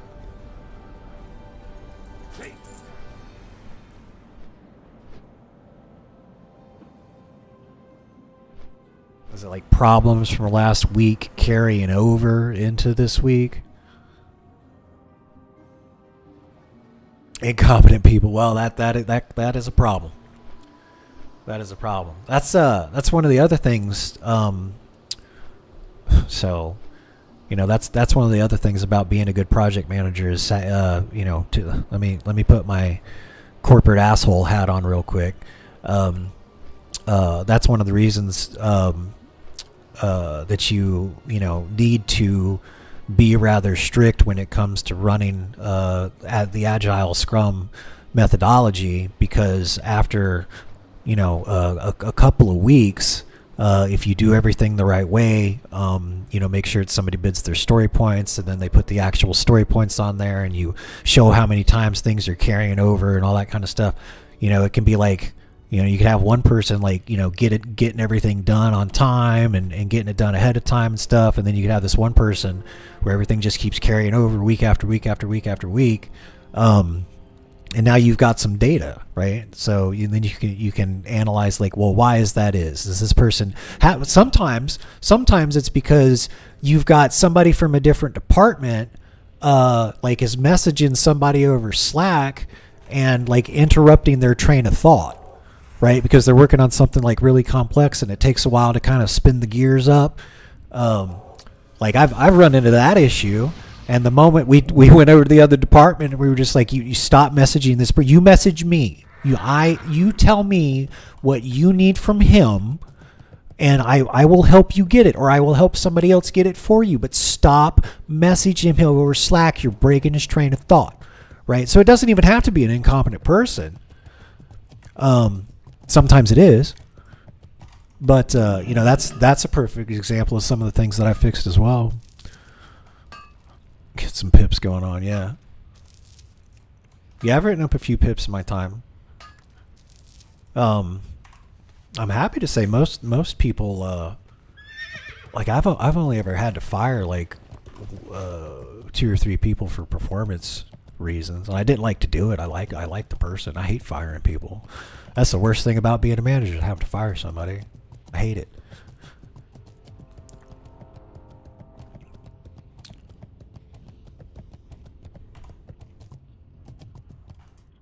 But no, I'm proud. I'm actually proud to say most of the pips I've written up And you know, it's not just like, you know, here's the thing, here's what you got to do. Like there was coaching. Like we had some meetings. I was like, hey, just message me if you need anything, you know, right away. Let's get out in front of this. I want to see you succeed. And I generally do. I wasn't just talking out of my ass. Like I generally want to see people do a good job. And it's really rewarding when they start turning things around. Especially when you have those meetings and people start noticing, damn man, you're really getting this stuff done now, you know. I let them take all the credit because they're the ones doing the work. I just coached them for 30 minutes once a week.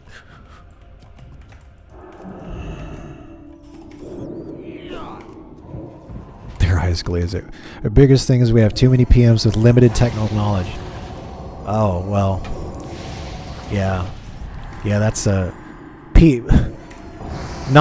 like there's project managers and there's technical project managers, and sadly there's too many project managers in a technical project manager's role.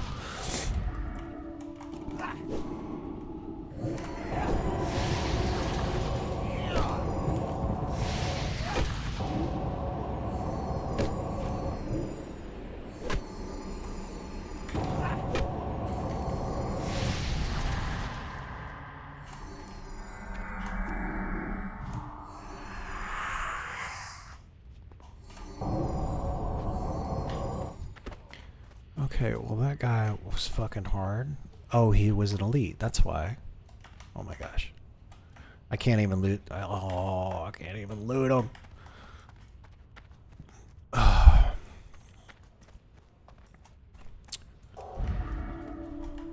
mean, I actually like learning stuff.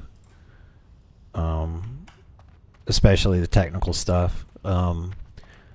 I would say that I definitely would say that I'm a generalist. But because I learn a lot about something, and then I'll get to a point and I'll get bored.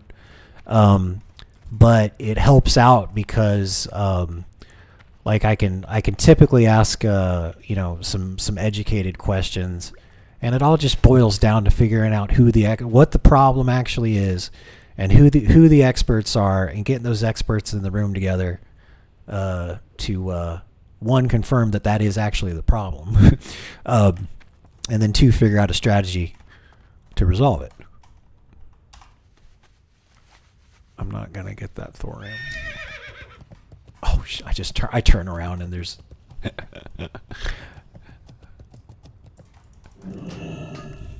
Maybe I should have started with that one. I'm worried about that warrior rolling up on me. I'm traumatized for her. I got the PTSD.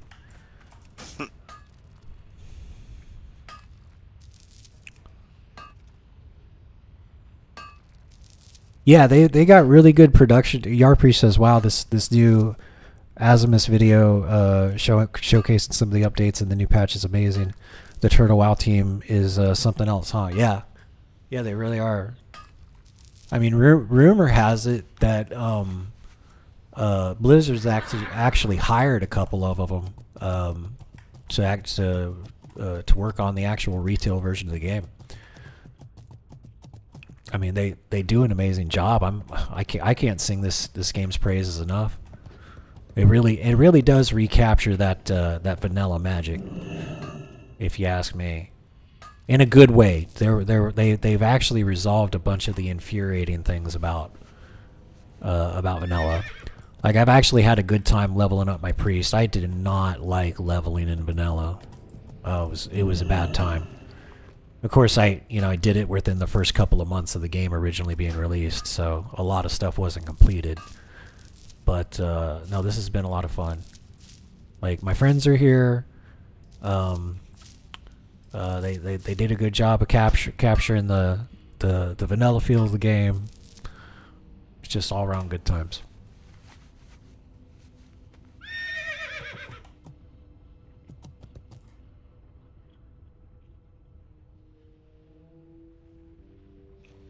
Or like, we let the project managers manage the team's channel to collect all the deliverable spreadsheets, tech docs, and they'll lose half the stuff or forget they're managing some credentials for them. Oh, well, that's just poor management. Or rather, that's how they choose to organize teams. Well, I mean, you do need teams. You need the right scrum circles.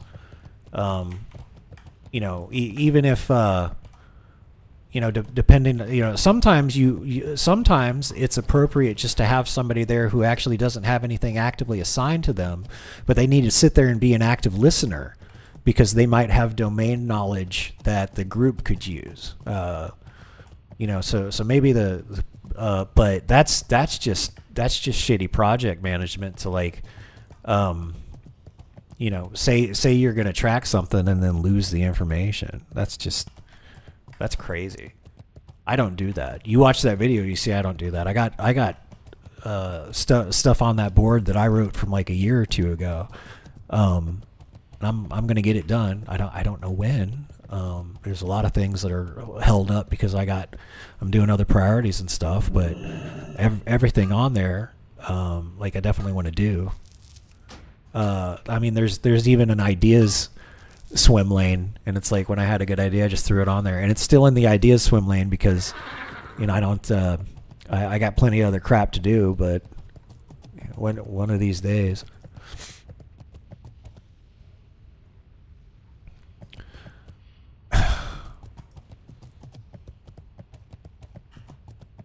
Well, that's too bad. I mean, that's if the PM can't talk to the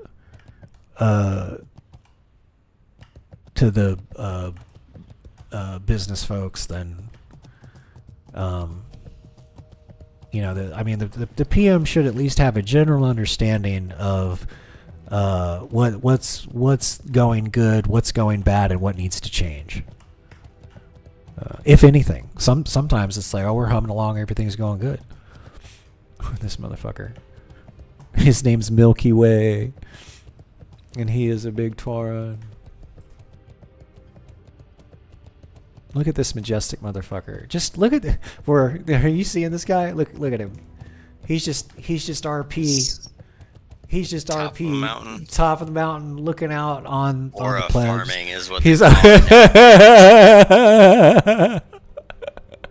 That motherfucker, man. He's doing it. Look at him. Yeah, this look is at great. you, just taking it in. Just taking it up. He's doing his job. See, that's what I'm talking about. That's why this game is awesome. You just run into stuff like that. Majestic. This is great.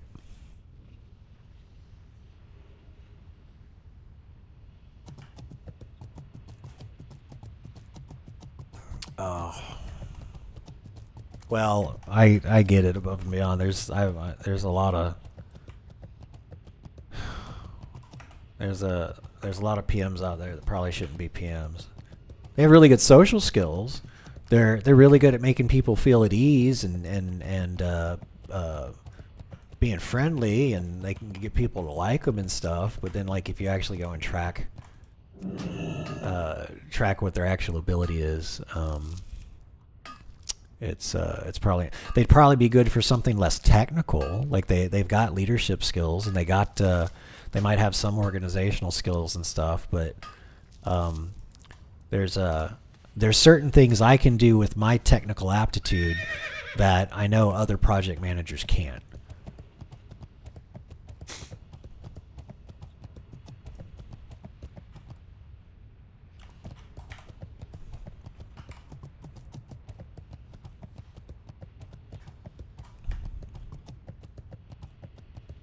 Okay, I need to stop mining. Like I didn't come here to mine. I came here to level.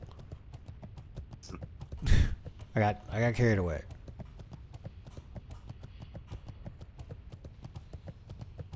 There it is.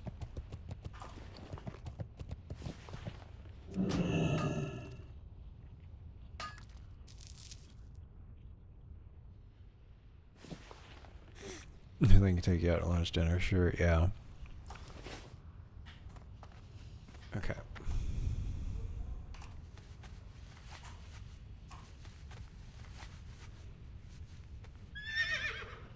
Alright, well let me steal old Bo's idea and I'm gonna aura farm a little bit really quick while I run to the little boy's room. Mine's one more for good measure. Yeah, I gotta yeah, that's the ADHD right there. That's that ADHD bullshit. Let me take a quick bio. I'll be right back.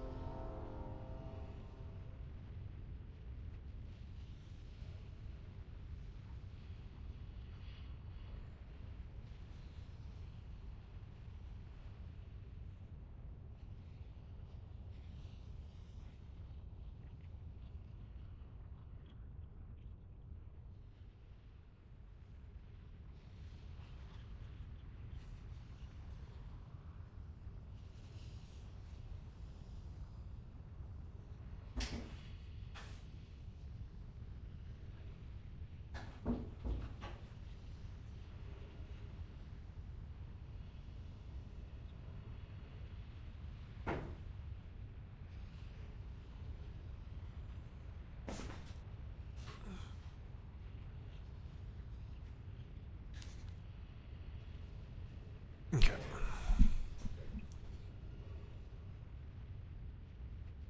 Okay.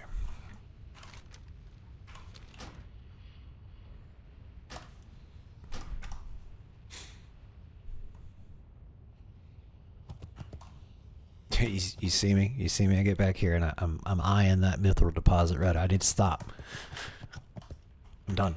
We're done. Let me look up quest objectives. Focus on quest objectives. Oh, we gotta turn some in. Let's do that.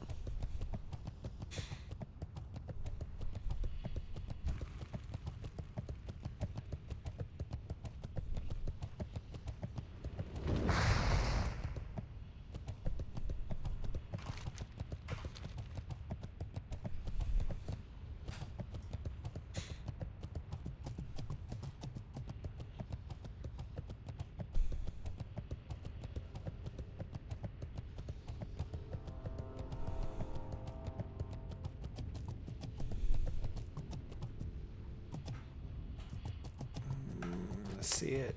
I see it. I see it. It's right there. It's right there. I can't stop. That's because it was on my mini map and it was on the way. Look, this is the reason why I have 113 gold.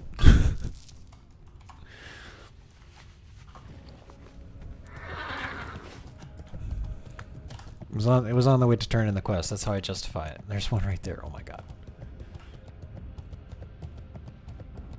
Is it right down there? Okay, we'll get it. Let me turn the quest then. You got my attention. You're mine. Okay, that one's not done.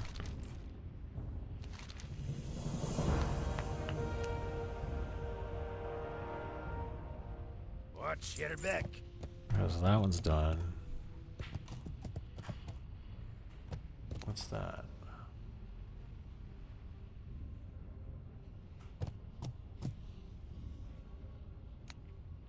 Must be around the other side, huh? How are you? Yeah.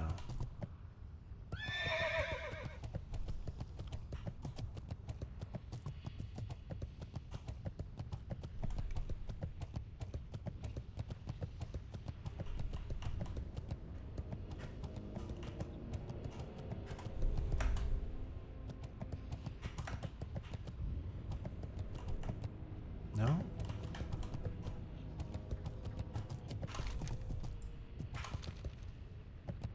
Alright, well, we gotta kill stuff. Let's kill stuff.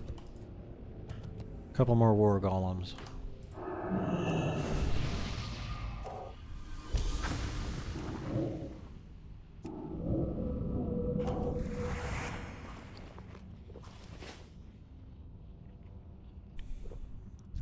So we gotta kill a couple of those guys.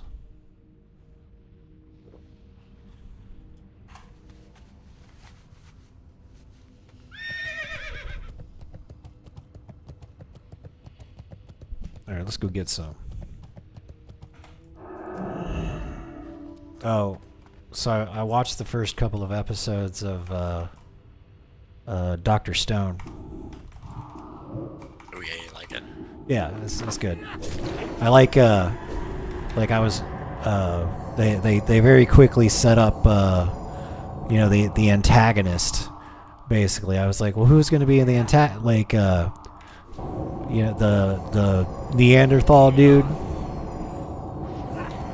that kills the lion with his bare hands, and then he's like, yeah, I'm gonna kill people while they're still stoned, and I choose who lives or dies, not you. You know. Maybe that's like one of the things I don't really get. Is like whenever they like find people who are like stoned or whatever, like you know, they're talking about the Neanderthal guy. They're like, oh shit, he's the most dangerous high schooler in the entire world. And it's like that's an aspect of like Japanese culture that I've just never really understood. Is like every anime is a high school character. Schooler, right. Yeah, well, and like in high school, apparently, there are like guys who are just like so dangerous that other high schoolers in other schools across the city are like, oh shit, have you heard about fucking Yorichiro? He fucking is a badass. Like, oh shit, like nuh-uh. Yeah, class 2B and whatever prefecture. Like, oh shit. Like, but that's like, you know, like when you went to high school, you know, do you ever remember hearing about someone from another high school? Aaron Klebold and Darren Harris, the Columbine shooters, but like that's on like a completely different level. You know what I mean? It's like, I can't answer your question. Like I can't answer your question, but it's not the same, right? But I guess if the Japanese could get themselves some guns or something, maybe I don't know. But it was always like, I don't know, it just seems, you know, because when they're like, oh yeah, he's like a badass, it's not because like, you know, he's a fucking school shooter or something like that. Right. It's like I don't know, he's but their like definition of gangster is different. Well, yeah. All right, so we're gonna do. All right, let's see what Bob has to say about it. So I'm talking with my other American (parentheses fuck yeah)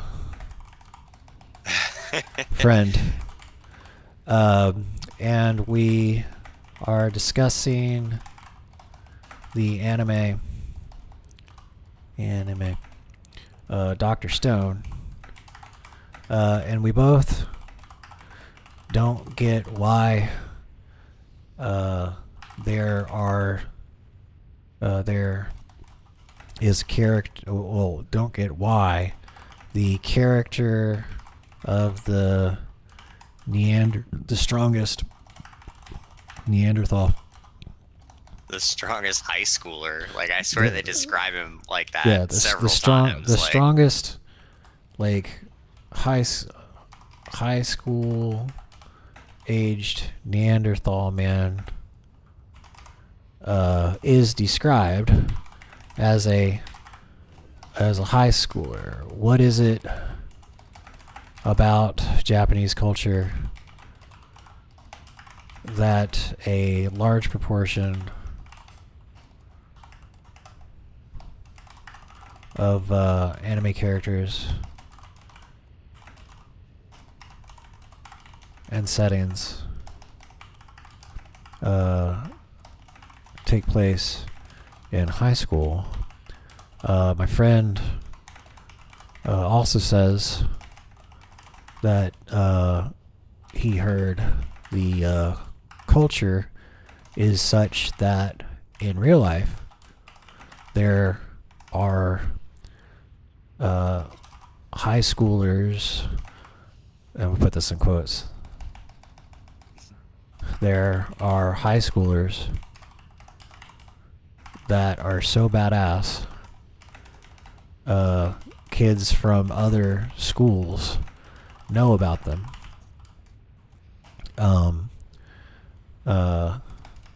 Then he I'm gonna put it all in here. Then he asked me if I knew of any high schoolers here in America, high schoolers in other schools when I was going to high school in America, to which I answered, Darren, Harold, and Aaron,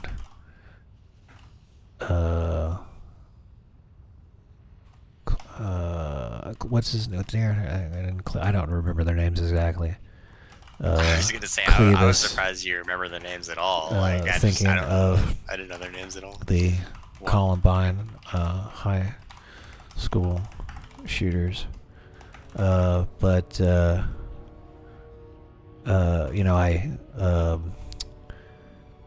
stipulated that in their infamy was on a whole other level than what he has suggested. By the way, what exactly were the shooters' names again? Okay, boom. Great set of questions. Let me break this down for you. Why anime is so often set in high school. High school is one of the most common settings in Japanese anime manga, and there are cultural reasons for it. University. Almost every Japanese person goes through high school, so it's a relatable backdrop for the audience. Coming of age theme. In Japan, high school is often considered the last stage of youth before the responsibilities of adulthood. It is culturally idolized period for friendship, first love, personal growth, and big dreams. Social drama. Japanese schools have strong group identities, classes, clubs, school reputation, rivalry, sports competition, or high school pride can be scaled up to epic stories. Commercial appeal. The largest consumer demographic for anime and manga is teens and young adults, so using high school setting helps the audience project themselves onto the characters. Creative freedom. Putting characters in school lets writers justify why these young protagonists aren't working jobs or fully under family control, freeing them up for adventures. That's why even someone like Tezuka in Dr. Stone, who looks like a high school Neanderthal warlord, is canonically a high schooler. It keeps him within that shared cultural framework. Number 2, badass high schoolers in Japanese culture. Your friend isn't totally off.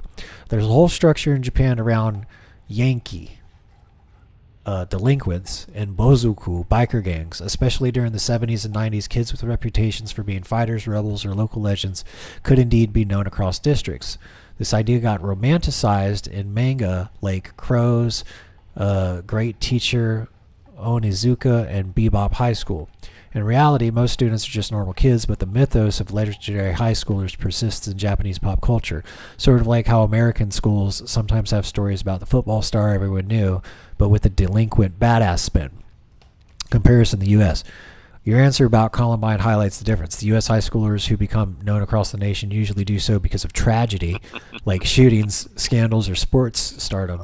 In Japan, the cultural narrative often frames high school notoriety around toughness, delinquency, or cool rebellion, rather than outright infamy. So while your friend might have known some, local legendary kids, that's not usually on the same cultural pedestal as Japan. And then the 2 Columbine shooters were Eric Harris and Darren Klebold. So you were remembering Aaron Klebus, which is close to Klebold, and the names are Harris and Klebold. Okay, so I know that because I was basically the high school that I went to when it was in Colorado when the shootings happened. The shooting happened in Colorado, and it was literally the next county over. It was like the next high school over. Yeah. And then I was going through my goth phase, and I wore a trench coat at the time, and people were asking a lot of questions. There were a lot of people asking me how I felt the next day, and I was smart enough not to wear my trench coat to school the next day, and I had to answer questions about we just go out behind the fucking school and we smoke our cigarettes. We're not planning to fucking murder anybody. There is no such thing as a trench coat mafia. That's some news anchor trying to throw a spin on their story to get more sensationalism, that kind of shit. Oh man.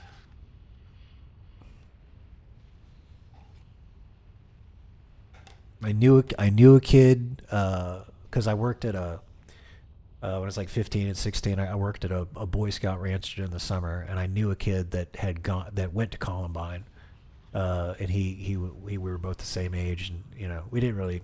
He mentioned it once or twice. I never really brought it up. He did. I think he knew a couple of kids. Like, dude, what was that like? Well, yeah. It wasn't very tactful. Just try to treat him like a normal kid and have a good time. Where, in the middle of a horse ranch in Colorado, it's not. You don't bring up a fucking high school shooting while you're riding horses and shit. You just take it all in. You know what I mean?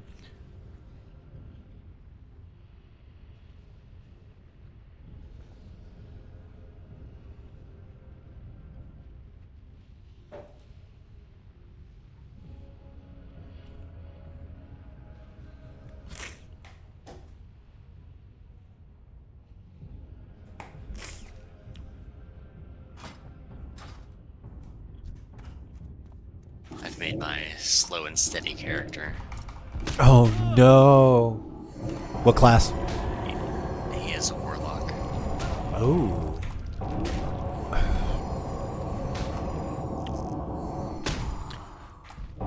You did that? Did you do that for the tank pet? I mean, I'm not that worried about dying, Right. Like, yeah, losing the 5% XP might be a bit of a bitch. But it really is only going to matter once you get into the layer levels.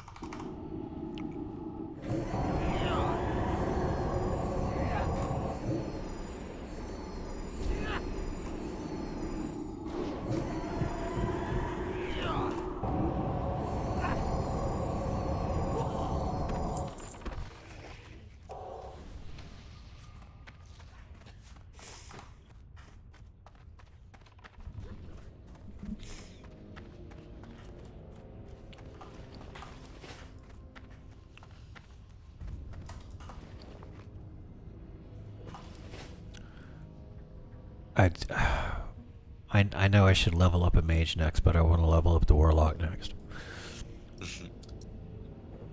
I just think if you're gonna level your mage, it'll be on the PvP server one. Right. Yeah. So I can justify leveling the warlock here. I just think. I mean, I'll still make the warlock at war for the XP bonus and stuff. Like, I'd probably lose my mind if I didn't have the 20% XP bonus. I'll tell you that. It just takes 20% longer. It's not I bad. yeah, right.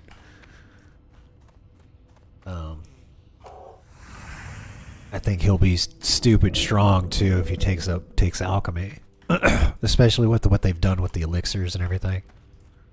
Right. What, you mean I just get to buff my character with this thing even if he dies? And then it looks like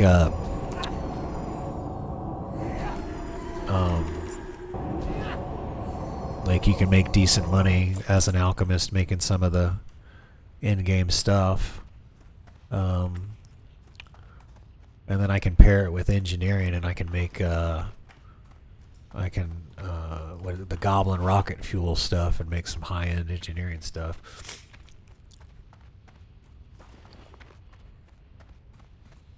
So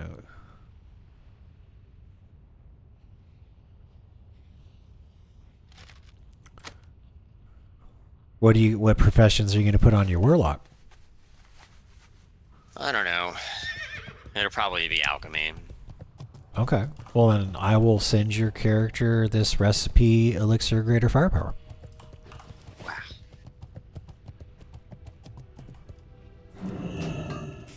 I figure it'll be something fun to do while I fuck around and don't really do anything.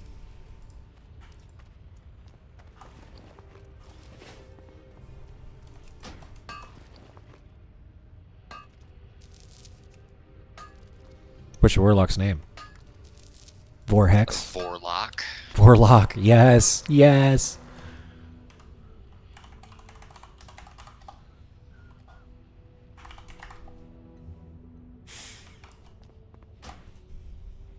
You probably can't reply.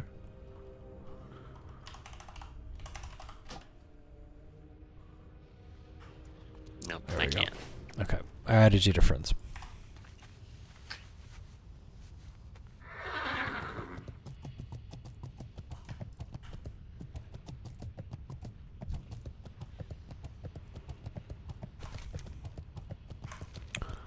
Okay, I just need to kill one more. What are these? Dark Iron Slayers.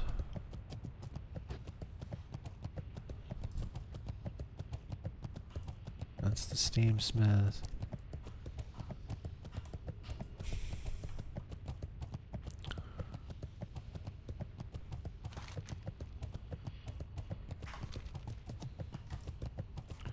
Need to kill those spiders too, so maybe I can kill these spiders while those things respawn.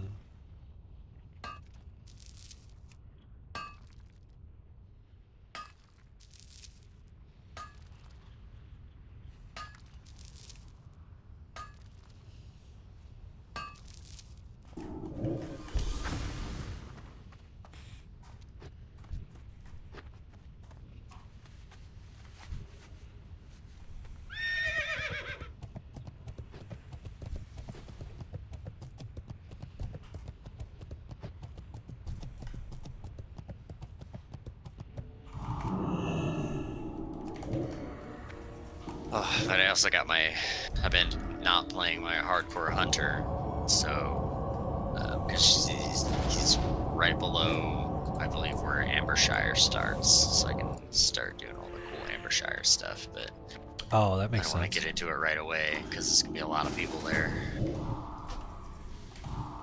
Just waiting for everybody to chill out and get the hell out, and go hang out there.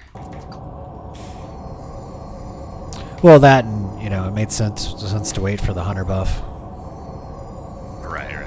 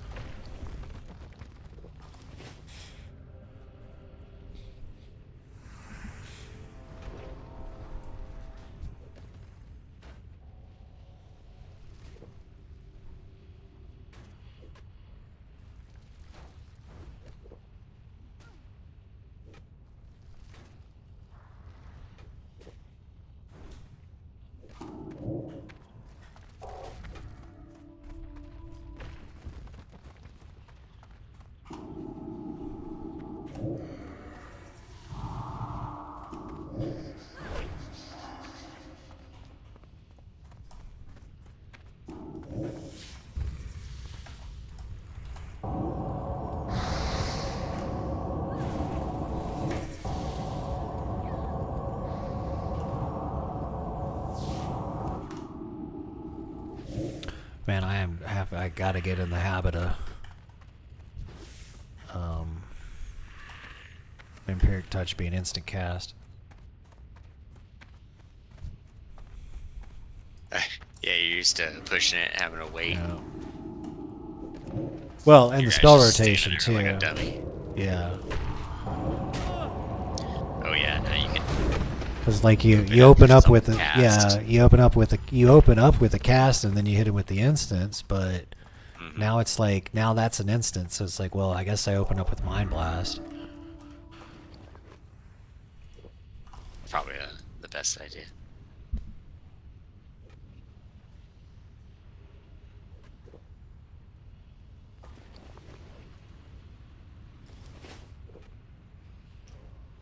I definitely go through my mana quicker without Spirit Tap. But that's okay. I'm just a Shadow Mage now.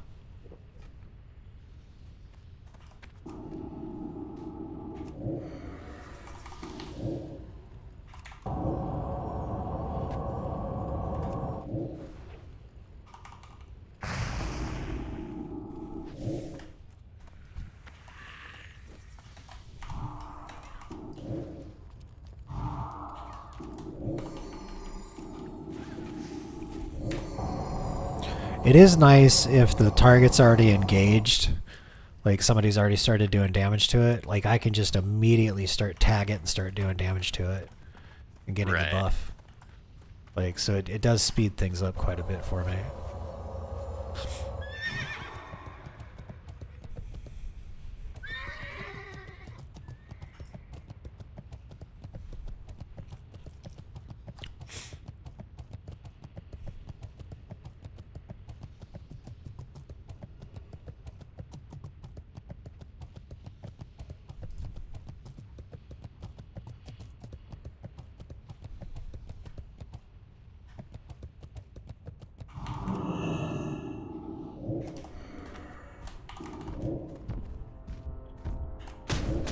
Oh, I pressed the wrong hotkey. Oops, there we go. Come on.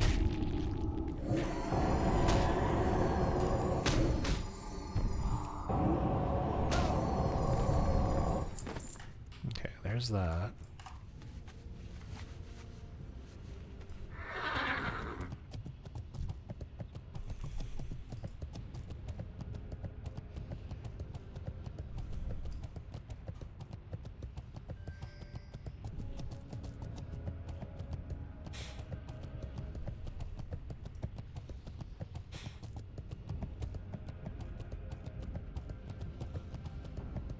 What's this guy doing?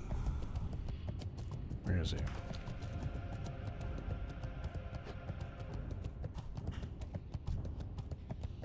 That's a dude with his pet infernal. He's doing lava spiders over there. Okay.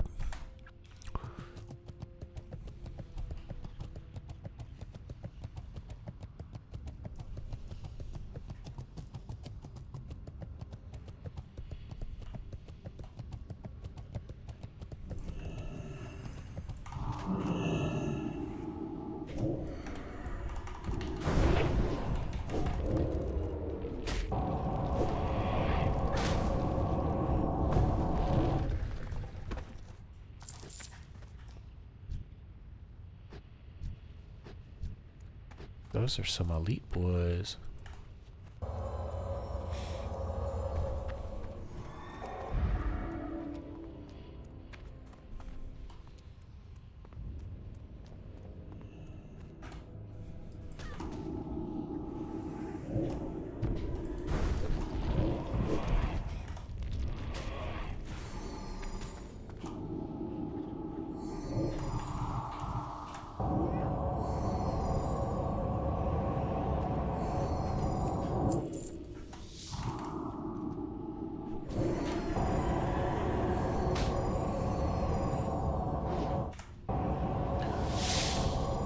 Well, I've broken the 1,000 mark, the 1,000 damage mark with my Mind Blasts. Nice. That was a crit for 1130. Seems good. Hell yeah.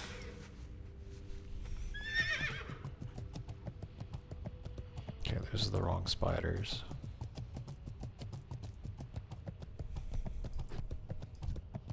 That's a lookout. I don't have to kill those guys. Okay, I'm done helping you. How do I leave party? There we go.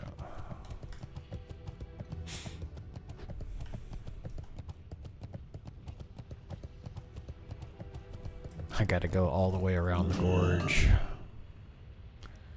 I think he's a little further along in the quest because he's killing those elementals, the rock and flame dudes, and I still gotta kill the dwarfs. There's weekly dungeon and raid quests now? I didn't know that. Ooh.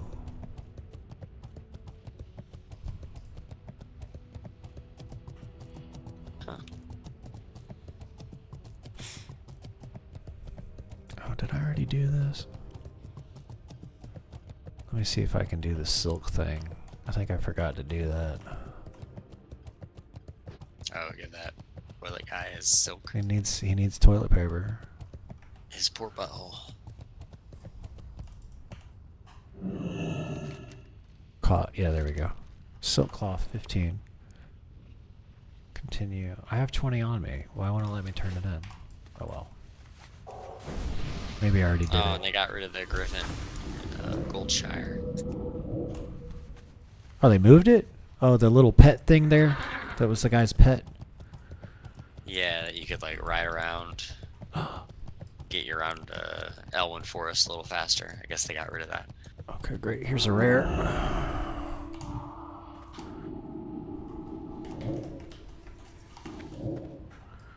Oh, I love that black on prog. I'm gonna call it a night though. So. Good night, buddy. I'm gonna wrap it up soon. I'll see you tomorrow. Later. Later. Oh, there we go. Oops.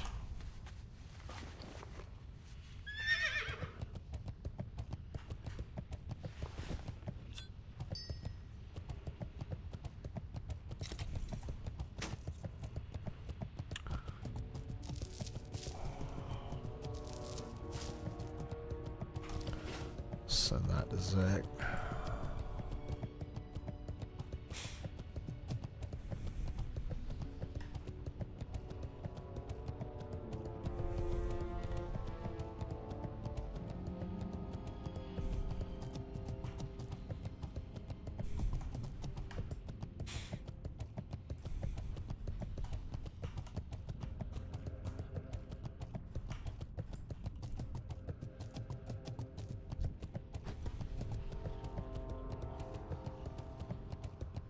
Oh, here we go. I need to kill these guys.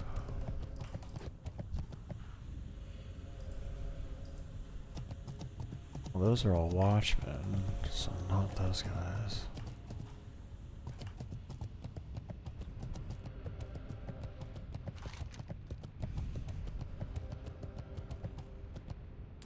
Let me go down there and do that.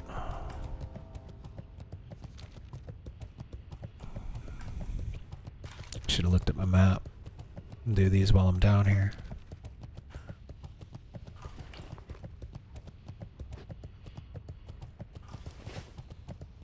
Caught. Oh, I gotta kill those guys first and then turn it into the outhouse. That's what's wrong.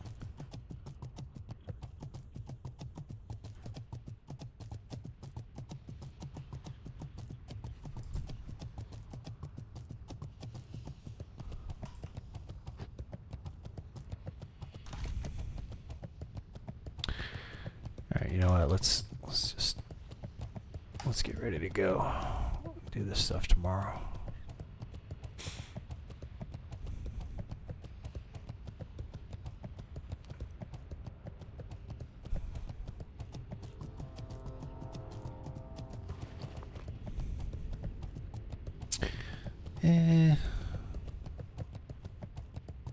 I guess this would be a good. I can't set my hearth here.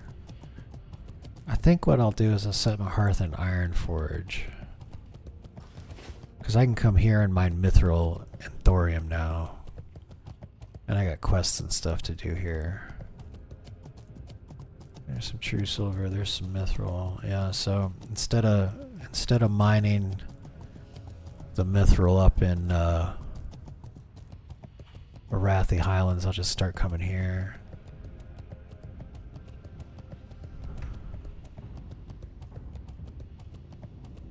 And I can do that all the quicker if I'm got my hearth set in Iron Forge. That'll take a couple minutes to do, and it's almost 3 o'clock, so I'm gonna go head back to the... I got stuff to put up in the auction house, so I'll head back to Stormwind first. I'll go ahead and go.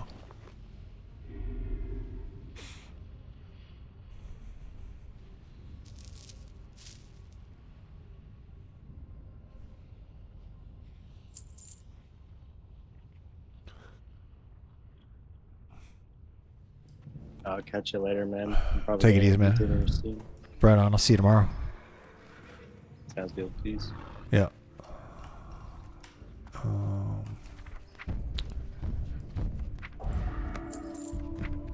Oh wait, can I click it? What is it? Is it control click? No. Is it shift click? No. Let's send these two. I'm telling them to DE.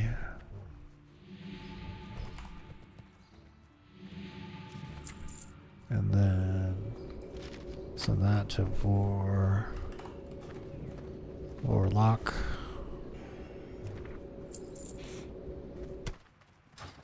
And then everything else. Vendor that. I guess we can put that up on the auction house. Got solid stone. Oh, that's a vendor item right there. Need help?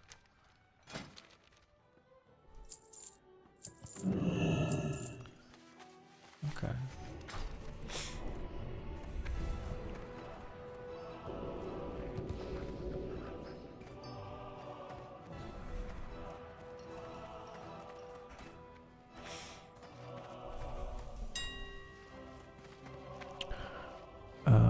Auctions. Post. Let's post the true silver.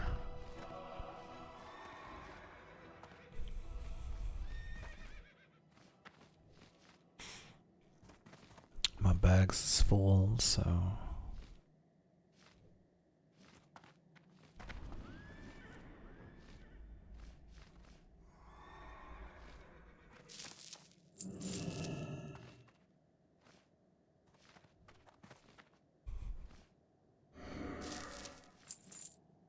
Okay, and then let's go ahead and post the thorium ore. It's only 4 pages of that.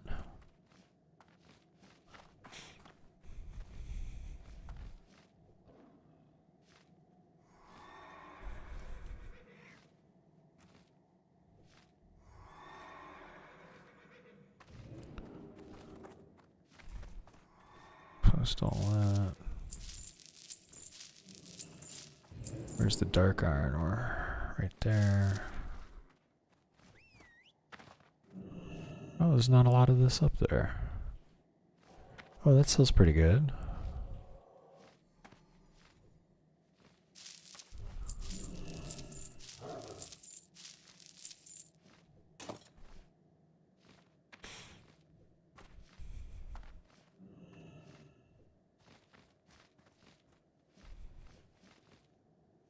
I'll hang on to those. Those are taken up.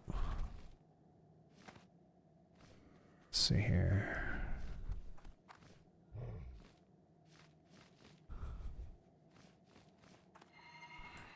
I got plenty of mithril. There's 6 pages of that. That'll take a while to load. Hang on to that solid stone and we'll get rid of that spider meat.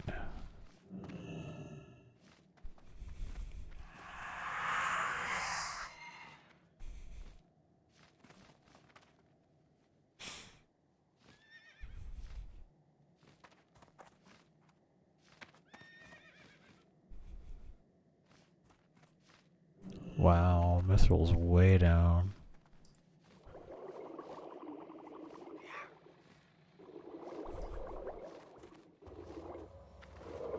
I'll just hang on to that.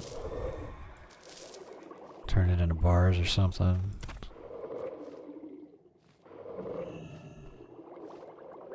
I just vendor that. Wasn't not worth posting.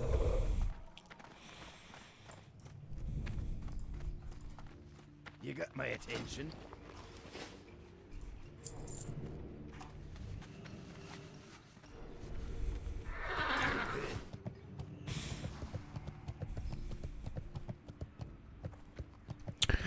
Let's take the tram over to... Yeah, I turned in my last quest into Gilneas, so... Setting the hearth.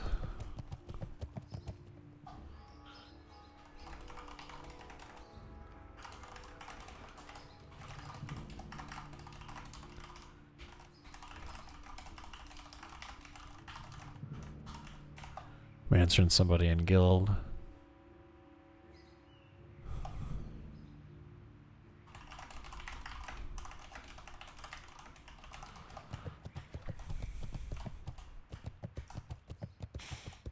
He's asking how to look at the donation awards.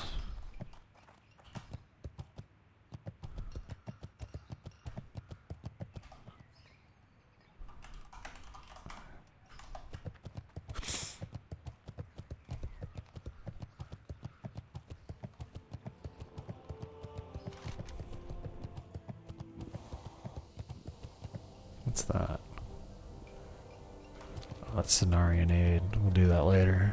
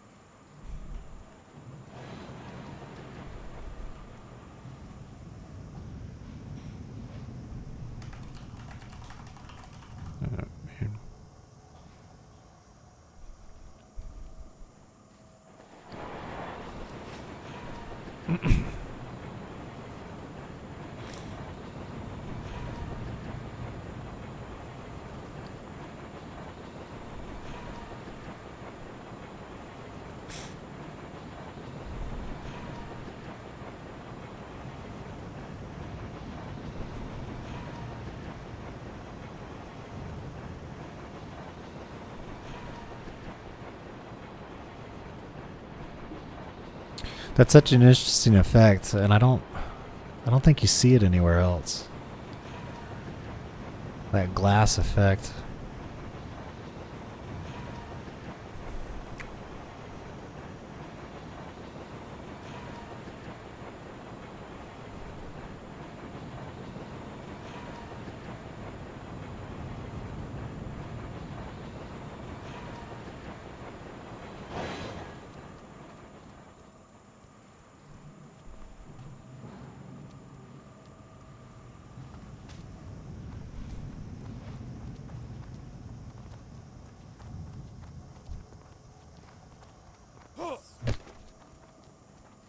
Staves 244.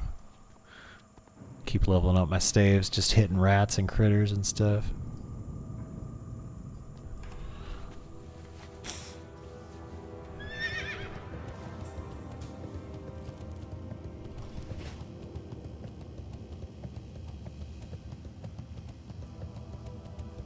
That's a shield. Oh, that looks crazy.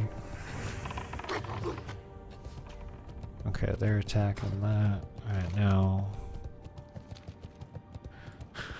I think the inn is over here. I think it's right. That's the auction house. That's the visitor center. I think the inn's right over here. No, that's the reagent vendor. Yeah, it's a good guard. I don't remember. Oh, it is over this way. Yeah, the tavern, that's right. Oh shit. Oh my gosh. I tried to take a shortcut. Now we go the long way.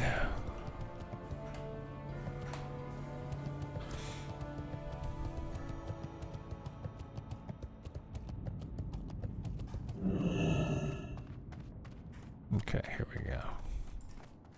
What's on your mind? Hi. See you soon. Yes. Okay, so now we got the hearth in. Okay, I think we're good. All right, I'm gonna go ahead and call it for tonight, guys. It's been great. Thanks for hanging out. For those of you still around. Let's see, is anybody still here? Yeah. Yar Priest is here, Scoobs, Gus, Clock.